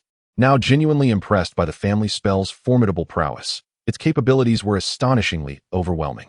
However, the flowing light spell could not be employed indefinitely, otherwise Winston would not be so recklessly navigating through the wilderness. A look of concern etched on Emma's face. Royce glanced at the large screen and noted that the Arctic Wolf King was relentlessly pursuing Winston, who had ceased using the flowing light spell. The distance between the pursuer and the pursued was rapidly diminishing, inducing a sense of tension within Royce. At that moment, Shansha, having circled the Arctic wolf den several times, advanced swiftly. Yet, after only a couple of steps, Shansha transformed into a massive, mobile tree. Goodness, has Shansha's metamorphosis reached such a remarkable level? Royce marveled internally, unaware that the three headmasters were also discussing this. "This child excels in transformation spells," Peter exclaimed in admiration, while Principal Julie smiled contentedly, choosing to remain silent. As the tree that was Shansha continued to advance, a small wolf suddenly emerged from the roots, hastily sprinting towards the Arctic wolf den. The Arctic Wolf King, which was on the verge of catching up to Winston, immediately turned back. At that moment, had the individuals in the hall been in the forest, they would have heard a resounding wolf howl that prompted the Arctic Wolf King to retreat. Though the people in the hall could not hear the sound, they understood its sudden return was related to Shansha. Emma, noticing Winston narrowly escaping the jaws of the wolf, visibly exhaled in relief, her face brightening with joy. "It seems Winston is likely to secure first place in this round," she remarked with a beaming smile towards Anna, who sat beside her. Hans and Anna were equally elated, while Royce felt more relaxed than jubilant. Based on the first round, the likelihood of Winston's victory appeared substantial, mirroring the outcome of the previous timeline. Subsequently, the screen revealed Matthew nearing the vicinity of the den, fortuitously encountering the Arctic Wolf King, which had been drawn back by Shansha. Thus, a standoff ensued between Matthew and the Wolf King, and during this interval, the transformed Shansha had effectively withdrawn from the battlefield. As the atmosphere in the hall shifted to one of palpable tension with Matthew and the Wolf King facing off, whispers abruptly ceased, giving way to a crescendo of fervent discussion. Royce remained remarkably composed, confident that unseen guardians were at play. However, the scene still evoked a degree of anxiety. Simultaneously, he observed that Peter's expression betrayed no concern, affirming that Matthew was assuredly in no danger. With his mind at ease, Royce focused intently on the confrontation between man and wolf displayed on the large screen. "Do you think Matthew might be in danger?" Anna clutched Hans and Emma's hands tightly, uncertain to whom she directed her words. "Rest assured, Brother Owen managed to retrieve the wolf cub from the den unscathed. The strength of these Arctic wolves is limited," Hans reassured her. Emma added, "Don't worry, we are all watching. If there were any real danger, the headmaster would intervene." Royce fixated on the Arctic Wolf King on the screen, meticulously observing its movements. After all, he possessed a magic related to Arctic wolves, and he sought to learn their attack patterns. Suddenly, the Arctic Wolf King arched its body slightly before lunging fiercely at Matthew. A girl in the hall let out an uncontrollable scream, intensifying the already tense atmosphere. On the screen, Matthew drew his wand, and with a swift motion, the Arctic Wolf King found its limbs ensnared by vines that had sprung up around it, halting its charge. Seizing the opportunity, Matthew cast another spell, instantly vanishing from his original position, only to reappear 50 meters away from the Arctic Wolf King. The hall collectively exhaled in relief upon witnessing Matthew's escape. Only Royce felt a twinge of regret, wishing for a longer encounter to observe the wolf's attack mode. If only he hadn't acted so decisively. Royce complained about Matthew's quick actions. Subsequently, Matthew effortlessly dispatched the Arctic wolves remaining in their lair with a thunderous spell, released the wolf cub, and used a teleportation spell to flee the danger zone. It seemed Matthew had yet to master his spatial magic. Otherwise, he could have returned with a single teleportation. Royce's annoyance lingered as he continued to criticize Matthew's swiftness, even finding fault in his spellcasting. The first to return to the hall was Winston, who was greeted by cheers as he was hoisted into the air multiple times by the Hogwarts students, who felt immense pride in his impressive performance. The second to return was Shansha, eliciting another round of applause, with a few young men whistling in admiration of her beauty. Finally, Matthew returned, and this time the cheers were the loudest, for among the three competitors, only he had faced the Arctic Wolf King head-on and triumphed, while the others appeared to have taken a more opportunistic approach. Thus, the first match concluded, and even Matthew, the last to return, arrived before dinner, securing valid scores for all three participants. Chapter 66. The Dance as a Dramatic Performance Prologue. A little boy fell in love with a little girl, and then he perished. Main text. The three headmasters appeared quite satisfied with the competitors' performances. Headmaster Peter concluded the spell that displayed the luminous screen, standing to announce loudly. The first match has ended. Winston with 5 points, Shansha with 4 points, and Matthew with 3 points. Clearing his throat and wearing a broad smile, he continued. You have all exhibited remarkable courage during the competition. Let us now applaud our three champions. As he raised his hands, a wave of cheers resonated throughout the hall. Once the applause began to subside, Peter spoke again. All right, ladies and gentlemen, let us prepare splendidly for tomorrow night's ball. The students in the hall erupted into another round of cheers upon hearing those words. Finally, it was a thrilling yet safe return. All three had come back unscathed. Hans chuckled and remarked, Tomorrow, make sure to dress well. We are going to have a splendid time. Anna advised Hans, then leaned over to Royce, adding, You too, dress nicely. Don't make Emma feel awkward. Royce, still replaying the shocking strike from the ice wolf in his mind, nodded helplessly at Anna's words. We shall take our leave now. You two enjoy your conversation. Hans winked at Royce and, seizing the still dazed Anna, dashed away, leaving Royce and the beaming Emma exchanging glances, both at a loss for words. I'm sorry, Emma. Hans might have been overly kind, Royce mumbled, lowering his head shyly, uncertain if his explanation was appropriate. Nevertheless, he was confident that Emma understood the implication, albeit at the expense of Hans. Emma found Royce's bashful demeanor endearing, and when she heard his awkward attempt to cover up, she couldn't help but burst into laughter. Royce, captivated by Emma's radiant smile, felt his cheeks flush. He was utterly mesmerized, mouth slightly agape, nearly drooling. What are you doing? Emma, noticing Royce's unwavering gaze, felt her own cheeks warm and lowered her head slightly. My apologies. I lost my composure. Royce instinctively wiped the corner of his mouth, relieved he hadn't actually drooled, for that would have been utterly humiliating. If there's nothing else, I shall take my leave. See you tomorrow, Emma said, beaming as she stood up. All right, I'll be heading back as well, Royce hurriedly replied, and the two bid each other farewell. Upon returning to his dormitory, Royce felt an overwhelming urge to slap himself for his lackluster performance in front of the goddess. He berated himself for being so inept. Later, when Hans returned, Royce recounted his embarrassing display. Hans erupted in laughter, teasing Royce about being as blank as a canvas. Don't fret, just act normally, Hans advised Royce, as you two are clearly not a match. Royce was rendered speechless. Wasn't it you who encouraged me to pursue Emma? Well, if you can't pull it off, what can I do? Hans rolled his eyes. On the evening of the ball, Royce spun in front of the mirror several times, seeking Hans's validation repeatedly until he was confident there were no mistakes before stepping out. Still quite young, Royce's East Asian features were not particularly pronounced, yet he looked quite dapper in his formal attire. You look stunning, Royce exclaimed upon seeing Emma, adhering to the customary pleasantries. Emma nodded in appreciation and then sat down to converse with Anna. Royce had prepared several topics to discuss with Emma, but she hardly acknowledged him, prompting him to question whether his outfit was inadequate. Perhaps we two should pair up. Hans, wearing a despondent expression, approached Royce. What's wrong? Royce asked, concerned that Anna and Hans might have quarreled. The girls said they would congratulate the Hogwarts hero and would return when it's our turn to dance. Hans casually settled into a spot. Women always admire the strong, I understand that. Though Hans's words held a semblance of truth. Anyone with a discerning eye could see his insincerity. Royce handed a banana to Hans, offering him some comfort. Look over there. Royce pointed to the right front, where Shansha and Matthew were engaged in conversation. Although Matthew ranked last, Shansha was still by his side, wasn't she? Yet, Shansha was Winston's dance partner. Ultimately, she would choose the stronger one. Hans took a vigorous bite of the banana. Perhaps not, he mused. One must understand that the nurturing spirit of Eastern women often surpasses mere sentiment. Royce patted Hans on the shoulder.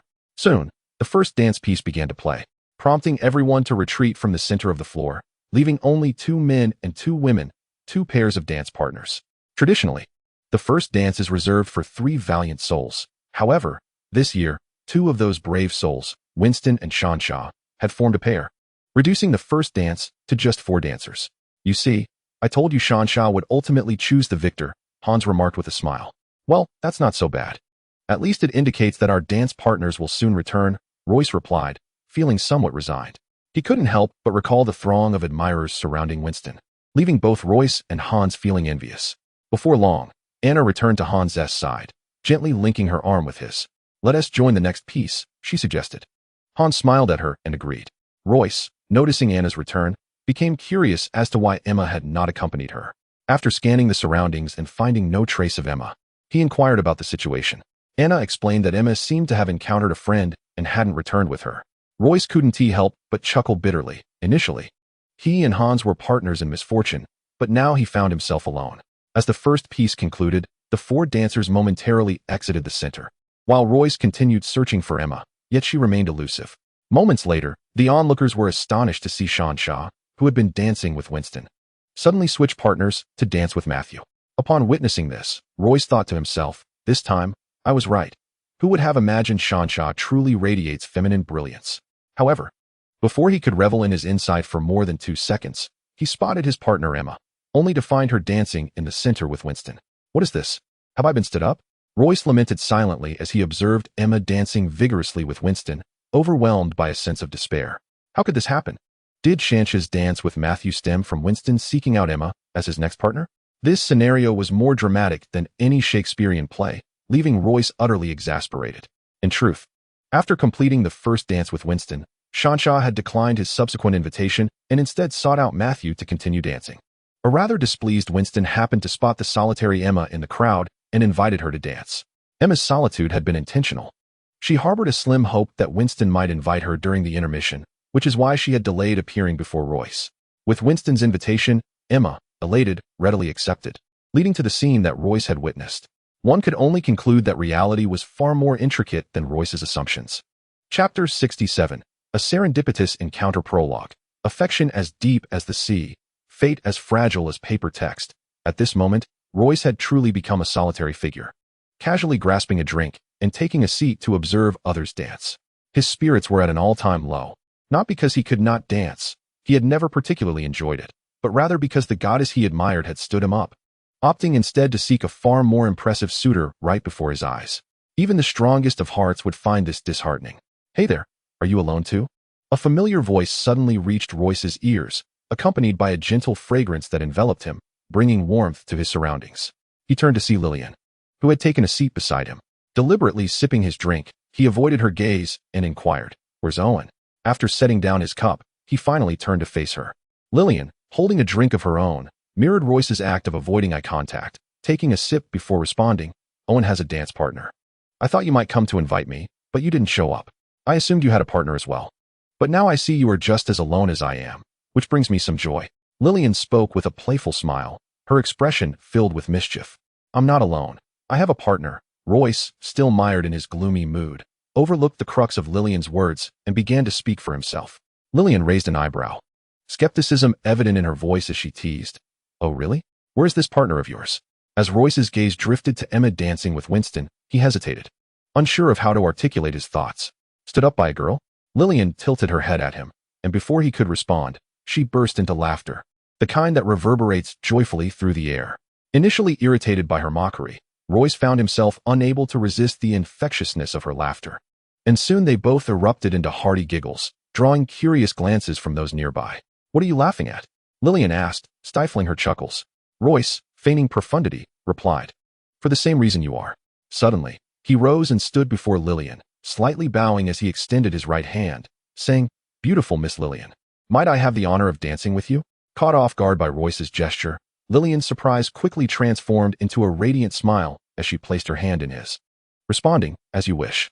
She followed Royce's lead into the dance floor. It was only then that Royce truly beheld Lillian's attire for the evening. As he took in her appearance, a wave of admiration washed over him. Had he seen her in this light earlier, he might have lacked the courage to extend an invitation. Dressed in a luminous white gown, Lillian shone under the lights. Her subtly adorned face radiating youthful charm and a hint of purity, her hair elegantly styled into an updo.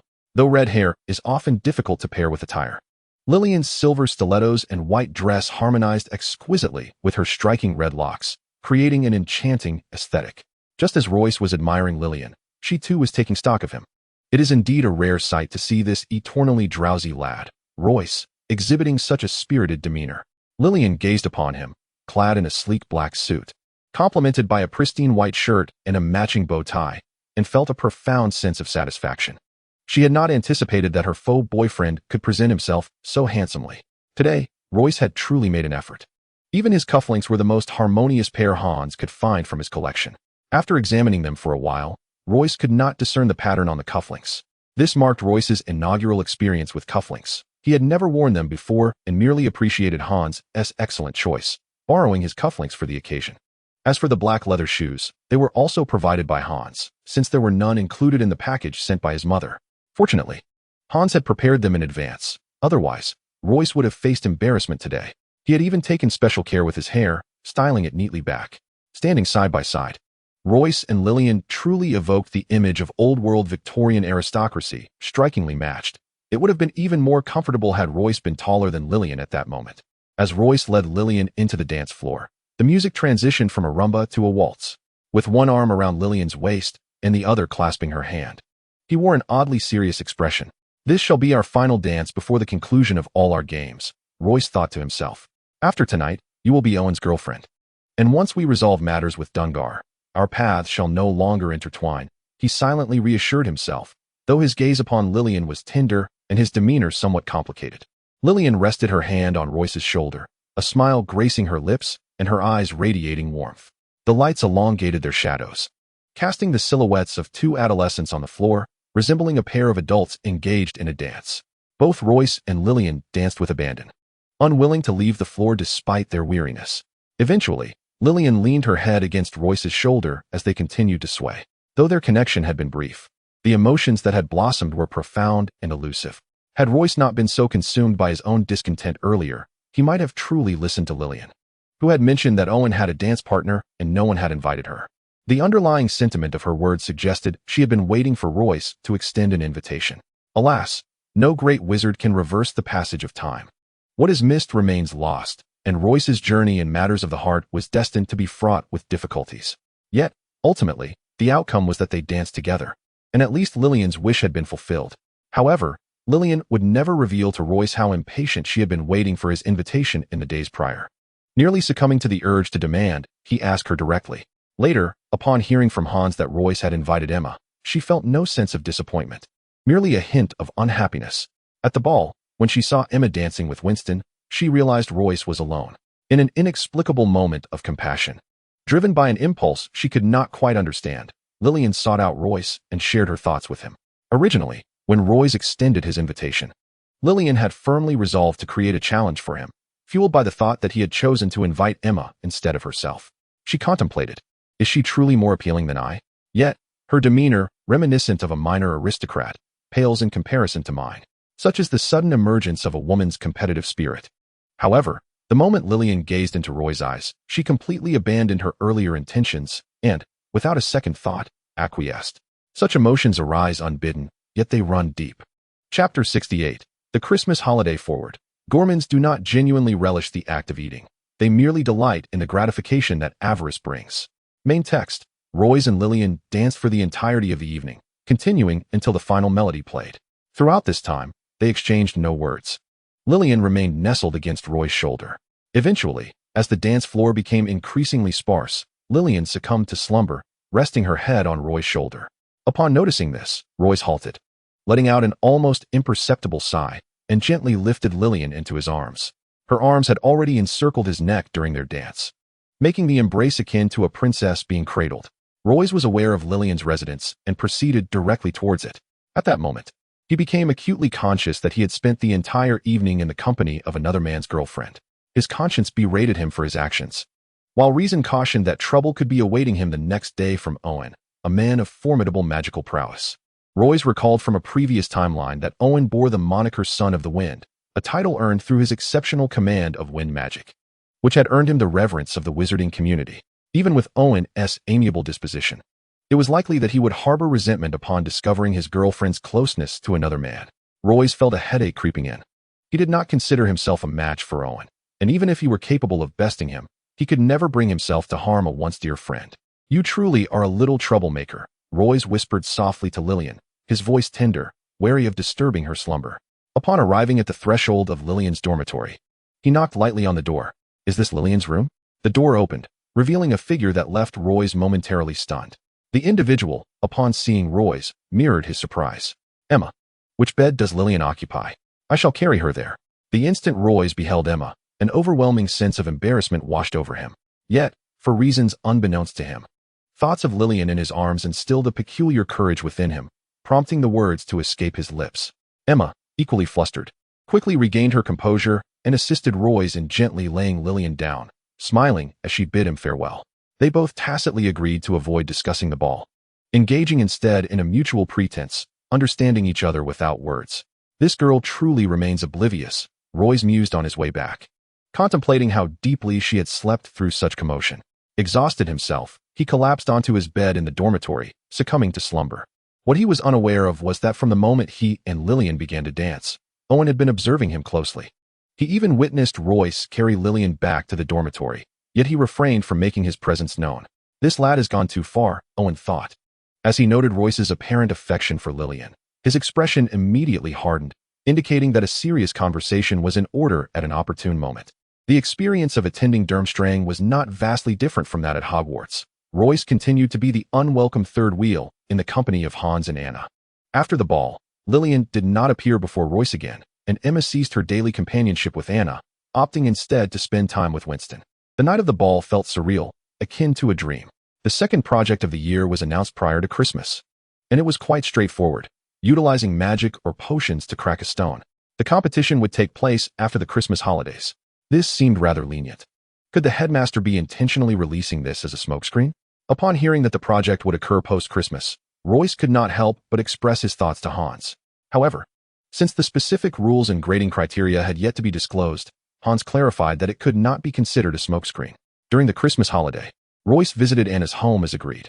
Since the Chinese do not celebrate Christmas, he found little joy in returning home, preferring instead to enjoy a week of fun with Hans and the others. On the day of their holiday, several carriages arrived at Anna's residence to fetch Royce and Hans. Lillian and Owen did not accompany them, although Hans could have traveled to Anna's home independently. He feared Royce would find it dull to go alone and chose to join him. Regarding magical transportation, Royce had previously traveled by train and automobile, but this was his first experience with a carriage. From the outside, this carriage was not the traditional open-top style of Europe. Rather, it resembled a Chinese carriage, similar in size and drawn by two horses. A male servant, standing upright, assisted Royce and Hans with their luggage and opened the carriage door for them. With a curious expression, Royce climbed aboard and was utterly astonished upon entering. He had suspected the interior was enchanted, but he was unprepared for such a spectacle. The entire interior was as spacious as a grand hall, approximately 60 square meters, adorned with opulent furnishings including sofas, long tables, and chandeliers, and even an array of fruits and snacks prepared on the table. Having previously visited a similarly splendid hall with Owen in another time, he still found the sight breathtaking. Hans, observing Royce's wide-eyed astonishment, patted him on the shoulder and chuckled, "Don't be so dazed. We need to rest, as it takes time to fly. And we won't arrive until evening." As soon as Royce settled into his seat, he eagerly posed a question that had been on his mind. "Is Anna's family of noble status? Just look at this carriage and the demeanor of that servant outside." "It's evident," Hans replied while munching on grapes. "And are you a noble too?" Royce inquired further. "It's not important, whether I am a noble or not. We are all good friends." Hans refrained from answering directly. Royce understood Hans's implication and chose to remain silent thereafter. In the evening, Royce and Hans arrived punctually. As they alighted, Royce was taken aback once more. The carriage had barely touched the ground when a footman promptly approached to open the door, his movements mirroring those of the coachman. As Royce stepped out, a middle-aged couple appeared before them, their faces radiant with smiles, followed by a long line of servants forming a welcoming procession. "Welcome to the Ice and Snow Castle." The middle-aged man extended his hand to Royce, greeting him warmly. He then turned to Hans, saying, "Hans, it has been quite a while. Was your journey smooth?" "Everything went well," Uncle Gran, Hans replied, shaking the man's hand. The middle-aged gentleman then introduced himself to Royce. I am George Gran, Anna's father. He gestured to the woman beside him. This is Elise, Anna's mother. Elise smiled as she shook hands with Royce. You must be Royce, George inquired. Indeed, I am Royce. Thank you very much for your hospitality, Royce responded with a smile. My lord, we should head inside, interjected an elderly man, slightly balding, standing behind George. Yes, indeed, let us proceed inside. George led Royce and Hans into the Ice and Snow Castle. Chapter 69. The Ice and Snow Castle Prologue. There are two possibilities in seclusion. One is to be surpassed and annihilated by others, and the other is to miss the opportunity to eliminate others entirely. Text. The Grand Hall of the Ice and Snow Castle was adorned in a style akin to that of the carriage, and Royce gradually acclimated to his initial astonishment. Is this the grandeur of European aristocracy? Having never witnessed the extravagance of ancient Chinese nobility, he might have found the European aristocratic display less unfamiliar had he experienced it before. By the way, do you two require personal footmen? George inquired suddenly. Not necessary. We do not require them just yet, Hans politely declined on behalf of Royce. Very well. George turned to the elderly man who had reminded them to enter the castle. Carson, please escort our guests to their rooms to change. Certainly, my lord. Carson led Royce and Hans upstairs. I am the butler, Carson. If you require anything else, simply send word, he informed them as they reached the guest rooms. Your accommodations are adjacent to one another. If you need anything, ring the bell. The banquet will commence at 7, and a footman will come to notify you. Please hurry and change, Carson concluded before taking his leave. Hans and his family seems quite distinguished, Royce remarked as he followed Hans into the room. They previously resided in England, and they have maintained their British traditions of etiquette, Hans replied while changing his clothes. Aren't you going to hurry and change? He asked, fastening his bow tie.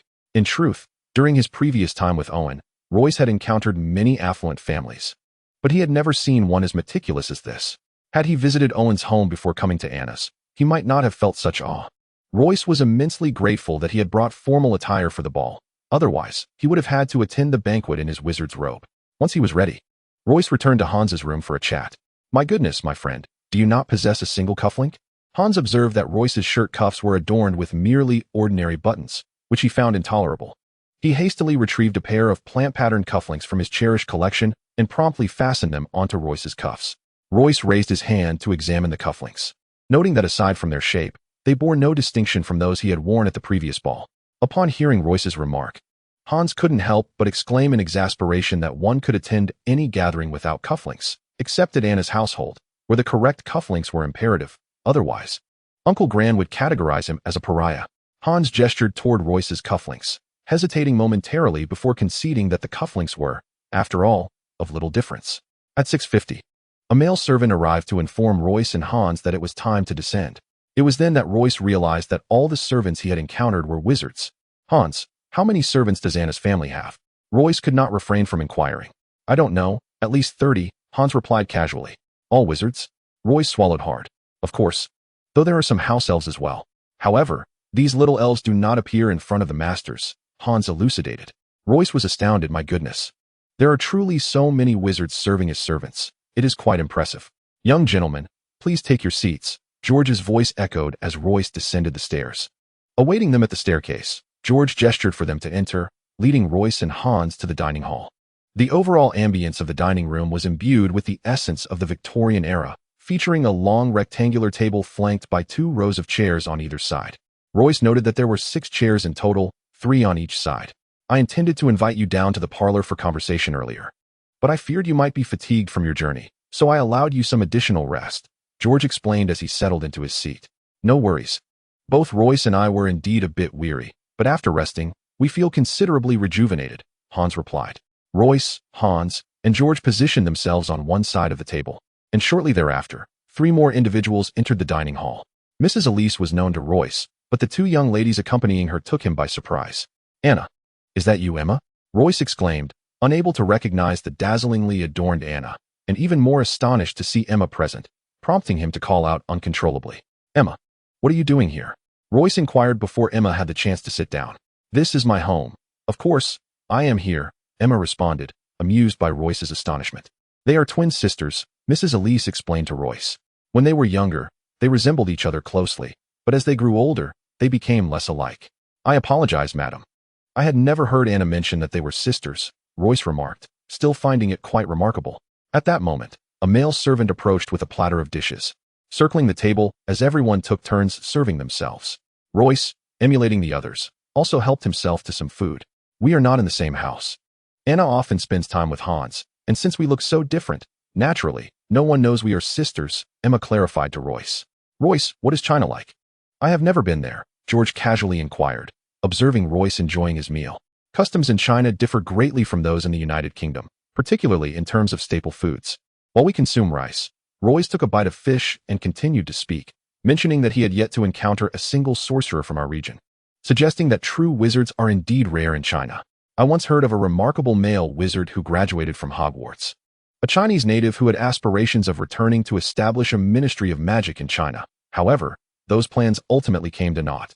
Hans interjected, noting that the situation in China is quite intricate. There had been individuals from the European Magical Council who ventured to China for research, but they subsequently vanished without a trace. George appeared to possess more knowledge on the matter. In my childhood, my parents recounted numerous myths and legends. Could it be that these tales hold a grain of truth? Upon hearing Hans and George, Royce pondered that the magic he once deemed non-existent might very well be real, and those myths could indeed be authentic. This thought sent a chill down his spine. Could it be that the missing wizards mentioned by Uncle Gran were eliminated by Chinese deities? Royce speculated. He suddenly recalled that upon his return to China after graduation in a previous timeline, his father had repeatedly admonished him against using magic. At the time, he dismissed the warnings and had no intention of wielding magic. Now, reflecting on it, he wondered whether a careless use of magic might have led to a fate akin to that of the missing wizards, disappearing into thin air. This realization filled Royce with dread, causing him to break into a cold sweat. Royce, are you all right? Elise noticed Roy's distant gaze and inquired with concern, wondering if he was displeased with the food. Royce snapped back to reality, hastily assuring her that he was fine, merely lost in thought. Chapter 70. The Arrival of the Wind God Prologue. What people fear is not Monday, but work. Text. The indigenous powers of China are both wondrous and enigmatic. George continued to expound his thoughts, utterly oblivious to Roy's pallid complexion. Oh, by the way, I heard from Anna that you are a genius in potion making. Have you any interest in specializing in potions? Elise, noticing the shift in Roy's demeanor, promptly interrupted George and signaled him discreetly. I merely know how to brew a few potions. I wouldn't call myself a genius, Royce replied, regaining his composure. It's truly hard to believe. You were raised in a Muggle family. Yet your skills in potion-making surpass those of many children from wizarding families. That is indeed rare, Elise remarked, casting a meaningful glance at Royce when she mentioned Muggles. Royce immediately understood. Annalise was perceptive enough to notice his concern for his family being mistaken for wizards and potentially eliminated by China's indigenous mystical forces. He smiled gratefully at Elise. Royce, if you are genuinely interested in potion making, I could recommend you to EO for further studies, George interjected. I was also a Slytherin and studied alongside EO. I might be able to assist you. If the need arises, I would certainly seek your guidance. Thank you very much. Royce responded, though internally he dismissed the notion, believing he had already learned most of what EO had to offer in his previous timeline. I think Royce could directly study potion making under Minister Arthur in the future, Anna stated bluntly. I am merely in the first grade. There is still ample time ahead.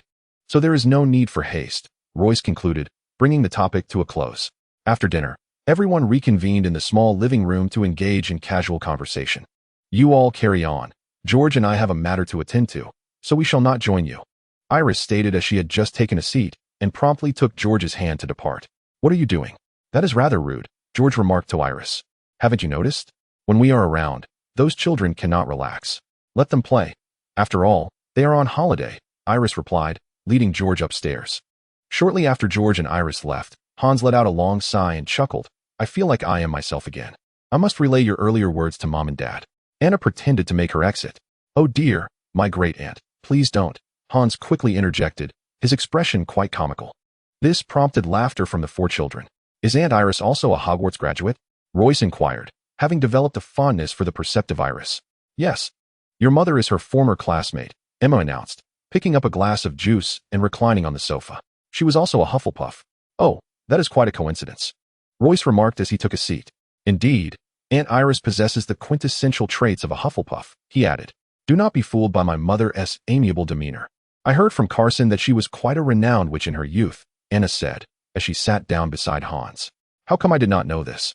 Emma responded with curiosity. I have never seen her perform magic either. Carson says that after she had us, she devoted herself entirely to homemaking, Anna explained. It seems we have lost a great witch in our community, but gained an extraordinary mother, Royce said with a smile. The four continued their conversation for a while before retreating upstairs to rest. Tomorrow, Brother Owen and Lillian will arrive, Anna informed Royce and Hans. For some reason, Royce felt that Owen would seize this opportunity to discuss the events of the ball with him. What a bother. Well, what is meant to happen will happen. I might as well let him take out his frustrations on me, Royce mused. The following morning, a whirlwind approached the ice castle from a distance. Brother Owen has arrived, Hans exclaimed, pulling Royce towards the door. By the time they reached the bottom of the stairs, they found George's family of 4 and a group of servants led by Carson already waiting at the entrance. You all have come down as well. George greeted them with a smile before stepping forward. As George took his position, the whirlwind came to a halt before him. Royce observed how the whirlwind had tousled the surrounding trees and flowers, yet everyone present remained unaffected, not even a strand of hair disturbed. How intriguing. I wonder if the ice castle possesses protective charms, or if Uncle Gran has cast a spell to shield us, Royce pondered. Gazing at the whirlwind that connected heaven and earth, his heart filled with inexplicable sentiment. In a previous timeline, he had once enjoyed such a whirlwind journey, finding the experience quite pleasant, as there was magical protection ensuring safety. As the wind subsided, the whirlwind gradually dissipated, and Owen descended slowly to the ground. Uncle Gran. It has been a long time, Owen exclaimed, smiling as he embraced George. Welcome. My golden-haired youth George is also delighted, his wrinkles curving upward in a smile. Owen exchanged handshakes with Iris, remarking on how youthful she appears. You rascal, Iris chuckled in response. Lillian's carriage is approaching from behind. Let us enter first. Owen suggested to George, then turned to Royce and the others. I trust you have not been waiting long? I brought chocolates to share shortly. The group entered the hall in an orderly fashion and settled into the small parlor. Next time you visit, could you perhaps arrive by carriage? Even if not, arriving by automobile would suffice, and you could drive yourself. There is no need to always arrive on the winds, George remarked as he poured a glass of wine for Owen. For the nobility, carriages or automobiles symbolize status. I have never been one to concern myself with material possessions, Owen replied, accepting the glass. Besides, I enjoy the wind. It brings me comfort. After speaking, Owen conjured a large handful of chocolates from his palm and placed them on the coffee table. I only brought this much today. I shall bring more next time. The 4 children, Royce and his companions, did not hesitate and began indulging. Next time, do ensure that Lillian is not left behind, Iris gently reproached Owen. I was merely concerned about your weight. I specifically mentioned not to be late. Owen pointed towards the large clock, its hands indicating precisely 9. Rest assured, if anything were to happen to Lillian, I would be informed at once, Owen added, glancing at Iris with a hint of worry. I utilized a duplication spell to remain by her side. Thus, I can teleport to her immediately if needed. That is reassuring, George nodded. However, as you are nearing adulthood, why do you not have a personal attendant accompanying you? It seems rather inappropriate. George addressed Carson, who stood nearby, arranged for a temporary attendant for Owen. Certainly, my lord. Carson replied. Chapter 71. Christmas Eve Prologue. You perceive your words as timeless truths, yet they are merely fallacies discovered by others a century ago. Main text. Uncle Grant, truly. It is unnecessary. Owen hastily declined Carson's offer, calling out as Carson prepared to leave. I have never been one for aristocratic pretensions. If I were to possess a personal attendant, I would likely feel quite uncomfortable, Owen said with an apologetic smile. Still harboring disdain for aristocratic airs, Royce thought, recalling his previous existence, where he knew Owen under the name Bill. After a brief conversation, a male servant entered, exchanged a word with Carson, and then departed. Carson then informed, My lord, Miss Lillian is nearly here. Please remain seated. I shall accompany Iris to welcome her. George stood up, jesting. Lillian is quite different from Owen. She adheres strictly to noble etiquette. If I were to delay even slightly, I suspect she would hold it against me for a year. Once George and Iris exited, Owen cast a lingering glance at Royce, but chose not to speak. Outside the ice and snow castle, a carriage descended from the sky. The waiting servant hurried forward. Just as the carriage landed, he reached the door to open it. Welcome, Lillian. Was your journey smooth? George stepped forward to shake her hand. Everything went smoothly, Lillian smiled, offering a kiss to Iris, who stood behind George. Did Owen not mention that he used a duplication spell to protect you? Why did I not see Elise taking Lillian's hand as they walked into the castle? Annalise, the coachman we just encountered, is actually his doppelganger, Lillian explained. So it seems that the two of you have come without a single servant? George interjected opportunely. I intended to bring one, but my brother found it troublesome. So I left without, Lillian pouted. Uncle George, could you arrange for me a personal maid? Certainly, Lady Coventry will make the arrangements shortly, George replied with a smile. Among all these people, you are the only one who appears normal. That group seems to have no need for personal attendance, George remarked, shaking his head in disbelief. Some prefer to employ servants, while others do not. It has no bearing on one's normalcy, Elise interjected, smoothing over George's comment. After lunch, George informed everyone that there would be a ball that night. Upon hearing this, Royce, Lillian, and Emma simultaneously felt a twinge of embarrassment and fell into a tacit silence. Tonight's ball will be held in the company of the servants. Everyone must comport themselves well, George reminded them. As the sun set, the entire ice castle seemed to be imbued with a festive spirit. It was indeed lively on Christmas Eve. One could only imagine how delightful the following morning's Christmas would be. Royce donned his formal attire once again and stepped outside, only to encounter Lillian at the door. Could you not wear a different outfit? Lillian chided, coincidentally also preparing to leave. You reside in this room? Royce neglected to respond to her question about his attire. He had barely brought any luggage, let alone a second suit. What puzzled Royce further was seeing Lillian at the door of the adjacent room. This is Owen's room. I am here to find him, Lillian stated with an expression of nonchalance, then added with a mischievous grin, you live next door to Owen. If he discovers you are teasing me, do you not think he would thrash you? With her hands clasped behind her back and her body leaning forward, her eyes curved into crescent moons as she began to tease Royce. Royce, disinterested in Lillian's antics, promptly turned and knocked on Hans' door. Hans, come downstairs. Stop knocking. He just left with Owen, Lillian teased as she approached Royce. Then what are you still doing here? Royce queried, scrutinizing Lillian. Did Owen not go downstairs? Why did you not accompany him? Because I was waiting for you, Lillian replied, glancing around. You are genuinely this kind-hearted? Royce doubted her sincerity. Hey, you are being unreasonable. Lillian placed her hands on her hips, feigning indignation. Truly, no good deed goes unpunished.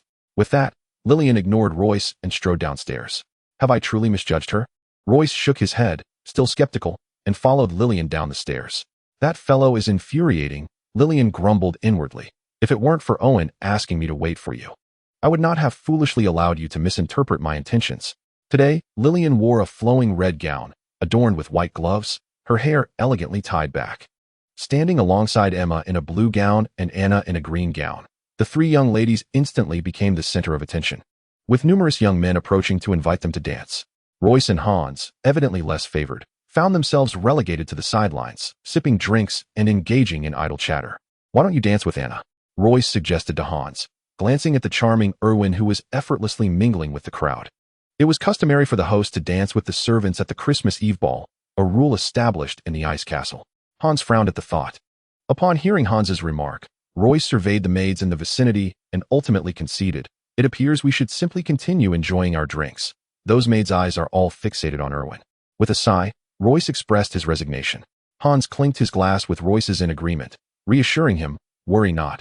In a few years, we too shall enjoy great popularity.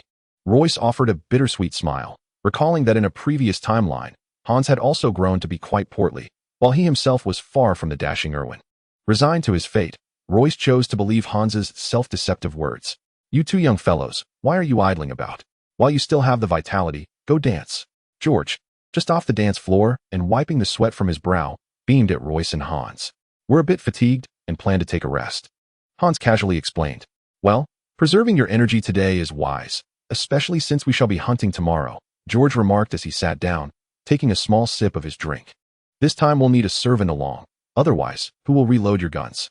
Royce instinctively questioned. George chuckled, clarifying, wizards certainly do not require them. However, nobles must abide by tradition. He emphasized the word tradition. I hope to hit a target tomorrow. Hans grimaced at the thought of hunting.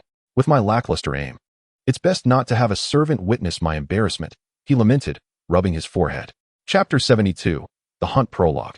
To live is to fulfill one's responsibilities, after which one meets their end. Main text. On Christmas morning, George took the children out hunting, leaving Elise alone at home. Dragged from his warm bed by Hans, Royce appeared lethargic, only awakening slightly with a gust of cold wind. Are you certain you don't want a servant to accompany you? George repeatedly checked with Hans and Royce, sighing in resignation when they nodded. Then you two must stick close to me or Erwin. This old-fashioned firearm can be dangerous. But we are wizards, Hans proclaimed with confidence. Hans, don't underestimate it. While Muggle inventions may lack creativity, their destructive capability is often quite remarkable, Royce. Having lived over 20 years, was well aware of such matters. Royce is correct. Do not stray too far from me, Erwin interjected. With just the three of us without servants, if you two were to encounter any mishap, Uncle Glenn would have a hard time explaining to your parents, he said, pinching Hans's cheek. Is this village populated by wizards as well? After firing a few shots without even grazing a feather, Royce set down his gun to chat with Hans. There aren't that many wizarding enclaves in the world. Hans shook his head, also laying down his weapon. It's merely an ordinary Muggle village. The proximity to the ice castle makes it quite easy to discern the wizardly identities of Uncle Gran and his companions. Roy, like a curious child, inquired further. Hans furrowed his brow, expressing a hint of impatience. Why do you wish to know everything? Let us take a break. Hunting is truly tiresome, Hans exclaimed, firing several shots at a bird without even grazing it. To add insult to injury, the bird deliberately circled around Hans, infuriating him to the point where he almost discarded his gun. Calm down, it's merely a missed shot at a bird. What is the big deal? I haven't hit a single one either, Roy attempted to soothe Hans. Even so, that bird had the audacity to mock me. I am furious, Hans declared, perching himself on a stone, only to leap up again in exasperation. How annoying. Even the stone is against me. It's freezing. How can I sit? He vented his frustrations, pacing in circles. Roy found Hans's antics amusing.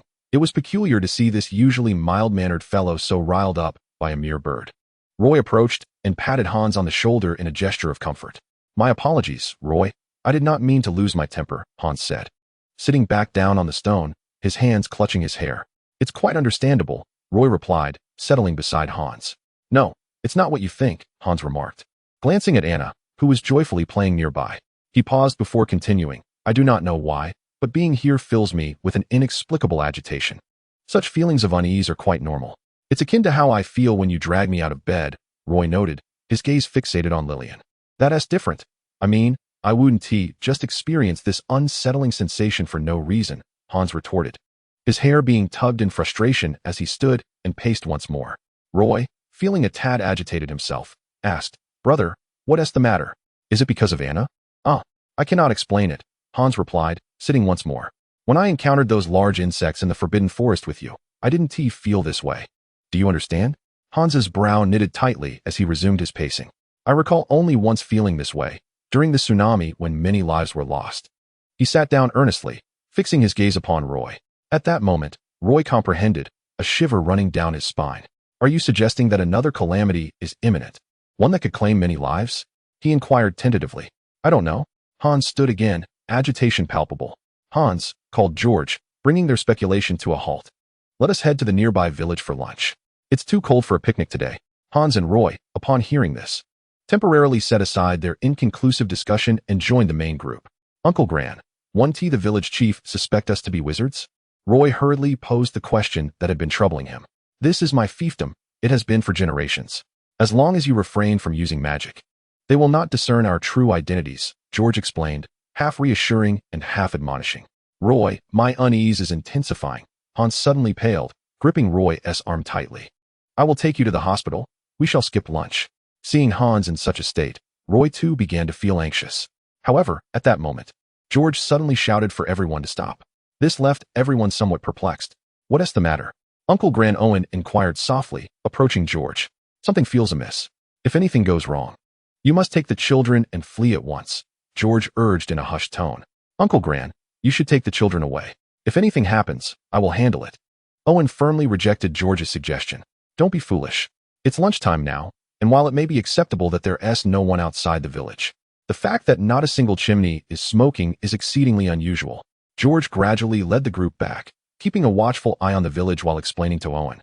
The Magical Council explicitly forbids wizards from interfering in Muggle lives, so it is unlikely that magic is the cause of this anomaly. If Muggles are committing murder, however, that poses a serious threat. As they retreated into the woods, George continued to speak softly to Owen. Muggles now possess remarkably lethal methods of killing. You have no idea how dangerous it can be. Noticing that Owen still wished to speak, George quickly added, Moreover, as the lord of this village, I bear the responsibility to protect it, regardless of what transpires. As he said this, George's expression turned solemn. embodying a sense of duty that had been passed down since the medieval era. You all should follow Brother Owen back to the castle. I will return shortly. George instructed Royce and the others, then turned to the servants, saying, keep a close watch on these children and inform Eliza that I will be home shortly. With that, George cast a spell, Blizzard. Royce had no idea what was happening. He was preoccupied with worry for Hans and couldn't focus on the conversation between George and Owen. When he finally regained his senses, he saw his companions being swept back to the ice castle by a fierce snowstorm. Hans, are you feeling any better? Royce asked with concern. Hans furrowed his brow, his complexion returning to a healthy hue, and replied, it's strange, suddenly I feel fine. Hans clearly did not comprehend what had transpired. Chapter 73, The Village Incident Prologue. The best way to confront a problem is to face it, not to flee from it. Main text. Relieved to know Hans was unharmed, Royce's worries eased, and he began to notice the dwindling number of people returning. Wait, where's Uncle Gran and Owen? He could not help but ask Anna before they had even entered the ice castle. It seems something occurred where they were hunting. Father went to investigate. So we returned first. Anna's tone was devoid of concern for George's safety, clearly unaware of the dangers lurking. Owen must have stayed behind with Uncle Gran. Lillian remarked, her expression filled with worry. All right, everyone, let us not fret. Father will surely return safely with Brother Owen. Let us hurry upstairs and change our clothes. Emma said, grasping Lillian's hand. As Hans and Royce ascended the stairs, Hans suddenly lowered his voice and said to Royce, Royce, do you trust me? Of course I trust you, Royce replied, feeling puzzled. Then don't ask me why. I wouldn't know how to explain it. Uncle Gran and Owen are undoubtedly in danger. The reason I felt that sudden palpitation was certainly due to that village, Hans asserted seriously yet with unwavering conviction. Royce harbored a certain skepticism towards Hans, suspecting that he might be overly anxious. Surely, no one would believe you, he remarked. What should we do then? Hans furrowed his brow, appearing increasingly troubled. Could you elucidate why you feel this way? Royce observed Hans's dismal demeanor, intending to gently guide him. Well, I don't quite know how to articulate it, Hans confessed, standing on the staircase in a state of distress. To put it simply, I possess an innate ability for divination. I can foresee the future. Upon uttering these words, Hans fixed his gaze intently upon Royce. Are you jesting? Royce exclaimed, taken aback. He was aware that some sorcerers possessed formidable divinatory powers, and certain astrologers had garnered historical acclaim for their accurate predictions. Royce did not doubt Hans's sincerity. It was merely that the discipline of divination was seldom explored, and having lived together for so long, he had never witnessed Hans engage in astrological studies. Thus, Hans's sudden claim left Royce astonished. Oh dear, why would I jest? Hans exclaimed, a hint of frustration in his tone as he stamped his foot. Stay calm. I believe you. We must devise a plan to address your concerns. Royce quickly reassured the agitated Hans, his mind racing with ideas. Perhaps you should seek Annalise and request that she send a few servants to locate Uncle Grant and Owen. Just express your worries for their safety. Refrain from mentioning your intuitive conjectures, Royce advised earnestly. And what about you? Hans inquired, sensing Royce's intentions with a note of apprehension. Do not concern yourself with me. Just remember my words. Merely express your concern for their safety, Royce replied before suddenly vanishing from Hans's sight. Royce, Hans instinctively called out, only to receive no response. Alas, this fool is so reckless, he muttered, his brow furrowed with worry as he hurried downstairs to seek Aunt Elise's assistance. Royce had resolved to assist alone, and thus, after speaking with Hans, he immediately cast a silent spell to teleport away from the icy castle. In his previous timeline, Royce had not employed spells since his graduation. Yet during this period, he had resolved not to rush back, opting instead to review the incantations he had once mastered. Perhaps due to the fact that some spells were etched into his very being, he found the review remarkably effortless, akin to a person recovering from a fracture. All the spells he had previously learned surged forth in his mind, both the ones he had excelled in and those he had struggled with, now readily accessible at his command. Royce had teleported away, fearful that Hans might attempt to accompany him, and this method of travel was notably swifter. However, the expenditure of magical energy was considerable. He vaguely recalled that he was nearing the village and promptly halted to recuperate his strength. Yet, a deep concern for Owen and George's safety gnawed at him, prompting Royce to cast a spell for swiftness. Seizing the moment of magical enhancement, he sprinted towards the quaint village. Upon arriving at the village entrance, he was alarmed to find no sign of George or Owen. This posed a significant dilemma for Royce, who hesitated to venture forth without caution. He cast an invisibility spell, gradually cloaking himself from view, and cautiously proceeded deeper into the village. He had not ventured far into the village when he spotted George and Owen, clad in black and gray, stumbling out of a courtyard in disarray. Upon halting, they began to dust themselves off. "What happened to you two?" Royce materialized in haste upon seeing them. The sudden exclamation startled both George and Owen, who instinctively raised their wands to cast a spell. Only when they recognized Royce did they exhale in relief and resume brushing off the dust. "Didn't we tell you to go back? Why are you here again?" George's tone was somewhat severe. "Uncle Gran, please don't be angry. We've checked nearly all the courtyards and seen not a single soul. Continuing to linger here yields no clues. We might as well return now," Owen remarked, spitting on the ground a few times. "You're right. Let us head back," George nodded, feeling an unsettling sense that traces of a wizard had been left behind. "What on earth happened to you two?" Royce inquired as they walked. "There isn't a soul left in this village. A few houses bear clear signs of having been burned," Owen explained. "The house Uncle Gran and I just entered suddenly collapsed. And that is how we ended up like this." Owen refrained from offering further conjecture to Royce, as he perceived Owen merely as a child. Not a single person remains in this village. Royce evidently had many questions. Where were the living, and where were the bodies? George nodded, his expression darkening, convinced that the state of the village was somehow linked to the wizarding world. "Wait." Royce suddenly halted. "Do you feel an unexpected chill?" His intuition was sharp. No sooner had he spoken than countless dementors appeared around the village. The trio's expressions shifted simultaneously, and without a moment's hesitation, they chorused, "Expecto Patronum." A shadow of a wolf, an eagle, and a cat materialized simultaneously. "Can either of you explain what is happening?" Royce shouted urgently. "Who the hell knows?" George, losing his composure, let out a curse. "They weren't here a moment ago. Now they've suddenly appeared, clearly intent on attacking us." George's words resonated with the others, as they had all instinctively cast the Patronus charm upon spotting the Dementors. Chapter 74, A Turn of Events Prologue. What we do is a noble cause, provided that we are the ones who ultimately guide public opinion. Text. As the wind swept fiercely, Owen seized the moment while the Patronus stood against the Dementors and began to wave his wand, chanting a spell. "Hurry and stop."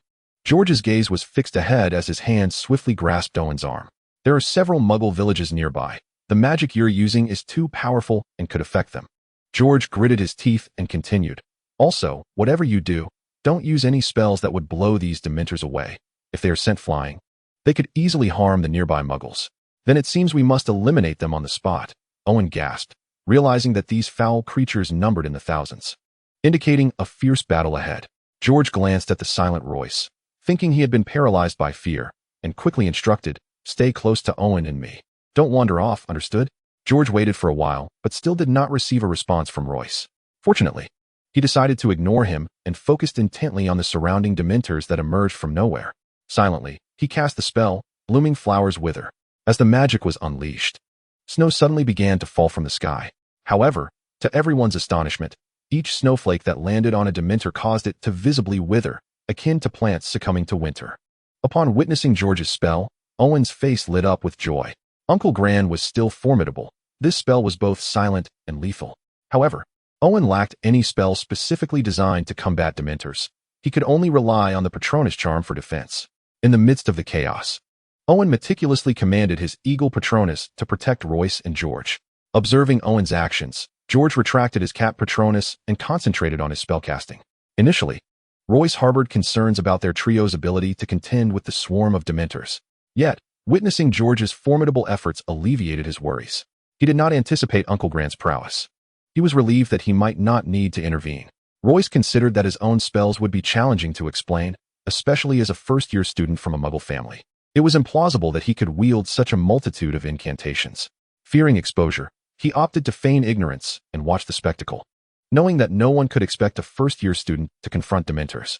However, the situation took a dramatic turn.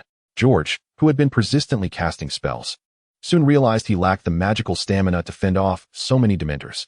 After 2 minutes, he was forced to halt, feeling utterly exhausted. "I can't hold on any longer." George gritted his teeth, his arms dropping limply as if devoid of bones, his complexion pale and his body trembling uncontrollably.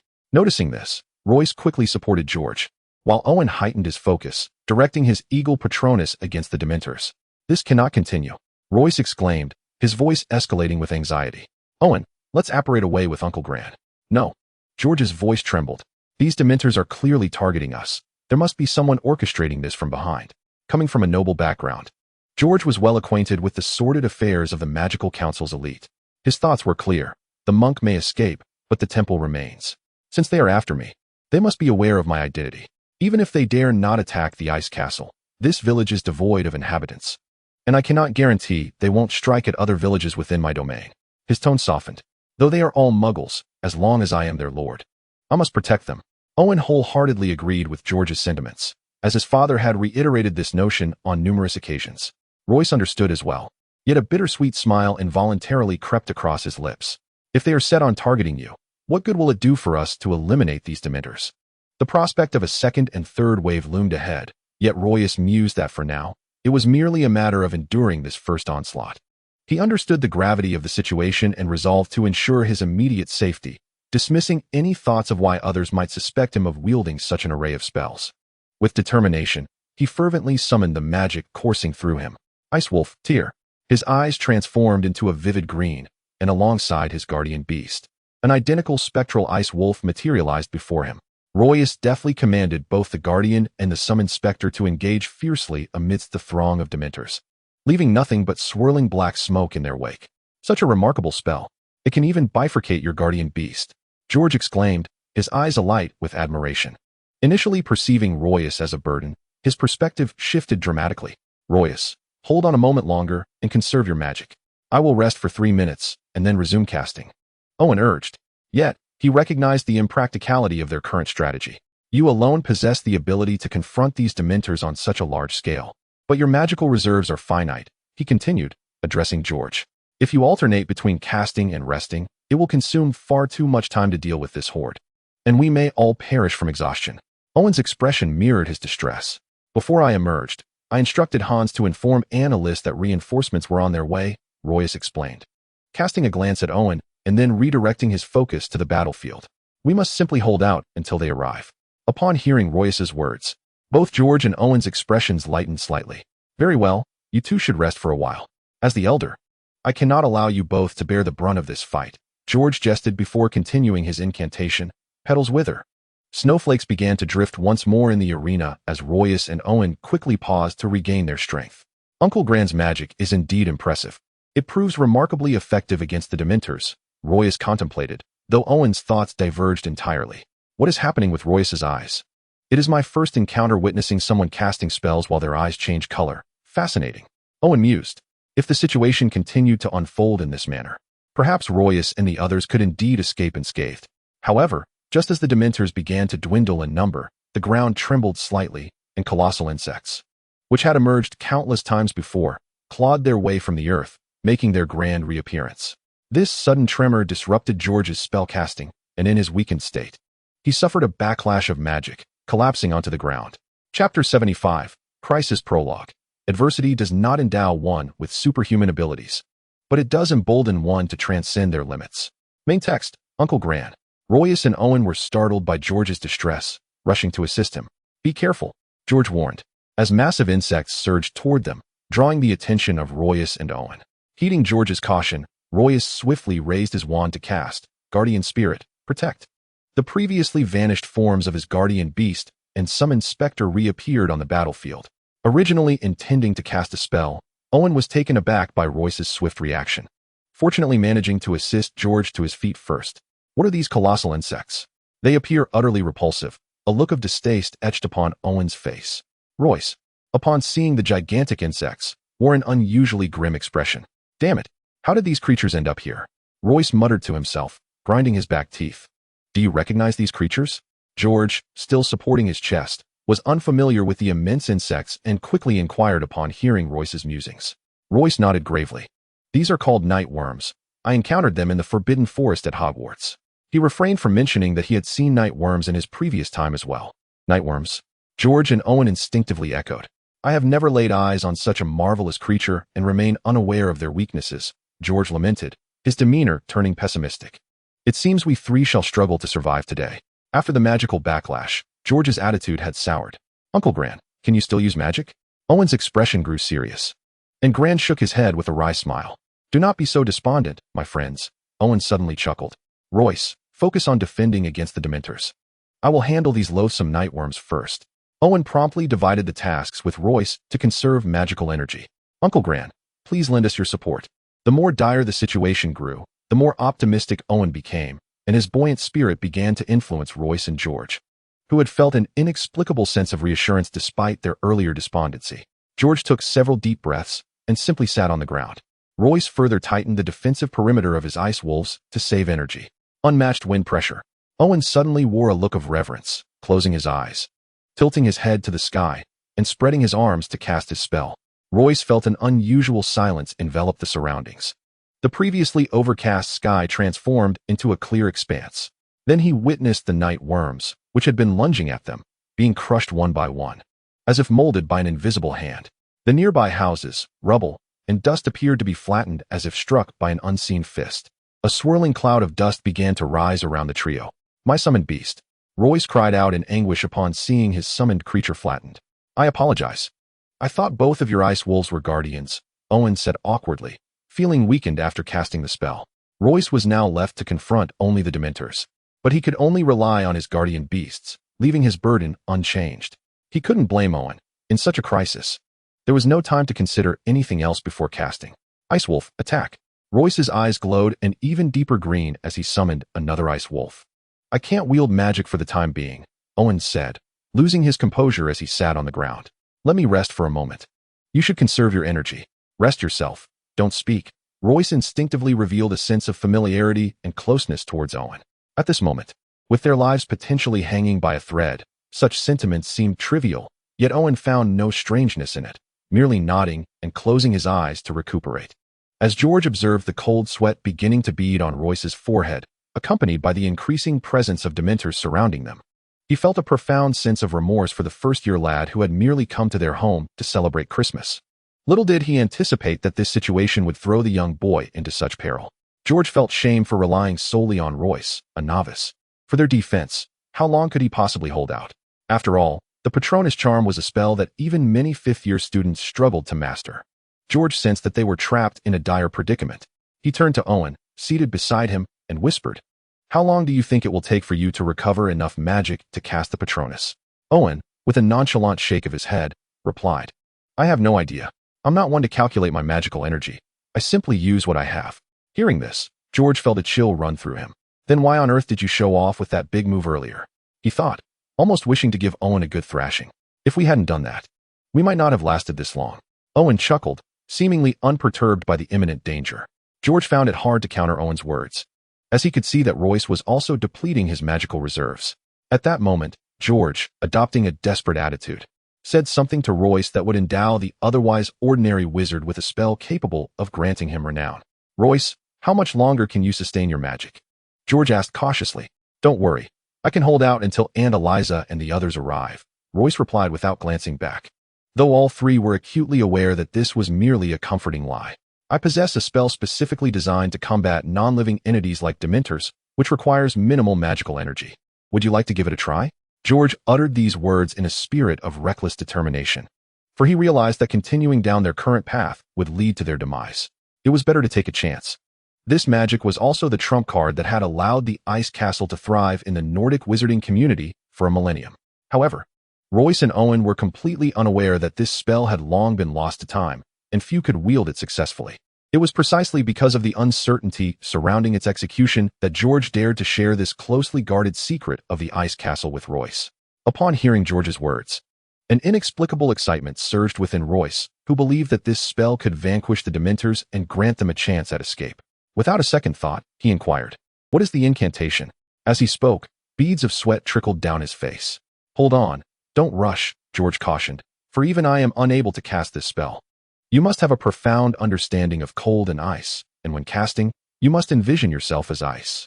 George suddenly shouted, The incantation is Rapid Freeze. Royce nodded in acknowledgement, though he hesitated, aware that it was an unfamiliar spell and that George himself had admitted to being unable to cast it. The stakes were high. If he failed, it would mean disaster. Nevertheless, Royce had studied ice magic extensively and believed that he was the most likely candidate to succeed in casting this incantation. Resolutely, he decided to take the plunge. Whether he succeeded or failed, he would either live or perish. He understood that his remaining magical energy would not last much longer. Chapter 76, Rapid Cooling Prologue. The Monkey King addressed the man, proclaiming, I reside in a splendid mansion, and all the female monkeys are my wives. The man retorted, they are all worthless. Main text. Suddenly, a vivid green light emanated from Royce's eyes, and his aura seemed to chill the very air around him. With a flourish of his wand, he murmured, rapid cooling.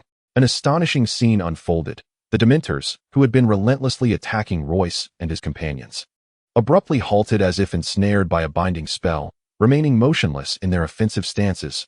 An eerie spectacle indeed. Has it succeeded? George pondered in disbelief, unable to fathom that Royce had actually triumphed. He had initially approached the situation with a sense of skepticism, merely hoping Royce might give it a try. Yet, to his astonishment, it had indeed worked. The expression on George's face mirrored sheer incredulity. What on earth just happened? George exclaimed, his astonishment rivaled only by that of Erwin, who let out a string of expletives. We did it! George shouted with exuberance, his previously weakened body suddenly brimming with vitality. He leapt from the ground, his pallid complexion flushing with color. Turning to Royce, who still held the posture of casting a spell, George, overwhelmed with joy, embraced him tightly, exclaiming, young man, we have survived. We are alive. George danced around, lifting Royce in celebration. Thanks to you, all three of us are alive. However, no matter what George did, Royce remained unresponsive, which startled him. Erwin, too, stood up anxiously, scrutinizing Royce closely. At that moment, Royce was entirely oblivious to the events unfolding outside. He had approached the incantation with a mindset of desperation, unaware of the spell's potential effects. He merely envisioned himself as ice, but his mind was a void, leaving no room for contemplation of his own identity, let alone imagining himself as ice. Yet, in this bewilderment, Royce inadvertently succeeded in casting the spell. After the incantation, Royce entered a peculiar state, fully immersed in his own world, forgetting even his own identity. He felt as though he had returned to his homeland, to the northeastern region of China that he longed for, where delicate snowflakes gently settled upon his head, soon enveloping him completely. The surroundings transformed into a landscape of icebergs. In that moment, Royce sensed he was neither ice nor snow, but simply an embodiment of coldness. Indeed, this physical sensation seemed to materialize within him. I am cold. This feeling surged uncontrollably within Royce, an instinctual realization without any external prompting, as if he had inherently always been this way. If Arceus were present, he would undoubtedly articulate Royce's state of enlightenment. However, the three individuals present remained unaware of the intricacies of the situation, and even Royce himself could not elucidate what was occurring. Just as Royce was lost in the essence of cold, he suddenly heard George's voice, and the moment of enlightenment shattered as Royce regained awareness. What happened? What is going on? Royce appeared to have just awakened from a dream, as if still in a daze. Royce, what just happened? Owen inquired anxiously upon noticing that Royce seemed unperturbed. What do you mean? Royce was utterly bewildered by Owen's words. Hey, I must say, George, your face is beaming with joy. Regardless of everything, we have survived, and we owe it all to our hero, Royce. After a moment of reflection, Royce recalled the events that had transpired, feeling a wave of relief wash over him. He had inadvertently succeeded against all odds. This time, it was truly a manifestation of Royce's accumulated knowledge and experience. In a previous timeline, his mastery of ice magic, combined with his desperate efforts during this crisis, had enabled him to successfully cast the spell in one attempt. Perhaps had he been in a different setting, he might not have achieved such success. What should we do about these Dementors? Owen stared at the motionless creatures, still apprehensive that they might suddenly become active again. Their consciousness has completely faded, George replied nonchalantly. Rapid cooling will permanently freeze the consciousness of these lifeless entities. What George did not voice was that the same spell could also permanently freeze a human's consciousness. Yet this old cat had not imparted the skill of tree climbing to Royce, the young tiger. However, leaving these Dementors here was not an option. Owen, who harbored a strong disdain for the creatures, yearned to eradicate them at once. After some contemplation, George turned once more to Royce for assistance. Royce, how much magical energy do you have left? Royce, who had been silent, was still trying to comprehend how the spell had succeeded and was attempting to recall his mental state during the casting. Upon hearing George's question, Royce silently assessed his internal magical energy and replied, strangely enough, it seems that the rapid cooling spell did not deplete my magical energy. My reserves are nearly the same as before casting. George responded with a calm demeanor. That's good. This spell is not particularly energy intensive. However, a tempest of thoughts stirred within George's mind. He couldn't help but wonder how it was possible that there was no energy expenditure. Such a state existed only in theory. Centuries ago, those few ancestors capable of casting rapid cooling had to expend at least 20% of their magical energy. George scrutinized Royce for a moment, thinking to himself that another prodigious talent had emerged. "Uncle Glenn, is there something on my face?" Royce asked, noticing George's gaze upon him and fearing that he might have smudged something on his face. "Oh no, it's nothing. I was merely contemplating which spell could resolve these dementors," George replied, feeling quite tranquil in their current safe state. Among the three of them, only Royce had the ability to use magic, yet he did not possess a spell capable of addressing the dementors on a large scale. "Shall we wait for Eliza to send someone to handle it?" No. We must deal with these disgusting creatures immediately, otherwise. I can hardly bear the sight of them," Owen exclaimed, shaking his head vigorously. "They are merely empty shells now, remnants of negative emotions. In time, they will naturally dissipate." George seemed to suddenly recall something, beginning to deflect Owen's concerns incessantly. "Uncle Gran, how about I gradually clear this up with the guardian spell?" Royce proposed a compromise. However, before George could respond, Owen interjected, "How long will it take you to handle it this way? By the way, Uncle Gran, you should also teach Royce that bloom wither spell you just mentioned. He would surely grasp it with ease, making the cleanup much more convenient," Owen added, his suggestion punctuated by a sudden surge of enthusiasm. Chapter 77, A Storm Yet to Settle Prologue. My vassal's vassal is not my vassal. Main text. Upon hearing Owen's proposal, George displayed a troubled expression. Both Royce and Owen immediately understood. George was reluctant to divulge the family magic. This was quite understandable, thus Royce hesitated to speak further. Owen, who had been rather outspoken, now regretted his words. "Uncle Gran, I apologize. That was not my intention," Owen said earnestly. "Perhaps we should return and consult Annalise first." Ha. I seem to have been rather petty," George reflected, observing the sincerity in Owen's demeanor and the absence of greed in Royce. He suddenly felt small-minded, pondering that these two were indeed prodigies. How could they covet the obscure family magic that had not seen the light of day for centuries? George patted Royce on the shoulder. "Royce, you are my savior. It is merely a family spell, which has remained dormant in my hands. It would be better to pass it to you. In the future, when you achieve fame through it, others will also respect me, the owner of the ice castle." Upon hearing George's words, Royce immediately declined without a moment's hesitation. "Uncle Gran, you exaggerate. I only survived thanks to your spell. I hardly qualify as a savior. My current magical energy is sufficient to teleport back to the ice castle, and I can have Annalise deal with these dementors once we return. That won't suffice. To my knowledge, only my family's bloom wither spell can effectively eliminate the dementors on a large scale. And I am the only one in the entire ice castle who knows this spell," George remarked, a hint of pride surfacing on his face. "Even if we return, it would merely be a matter of waiting until I recover to address these dementors. Wouldn't it be wiser to teach you now, so we can resolve this issue directly?" Though he spoke of a resolution, George's mind was preoccupied with the many troubles that lay ahead. Naturally, these thoughts were not for others to hear. The intricacies of the Magic Council ran deep, and even George was not entirely aware of all its complexities. Royce genuinely wished to decline George's kind offer, but George was unyielding. "Royce, listen closely. The spell is the bloom wither," George stated, disregarding Owen's presence entirely, who showed no inclination to listen. George continued, "This spell requires a significant amount of magical energy. Give it a try." George was indeed intent on passing the spell to Royce. With little choice left, Royce decided to give it a shot. He waved his wand and uttered, "Bloom wither." Suddenly, Royce felt himself returning to the state he had experienced when casting the rapid cooling spell. He felt as if he embodied the cold, ethereal, elusive, and profoundly mysterious. As Royce cast the spell, the sky darkened, and snowflakes began to drift down gently.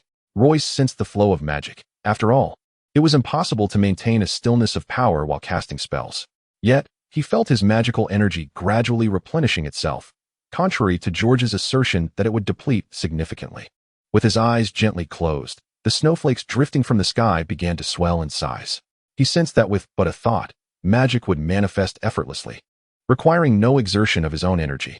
The snowflakes in the air were a natural creation of the world, and Royce understood that they were not summoned by his magic.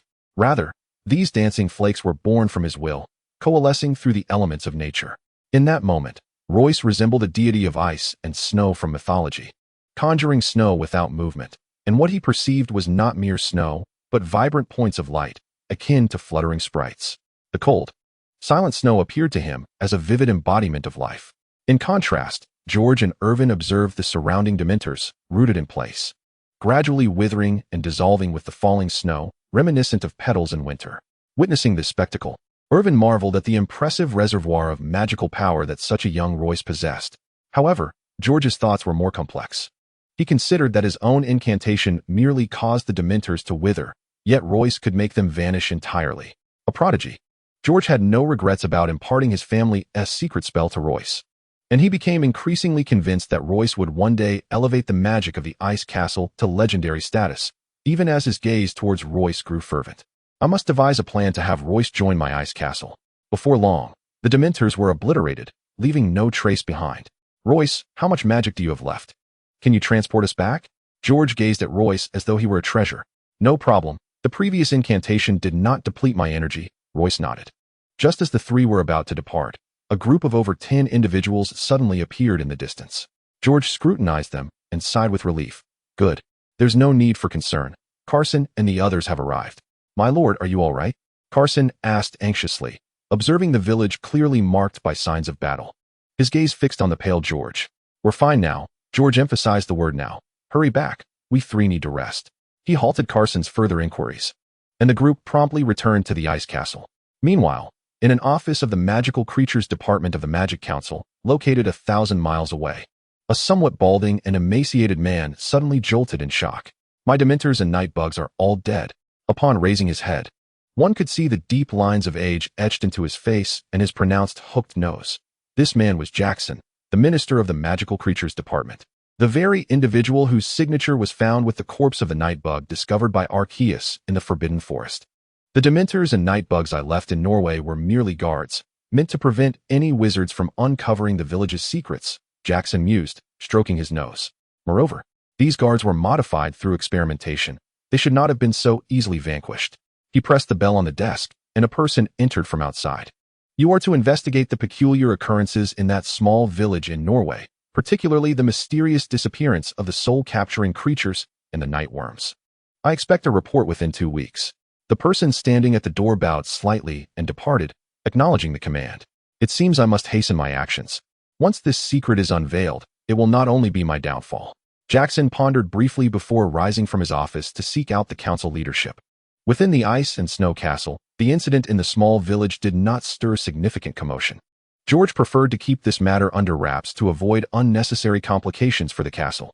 Royce and Owen understood his discretion and remained tight-lipped as well. However, George discreetly dispatched numerous individuals to investigate the situation. Christmas arrived as usual. Aside from the three directly involved, Royce, Owen, and Hans, others merely perceived the events as mere acts of armed violence in the Muggle world and thus paid little heed. Chapter 78, a melodramatic plot prologue. Meeting is but a prelude to parting, and parting is but a prelude to meeting again. Texta, school resumes. How tedious. On the first day back after Christmas, Hans began to lament. Enough with the wailing. Anna returns today, doesn't she? What are you so anxious about? Royce bluntly exposed Hans' hidden feelings and proceeded towards the dining hall. Oh, Royce, wait for me. Hans, blushing from the remark, hurried to catch up with Royce. Why did you two take so long? Owen inquired of Royce and Hans as they entered the dining hall, gesturing towards the empty seats across from him. Hurry and eat. He then returned to his steak. Since the incident in the small village, the bond between Royce and Owen had unexpectedly strengthened, though it did not imply an exchange of endless chatter. Rather, an inexplicable understanding had blossomed between them, a silent camaraderie. Just like now, Royce and Owen had not arranged to dine together, yet Owen had reserved seats for them, to which Royce responded with a familiar demeanor. Royce, why do you sit down to eat without uttering a single word? Lillian, seated beside Owen, observed Royce's nonchalance and found it somewhat discourteous. Unable to restrain herself, she interjected. Let us not forget that it was Owen who saved your life in the ice and snow castle. With that, Lillian proudly linked her arm with Owen's, her expression radiant. Before turning to glare at Royce, Owen has kindly saved you a seat, and yet you offer no thanks. How ungrateful. Upon hearing Lillian's words, both Owen and Royce paused their meal, exchanging a glance and sharing a faint, rueful smile. The three, Royce, Owen, and Hans, remained tight-lipped about the village incident, apart from them. No one else had gleaned any information, thus prompting Lillian's earlier remarks. George, despite his usual unreliability, was astute enough to recognize that he represented the ice and snow castle. He understood that publicizing the matter could be detrimental to its reputation, hence his silence. Owen is a man of great loyalty. He believes that Royce saved his life. Yet, he feels that such a life-saving grace need not be spoken of daily, nor should it be shared with a third party. Observing that both Royce and George prefer to remain silent on the matter, he too chooses to keep his silence. As for Royce, his reticence is understandable. As a first-year student with remarkable magical prowess, he knows that few would believe his achievements. Even Arceus, recognized as a prodigious talent, likely did not possess such strength upon entering school. Wishing to avoid the limelight, Royce simply remains mute. Upon returning to the ice and snow castle that day, it was evident that George was injured. To outsiders, Royce appeared merely as a burden, leading the inhabitants of the castle to generally credit Owen with saving both Royce and George. "Let us enjoy our meal," Owen said with a smile, gently ruffling Lillian's hair. "We are all quite familiar with one another, no need for such formality." Turning to Royce, he added, "Royce, don't take it to heart. Let us eat." Royce nodded and resumed gnawing on a chicken leg. "Have you all started eating? Did we not agree that I would be back today? Why did you not wait for me?" At that moment, Anna hurriedly approached Hans, holding Emma's hand, a hint of reproach in her voice. "Ah, Anna, when did you return?" Hans exclaimed, his face lighting up with joy as he stood from his seat upon seeing her. "Emma and I just got back," Anna replied, taking a seat beside Hans, with Emma following suit. "The journey went smoothly, I assume?" Owen inquired warmly. "My father sent many people along with us. The trip was exceedingly smooth." Emma responded with a smile. "Before I left, my father repeatedly urged me to express my gratitude to you, Brother Owen, and to Royce." Rising slightly, Emma performed a courteous bow. Royce, witnessing Emma's gesture, felt somewhat flustered. He was unaccustomed to such formal expressions of gratitude. Owen nodded with a smile, choosing not to respond directly. Observing Owen's actions, Royce imitated him, offering Emma a smile as well, albeit with a chicken leg still in his mouth, which rendered the moment rather comical. Unable to suppress her laughter, Lillian burst out. Upon hearing Lillian's laughter, Royce instinctively shot her a glare, quickly removing the chicken leg from his mouth. "My apologies, Emma. I was too preoccupied with my meal." However, Royce found it peculiar that Emma did not respond. She merely flashed a polite smile before resuming her meal. "Have I offended a goddess? Why does she appear this way? Is it so rude to respond while eating?" Royce keenly sensed the shift in Emma's demeanor but refrained from inquiring further. In truth, her expression was not a reaction to Royce's earlier behavior, but rather a result of George's whimsical notion to propose that Royce become the son-in-law of the ice and snow castle. The sequence of events unfolded as follows. Upon returning to the ice and snow castle, George reflected on the events in the small village and increasingly perceived Royce as a remarkable talent, at least a genius in ice and snow magic. With Royce, the revival of the ice and snow castle is within reach. George declared to Elise in his study, "If we were to invite Royce as a son-in-law, our castle would become the second Twilight Castle in Europe." It was this particular conversation that Emma, who happened to pass by the small study, overheard, which incited her aversion towards Royce.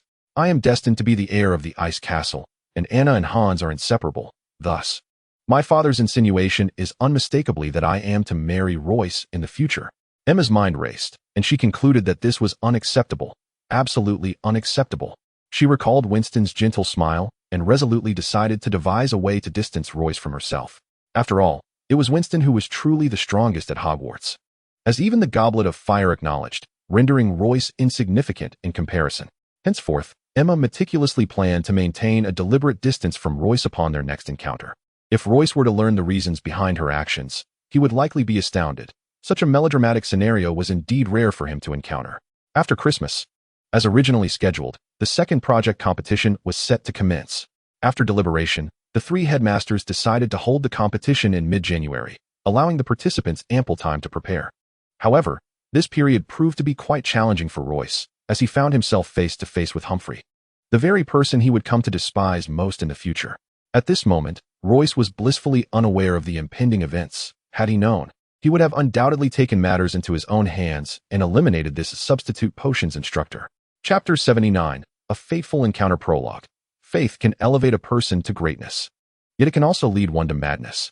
As the first potions class commenced after the Christmas break, due to the events of the previous class, everyone consciously maintained a distance from Royce. Since Professor Yuri had not publicly acknowledged Royce's excellent potion work last time, and the students from Durmstrang were unfamiliar with him, they instinctively assumed that Royce had been secretly reprimanded by Professor Yuri thereafter. Naturally, no one dared to sit beside Royce during class, fearing that if Professor Yuri were displeased again, he might target the unfortunate soul next to Royce.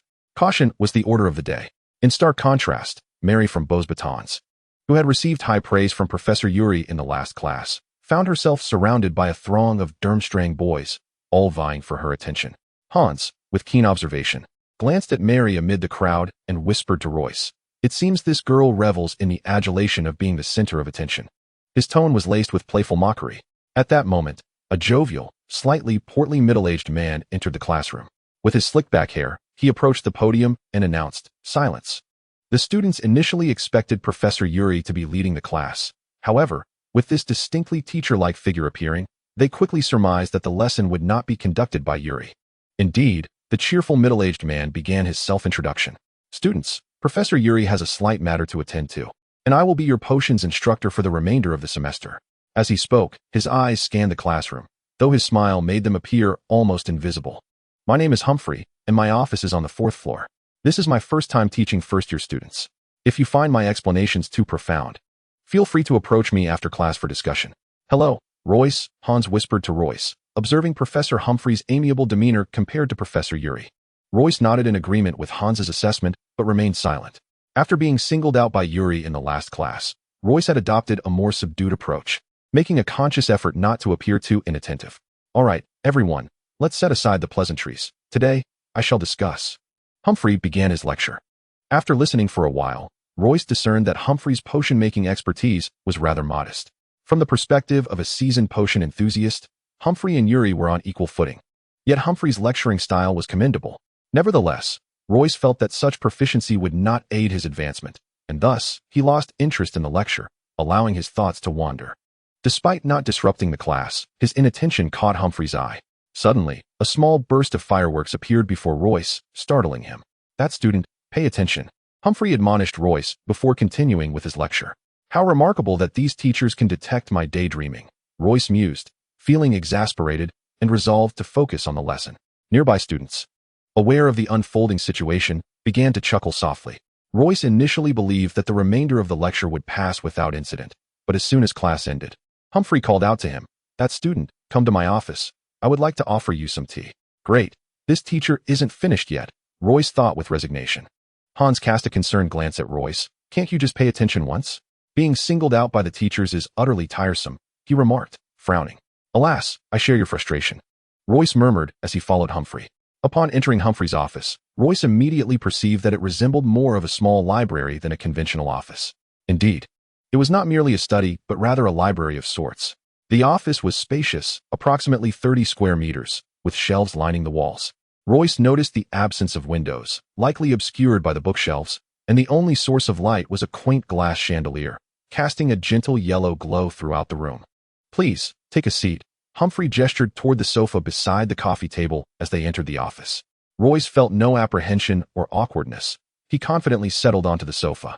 Thinking that what would come, there was no need for concern. The office, apart from the coffee table and sofa, featured only a small workstation, exuding a distinct CAF ambience. Humphrey approached the workstation, skillfully heating water in a flask without glancing at Royce, who was surveying the surroundings on the sofa. Without looking up, he inquired, "Coffee or black tea?" Royce paused at Humphrey's question, surprised by the offer of tea. "Tea, please," he instinctively replied, recalling that it required a third steeping. Upon hearing Royce's words, Humphrey glanced up at him, his slightly plump fingers deftly maneuvering as he smiled and remarked, "Your preferences align with those of a mutual acquaintance of ours. I fail to comprehend the distinction between the third brew of black tea and the initial infusion." Humphrey shook his head, presenting the prepared black tea before Royce, while he himself took a seat across from him with a cup of the first brew. In his previous existence, Royce was not particularly fond of tea. However, after returning home, influenced by his father, he developed an affinity for both green and black teas. Insisting upon the necessity of the third brew, thereafter refilling the water only twice before ceasing to drink. When Royce heard Humphrey claim that someone shared his sentiments, he remained non-committal, interpreting it as a mere courtesy. "Let us enjoy some tea for the moment," Humphrey declared, crossing his legs as he awaited another individual. At this juncture, Royce found himself utterly perplexed by Humphrey's intentions. "Professor, what matter do you seek me for? You are Royce, are you not?" Humphrey did not respond to Royce's inquiry. Setting down his teacup, he continued, "The purpose of your invitation today pertains to a matter from your past. Once he arrives, you shall understand. With that, he casually picked a book from the shelf and began to peruse it. Feel free to browse the books on the shelf. Otherwise, merely waiting here would be a waste of time. Moreover, there is hot water in the flask. Please help yourself to a refill. Humphrey resumed reading, dismissing Royce from his attention. Does this Humphrey truly know me? What could he possibly mean? Royce pondered, unable to decipher the situation, and chose not to dwell on it further. After finishing a cup of tea, he decided to refill his cup, feeling inexplicably at ease in Humphrey's presence, a sensation that was quite astonishing for him. After refilling his cup for the second time, Royce ceased drinking. At this moment, as Humphrey flipped through the pages, he remarked, "You truly resemble my friend. The notion of refilling tea is already peculiar, yet you only do so twice." Chapter 80. The Sage Humphrey Prologue. At this moment, the enemy is at our gates, and we stand on the brink of annihilation. Shall we choose surrender, or shall we strive to become stronger than our adversaries? Text. Royce was genuinely taken aback, as Humphrey's repeated references confirmed the existence of such a friend rather than mere idle chatter. Royce interjected, "Is the person you mentioned who is coming the same friend?" "No, that friend resides in Ireland," Humphrey replied, rubbing his belly, still withholding the identity of the individual expected to arrive. Whenever Royce visited Humphrey's office, he felt an inexplicable sense of security, unlike the trepidation one might experience in an unfamiliar setting. Noticing that Humphrey showed no inclination to continue the conversation, Royce began to search the shelves for a book. After some time, he fortuitously stumbled upon the very tome on the history of magic that he had read countless times at Hogwarts. Delighted, he resumed his reading. Royce took a moment to glance at the author's name. Moonlight? Is this a pseudonym? He could not recall ever having heard of such a person. After a considerable interval, the individual Humphrey had referred to finally made his entrance. With no sound of a knock, the door was abruptly flung open, and a charming young boy dashed in with fervor. His hair appeared unwashed, tousled, and disheveled, while his shirt was half tucked in, revealing a glimpse of his midriff. "I just woke up. It's not too late, is it?" Upon hearing the sound of the door crashing, Royce lifted his gaze. The first figure he noticed was Humphrey, who remained steadfastly engrossed in the book he held. Then, he beheld the intruder, a cherubic face with a plump physique and a prominent nose. This delightful young lad was none other than the whiny, tearful Dungar. In an instant, Royce recalled that Saturday morning when he and Lillian had devised a plan to deal with this troublesome boy, inadvertently agreeing to a duel of honor. Suddenly, he felt a surge of clarity akin to Sherlock Holmes. It dawned on him that Humphrey must indeed be Dungar's father, as Lillian had mentioned, a professor at Durmstrang. Humphrey had just alluded to resolving a past matter, which, if all was as it seemed, could only pertain to the duel of honor. The sight of Dungar sent shivers down Royce's spine. He truly loathed the boy's effeminate demeanor. It appeared he would soon be able to sever all ties with Lillian, and this thought stirred an inexplicable emotion within him. Amusingly, Dungar's reaction to Royce was even more pronounced. Bursting into the office, Dungar scanned the room and, upon spotting Royce, widened his eyes in disbelief and rubbed them as if to confirm his sight. Royce regarded him with an expression of exasperation, and Dungar exclaimed, instinctively taking a step back. Pointing a trembling finger at Royce, he turned to Humphrey, exclaiming in terror, "He is the one who bullied me. You must stand up for me." With that, he began to cry once more. Yet, after a glance at Royce and then at Humphrey, Dungar seemed to find his resolve. Puffing out his chest and wiping away his tears, upon hearing Dungar's words, Royce could not help but facepalm. This boy was not only effeminate, but also a fool. Indeed, upon hearing Dungar's complaint, Humphrey could not resist putting down his book and bellowing, "Enough! Sit down." Dungar's previously puffed chest deflated upon receiving Humphrey's reprimand, and he sulkily sank into the third single sofa. Humphrey, suppressing his ire, turned to Royce with a peculiar expression and spoke, "Please excuse my son. He has a tendency to be somewhat unruly." Royce nodded in understanding. "I am not unruly," Dungar retorted defiantly, like a rebellious youth. Humphrey, who had intended not to chastise Dungar in front of Royce, felt as if a volcano had erupted upon hearing this retort. His facial muscles tensed as he exclaimed, "You dare say I am mistaken? As a wizard, you are utterly ignorant of everything pertaining to our craft, and you claim it is due to a lack of interest. Tell me, have you ever read a single book from my shelf?" "Huh." Sitting up straight, Humphrey's shirt strained against his belly, creating an unsightly fold. "I summoned you to my class today, and you dare to ask how late you were, and you have the audacity to argue." Dungar attempted to retort, but Humphrey offered him no opportunity to do so. Humphrey, regaining his composure, continued, "Do you comprehend the significance of an honorable duel? You and Royce have unilaterally decided upon one. This matter pertains to the affairs of two families. What foolishness are you two children indulging in? Humphrey then turned his gaze toward Royce, stating, "The reason I summoned you today is to discuss the honorable duel between you and Dungar." Royce nodded, encouraging Humphrey to proceed, while both of them disregarded Dungar entirely. According to the rules of an honorable duel, the consent of the family heads is imperative, meaning that your respective parents must agree. Humphrey elucidated. Only after that can an appeal for the church's judgment be made. However, you two children lack any real understanding of the duel's meaning. Humphrey spread his hands, his expression one of exasperation. He spoke to Royce as if he were an adult, while his reprimands were directed more towards Dungar. "What do you mean no significance? He has insulted me. This is an affront to the Dakari's family. I must duel him." Dungar abruptly stood from the sofa, his demeanor serious. "Silence." Humphrey coldly reprimanded Dungar once more. Royce, ignoring Dungar, picked up on Humphrey's words. "Are you suggesting that I should cancel the honorable duel with Dungar?" "Not cancel." Humphrey shook his head. "Your childish antics are simply invalid.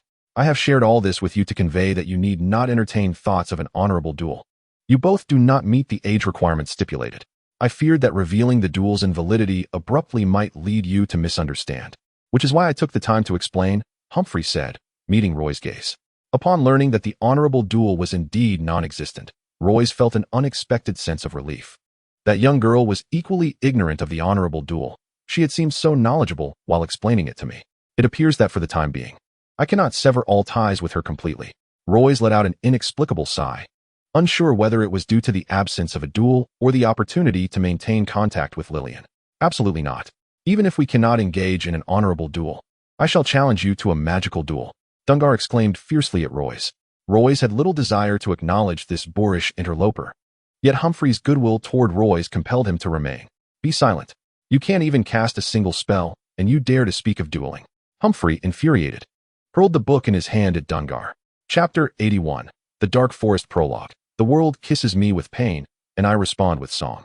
Text. Dungar did not flinch, allowing the book thrown by Humphrey to strike his chest, his expression one of fury, his face flushed with anger. "I am uncertain of how many spells Royce can cast, but he is a rare genius in potion-making." Humphrey, observing Dungar's defiance, became even more incensed. "You are utterly useless. You can't accomplish anything. What gives you the audacity to compare yourself to him? Can you even hold your own against him?" Humphrey's tone grew increasingly heated, and had Royce not been present, he might have kicked Dungar across the room. Upon hearing this, Royce comprehended why Humphrey had shared so much with him. It was evidently out of fear that he might bully Dungar. Royce thought to himself, "This effeminate man, I would rather avoid him. If he truly were to confront me, it would surely end in him placing the blame squarely on me. How dreadful." As this notion crossed his mind, a shiver ran down Royce's spine. However, just moments ago, Professor Humphrey had declared him a genius in potion-making, which must have been relayed by Professor Uli. Royce's mind raced. He had assumed that the incident from their last potion class would simply fade away, allowing him to continue as an inconspicuous student. To his surprise, Professor Uli had divulged the matter, prompting Royce to realize that he must exercise caution moving forward. Feeling somewhat helpless, Royce noted that Humphrey seemed to recognize the inappropriateness of chastising his son in front of him. Turning to Royce, he spoke in a calm tone. "Royce, I apologize for the embarrassment. Please, make yourself comfortable. It is of no concern to me." Royce, unsure of how to respond appropriately, was fortunate to be an outsider in this situation. "If you have no further matters, I shall take my leave." Royce decided to excuse himself. Humphrey nodded in acknowledgement, stating, "If you encounter any issues with your studies, do not hesitate to reach out to me." As Royce rose to depart, Humphrey quickly added, "Make sure to return the book you borrowed to its rightful place." Royce observed the tension between Humphrey and Dungar, who appeared to glare at one another like two bulls preparing to clash. Wishing to avoid remaining in such a charged atmosphere, he hastily returned the book and fled the office. What a peculiar father-son duo, resembling sworn enemies. Royce shook his head in bewilderment. His own father would never utter a harsh word towards him. It seemed he was indeed fortunate. Later that evening during dinner, Principal Peter announced the details of the second competition. The night may serve as an excuse to halt progress, yet it stands as the impetus for true warriors to advance. Peter commenced an impassioned speech. "This weekend, we shall engage in the second challenge." He paused dramatically. The location for this contest, the Dark Forest. Upon hearing this, the students in the hall erupted into a buzz of excited chatter. The Dark Forest? Royce was taken aback. Good heavens. He had not anticipated the Triwizard Tournament to be such a grand affair. He recalled the cryptic remarks made before Christmas about stones being mere smoke screens. Royce had heard of the Dark Forest. It was not a distinct place, but rather a realm once inhabited by the eccentric spatial mage, Bard, during his later years. This master of magic, somewhat deranged, had deemed the world devoid of amusement and thus created an independent space for his seclusion, which was the Dark Forest. Few knew the specifics of what lay within, but it was said to be fraught with danger.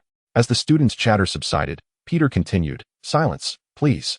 I am pleased to announce that the headmaster of Hogwarts, Principal Rom, has opened the gates to the Dark Forest." Principal Rom nodded from his seat.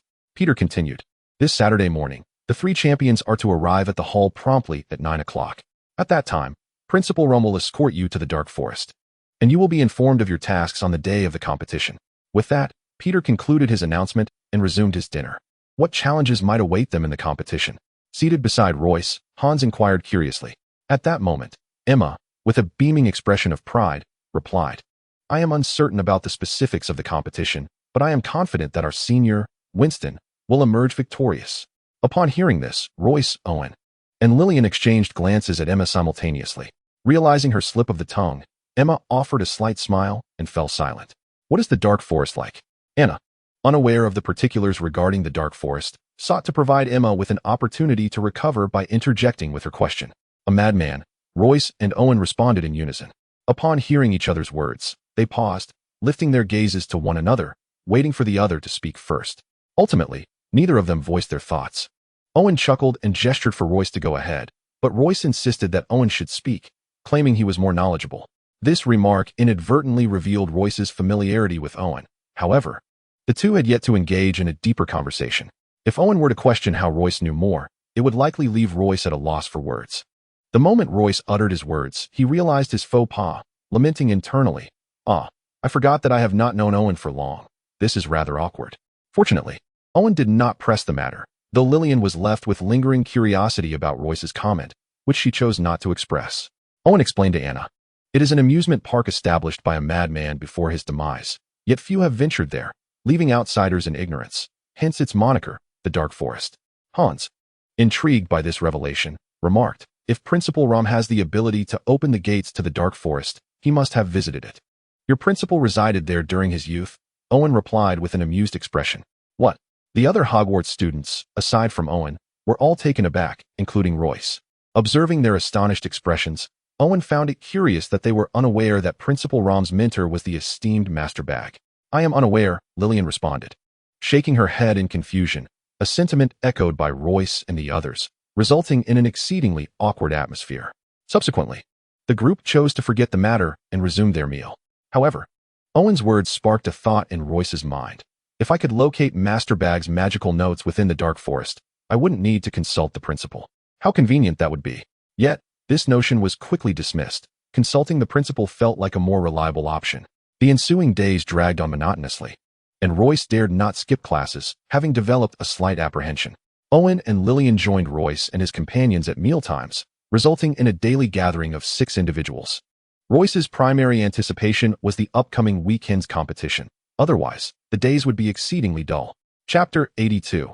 The Disappearance Incident Prologue. Had Dumbledore never been born, the ages would remain an endless night. Main text. Amidst Royce's tedious wait, an alarming incident unfolded, igniting a sense of urgency within him. On that Saturday, while still wrestling with the struggle of awakening, Royce was abruptly startled awake by Anna bursting into the room with alarming news. "Lillian and Emma are missing," Anna exclaimed, her face etched with panic. Hans, who initially intended to take Anna out, could hardly pay heed to the fact that Royce was still bare-chested on the bed. Hastily ushered Anna to sit on a chair. Upon hearing Anna's words, Royce swiftly dressed himself, disregarding Anna's presence, while she, in turn, averted her gaze from him and quickly recounted the sequence of events. Every morning, Anna was the earliest to rise, first to awaken Emma, then waiting for Hans at the staircase. Although Lillian shared a dormitory with Emma, Owen would be the one to call for her. Today, when Anna knocked on the door, no one responded despite her persistent efforts. Using an unlocking spell, she entered only to find no trace of Emma or Lillian on the bed, the blankets in disarray. Instinctively, Anna sensed something was amiss with Emma and rushed to find Hans. "Calm down," Royce urged Hans, trying to maintain composure. "You stay with Anna. I will check on Lillian." Hans nodded vigorously. "You should go quickly. Perhaps they have merely stepped out. he said, even as he doubted his own words to comfort Royce and Anna. Without delay, Royce donned a swift spell and dashed toward Lillian's room. Upon entering, slightly breathless, he discovered Owen was already in the room. Hearing someone enter, Owen turned around swiftly, recognizing Royce, and asked, "Did Anna send you?" Royce nodded and approached Owen. "No time for chit-chat. I will search outside the school. You look around inside," Owen declared, attempting to leave, but Royce firmly grasped his arm. "Let go." Owen snapped, his face darkening as he forcefully shook off Royce's grip, causing Royce to stumble back a step. "Calm down. Let us search for clues in the room first," Royce urged. Owen, his demeanor icy due to Royce's interference, disregarded his words and prepared to leave. Frustrated, Royce scanned the room and shouted at Owen, "Their coats are still here. They couldn't have left willingly in the middle of the night. They were likely taken." Upon hearing this, Owen halted mid-step, spun around, and approached Royce quickly, fixing him with an intense gaze. "You may be right. What else have you discovered? Hurry." Owen pressed his hand on Royce's shoulder, urging him onward. The room was still neatly arranged, suggesting that whoever abducted them possessed far superior magical abilities, rendering Lillian and the others incapable of resistance. Royce, with his eyes fixed on Owen, posited, "The one who took them cannot be a teacher from the school, otherwise they would have acted sooner and not waited until today. Furthermore, the school's magical barrier prevents outsiders from entering." Royce articulated deliberately, "Thus, the only possible entryway for their captor is through the Forbidden Forest." The basis for Royce's assertion lay in the fact that the portal leading to the Forbidden Forest had been summoned by Rum the previous day. Rum had an unforeseen matter requiring his return to Hogwarts, thus setting up the portal in advance, though Peter had cast a spell at its entrance, ensuring no one could enter from outside. Though Owen was anxious and somewhat careless, he was not foolish. As soon as Royce finished speaking, he grasped the implication that although Lillian had been captured, it was likely she had only been taken to the Dark Forest. Owen's mind began to race. Yet the incantation cast by Principal Peter lingered at the spatial gate. How could the captors possibly use the spatial gate to escape? Can you traverse the defensive spell laid by Principal Peter without alerting him? Royce looked at Owen as if he were a simpleton. "I can precisely control the apparition spell to enter the spatial gate." Owen slapped his forehead. "Then let us hasten to the Dark Forest." With that, Owen took off running, leaving Royce with no reason to urge him to calm down. Goodness, the way he was rushing could easily lead to peril. I must follow him. After deducing that Lillian had been taken, Royce felt as if his heart were being clawed at by a cat. However, as Lillian's legitimate boyfriend, it might not be appropriate for him to go. Now he finally had an excuse to follow, and Royce hurried out. Just as he stepped outside, he spotted Hans leading Anna toward him. With no time to explain, Royce instructed Hans, "Lillian and Emma have likely been captured. You must seek the principal for assistance." Without a moment's pause, he apparat directly to the front of the spatial gate, slipping in unnoticed. Hans and Anna exchanged bewildered glances. The principal returned to Hogwarts yesterday. Who do we seek now? Hans realized he had not acted upon Royce's directive at all. Anna stamped her foot. "Then let us find Senior Winston. Emma says he is quite capable. If the principal is unavailable, we should consult him." With their minds made up, they set off to find Winston, who was preparing for the competition.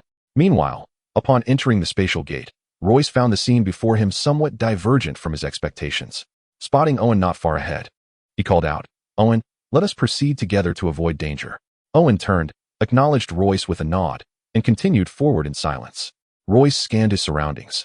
He had anticipated the Dark Forest would be a realm of darkness and ferocity, yet the vista before him was one of clear blue skies and fragrant blossoms, resembling a park more than a foreboding forest. "Owen, is this truly the Dark Forest?" Royce finally could not contain his curiosity.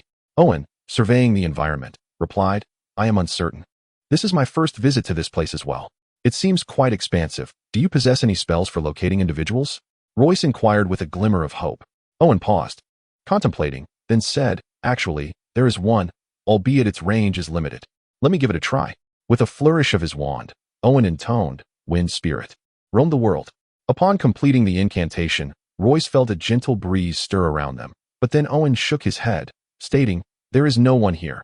Let us continue." Suddenly, the situation took a turn. Owen's expression shifted dramatically as he raised his wand and cast Hurricane. Royce, bewildered by the sudden change, quickly asked, "Owen, what is happening?" Owen clenched his teeth, clearly channeling substantial magical energy. "Did you not notice?" Chapter 83, The Supremacy of Victory Prologue. "Some individuals attribute their misdeeds to me. Yet I am acutely aware that the fault lies with them, and I possess no authority to refute their claims."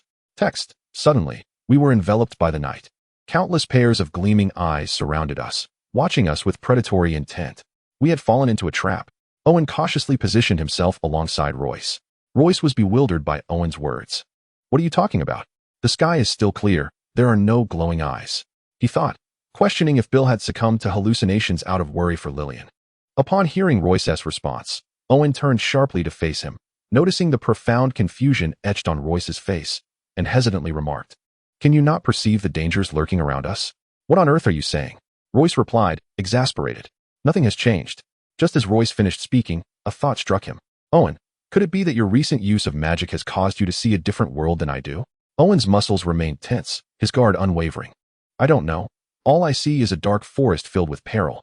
Is it possible that this place is called the Dark Forest because, after casting a spell, one perceives a world unlike that seen by ordinary eyes? As Royce spoke, he approached a large tree. Be careful. There's a monster. Owen raised his wand, ready to cast a spell. Royce extended his hand in front of him, glancing back at Owen. See, there's nothing there. To Owen's eyes, the half-centaur beast had indeed fled. It was not that there was nothing, but rather that it had just escaped. We should stick together. It's too dangerous otherwise. Owen, now a stark contrast to his usual self, insisted. You claim the forest appears dark to you. How far can you see? Royce, trusting his own vision, endeavored to persuade Owen. About 10 meters, I suppose. I'm not very good with distances. Owen offered a vague reply, tugging at Royce to move forward. Listen to me. Owen, I have night blindness. If darkness suddenly falls, I won't be able to see anything, Royce explained, drawing his wand while cautiously surveying their surroundings. But I can still clearly see all the flowers, birds, and trees, which indicates that it is still daytime. Upon hearing Royce's words, Owen recalled that Lillian had mentioned Royce's night blindness, noting that not only could he not see at night, but even in slightly dim conditions, he was rendered sightless.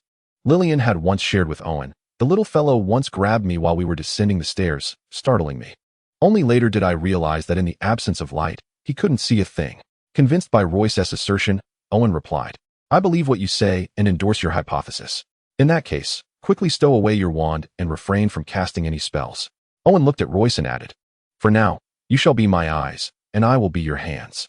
Before finding Lillian, I will heed your command. Owen spoke with a grave tone. Of course, Emma is with us as well. Regardless, I hope we can unite our efforts. Owen extended his right hand, and upon seeing this, Royce promptly offered his own, clasping it tightly together in a bond of solidarity. To rescue Lillian, I would gladly become your sworn brother. Owen shook his arm once more. I understand. No need for further words. Royce's thoughts were intricate. However, at this moment, the most pressing matter was to save Lillian and Emma. Meanwhile, Hans and Anna at Durmstrang were facing a different dilemma. Hans successfully located Winston, who was resting in his dormitory. As a participant in the competition, Rum had assigned Winston to a single room. Before returning to Hogwarts, Rum had specifically informed the Hogwarts students that in his absence, they should seek Principal Peter for any issues. Yet, he privately advised Winston to assist the other students should they require help. Rum was aware that if any of these students encountered difficulties, they would instinctively approach someone they were more familiar with for resolution, rather than seeking out Peter, which was unlikely. Hans and Anna arrived at Winston's dormitory, where Anna swiftly elucidated the circumstances surrounding Emma and Lillian's disappearance, with Hans adding a few remarks. Senior Winston, what do you think we should do?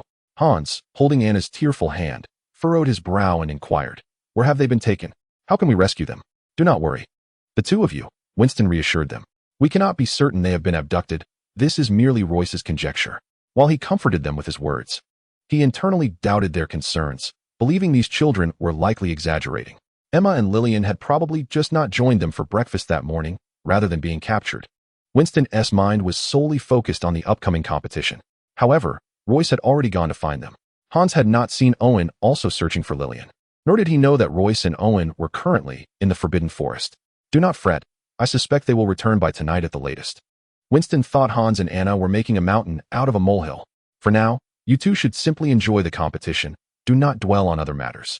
Winston dismissed them, stating, You may go now. I need to prepare for the competition. With that, he returned to his studies. But Senior Winston, Anna persisted. But before she could finish, Hans interrupted. Senior, we shall take our leave now. Wishing you success in the competition. Hans emphasized the word success as he pulled Anna, who still wished to speak, away without looking back. Those two children have quite the temper, Winston thought, shaking his head. How can they not grasp the significance of victory in the competition? Their concerns are mere trifles compared to my preparations. Why did you stop me from continuing? Anna snapped at Hans. It would have been futile, you did not notice? Hans's brow was heavily furrowed. Allow me to elaborate on the potential dangers posed by Emma. Perhaps Winston, the senior, might lend a hand. It is worth noting that Emma claims Winston has a fondness for her, Anna exclaimed at Hans. Yet, Hans remained unresponsive, standing frozen in place until, after a brief pause, he suddenly dashed towards his dormitory. Hey, where are you going? Anna shouted, her frustration boiling over as she watched Hans flee. You should return to your dorm and wait for me. Do not go anywhere. I will find you shortly. Hans replied without looking back. Anna, stamping her foot in exasperation, huffed in annoyance, yet ultimately complied and returned to her own dormitory, lost in thought. Chapter 84. As one finishes, another takes the stage. Prologue. Doctors hope for your illness. Lawyers hope for your legal troubles. Only thieves eagerly anticipate your wealth and prosperity. Main text. It seems you possess quite a repertoire of spells. As a freshman who has only been enrolled for half a year, your abilities are quite remarkable, Owen thought, feeling the tension mount within him as he sought to alleviate his drowsiness by engaging in light conversation with Royce. After dividing their tasks, Owen began to utilize magic to locate individuals, while Royce kept an eye out for any signs of passage. The dark forest was devoid of any sense of time. Unbeknownst to them, they had already been searching for over an hour without encountering a single trace of anyone. Upon hearing Owen's inquiry, Royce's heart sank. He was hesitant to reveal too much for fear of being questioned. The plethora of spells he knew was indeed difficult to explain. However, he had anticipated this inquiry and had prepared a response. With a composed demeanor, he replied, I was taken to the library by Lillian, where I encountered numerous spells and took note of them. Royce spoke with a blend of truth and fabrication, surmising that Lillian would likely inform Owen of their past connection, thus making his statement more credible. In truth, Owen had merely asked out of casual curiosity. Upon hearing Royce's reply, he shot him a half-joking glance and remarked, Your memory is quite impressive. Royce felt a pang of anxiety at Owen's expression, but a single phrase from Owen invigorated him. This is a mark left by Lillian. Owen exclaimed after a swift glance ahead. What do you mean? Royce's interest piqued. Though Owen perceived the world around him as shrouded in darkness, he was all too familiar with the symbol on the ground, a pattern resembling that of Ares, which could be easily conjured with a few taps of the foot. Yet this simple design bore the significance of Twilight Castle. Owen pointed to the emblem on the ground. This mark undoubtedly belongs to Lillian. Royce also noticed the Ares symbol. Although he was uncertain of its implications, Owen's conviction left no room for doubt. Then we shall follow this mark, Royce suggested, feeling a sense of relief. Though his pace quickened. Hurry, if we delay any longer, the thief may escape the dark forest. Owen nodded, and their footsteps quickened in unison. Meanwhile, back at the school, Hans had returned to his dormitory to employ a communication spell. Hans rummaged through his suitcase and unearthed a compass-like object, infusing it with magic as he softly called out, Saron, Saron. Soon, an ethereal visage of Saron's head materialized at the center of the compass, glancing at Hans before inquiring, Is there an urgent matter? The voice was unmistakably that of Saron himself. Without time for pleasantries, Hans replied, Lillian and Emma have been captured. Royce has gone to find them. But the specifics are unknown. Saron fell silent for a moment before asking, What do you require of me? Hans, bewildered, shook his head. I do not know. If I did, I wouldn't be seeking your help. He had assumed that simply explaining the situation to Saron would inspire a solution, but this time felt distinctly different. When will you grow up? Through the shimmering image, Hans could see Saron frowning. For now, do not involve Principal Peter in this matter. I will speak with Principal Rom. You should remain at the school. With that, Saron unilaterally ended the communication. Saron, Hans called out, eager to ask something more, but found that the conversation had already concluded. He sat on his bed, utterly perplexed. In the grand hall of Durmstrang, the second task of the Triwizard Tournament was about to commence. Are you three prepared? Principal Peter inquired, his demeanor grave. The Forbidden Forest is exceedingly perilous, and no one will be there to protect you. Your task is to locate the items that Principal Rom has hidden within. I cannot specify what they are, but he mentioned that each item bears a distinct school emblem. Only by retrieving your own school's item can you complete the challenge. Do you understand? Winston and the others nodded in acknowledgement. Peter reiterated, Once you enter, no teachers will accompany you. Should any unforeseen circumstances arise, I hope you will assist one another. With that, he dispelled the magic surrounding the portal, watching as the three competitors ventured into the dark forest. Good luck, Peter's voice echoed, seeming to travel from a great distance. Originally, The rules dictated that the trio would enter separately. However, due to Rom's unexpected absence, Peter and Julie decided it was safer for them to enter simultaneously. As Winston touched down, he quickly surveyed his surroundings. The Forbidden Forest was exceptionally treacherous. Few had ventured in, and only Rom and Bag had emerged unscathed. Reflecting on the contents of the books he had read, Winston began to question whether the dangers were as dire as rumored.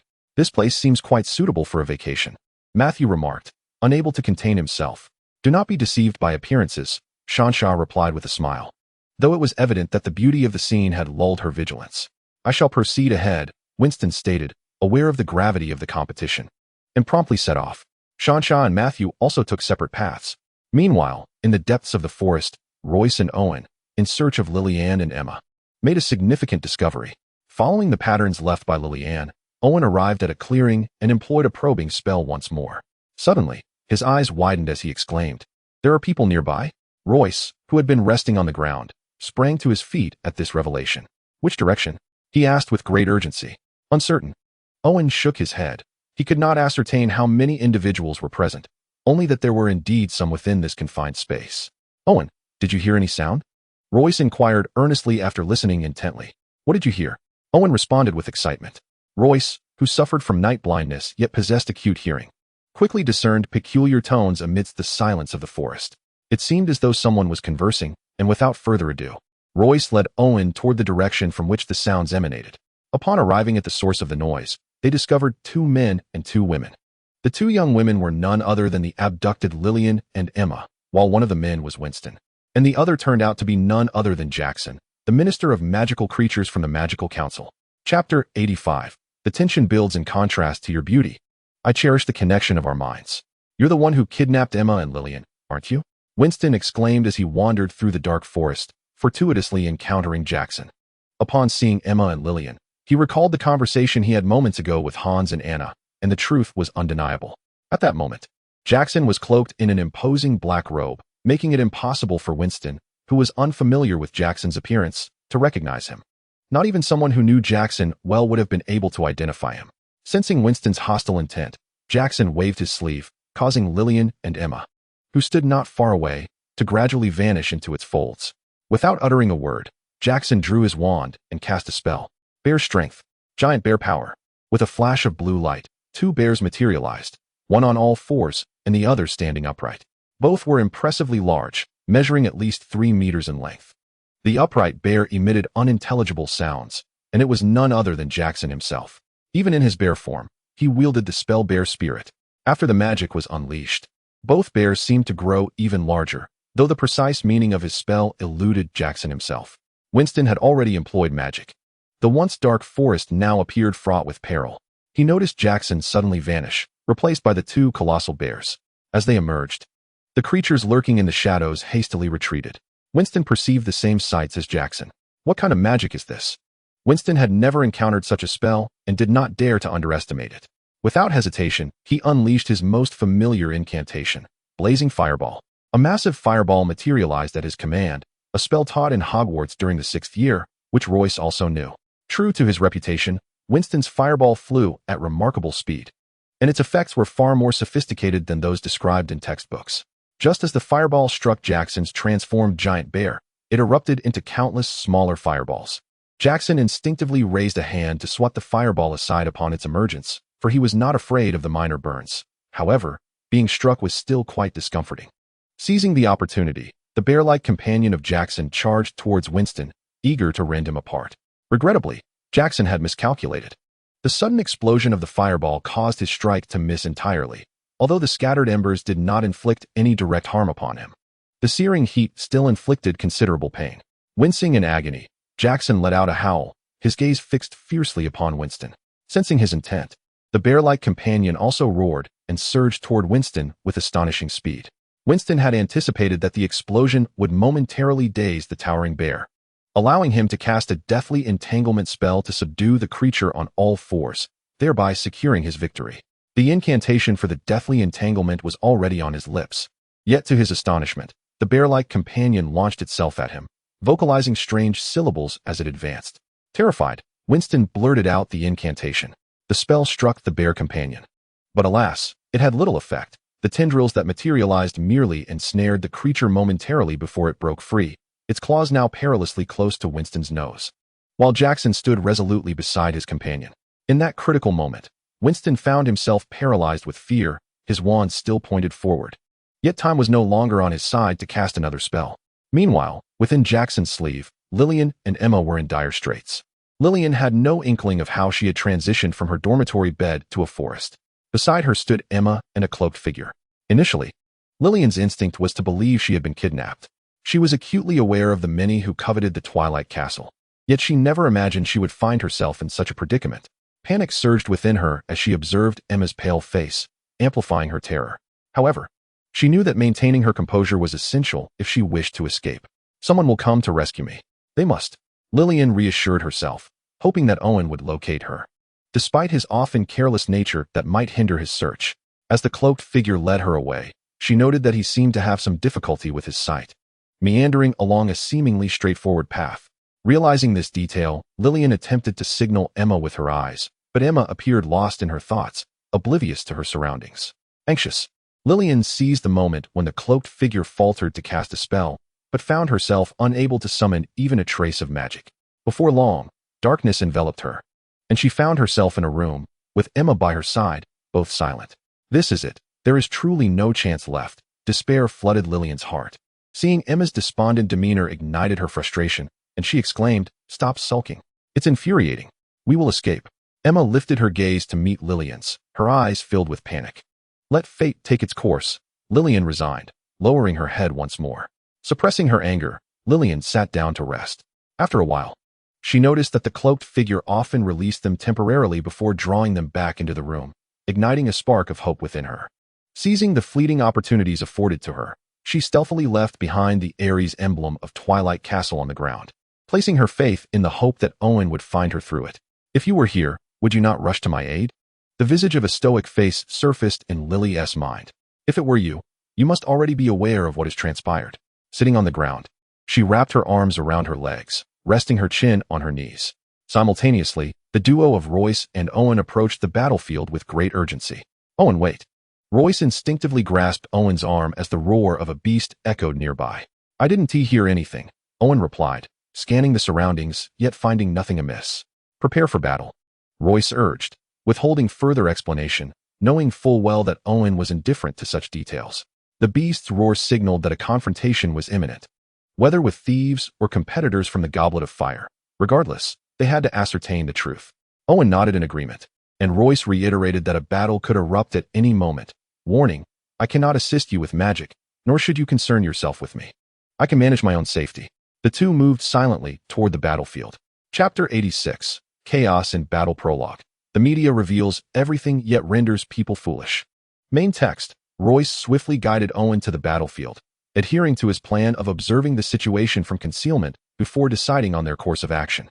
However, the dense forest offered no clear path, and their aimless wandering unexpectedly led them into the clearing where Winston and Jackson clashed. The first sight that met Royce and Owen was a powerful bear poised to swipe at Winston's throat. "Quick, save him," Royce shouted, just as Owen cast his spell. "Wind into pines." Before Royce could finish his sentence, Owen's magic reached the fray, parting Winston and the bear as if by invisible hands. Winston veered to the right, while the bear was pushed to the left. Winston, resigned to his fate, suddenly felt an immense force propel him into the air, losing control of his body as he lifted off the ground. Straining to peer ahead, he sought to comprehend the unfolding events, yet saw nothing. He understood, however, that an outsider had undoubtedly rescued him. As he landed on the ground, twisting his head to catch a glimpse, he could not discern the faces of Royce and Owen. Yet he recognized Royce's Ravenclaw robes. In that moment, Winston had no time to ponder the sudden appearance of a Ravenclaw. Instinctively, he shouted, "Those bears have taken Emma. Don't let them escape." What began as a mere chance to save a life for Royce and Owen unexpectedly turned into a fateful encounter, leading them to the thieves. Lillian must certainly be with Emma. Even if they were not together, subduing these two giant bears would provide a means to discover Lillian's whereabouts. With thoughts racing, Royce quickly instructed Owen, "We need them alive." Owen, focused intently on his incantation, had no time to respond verbally, but nodded in acknowledgement. The bear companion, recently thrust to the left by the wind into Pine's spell, slid a short distance on all fours, leaving a few claw marks on the ground. Just as Jackson prepared to charge forward to take Winston's life, he noticed that Winston and his bear companion had suddenly separated, with two students appearing behind Winston seemingly out of nowhere. It appeared that a swift resolution was imperative.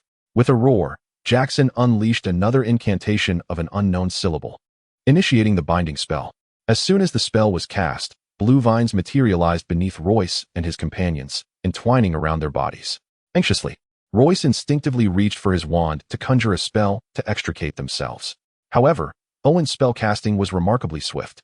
The winds were sharp. The blue vines, which had already wrapped around Royce's ankles, were cleanly severed by the gale, leaving Royce's shoes untouched. What exquisite magic! Royce silently praised, glancing at the fallen Winston and noticing that the vines beneath him had been equally cleaved. I was well aware of Owen's impressive Quidditch skills. Previously, I had only recognized his formidable magical power when we were in the small village, but I never anticipated his finesse in spellcasting would be so adept. Truly remarkable. Royce mused, feeling a sense of relief as he concluded that all he needed to do was keep a watchful eye, oblivious to how close he had been to death. Winston hastily pushed himself off the ground, retrieving his wand with a summoning charm. However, the bear companion had already set its sights on him, charging straight at Winston the moment it regained its footing. Deftly entwined, Winston once again employed his signature control spell, this time with heightened focus, determined to avoid the earlier scenario of being immediately freed. Jackson's plan was for the bear companion to eliminate Winston while he personally dealt with the suddenly appearing Royce and Owen. Transformed into a giant bear, Jackson had evolved into a being that was part wizard, part warrior. After directing his bear companion towards Winston, he simultaneously launched an attack on Owen. To him, the younger Royce posed no threat, resembling a muggle in every regard. In precaution, Royce firmly gripped his wand, refraining from channeling any magical energy.